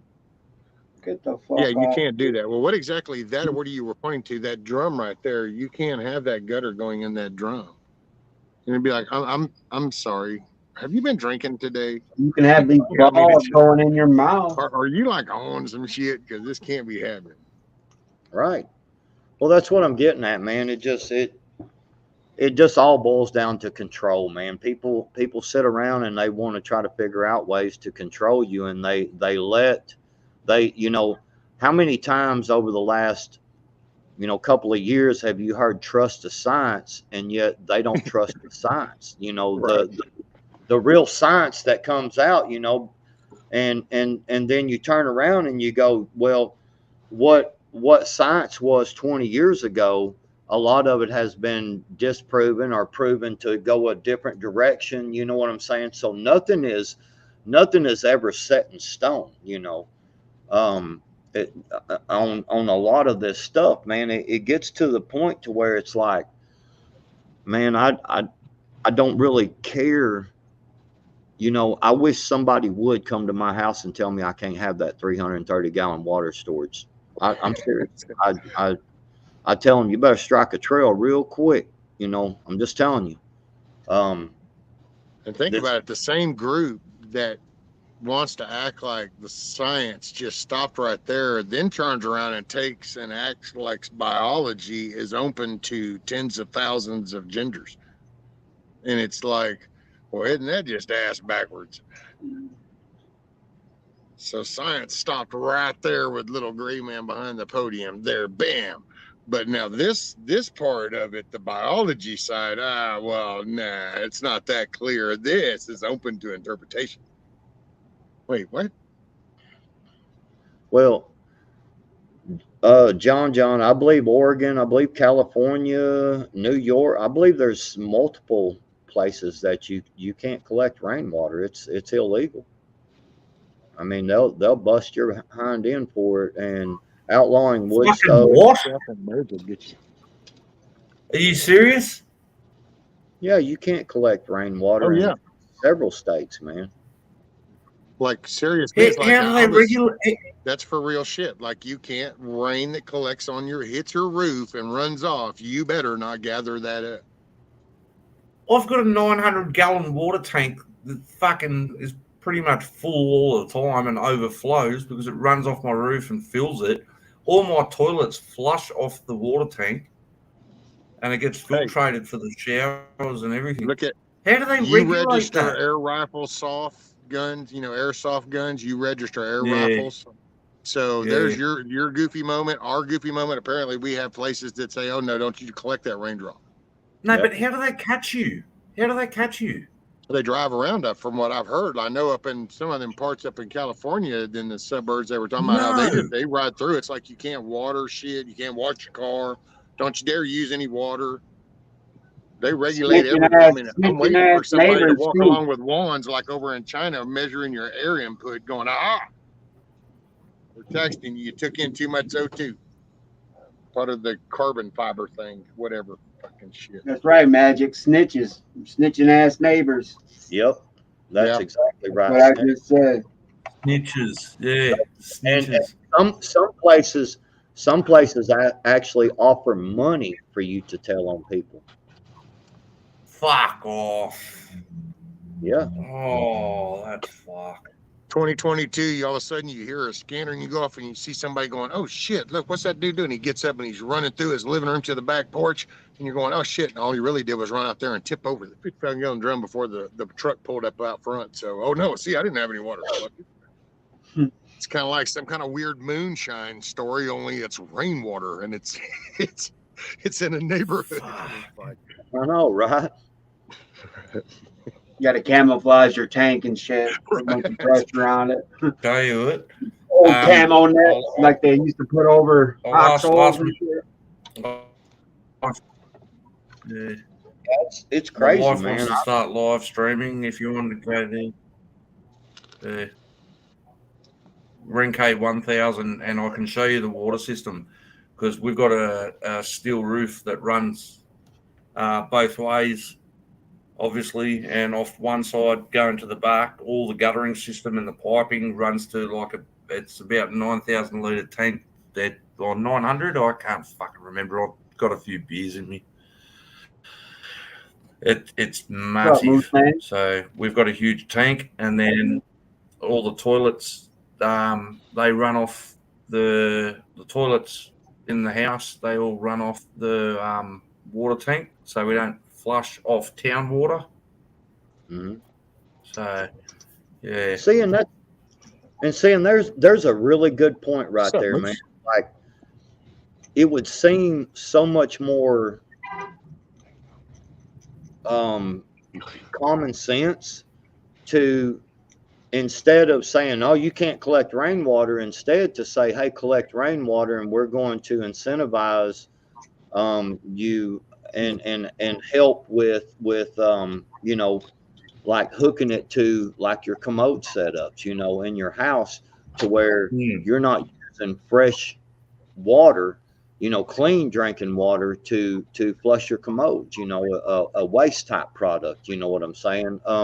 Instead, you can collect the rainwater, and you know, I mean, it just everything that just seems to go on is completely ass backwards of what it's supposed to be. You know. Yeah. Well, our taps for water in the garden, well, not out the back because, as you know, AstroTurf rescue, but out the front, out the front, like our taps also hooked up to the rain tank, so we can water the front yard and the front plants, and it's off the water tank. And again, it's not town water, so saving a little bit more money. So. Yeah, I can't understand that. If that was happening where I lived, if people are you can't have rainwater, I'd be digging a hole and burying a water tank underground, like, and just hide it from your neighbours. That's just crazy. Yeah, there's a lot of people I've seen on YouTube that live in these areas. And when I was going to build my water catchment system, I watched several videos of how people are doing different ones, and I seen where, you know, the ones that are not supposed to be collecting water, they would build like a add-on to their house, to the back of their house, and you know, have the gutter, and they would have a false gutter that comes down on the outside, and you know, they would kind of have it hidden, but they would have a T in there and a cap down below, so the water actually diverted into the water catchment system, and it was hidden behind a built wall. You know what I'm saying? So but it looked like a regular gutter, you know, and there was nothing attached. It was pretty cool. That's actually, that ought to take over in California. Do little false eaves, false overhangs. And then everybody on the taking roof, notes. you look from the side and you see a roof and you see this gutter, but really about a foot up on the edge line from that gutter is actually a screen work right there that's catching all the water running off, and it's draining inside the inside gutter running down. Yep. Yeah. Everybody taking notes now? All right. Right. Hang on, I got to. That's a brilliant idea. Ring a ding ding. I'd be all over that. That's a great idea. I love it. Right, if anybody asks, I'm not here backwards. All right, I'm not here. And think about it too, because you know, like on the gutters, they have the little screen covers. So they do the leafless gutters, so that basically they put the grating on. Well, if you just back that up about a foot inside that little overhang eave right there, you could put your little hidden gutter right in there that would collect the water. All your leaves and shit would still blow off and act like a regular. Anything over heavy rain, you still got the regular gutter running. But yeah, you could collect your shit and nobody would be the wiser. Oh, I've got to go take some photos now just to show you guys, eh? Like, that's it. I can't believe that's a thing. I'm mind blown. I'm absolutely mind blown.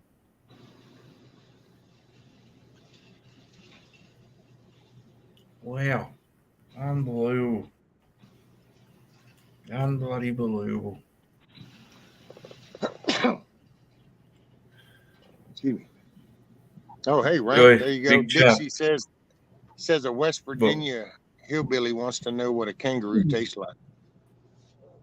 Oh, we got Big Chap's dog. Let me do this full screen. Oh, kangaroo. Oh, bloody beautiful. Oh, really good meat. They're really muscly. Don't have a lot of fat.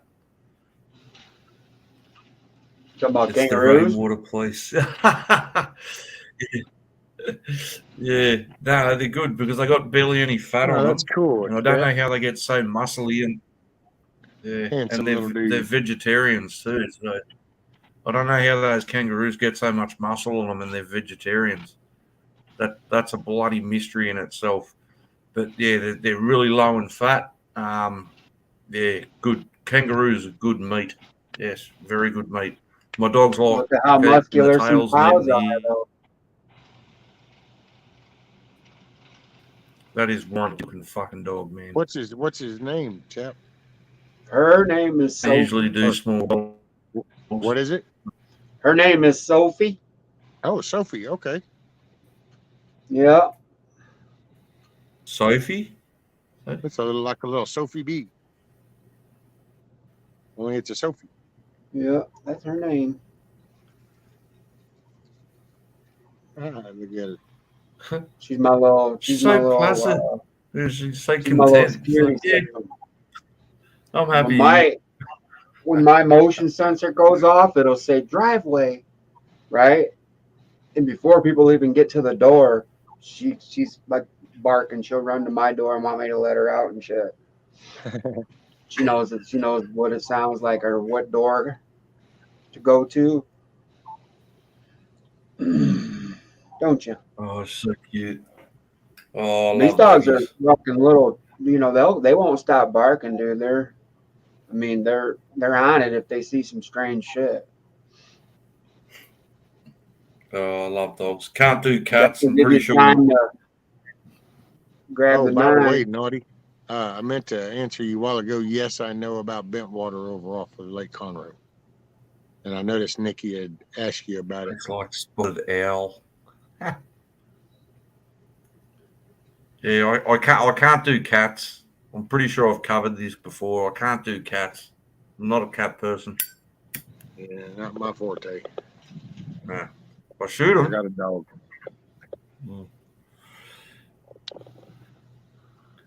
I'm a canine dude. I got a Rudy. That's what I got. I don't even know if I have a dog. I have a Rudy. A Rudy. Kiss off. Rudy, if you can Rudy. find my email somewhere, email me your address. I'll send you a kangaroo. A can of canned kangaroo. But it seems like nobody can find my email for some reason, so I don't know. Maybe Rescue can give you my wife's email. He's got that for some reason, but doesn't have mine. Well, why hadn't you ever emailed me? Oh, she woke up a minute ago. She come out going, what the fuck is this? I left some lights on and shit out. Oh. Yeah, picked a fight, see? Well, so is she awake now? Now you done got her up? No. Went back to bed. I don't even know why she woke up. She probably rolled over and realized. No, when she gets up later, you need to tell her to send me an email with your email so then I'll have it. Okay. No, she probably rolled over and realized I wasn't in bed. But she does that all the time because I'm up stupid hours and work stupid hours and it's different. So yeah, she's like, oh, you weren't in bed, so she comes looking for me. Like, oh shit, where'd he go now? What's he into? Like a ghost. Like Rudy. Rudy. That's Rudy to Riri. I'm not bringing in my dogs. It'll be chaos. Look at Sophie. Doesn't even want to move. Sure, no, man. She likes it right there. She's like, hey, yeah, babe. She's happy. This is the spot.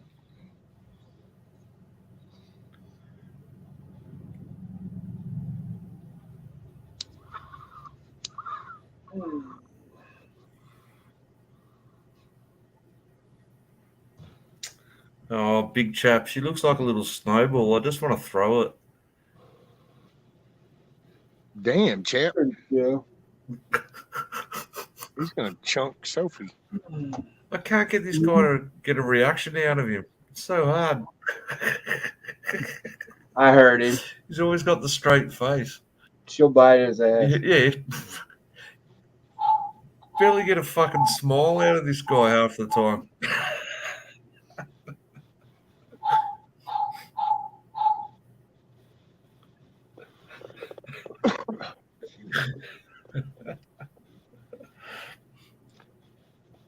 Big Jeff's got that poker face just. Yeah, right? All the time, man. I would never play big chap in poker. Fuck that. Oh, you talking about Texas Hold'em? I love playing that, dude. Of course you do. You ever play it? No. I'll tell you a funny story. Oh, people have probably heard it before. I like roulette. I play roulette. That's my game. If I'm going to gamble at a casino or something, it's roulette. That's a good one for me.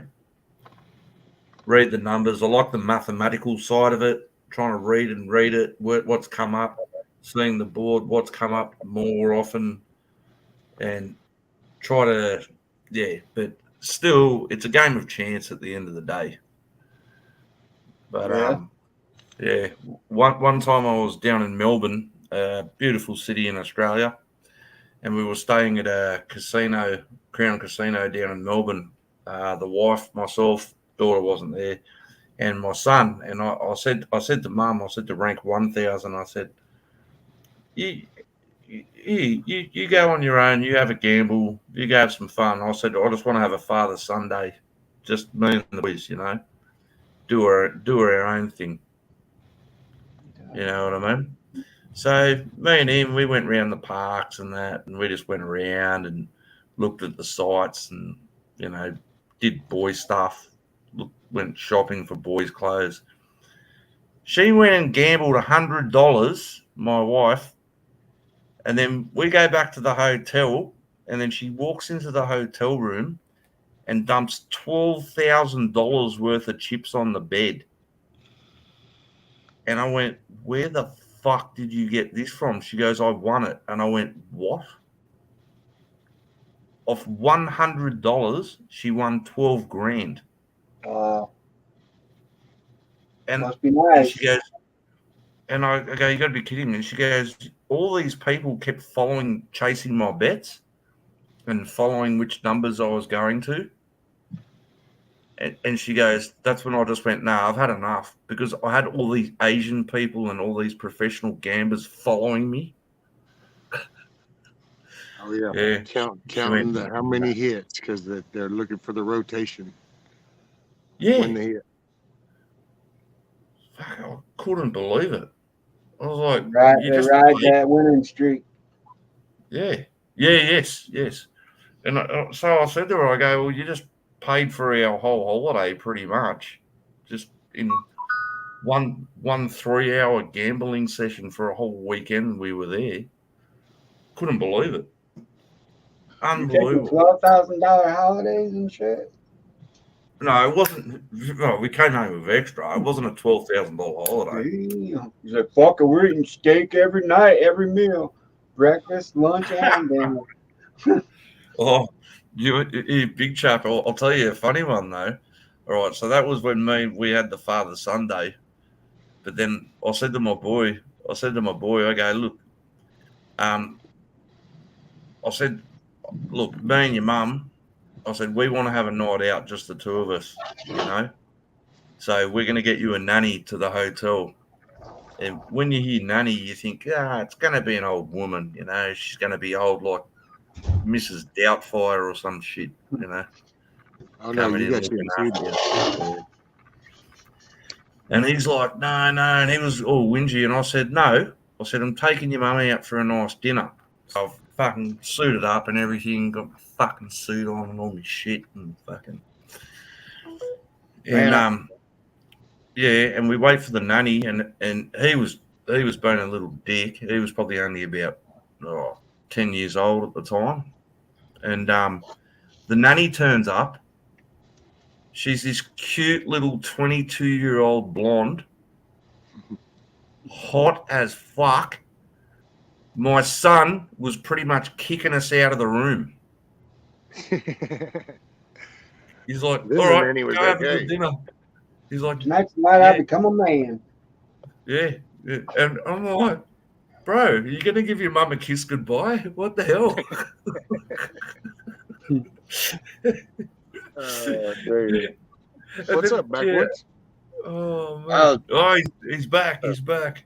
Phone call from the cuz, man. He was upset. They so the funeral home had went and collected the body, and said that Wednesday was, do the funeral and everything. Well, he called back up there for some other arrangements and stuff that he needed to do, and they was like, oh, we can't do it Wednesday.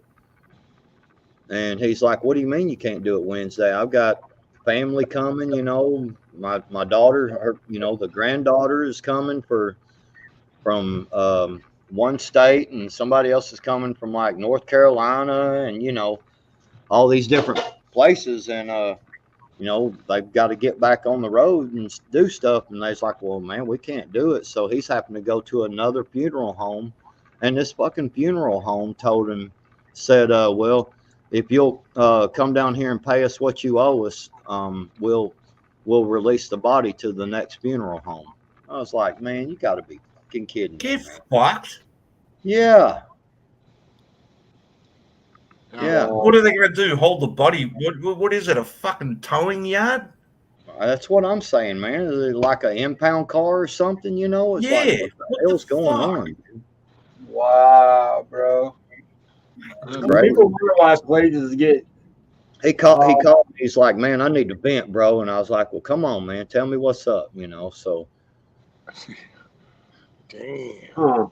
That's got him all fucked up, and he had to leave work, and he's an assistant manager at a big lumber store, you know, a big hardware lumber store, and so he had to leave, and he's, you know, trying to deal with all that, and I asked him, I said, well, man, have you you got all these people coming, you know, have you thought about what to do about the food situation? And I said, people are going to want to eat, you know. And he goes, man, I hadn't even thought about that. And I said, well, I'll be up there in the morning, because the visitation's going. He found another funeral home right there that they're wide open. They said, man, no problem, we'll get everything ready to go and all that. So he's just happened to go do that. And I told him, I said, hell, I'll come early in the morning, because visitation ain't till like 6 tomorrow evening. And I said, I'll just be there early. And I said, man, I'll go ahead, and if you'll let me have your kitchen for a little bit, I said, I'll cook up a big meal for everybody, man. Hell, there'll be plenty of food. So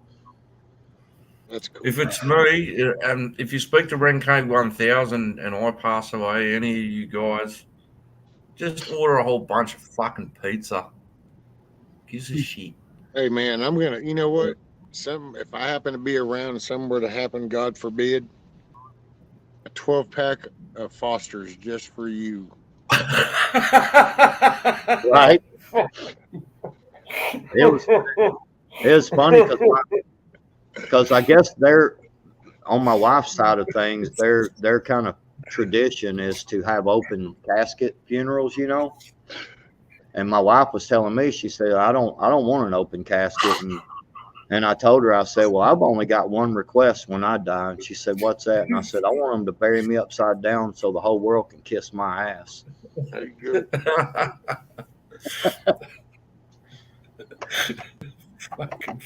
That's it.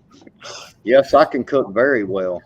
I took over the Thanksgiving and Christmas dinners a few years back, because my mom's just gotten too old to do it, and I cook for many people. I know how to cook, and every single thing. There'll be 7 different, you know, course meal, and can have everything hot and ready to go all at once. Logistics, man. It's all about, this takes 20 minutes to cook, this takes an hour to cook, and you just got to fit all that in, man, and know when to start something. And yep, I know how to get it all hot at once and everything. How many course meal? 7? Shit, 7. Shit, man. 7 microwaves. There you go. No, man.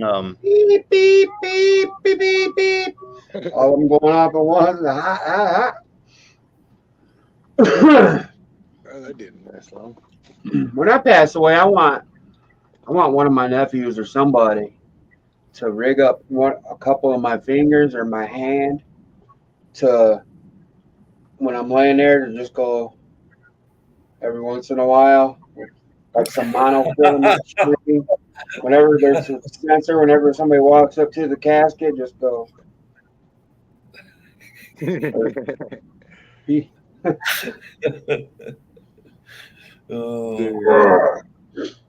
That is what it is, man. I told my cousin, bro. I told my cuz, I was like, man, just calm down, bro. I said, you know, it just is what it is. Let's get through this. And I even told him, I said, do you need me to come up there today? I said, hell, you know, it ain't nothing. I'll head up there right now. And he's no, I got it. And I gotta say, I don't know what I'd do, to be honest. If all of a sudden I was already dealing with this, and then okay, that ball's already now started, I'm here, and then all of a sudden it's like, wait, you're what? Yeah, I don't know. Right. There'll be some Backwards. furniture moving up in that funeral home, boy. You better give my mama's body back. Right. Yeah, because I mean, not only is it hey, you know, can't do this, but even if you can find a convenient way out, oh, we're still going to come to bite you in the ass with this, and it's like, yeah, I don't know, man, that might be one of those. I might be having to get one of them lawyers to do one of them emotional type plea type deals. Hey, big chap. It's funny you said that, because I actually did say that to my cousin. I didn't want to say that on here, but since you brought it up, I did say to my cousin, I said, you need me to head up there? I said, well, there ain't nobody holding your mama's body. I'm just telling you that right now. I said, we'll get buck wild up in that place. And he was like, no, I've got it handled. He said, don't do that. Man, sometimes you just got to buck. Man, I get man, dude, because I'm telling you right now, man, that BS that they were doing about not letting people see they mamas and daddies and stuff and their grandmas, man, you know, over this last 2 years. But I told them, I said, man, people better pray my mama don't go in the hospital, because them motherfuckers ain't keeping me from there. I'm just telling you, dude. Stuff's That's going. why I never even contemplated a damn hospital, because I was just like, shit, man, going, no, not everything that was coming out. I hope backwards we've probably I hope with the conversation the last that we've been having, we've kind of lessened the burden, the pain a little bit. Yeah, no, it's all good, man. Like I said, I deal with death a lot different than, you know, I don't get, you know, I miss the people. You know, when my father-in-law died last year, man, I tell you, you know, I really liked that man. He was really good to me, and everything. And you know, I missed him. I shed a tear in my own way. You know, I'm kind of a come out in the shop by myself, you know, have a drink, shed a tear, you know, kind of get through it, and then I'm done with it. You know, I'm ready to keep going forward. You know, and yes, I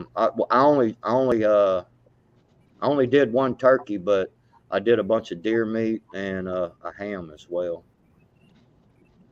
Just saying, we country folks, man, we got to have some deer meat for dinner. You know what I'm saying? Do miss venison. Good old venison. Well, we don't call it venison here. We call it deer meat. It's just deer meat. Deer meat. Yeah. Fuck, this shit got depressing again real quick, didn't it? Damn it. Nah, ain't nothing depressing, man. Shit, what's depressing? No, I'm just upset about it. I don't like talking. One thing, there's one guarantee in life. There's absolutely only one guarantee in life is that you're gonna die. He's gonna say it. He's gonna say it. Is that you're gonna die one day. He said it. He fucking said it. And I'll say, if you for my 2 cents on that subject, if that is such an intense moment for somebody, then you should be investing a lot of time right now knowing what's going to happen. Yep. So that's where that really comes, because if you're going to wait for that moment, then it's just a bunch of loss. So if it's something to really consider, and that's really something, a thought process, then you need to be starting to invest in that right now, to go ahead and think of what if tomorrow doesn't come, you know, because in the twinkle of an eye. And that's just a lesson we learned a long time ago. My kids could even talk about that one, because you just don't, you wake up and you see each other, and the minute you're not seeing, you don't know. Every moment's just there. So if you really think that, oh, well, I would really, you better start asking questions and talking and investing in that relationship and that time now. Yep. It is what it is, man. You just gotta, yes, you know, you just got to understand things. You know, there's certain things, just certain things in life that are going to be that way, man. It just, you know. Well, and there's sudden ones. You know, you got the accidents and you got the sudden moments, and they do happen in that shock, and it sometimes, a lot of times, is life-changing things because your life was together or was on this, and all of a sudden that part just not there. There's a void, and that's just part of one of them lives. So it's just it's working. It's just a moment, and everybody's going to process that in their way. Right. It's all good. Shoot, man. Have y'all seen the price of? You learn to live with it. Don't try and get over it. Just learn to live with it. Just that's it. Did I already mention how much cereal costs, man? It pisses me off. Yeah. Man, let's talk about cereal. Man, I love cereal. Cocoa Puffs done gone cray cray. Man, I love cereal and snacky cakes, man. You know what I'm saying? I like them little Debbies and things like that, man. Them things are expensive too, man. Man can't even sit around and enjoy a good snacky cake, man, without having to go get a loan and shit. I remember when I was a kid, I was only a young bloke. The first time I went stateside. Oh shit. Okay, that's him, not me, right? Yeah. Yeah, that's I him. dropped out. Oh, sorry. Oh, I yeah, remember. sorry. The first time I went stateside over there, and I saw the size of the cereal aisle. I thought I was in heaven. How long the cereal aisle was, and I was like, "Holy shit!"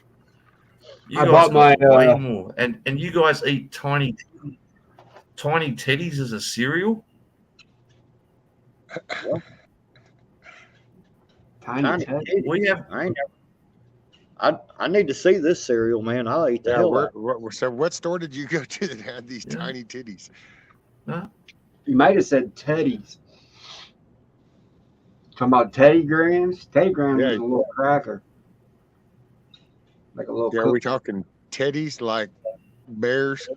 Teddy bears? Yeah, little bears, yeah. Okay. Tiny teddies. That's kind of curious. I've never seen that other brand. I thought he was talking about titty cereal. I was like, shit, I'll take some titty cereal, man. Shit. Yeah. All righty, where's this at? Teddies. I got my son this cereal for Christmas yesterday. Uh-oh. Star Wars edition. Wars. Frosted Flakes Star Wars. Look out. What the fuck? And I told him, I didn't tell him, but I will tell him to, like, you open it from the bottom, take the bag out, and then put a little bit of glue on the bottom and re-glue it, and leave the top sealed. And then you keep the box. That's what I was going to say. Just send me the box. Right. Oh, there you go. It's got chocolate for the dark side, and then the regular Frosted Flakes for the light side. That's why he's got two different colors on his lightsaber.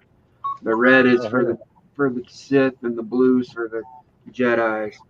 I hooked him up with a bunch of Star Wars shit. I got him a bunch of books. Check these out. Dixie, I was gonna go there, but I decided to leave that one alone. Star Wars. These are all. These are like. What is that? That's the other cereal? No, these are just books. Like okay. These are them like Where's Waldo? Little search books. But it's all a bunch of Star Wars scenes. There's two of them. Oh, cool. And I got a couple more. That's for your son? Yeah, one of them. Bro, I'm a Star Wars geek, eh? I'm bad for it. Oh yeah. Yeah. Yeah, he'll like it, I'm pretty sure. If we're doing this, hang on, I'll be right back. I've got to show you something. Hang on. I'm only going to get. I've got a cabinet probably worth 20 grand worth of shit. I'm just going to grab out my Wow. favorite. I'm going to grab my favorite piece out, and I'll show you. Sorry to hear that, Hoot. I'm missing all the chat and shit. They're I don't know, man. I just think people really need to enjoy life more every day, even when, to me, I think a successful person has nothing to do with money, but instead of how you live your life, man. It's like, no matter how much bad you see around you and stuff, that you still live your life freely and happily. I mean, Be man, a good person, you know? Yeah, Be a that's good why I'm person. not really. That's why this whole end of the world shit and the shift and all this stuff, bro, it don't really concern. I mean, it concerns me because I know my kids are gonna be dealing with some shit. But as far as I'm concerned, being poor and going without and all that shit ain't new condition for me. I can adapt easily to the shit. You know what I mean? I've had days where the only thing I ate was a can of corn and shit. shit, I had days I wished I had a can of corn to eat. Right. There you You go. know what I'm I'm saying saying? you'll learn to live with it. That's for sure. I've had Well, Learn days. how to hunt and fish and I've had well, days I when think I've had days when I've run out of beer and I was too drunk to drive to go buy more, so I knew I was over the limit, so I couldn't drive. Sad. Dude, there's so much distraction, and I don't mean this like in any kind of like bad way or nothing. I just because that's what I've come to realize for myself. There's so much distraction that you just lose sight of the basics of life and how much in consumption your needs are really totally polluted on wants versus needs. And you I think the way the whole marketing and just society shifted, you just kind of gravitate to where what you perceive as a need is really a want. It's just that now the messaging has been changed. So since that messaging, your needs, then need this. Oh, well, I need this. And you really don't. You really don't. Everything Rescue. gets glorified, and Rescue. I've come to just sit here because when you kind of can't do anything for a couple of years but sit right here, actually this is now a bonus. Hell, I pretty much spent a year inside confined, and so this has actually been a whole like threefold over. But I don't do many trips to town, doctor's office, a trip maybe with her around into the store because it just feels like mortal shit to do that, so I just don't. But you really and then just listening, because I listen to everybody's experiences and I listen to kind of what's going on, and then I'll catch some of the news channels just in random areas and you just kind of, I don't know, I talk with my kids and they're just like, man, they're on the move. Hell, my wife on the move, work, going to the stores, talk, and you just realize that there's so many apps in the app store that now people don't even know which game to play. And it's because there's just so many, and it's like, well, it's just life, and it's right here, and it's taking a moment. But see, debt just forces you into chasing the dollar, which then chases you into just that repetitive rut. And it's breaking that cycle. If I could ever come up with some magical wave of the wand shit, it'd be not to get so much rid of the debt as it would be to get rid of people's even thought of debt. Put that shit as that's bad juju right there. No credit.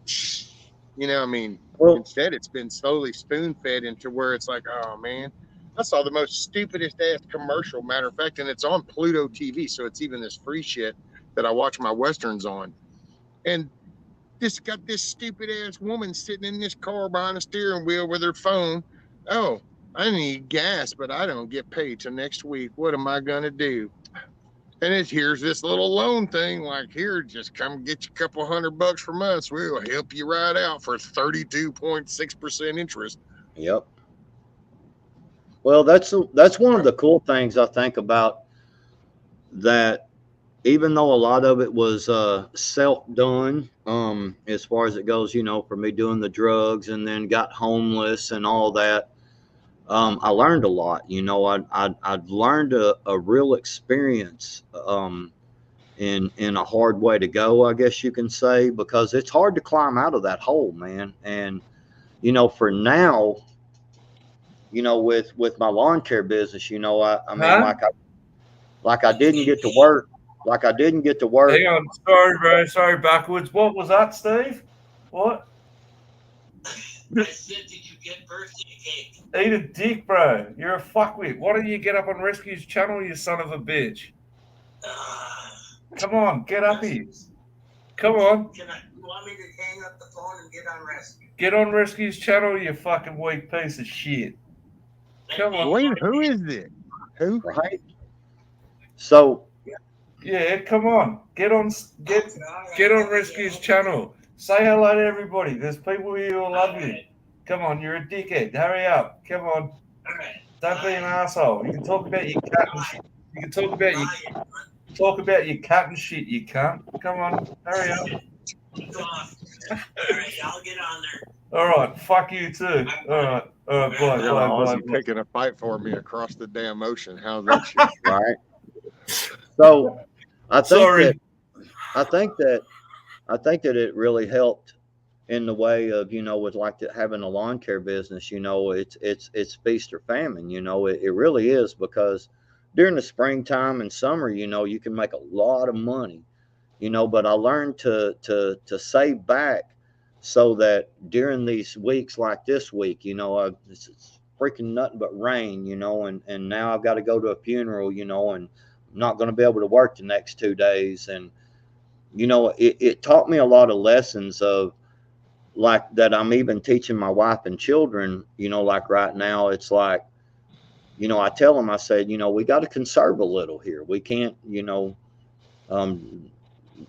can't just go run down to McDonald's because we want, a cheeseburger and things like that, and I think it helped a lot. And one of the things that I did do when I worked for this company for about, I had about 12 years in the whole process, because I worked for a contractor beforehand, and then I worked for the company, the main company, and made lots of real good money. I got into the whole 401k thing and was saving all this money and doing, and it didn't take much for me to figure out that during the coup, I paid attention to what was going on, and I knew they were propping the market up. And I'll be honest with you, and some people may even today be like, man, you were crazy, but I had over $100,000 in there, and they took out the 10% early withdrawal during the COVID stuff. So I took and started withdrawing my money, because I had actually lost my job because of the COVID. I was a plumber at the time, and had to, go in and out of people's houses, and they were talking about, man, you're going to have this. And I was like, yeah, no, that's not happening. But, so anyway, I got rid of, I slowly collected my money and just stayed at home and paid off everything, like we have the house and then, my mowers that we pay on, and that's it. Everything else that we pay is like, the dish bill, so I can watch my Westerns and things like that, on our phones and shit. But other than that, man, I sold off all my 401k and paid off everything and put myself in a position to where I can go basically 3 weeks without a paycheck now. You know what I mean?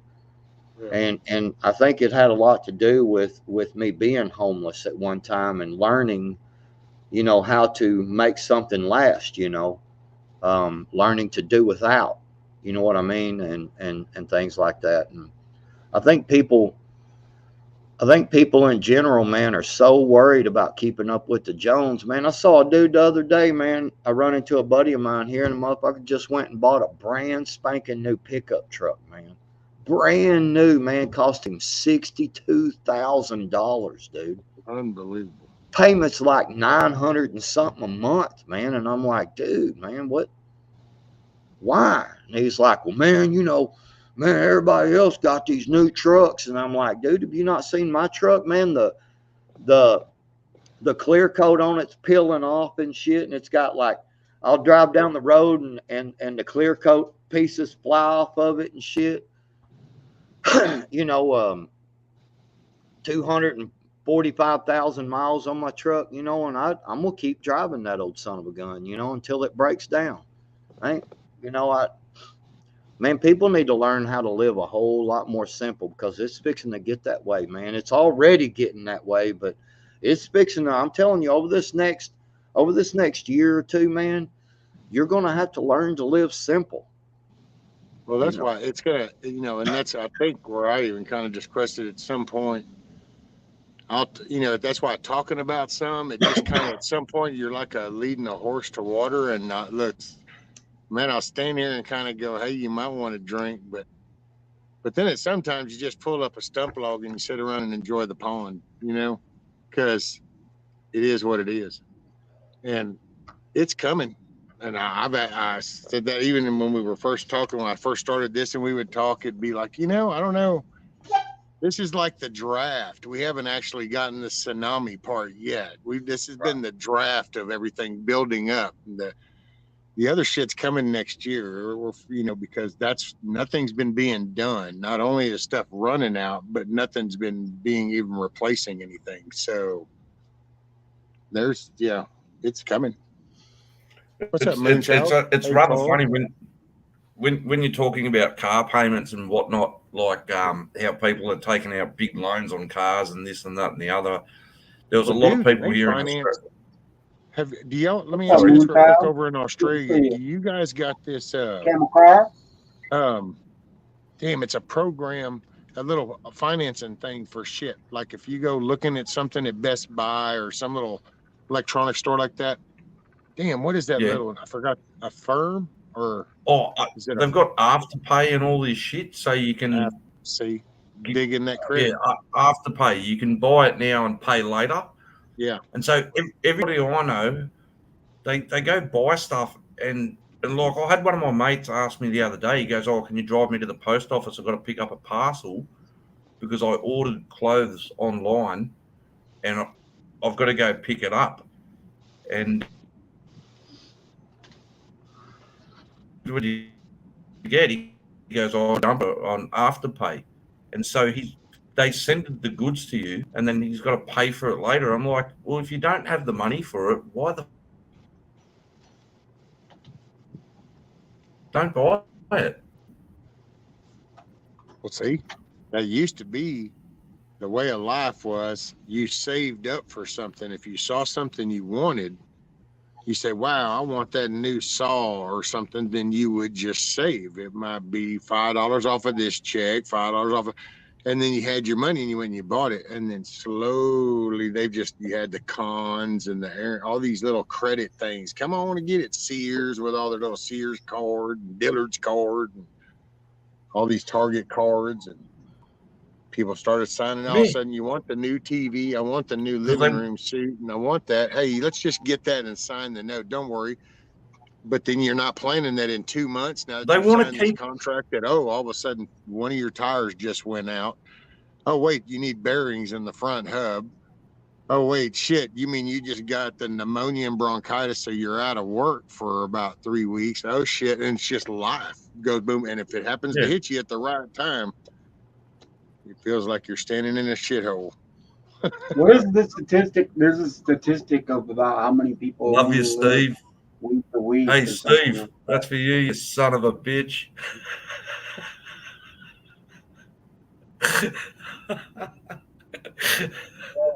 I think that one of the things, like my old truck, it's been paid for like I don't know, like 8 or 9 years now. And if you really, and I didn't buy my truck new, it had like, you know, it was used when I bought it. And I think that people don't take into consideration that let's say you have a $700 a month payment. You know, they don't take into consideration, yeah, it's new and everything, but you know, it's still a mechanical object. Things break down. You know, anybody that's ever dealt with a warranty on a vehicle, you got to maintain it. They do everything they can to get out of that warranty, and it just becomes a habit when people don't even realize that $600, $700, $800 a month payment that they're making, they could put half of that money in the bank, just half. Then you got your registration, but you got your registration, your upkeep costs. Right, but what I'm saying is you could put half of that money in the bank and drive drive one that's paid for and just keep driving it, and you could put $400 a month in the bank, and let's say something does go wrong with your vehicle down the road, man, you've got the money to repair it yourself and keep on driving. You know what I'm saying? That's it, and you don't have that hassle and that burden, you know, of coming up with that $600, $700, $800 every month, you know. So when things happen, you know, like I said, man, you know, I don't know. I paid cash for a vehicle. You know, I bought my truck, had it, and then when I started selling off my 401k, I went and paid cash for another vehicle so that we would have a backup vehicle here. And it's just a little Acura, you know, little 4-cylinder, 5-speed, a great little car, gets great gas mileage. Hell, I drive it more than I do my truck anymore, man, just because it 35 miles to a gallon versus 15, you know. So, but it's, you know, it's a good runaround car. Yeah. I can't express enough, man, to people to get your life as simple as possible, man. Stop believing the hype and all these, like you were saying. And I noticed somebody said something in the chat about it. Like you were saying, Rescue, you know, this lady on a commercial looking at her phone, you know, what do I do?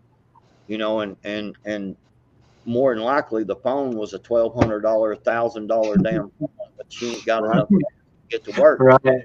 And I mean, think about more than the car she's driving. Yeah. Right. You know, probably paying $600 a month on the payment, you know, of the vehicle so that she can have a nice car, you know. Man, things are really not that serious, man. I mean, dude, look at the money that gets put into like going to the salon, these salons and stuff.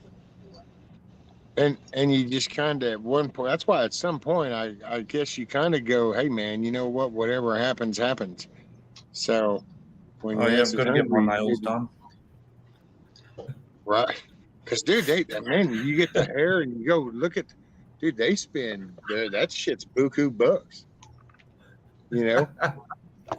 and I get it in a way. I mean, I do. I've just come to change my mind is what it is. I see things a little different nowadays is what it is. These latest years, I see things a little different. So I personally see that as just wasteful money.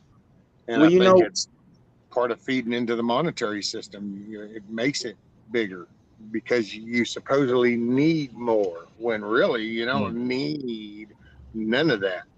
But since you feel like you need it, you buy more, which that creates that whole monetary shit beast.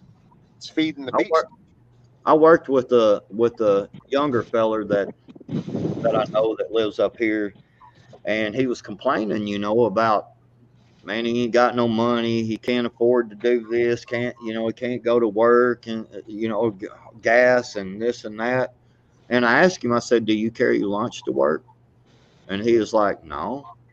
And I said, do you stop by McDonald's or a convenience store of a morning, you know, and get coffee or anything like that? He's like, well, yeah. And I'm like, well, see, there's part of the problem right there. You're you know, Well, I told him, I said, go, go to the grocery store and buy some lunch meat and a bag of chips and some cheap baggies and, you know, carry your lunch every day, man. You'd be surprised at the amount of money you'll have at the end of the week, and Yeah. it's a it gets to where one of them that people they don't think outside of the box. It's like, they've got to be that one to go to lunch with everybody, and you're spending damn $15, every single day when you could be eating for $3, Yes. Yes. and Mate, yes, backwards. man, Yeah, I always just made sandwiches. I always took my own lunch to work, a bottle of water, and I'm watching guys going to the takeaway shop down the road, and they're buying chips and hamburgers, and I'm thinking, like, what it cost me to make my lunch in that day. I've got leftovers at home that'll last me the whole week. Like, unbelievable, stupid amounts of money just for one lunch. Like, it doesn't make sense. I've always went and, like I'll buy a thing of sausage and then buy a couple of deals of biscuits, the little canned biscuits or whatever, and I'll cook up the biscuits and then cook up 2 or 3 sausage patties, and then each morning, all you got to do is go in there, throw a sausage patty on the biscuit, put a piece of cheese on it if that's what you want. Man, you got breakfast. You know what I'm saying? And We still do it now. We still do it now, and we're grown up because we know how to save money. Like, it's you got to, yeah. We take leftovers for lunch and just reheat it. There's a microwave somewhere. Take last night's leftover. What, you just gonna go keep throwing out food? shit, when you work out in the field, bro, you got an engine right there, man. If you'll get you some type of metal container to keep your food in, man, you just start the engine and let it sit there and run, and set your metal container right on top of the engine, dude, and it'll warm your food up for you. Shit, I had an inverter in my side box, buddy. I plugged up a little microwave on them cold days. During the summer days, I didn't even bother. Shit just came out of a box of peanut butter and crackers every now and then, pack of those. Wintertime, we would go. Hey, we even barbecued, dude. I used to have a pit that I made offshore, and everybody used to laugh at it because that son of a bitch wasn't very big at all. Everybody, man. Matter of fact, when I first brought it home, my neighbor come over going, "You just gonna leave that right there out in the yard? You ain't worried?" I mean, one of them old kids might run off of that, take that down to the lake. And I said, man, if somebody can run on up here and snatch that bad boy up, they can go right on with it. Because that shit was 3/4 inch tubing is what I had welded that little barrel with, and then 3/4 inch plate were the feet and shit. It took a 2-person job, but we mounted on a hitch on my bucket trucks during the summer, like working the storms. We used to do barbecues. I would take that and hook it on my truck for the day, drive off, and sometimes some weekends the wives would come up and they'd come up with fruit and different stuff, and they'd sit there and cook up the food, man. That's the way to do it. Fuck yeah. That's it's just so many things like that. I even made a video about how to find. Bye, GG. Sorry, I was reading chat. Sorry. Later, GG. Later, GG. And that's funny as fuck. I even did a video about that. You know what I'm saying? It's people stopping by these convenience stores and they've got to go out to eat with everybody, at lunch break. And it's like, you're spending like somebody said in the chat, Dixie said earlier, $20 a day for a month of work is $400 a month, man. And dude, there's so many things, that you can do. You go buy a loaf of bread. You go buy a loaf of bread and some butter and a bit of ham. Or some turkey. Well, let's say somebody likes candy bars, somebody just loves eating candy bars, man. You can go buy a king size candy bar for actually a little cheaper. I mean, it costs more money, but overall, if you bought 3 candy bars, you could buy the king size ones, you know what I'm saying, for cheaper and half it and have that have you a candy bar every day. You know what I'm saying? And you can still save. It may seem like insignificant, but 20-cent savings here and $1 savings there, and it adds up over the length of a month's time. Oh, yeah. Exactly. You're on the money. Hey, Kim. And welcome back, Grumpy. So he's taking lunch break with the KRSQ Talk Radio.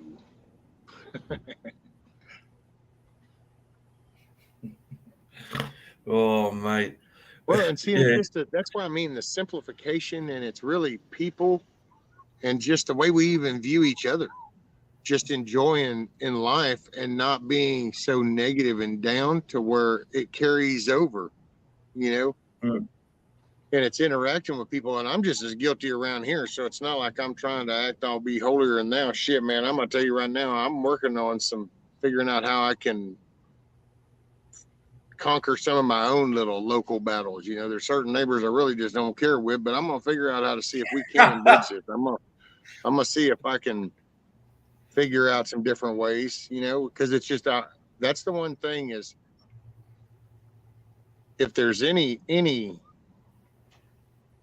whether it's looking at some like, oh well, we're gonna have to do this, man, laugh around. I know that if my granddaughter shows up here, I don't want to have it to. It's easy to talk about people that want shit. I'll drop them. I wouldn't want my grandkids. So if I can do something to better the environment overall, to where maybe she sees some more smiles when she comes to visit and stuff, if I can get that to happen again. But hey,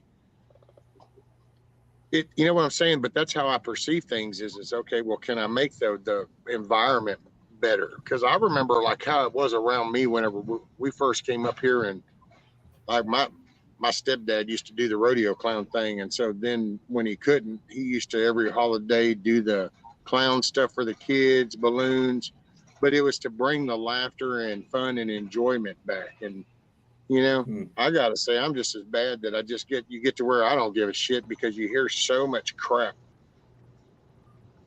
And then there's sometimes people intentionally start shit just to because they can't. Misery loves company. There's always those people. They've been the people for hundreds, thousands of years. Misery loves company. Shit's been around. You just, I don't know. That was my little squirrel moment. Nah, it's all right. That's rescue. That's what I was saying before. I've been trying to keep the happiness and the uplifting here, and it's gone on a few sour notes, but the large majority of the time it's been more uplifting. But I understand, because in backwoods situation right now, you need someone to talk to, and I'm happy to listen to it. And if I can help in any way by speaking to or trying to come up with something to help and assist, so man, I feel bad for your situation, but absolutely keep it positive, happy, and keep smiling. I think that people have had it so good for so many years, they don't know how to do anything different, and then when the shortages happened, or whatever, my sister made fun of me for a long time because, they'd come to the house for whatever, and they would see some of the stuff that, that I had, like, why you got 20 rolls of toilet paper over there stacked in the corner? Why do you have this? And it's like, well, there's a reason. And, they laughed and stuff. Well, when the toilet paper wars of 2020 hit, and you couldn't find toilet paper nowhere, my sister's like, hey, bro, by the way, we can't find no toilet paper. And I was like, well, I'll send you some. And now she gets it, it's not a laughing matter anymore. And it's like, you got to plan ahead regardless. Do you not keep a spare tire in your vehicle? When's the last time you checked a spare tire in your vehicle? It's still aired up. I mean, Can I elaborate on that? Because Rescue was saying something about Rescue was saying earlier about big businesses and everything, about we don't need them and we can run them out of business. We don't need to buy toilet paper. You squat and then get in the shower and just wash your ass. Just Hey, wash Pilgrim. it. I'm not sure that would be very cost effective when you go in the steakhouse and you have a steak, and then it's like, hey, by the way, I need to go to the kitchen because I need to borrow your dishwasher because, Pilgrim? well, I don't use toilet paper. I'll wash my ass instead. So, You better hope they got soap in the bathroom. Right. That'll be a weird conversation if it's a communal bathroom and dude walks in with his 2 kids. You're in there wiping your ass, washing your ass. All right. If you Then live in the have bush, the blower okay. drying it. Okay. All right, let's mix up the scenario a little bit. All right, you're not doing it I in think a that was pretty steakhouse. well mixed up right there. Depending where you live, all right, you don't need toilet paper. Go squat in a hole behind a tree, and then you jump in the river and wash your ass. How's that sound? About You've been hanging out with the Aborigines too much, bro. Yeah, about 7 hours down south, and you can see whole villages that way. Oh, you better start fucking laying down some piping next to that chicken coop you got behind you, mate. It's gonna take you a minute. Lord have mercy. I'm just, the whole point of it is just, it's not necessarily about the toilet paper. It's just a whole part of understanding certain things, that you can do differently, and saving a little here and there, and stop trying to. All right. Okay. How about if I explain to my wife, stop buying tampons and pads, and just use all my old unused socks? You don't. I would not suggest that conversation. Hey, you better just leave that one alone, bro. Yeah. Let her buy whatever she needs for all that. Yep. Save some money. I reckon I'd make her laugh. You know what she's like, and so do you, big chap. She'll laugh her ass off. I go, no more money on tampons or Tampax or anything. Oh, well, You yeah, use them she'll old laugh. stuff. She's just going to be laughing at you, the She'll fact laugh. that you would even say that. So that's what she's laughing. 4 hours later, when you wake up off the floor and shit. Washable princess cup. Yeah. Oh no. Oh, damn, a little rolling thunder action there. Well, just since that was kind of brought up, just to be honest with you, you actually, if you know what you're doing, you can take where the water comes out of your wall, and you got your little stop, your little water shut off that goes up to your commode. You can actually take and put a T on there, a T connector on there, and you can actually put the hose thing from your sink, like you got the little water sprayer deal, and you can connect that to that, and you can actually have something to wash your hind end with, and use a whole lot less toilet paper. Talking about a bidet. That's what I'm talking about. Like a bidet, but country boy style. You know what I'm saying? Talking about Never having just buying some unscented wet wipes and fucking using those. At least you're clean. You used my real name, now using hers. Steve. She's Renke 1000. Don't you? Whatever. Everybody knows it now. Everybody knew it before. Who cares? Oh, mate. Oh, too funny. Oh, whatever. So, I don't know, man. I think everybody should try to learn how to live a little more simple life, man. It's having all that cool stuff, man. I've been there before, Backwards. On a positive note, do you see that guy in chat, Stephen Lee Toohey? Mm. Yeah, he's like my brother. He's like, oh, mate, I love him. Known him for years. Like, shit, I don't know how many now. It's going on 10. I reckon, maybe more. He's over in Wisconsin. He lives simple, and he owns a cat, and I fucking hate cats. So every chance he gets, he's always calling me a cunt. And then every chance I get, I'm sending him stickers or trying to send emojis of I don't break for cats or I run over cats or some shit. So it's a love-hate relationship. But yeah, so he's new here, Mr. Tui. So but yeah, I was getting to a point and it fucking just eluded me. Well, what Moose Man is saying there, that's absolutely true as well. You can also take just a simple bottled water and poke some holes in the top of it and have like a wash bidet type thing.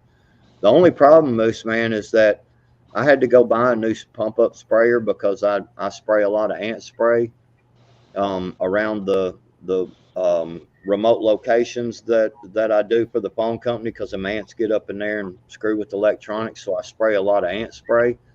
And the dadgum last pump up sprayer I went and bought, the same one that was $5.99 a year ago or whatever. I bought one the other day and it was like $11 now.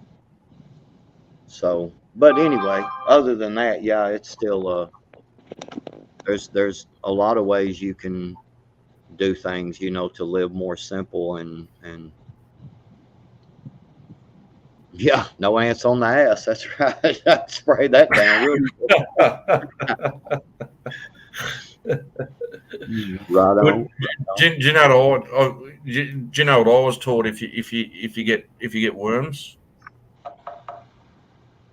if you get worms like anal worms, what you do is go buy some red apples, all right, and you put them on your bed when you're sleeping, all right, under the covers, and at night when you're sleeping, the worms crawl out of your ass and they go into the apples. That's just disgusting, man. Like, I ain't gonna lie, man. That's just like what? Worms ass, Have you seen cartoon with the apples and there's always like a worm coming out of the apple? How's it disgusting? It's a joke.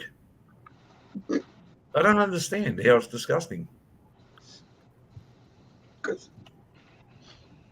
Okay, do you know how to get rid of crabs if you get crabs? You lie in a bath and you put a big rock between your legs and you fill up the bath with water and crabs run up on the dry part of the rock just on top. Crabs go. So just for the sake of for whatever, I mean, are these problems that you've had and this is why you know these things? It's not real. It's a joke. I'm messing with you. Which part? Are you fucking with me? I thought I really upset you. So you're not upset? No, I'm fucking with y'all. You fucking motherfucker! I thought you were really upset with me. No. Oh, man, I'm telling you, man, life is really not that serious. Not that serious. I don't want to man. upset anybody. It's really not that serious, bro. No, but this is definitely not the place I want to upset anybody. So if anybody found that offensive, fucking, I'm sorry. No, ain't nobody upset here. Oh my god, you son of a bitch! No, what's offensive, Rank, is in the morning when you get up and that apple's in there, and obviously there's holes and stuff in it. Just take a couple big bites out of it, and then you get your protein and your fruit and everything all in the morning right there. Just eat the worms right with the apple. Right? Ass worms. It's kind of like They'd probably be clean by the time they got to the apple, crawling around on your sheets. Live a little snail trail. Yeah. Oh man, I'm pretty sure I've had this conversation with you. I'm pretty sure, Big Chap, you've heard it before. I don't know whose channel it was on. I'm pretty sure you're around when Rank 1000 was there. It's gotten me into a lot of fights and a lot of trouble. Whereas I haven't picked up on sarcasm, and I take people too serious. Yeah, I suck at sarcasm sometimes, and I crack. Yeah, and they're like, "No, I'm joking." I'm like, "I don't get the fucking joke. What? I was telling the joke." Oh, fuck. I'm gonna pretty much say I probably will never have no problem with that worm thing, man, because I drink way too much whiskey. Just saying, man. Mate, I eat raw meat, or not raw, but like just walk my Mayor? steak through a fucking room, man. Like Morning, Mayor. raw meat's probably the best place to get worms from.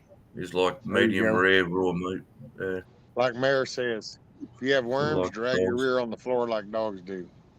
Yeah. I still Just like shoot the across apples the living between room. the legs idea, but anyway. Yeah, see, you gotta kind of understand there that Americans have a real sick sense of humor. There's a lot of Americans over here, man. And we have. Been trying. I mean, I go on there, mate. It's like been close to.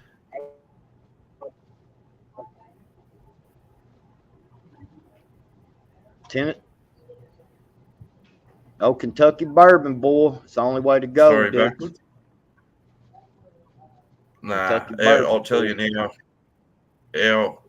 Our Australian sense of humour is a lot worse than you guys. I'll guarantee it. I'll swear by it. Backwoods, they got tequila with worms in it. I'm pretty sure they'd be all right. They'd just be in whiskey. Man, Floating around in there. Man, let me tell you something. That like brings some really bad memories, man. That worm, boy, and that tequila, son. Ooh. I made that mistake one time. I'll never do that again. I don't, man. Tequila is a cuss word around here, boy. That's shoo. Man, dude. No.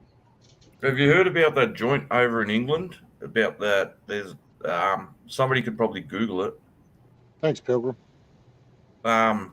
There's a soldier's toe, and he lost his big toe, and they put it in a bottle. You've heard about that one? Yeah. They put it in that shot glass, man, and no, Yeah, I ain't and doing it. you've got to have the shot, and you have to touch the toe with your lips.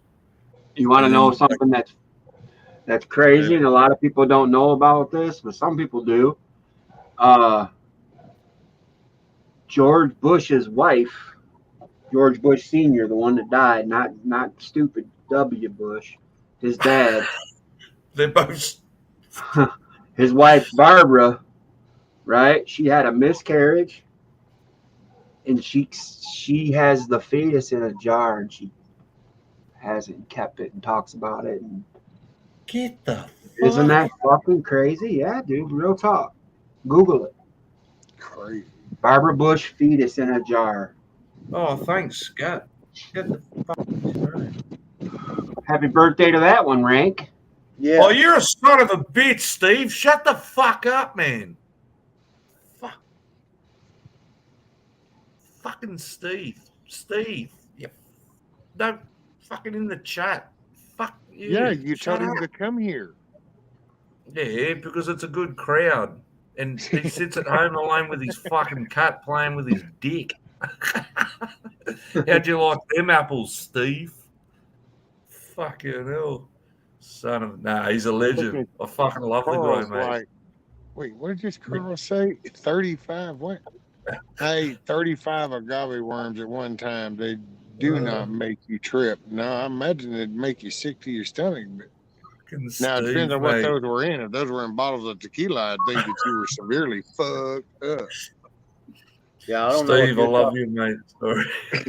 I don't know if he's talking about a worm in the tequila. It wasn't that I tripped. I got so drunk, man, and it made me so sick, dude. My head was spinning and I couldn't.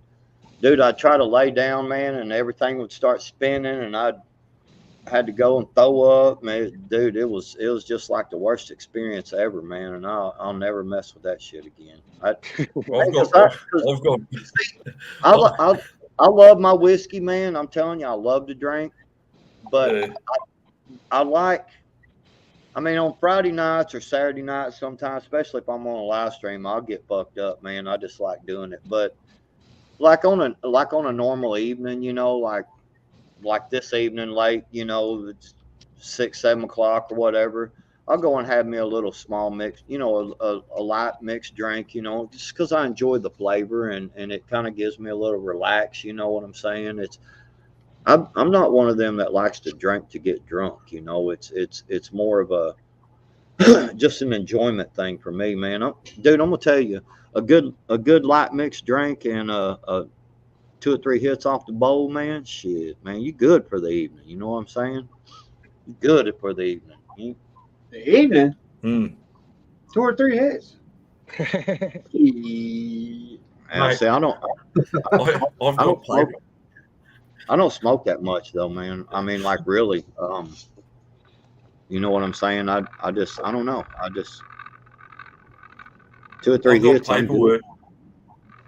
I've got paperwork that says I shouldn't drink spirits or anything because I get too violent.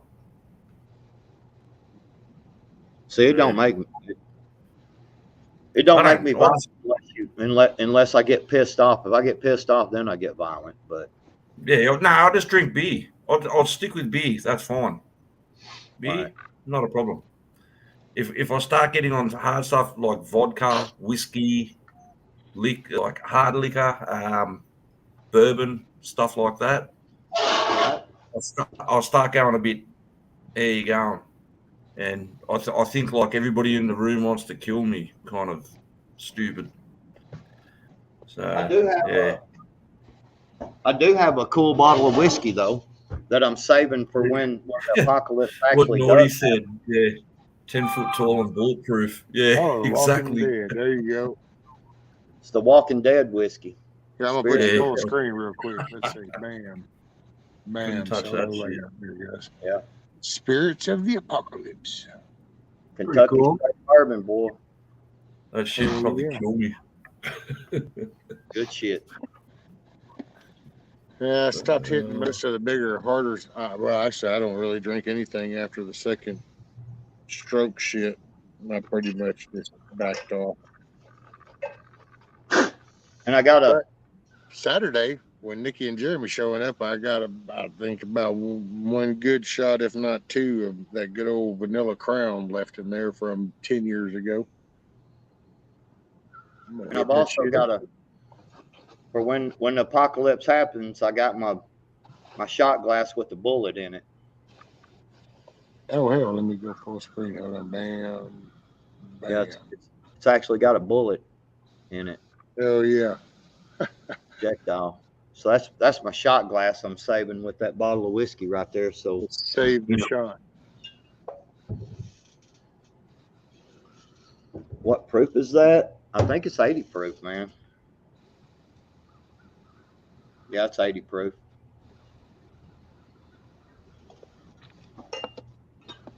That's my official shit. It's hit the fan, and it's you know what I'm saying?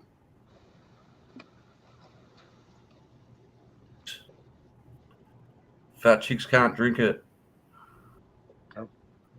Oh, that's that labeled Foster's beer. Fat chicks aren't allowed to drink it. Prego chicks, which is a good thing. There's one for you. What's Steve. it called? Tui's? Tui's. Yeah. I think he actually takes Foster's though, and he just relabels the bottle before he gets online.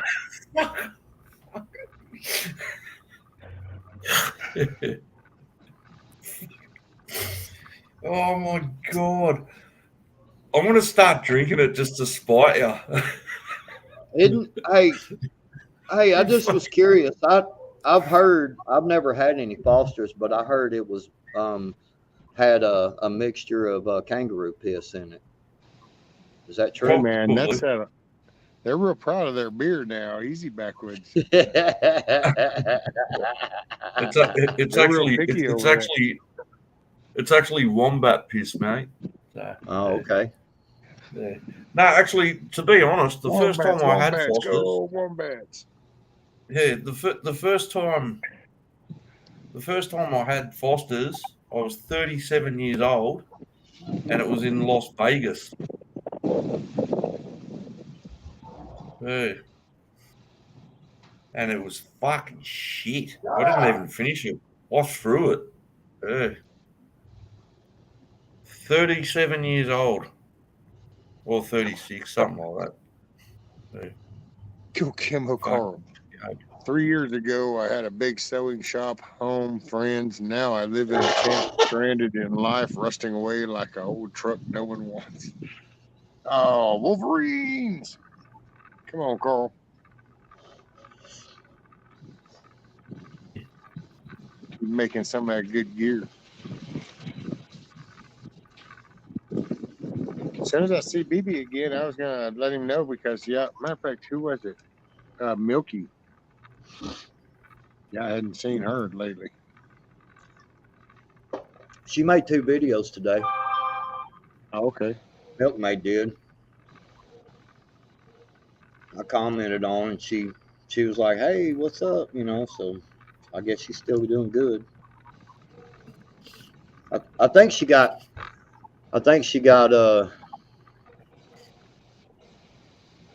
Well, I know she got disappointed in me over some of that drama that happened here just a while back, you know. And I think she got mad at me for a little bit, and she kind of let me have it pretty good.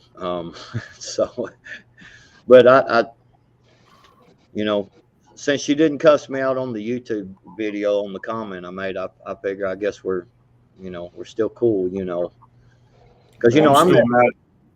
Because I met Milkmaid in person. You know, she's a really good gal, man. You know, and I have to say, you know, it is what it is. You know, I have my opinions, and that's the way it is. You know. Hey, Ronnie. Ronnie Yorkers. Ronnie K. What up, Ronnie? Fucking hell, Gemma. I just really believe people should live as simple as possible and stop letting things be so damn serious, man. I mean, just straight up, it's really not that serious, you know. I mean, be a good person. I say it and every just stay day, true to bro. character, and so much shit would fall in then because so much other shit would go away. People could just be a good person, you know, make that a focus. So before you chime in, think that through. Is that really going to benefit anything? Nope. Then maybe you need to sit this one out. It's like, you know, simple shit. But oh no, there's always that wave. Sorry, backwards. Go ahead. oh no, you're no, it's right though, and the one thing I think people forget is that, you know, I've got an opinion about things. You know what I'm saying? I've got my own way that I see things and my own opinion about things. Well, I think the thing that people forgets is that when you get to thinking that your opinion is the only one that fucking matters, then that's where you start steering wrong, because you have to understand that that person across from you has an opinion that they believe in. And we can sit and argue all day long who's right or wrong, but at the end of the day, especially when it comes to like this YouTube and some drama or something, you know, at the end of the day, how does that really affect your life once you hit that X button right there and YouTube goes away? You know what I'm saying? You got to understand that it is what it is. You know, people have different opinions, people have different thought processes, different beliefs, you know, and you know, you can agree with it or not, and that's cool, you know. So I don't know. It's just man, I keep saying it, man. It's just not that serious, man. It really ain't. It's just not that serious. Not enough to run your life over, man. You know, I mean, it's like, damn, somebody said something mean to me in a comment. Okay. You know, it's like, man, you know how many emails and comments and shit that I've got, people cussing me and telling me I was stupid and my beard looks stupid, and man, all kinds of shit, man, trying to get me. And I'm just like, what? I don't care. I mean, you actually don't affect what happens to me in my daily life here. You know what I'm saying? See, but backwards. So you get, yeah. So you've established your point, but what I'm saying is, like in regards to earlier, where I get upset with myself if I've upset someone else. I'm like, fuck, and I try to explain myself to someone else. I'm like, no, I didn't try to upset you. And then I'm like, when do you get to that point with someone? It's like, I wasn't trying to upset you. Like, you're taking it the wrong way, and you can't. Some people, you can't change their mind. Like, it's like, oh fuck it, take it as you fucking wanted it. You just got to have to deal with it. You got to walk away. Well, you got to see trolls for what they are, and that's what as far as I'm concerned, if somebody is on there like seriously trying to go at you or whatever, it's just a troll, man. You know, just look at it as a troll. I don't care. You know, Gmail gives me hell all the time, man, and I'm cool with that. Me too. I love her to death. I like Gmail. I like shouting. Yeah, I love people that'll give you hell, you know, but you know, hell, I will say, not to cut you off backwards, but with Gmail, and I'll say so, and that's a classic. I'll see, because I will tell you, and this is the straight up truth. I don't know sometimes if that woman actually means like it in a direct way when she says some things to me. I just, to be honest, I choose to read that and I automatically attach humor to it. So I would think that that's the way she applies it, but I don't really know. But that just goes to show the interpretation of text. I choose to that because it just comes that way, and I guess that's the direction. I'll tell you the way. Yeah, I'll tell you the way that I've tried to start looking at things like Dixie right there. Go fuck yourself, backwoods. See, I look at it like this. Man, I tried that shit one time and it just ain't long enough, man. Because I would be in a lot better position if I could just fuck myself, man. I wouldn't have to worry about all this shit, you know. I would have saved a lot of money over time, man. But it is what it is, you know. You see what I'm getting at, man? It's like just let it roll right off of you. Who cares? Make fun of yourself, and when someone does that, and it takes all their power away from them, man. When they can't really push you off. No, but you know, I will say though that at some point you could, because I'm gonna be clear. I watch certain things, and if it seems that people do that, then that's how I hold people accountable. You know, people can say, oh, well, it's not your place to judge. It's not a matter of judge. That judgment is a spiritual thing, but I can hold a mofo accountable for actions that I see. And because you see mean, hateful people, and I just don't entice them, because it's just that's what they're looking for. That's what they feed off of. I used to watch this with my oldest, and when he got into high school, on my stepson, there was this little bunch that started that, and we had them talks because there's just people that like to they thrive on that. Well, for whatever reason, their life sucks so bad, or their perspective is so jacked, or whatever the reasoning, but they like to participate in that. That's what makes them happy. You're not going over there going, hey, what's up? Instead, it's over there going, oh yeah. And there's that. Hell, we actually just watched a couple of years of it out here. People paid. You can't. And see, like that supposedly was shoved down your throat, that this group is pissed off at this group, but they're damaging all this, and that's supposed to be okay, because no, it's not. You know, and that's the same thing when you kind of sit and go, but yet somebody just trashes the shit out of somebody. It's just, that ain't right. Because that, first off, nobody should even, I mean, if you're anybody, whether it's somebody that's having to deal with that being thrown at them or the person even throwing it, but dude, think about the space that's occupied in their brain, whether it's a giving or receiving. So either side of that coin is jagged because it's taking up it's wasting space in a brain. And that's, in this day and age right now, I'm not seeing where we got a lot of room to waste at this point. Yeah. Why the fuck are we still on this fucking topic of negativity? That's what I want to know. It's not. No. Why are you negative? Maybe if you wouldn't No, like that because- Foster's and shit, you wouldn't feel all pissy. Oh, that's fine. Right. No, but it's I'm just cool. You cool, Beckwoods? I'm no, cool, like, man. That's I'm it. happy. You good, I'm you good, actually, champ?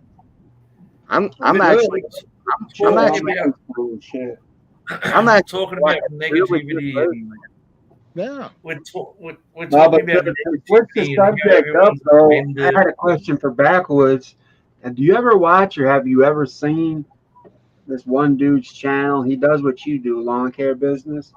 But I don't know if it's once a month or once a week or whatever. On his day off, he'll roll around and he'll find a house that's overgrown, like say it's abandoned or condemned. Oh, but is the it? lot looks all fucked up. He'll go up in there and he'll set up his cameras and film himself cleaning it all up and just doing it for the neighborhood and shit. Is He's it? had Is people it? go Is it off like on it. this? Is it like this kind of tall, skinny black dude? No, this dude was white. Oh, okay. Because I watched this this black dude, man. He's Oh yeah, I've seen his too. They power wash it does too. that. He does that a lot, man. He I'm just thinking, I don't know, you're pretty popular already. Shit, you got you got the modus operandi going down. You already got the channel. You got the fucking equipment. You got cameras, right? Yeah. Boom. You could blow up when you're doing some shit like that, and you don't necessarily even have to just do it for free. You could even do it on the ones that pay and shit. People like looking at that shit, dude. It's interesting. Yeah. Choose your footage carefully, and you could end up getting like Gravely to kind of, go, hey, need some blades, belts, oil changes, which, Well, I wish they would give me a free oil change. That shit's like $70 to change oil in that damn thing. It's crazy, but no, I actually like one lady. A buddy of mine told me about. I went and done stuff for free at her house, man. Clean, cleared some brush away and stuff like that, man, because it was kind of dangerous. And one lady that I actually do her yard for, real old lady. She always just comes to the door, and I go up her steps. Well, I started walking up her steps, and the damn board flipped out from under me, and I was like, "Oh man!" So I went to my lawsuit, baby, lawsuit. Well, hey, lady, you should have had this fixed. You could have invited me over. You're going to jail. Yeah, what I did was I went to my trailer, because I always keep some cordless tools and what I call a drill bag or a screw bag. It's got just screws in it and some cordless drills and stuff like that. And I fixed her steps. I fixed her steps for her, and I hit up my buddy. I've got a buddy that see you, Kiss Off. I've got a buddy that does carpenter work, and he does something for free once a month. It's like his policy, and he actually went over to that lady's house and rebuilt part of her deck that was getting kind of rotten. Most of the deck was still good, but he went over and rebuilt it for her and didn't charge her anything. So yeah, I've thought about doing some stuff like that, because man. Dude, it trips me out, man. I'll look at them lawnmower videos and they got like 1 million views and shit. And I'm like, damn, man, for just motherfucker just cutting grass, man. Yeah. Double dip that shit. Get paid to cut it and then get paid for people watching you cut it. Well, the only problem with that is, big chap, I get so throttled by YouTube because of the way I talk and, you know, cuss and carry on, that I would have to start another channel to do stuff like that for it to ever get any kind of views, man. Well, Because yeah, I mean, you could easily cross promote it. yeah, Go on to your normal backwoods channel and tell them all about backwoods and cutting channel. yeah, You could blow up, dude. Make some yeah. cash. It's You could cash at me a bunch of it for giving you the idea. right. I haven't heard you curse once yet. Huh? I haven't heard you curse once yet. The majority of the videos are like him explaining the job and what he's getting ready to do, and then he'll just put the camera on and puts it in fast mode, like fast forward, and you see him fucking cutting it or weed eating or doing whatever, pulling vines down, and then it'll be done, and he'll move on to something else. But Yeah. you don't have to do a That too shitload much of out of talking, you backwoods know. out of me though, Rank. That's I would like to think that's because backwoods will cut loose. I'm Backwoods only too much. I'm being nice and trying to hold my words because of Rescue's channel. I'm respecting his channel, but yeah, no, you go watch one of my videos, bro. You'll see. He'll cut loose. Yeah, man, I'll say I'll see now. Oh, dude, I've said like fuck the FBI, fuck the government, man. Y'all go, you know. I don't care if y'all put me on a list. Y'all go fuck yourselves, you know. Come for me. I don't give a shit, you know. No, I get out there, man. You know, my wife and I actually have had an honest conversation about if the black SUVs pull up in the driveway. Like, I know I'm small time, but man, I say on some of these, you go back and watch. I cut loose, man. I'm not scared. In fact, Rank, you know, I was in a militia a couple of years ago. Dixie. Yes, it was, Dixie. In fact, Rank, I was in a militia a couple of years ago, and like I was on like when BLM Antifa stuff was happening over here, you know, and I was burning shit. I was one of the guys up there with the full gear on, and like standing. Stop. I ain't scared. I ain't scared. I'll tell it. I was one of them. He's going to make sure nobody's pulling up in his driveway. He's like, shit. He's like, I'm opening the blinds, let some fucking light in here, mate. Man, dude, I'm telling you, man, you got to live free, man. This is being scared, you know, is the whole damn reason why we're in the position we are now, man. People are so afraid of getting put in jail and losing a couple of days of their life that they're losing their whole life, man. They're steadily giving their rights away for a little bit of safety. You know, there was somebody throughout history that said when you give up a little safety when you give up your freedom for a little safety, you deserve neither. And I believe that 100%. I ain't giving up my freedom for safety, man. It's just not happening.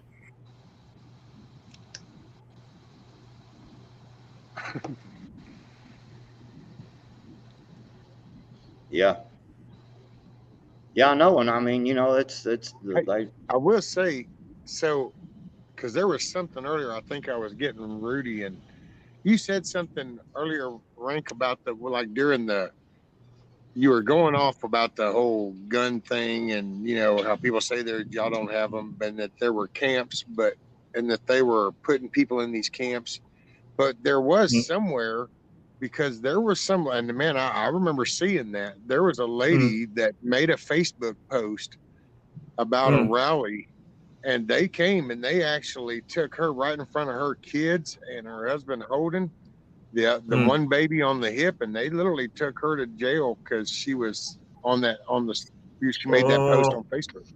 No, they didn't take it to a camp. If I'm thinking about the same one. Just went to jail. Oh, there's a lot. Okay, as far as the camps go, I explained it earlier. There was only one camp, and that's in one state up north of Australia.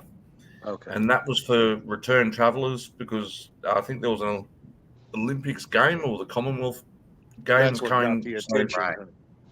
they quarantined people when they came back from China because it was held in China. Yeah. So they were held there. Planes fly to America every.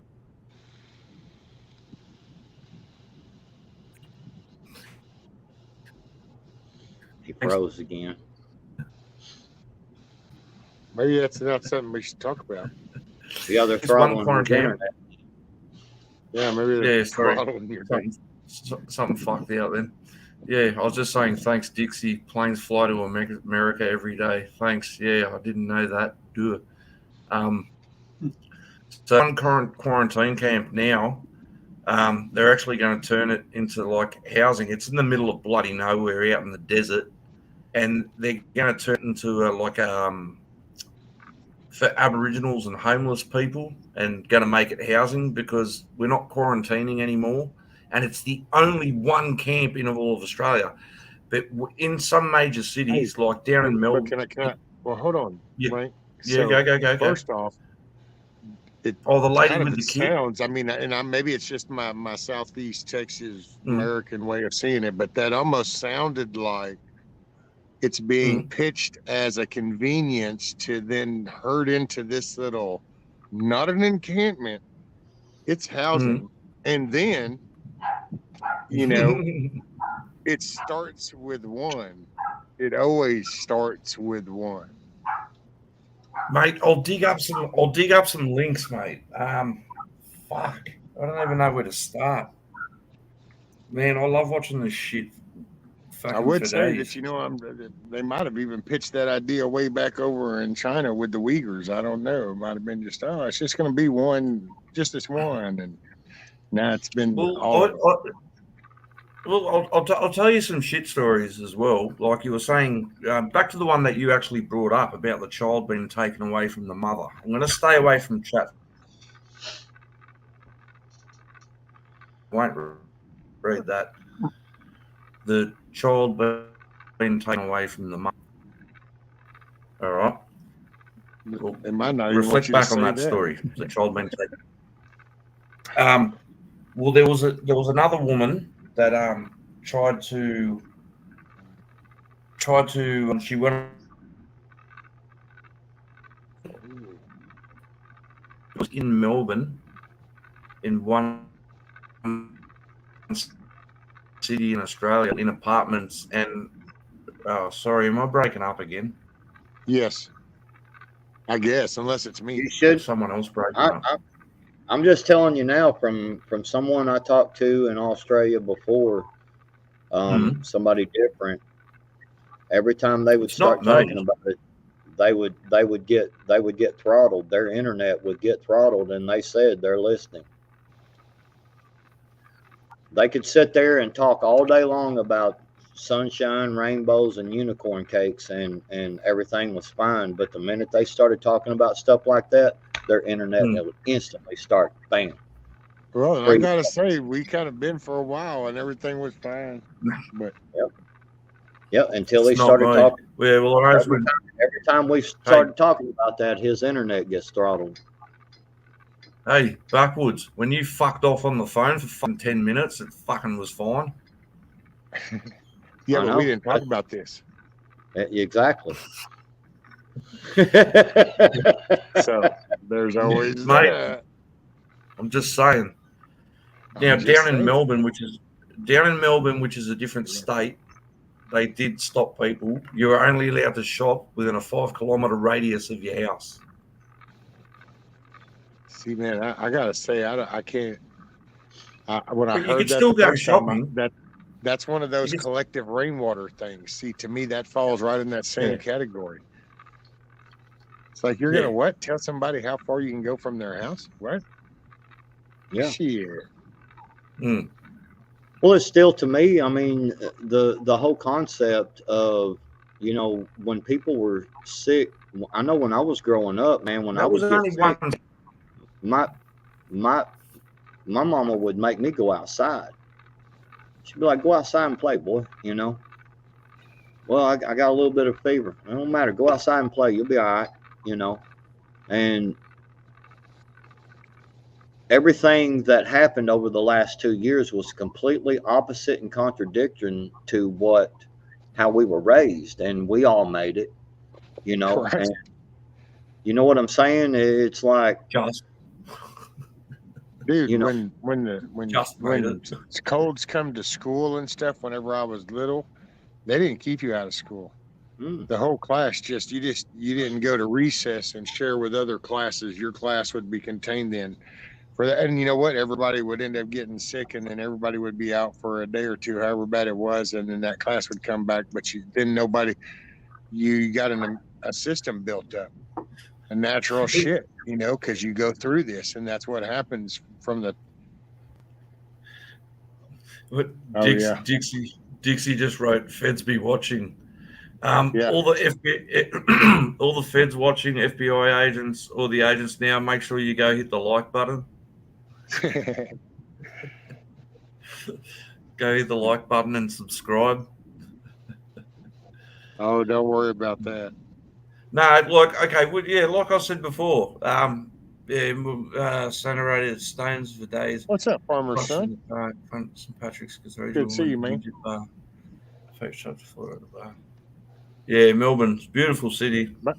By the way, I was looking and Carl put the link up, but I noticed that Grumpy had said this about the Brazilian cops, and then Carl had put this up, seen a report this morning, the Brazilian military, and so then he put the link up. And even the title of the link is Brazil military, and I'm not saying that word, Red Command cartel leaders prepare tape. So, I mean, there's some shiznit going down.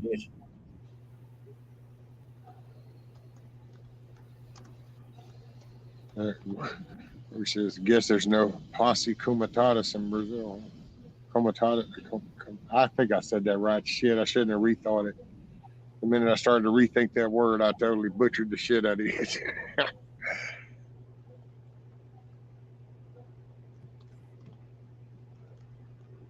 Carl says, I'm sure I've been on since I was a vendor at the gun shows in the 80s. Shit, dude. I've probably been on a list since I was born. Who knows? Now what they do with all this bullshit too, that they look at the shit they make up. So does it really matter if they catch you doing something? Because if they really wanted to, they'll just make the shit up. Hey, Grumpy. That's funny. Grumpy and Gemma. That's what I always say to my wife. Right? That's probably why I don't only ever go back to New Zealand or America. Because I've got a rule. You don't go anywhere where you can't drink the water.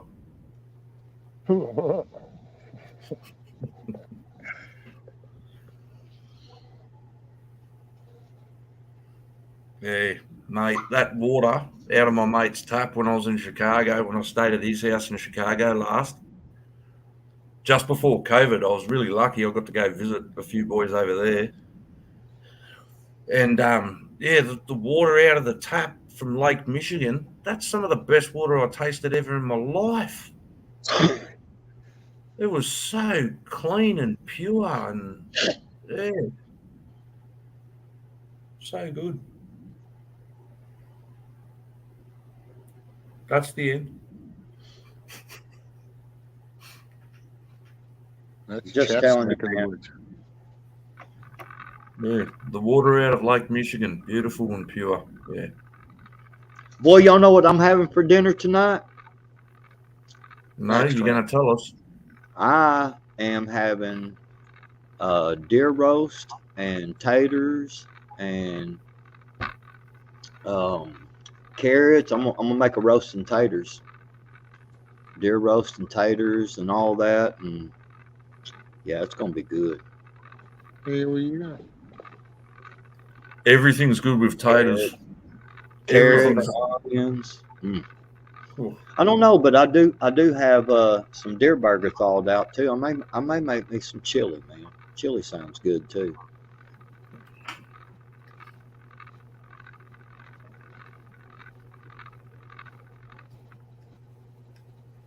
What's that second green movie? Is the 27th? Fish pee in Lake Michigan water. Hey, Backwoods, do you do the deer roast in the crock pot or what? How the does that work? Sometimes, but I don't have time to do it in a crock pot today. Hell, it's already almost 2:00. I'll probably just. We've got one of them roasting dishes, that you can stick in the oven. So I'll probably just do it like that. Just because it's late enough in the day. I actually was supposed to have started it about 3 hours ago. So, Whoopsie. Yeah, I may just have to do the chili. I don't know. I may take the. Actually, I've got that big old roast thawed out. I may just take that with me tomorrow and fix that for, the family and stuff. To help me cook some roast potatoes and cook some stuff like that. Take with me. Oh, dang. Amy said same here except beef roast. And then Tiger said she's having pork roast. And then Eric said he made a big pot of venison stew. It's like, holy moly. Got all them pots going. Hell yeah. Moose man, I don't doubt you.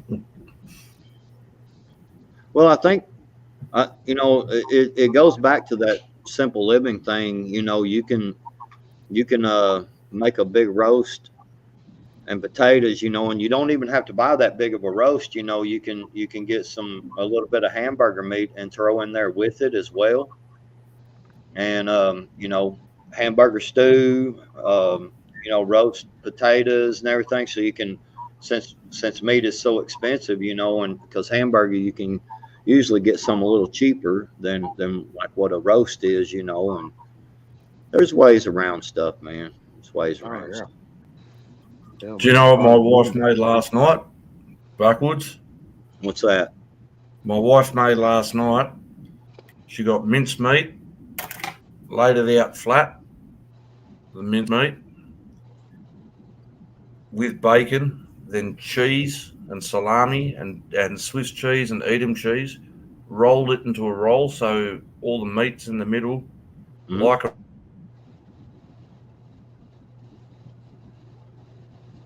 he.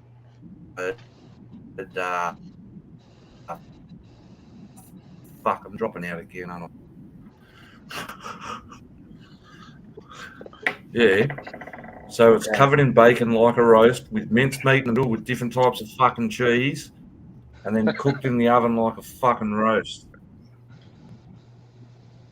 Sounds good, bro. Yeah, it does.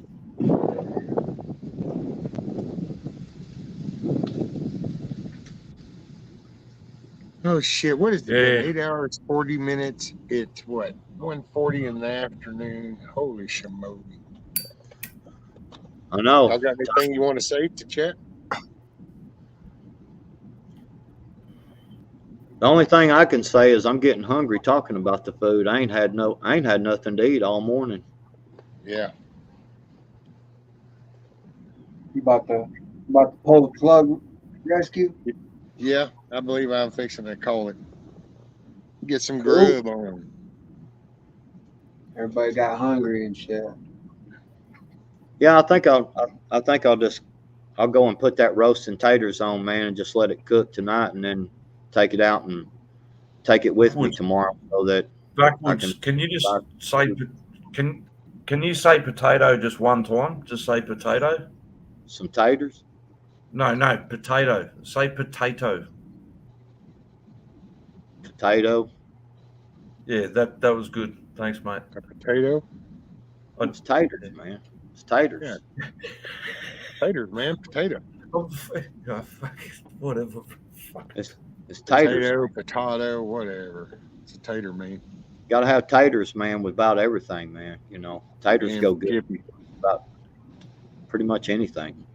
I'm going to tell everybody in chat to stay safe and God bless. And I'll see you around. I'm here. Right on. Thanks for having me, guys. Matt Wood, stay safe, fellas. Yes, sir. Chad, You thanks too. for hanging out, brother. I Peace out. appreciate you, man. Everybody Peace. be chill. And yes, Capheck, I actually got the damn latch on the side door, and I'm fixing to finish screwing on the little hanging chains on the doors right here. So at least I got a little something done. And I'm not done. After I eat, if it hasn't started to sprinkle or something, then I'll accomplish something else. Something's got to get done every day. Just remember, everybody, everything's not that serious, man. Be a survivor. Don't be a victim. There you go. I'm out. Rescue, thank you for letting me up on the panel, man, and letting me hang out. Appreciate it. Got it, bro. And Appreciate it, man. I do got stuff to get ready. I guess I'm gonna be gone. I gotta leave sometime in the morning, and so I'm gonna try to go in there and cook up some food and shit to take with me, so cuz ain't got to worry about all that. Be safe. Yeah, backwards before you duck out, mate. I just wanted to say that. Good luck with what you're going on with your family in the next few weeks. Oh yeah, I appreciate it. Everything's good, man. Yeah, man. Good luck with it all. Wishing you all the best to you and your family, and I hope you all work it out. And yeah, I appreciate it. Yeah, God bless, brother. My thoughts and prayers are with you, man. Appreciate it, man. Same to y'all over there in Australia, man. We love our Aussie brothers, man. Just saying. Hey, our flags share the same colours, red, white, and blue. That's it. You're right. Remember Everybody, that. Backwards. Peace out. Thoughts and prayers, brother. Be safe. All right, Mr. Rank, my Aussie buddy. Thanks for hanging out with me as long as you did. No, I'm going to drop in a sec. It. Oh, man. Oh. Oh, man, I love that guy. He's funny. Fucking hell. On my fucking end. Oh, what the fuck? Are you lagging behind? You there, mate? Yeah. I'm fixing to be calling it, so I ain't ended it yet. I reckon it's because I've been on here too fucking long. It must be lagging. Can you hear me? Yes, I can. Oh, yeah, there's a good little delay between those two there. Yeah, I've been here too long. Hey, get you some rest, brother. Oh, I don't need rest, mate. Rest is for the Get weekend. you something to eat, for sure. Oh, mate, I'm stuffed, trust me. Oh. You can't be too damn stiff because you've been on here for hours, so I know you ain't eating hours because you've been here. Oh, well, this is true. Yeah. Okay. I retract that statement. I jumped the gun on that one. My bad. All right, brother. Hey, man, thanks for hanging out as long as you did. I appreciate it. Yeah, thanks for having me up. Sorry if I lag out. I just wanted to say thanks to everyone in chat. Big chat. Everyone. Mate, it was great chatting with you all. Seeing some of the comments just made me laugh my ass off. It's a solid crew. I'm glad to be a part of this crew and this crowd. It gets me away from my day-to-day bullshit that I have to deal with from time to time. And yeah, great to be a part of it. Rescue, thank you so much, sir, for having me up here. All right. You got it, brother. And make it a good day, buddy. Tell Miss Rank I said hi when she gets up. I will indeed. I'll promise you that. I promise you that, sir. I will indeed. Cool deal. Catch you all next time. Later, brother. Later. Bye, bye, bye. All right, Chet. Hey, everybody. Hey, man. Thanks for everybody hanging out, chilling. Hopefully you enjoyed it.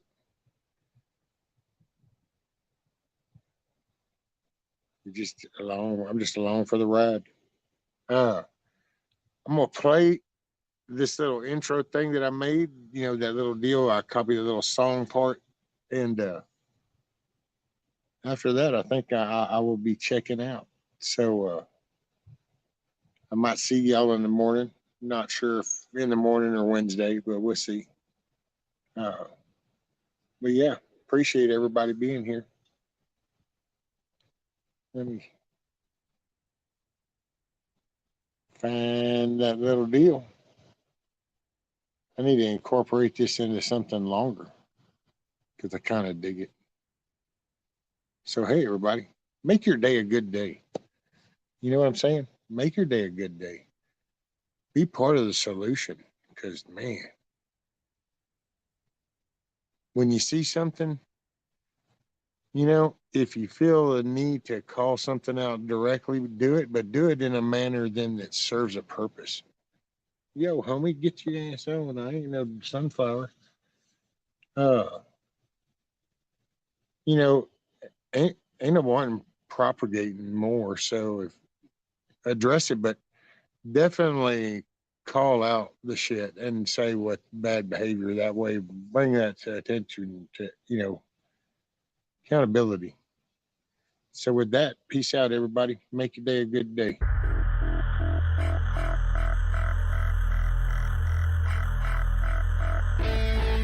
I pledge allegiance to the flag of the United States of America and to the republic for which it stands,